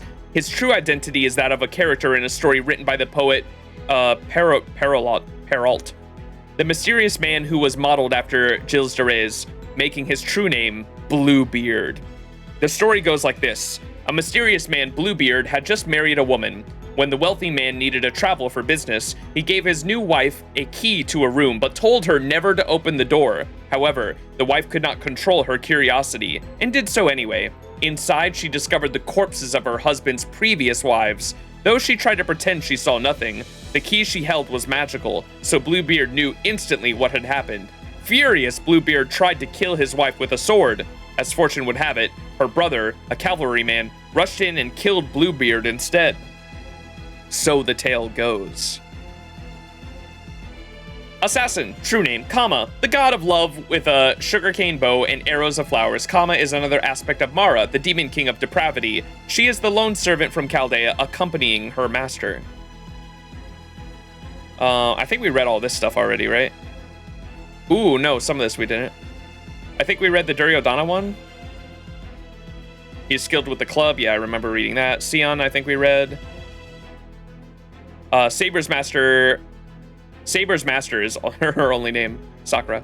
Prime AI of Grow, Saber gave her a name, Sakura. A girl with a calm demeanor and a peaceful expression who takes pride in her work at Grow. She is very dedicated to her job. The way Saber seems to shun her leaves her rather lonely, since she wishes to get to know her aloof servant better. Aww. She's so cute. I love her determined face is so cute. The huff. Gasses herself up. Lancer's Master, prime AI of Keep. Apparently her name is, how did we say it? Sarah Hera. She keeps a diary and has a habit of comparing what she wrote with her memories. She is bedeviled by guilt she cannot understand. Rider's Master, the prime AI of Transfer, one of the AI types of this world. He is a tall, rugged-looking man. As well as Rider's Master, he calls himself Lenur Guzion? Although he shares a face and name with someone Chaldea's master once knew, it's unclear whether he actually has any relation to that person in question. Caster's Master, a prime AI of Build, one of AI types in this world. This arrogant young man is the master of Caster who controls mysterious familiars. He calls himself Makiri Zolgan, a mage who strives to reach the root. However, it's unclear whether he truly understands what that even means. Given his role as Build's prime AI, he is quite adept at creating raniment. As such, he is able to modify Castor's noble phantasm to create a massive writhing fiend. Mikiri is an alter ego invented type master, a made from the creation of directive. Ooh, okay. Berserker's master of Berserker Duryodhana. Primate, oh, I think we read hers. Yeah. Prime AI of Defend. Prime AI of Defend, one of the AI types in this world. As a Type D AI who focuses on maintenance, her top priority is safeguarding the peace of the world. This Prime AI is a serious, no-nonsense worker who speaks using only the bare minimum of words necessary. Because she is so often assigned to the most dangerous missions compared to the other Type Ds, she is dressed in a special security type armor. In response to IAS and others' requests, she has assigned herself the identifier of DX is her name. Rani the 12th. Rani the 12th, the central governing AI who manages and oversees the AIs in the Paper Moon world, the original of Rani series, and the first primary AI. By design, she is capable of updating herself when necessary through self-analytics and optimizing programs. Her residence is the Central Church. Repair AI, Type R. I think we read all that.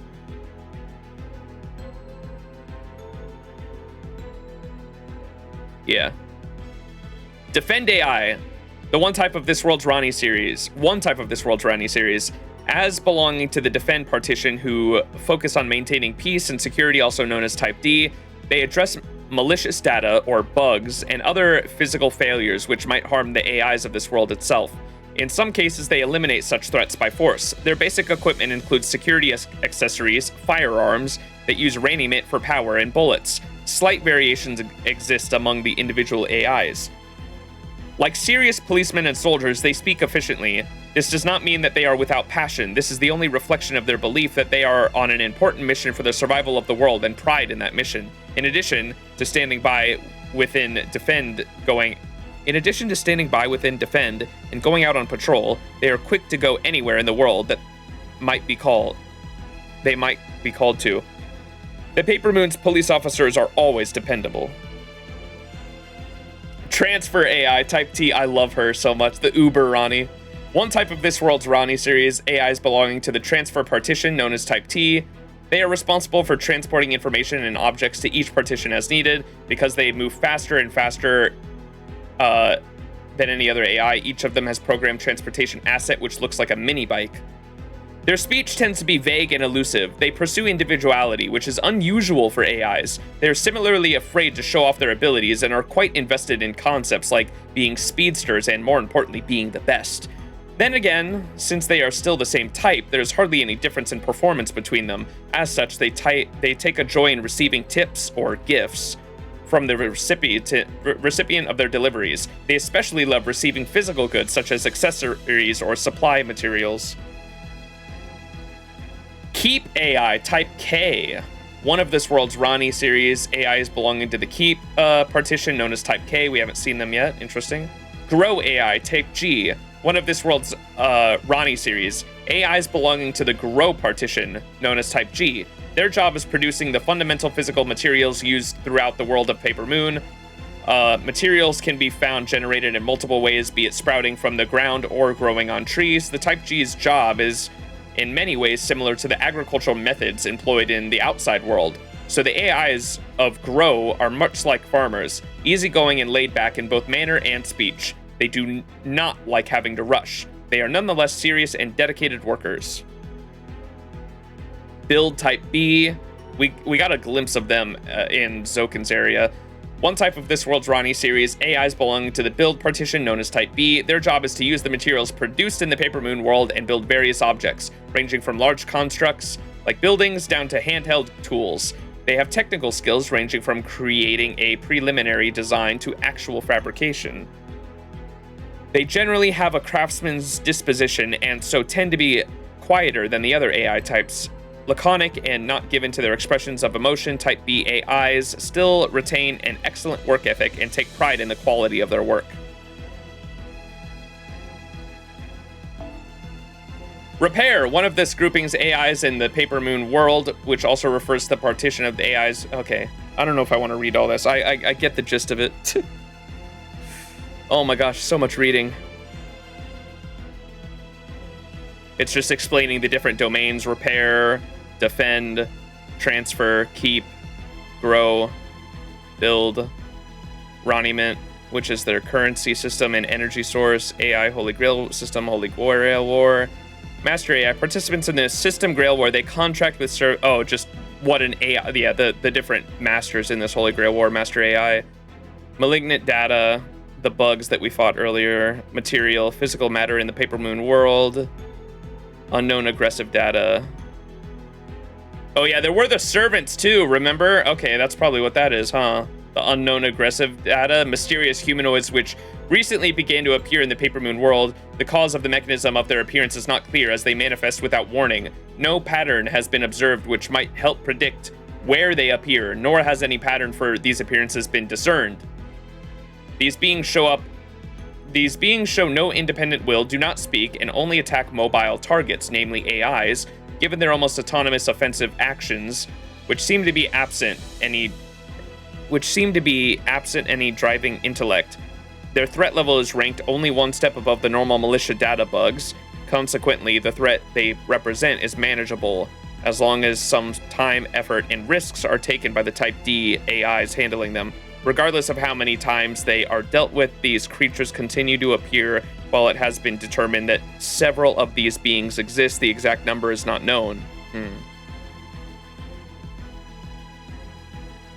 It's a lot to read, but I wish some Lost Belts and Singularities had this too. I mentioned that earlier, that Lost Belt 6 had the timeline thing, and then when we were in Lost Belt 7, I think when we were getting the backstory from the Dino arc, she mentions all this, and I think like either the Master or Mash goes, man, I really wish we had a timeline, a physical timeline to display all this thing, so it was really easy for all of us to comprehend. And I was like, that's literally what Lost Belt 6 had. It had to have been Nasu just poking fun at the fact that he knew they weren't gonna have a timeline for Lost Belt 7 for whatever fucking reason. And then they give us this for Paper Moon, and I'm like, why was this not in Lost Belt 7? This would have been sick to have in Lost Belt 7. Like an actual codex for everything. It's really cool. I definitely love when devs do this shit because I'm a lore nerd and I like reading at my own pace. Like I don't like when specifically like just when stories just info dump you with so much information that's like, okay, I gotta write this shit down. Like this is I'm not gonna be able to remember all this. When games have like a codex or media has like a codex like this, where you can just easily find like a lot of really important information that you can go back and read, I really appreciate shit like that. Mash explained dinosaurs on a board and that was enough, according to Nasu. Nerd! I wish every Lost Belt was Lost Belt 6. Well, then it wouldn't be as special, would it? If every Lost Belt was Lost Belt 6, then Lost Belt 6 might lose its, why it's so special, right?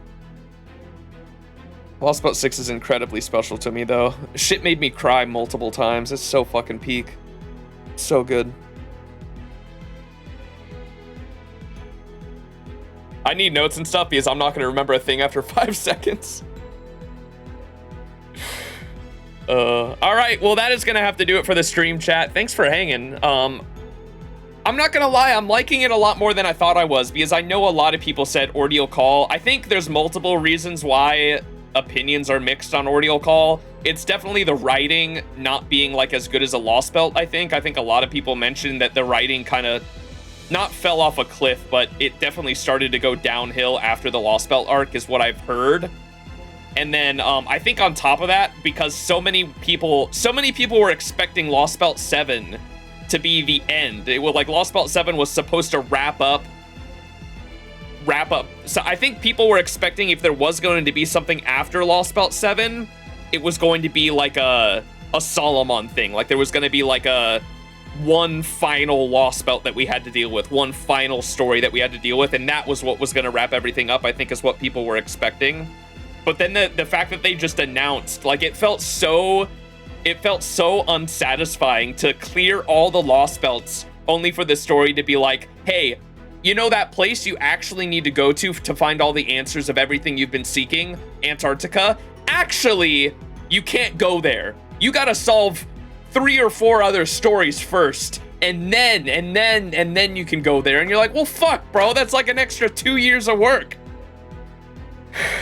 Ordeal stall, yeah, that's what the community has coined the term, and so I understand the frustration. I'll say that I understand the frustration. So I was kind of going into Ordeal Call 1 expecting it, and like my expectations were low, I'll say that. And the first 6 we're on section 7, right? Yeah, the first 6 sections were pretty good. I gotta say, I didn't like the transition of how quick we went in here, not understanding what the fuck was going on.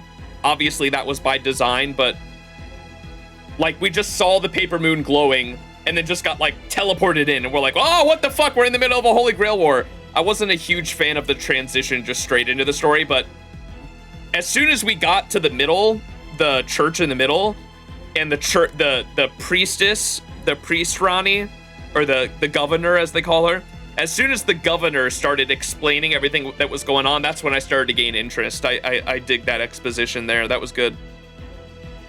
So yeah, I'm enjoying it so far. I'm interested to see what else is going to happen. I feel like it was a lack of planning. They had the idea and kept growing and growing, and then it became something else. OC was going to be just originally like 1 chapter. Yeah, that makes sense. At the very start, I was liking it much, but wasn't liking it much, but I'm slowly liking it more. Yeah, that's how it feels for me. So I'm interested to see where it goes. The concept of all the AIs and stuff and everything too, I wasn't enjoying at first, but it's growing on me. I kind of dig it now. Now that we understand that like things aren't what they seem, and like I kind of want to. The writers definitely have that level of interest of like foreshadowing certain things and make you want to figure out what's going on, because like clearly everyone in this simulated world here has like multiple layers of personality like layered on top of each other, and it's really weird how that's happening, and you kind of want to figure out what everyone's deal is and why that's happening. They even had the OC3 jump scare. Yeah, 4 filler stories. Yeah, I've heard, I think a lot of people have said OC2 is good, and I know that like it's all about the Avengers, and I know Jalter's in it, so I'm very much looking forward to OC2. OC3 is more moon shit, I think, so and OC4 seems like it's about like John and Mash and all those characters, the ruler class, and I know that gameplay wise, Mash gets like a final upgrade or something. Finally, fucking Christ. Goated story, not gonna lie. Yeah, I'm excited. Hopefully, surely fucking Fate Extra Record comes out later this year so I can understand OC3 a bit more. No collab event this year in JP yet, as of yet. Surely it's Strange Fake. Ooh. Mash goes Super Saiyan. I mean, she's gone Super Saiyan a couple different times at this point. I'm excited to see what happens. OC2 rivals LB6 is the best written chapter. Really? Okay. OC3 really wants you to play extra in CCC. Extra Record, where are you? I don't want to play any of the extra games until I play Extra Record. I've been waiting. Where is Extra Record? All right. Anyways, that's gonna have to do it, chat. I am hungry and I am tired, streaming for 8.5 hours. So I'm gonna head out. YouTube viewers, if you're watching, please leave a like. Likes and comments are very much appreciated. That they show me that people are enjoying the series and want me to continue it, and they also boosting engagement pushes the video and the VOD out there to other viewers that might want to see it. So if you got this far in the YouTube VOD and you're enjoying the playthrough, likes, comments, appreciated. Thank you. That's a easy, free way to support the streams, definitely. Thanks everyone for coming out. Love y'all. If you're watching on Twitch right now, say bye YouTube. Bye YouTube viewers. All right, peace out, everyone. Next stream should be I don't know when. I am going to be busy next weekend, but we'll figure it out. Sometime in the next week or two, we'll definitely be back to this, and I'm planning on finishing OC1 before FGO's anniversary at the beginning of July. So in the next few weeks, we will be finishing OC1. So look forward to that. All right, peace out, everyone. Love y'all. Have a good one, and I will see you all in the next stream. Bye bye.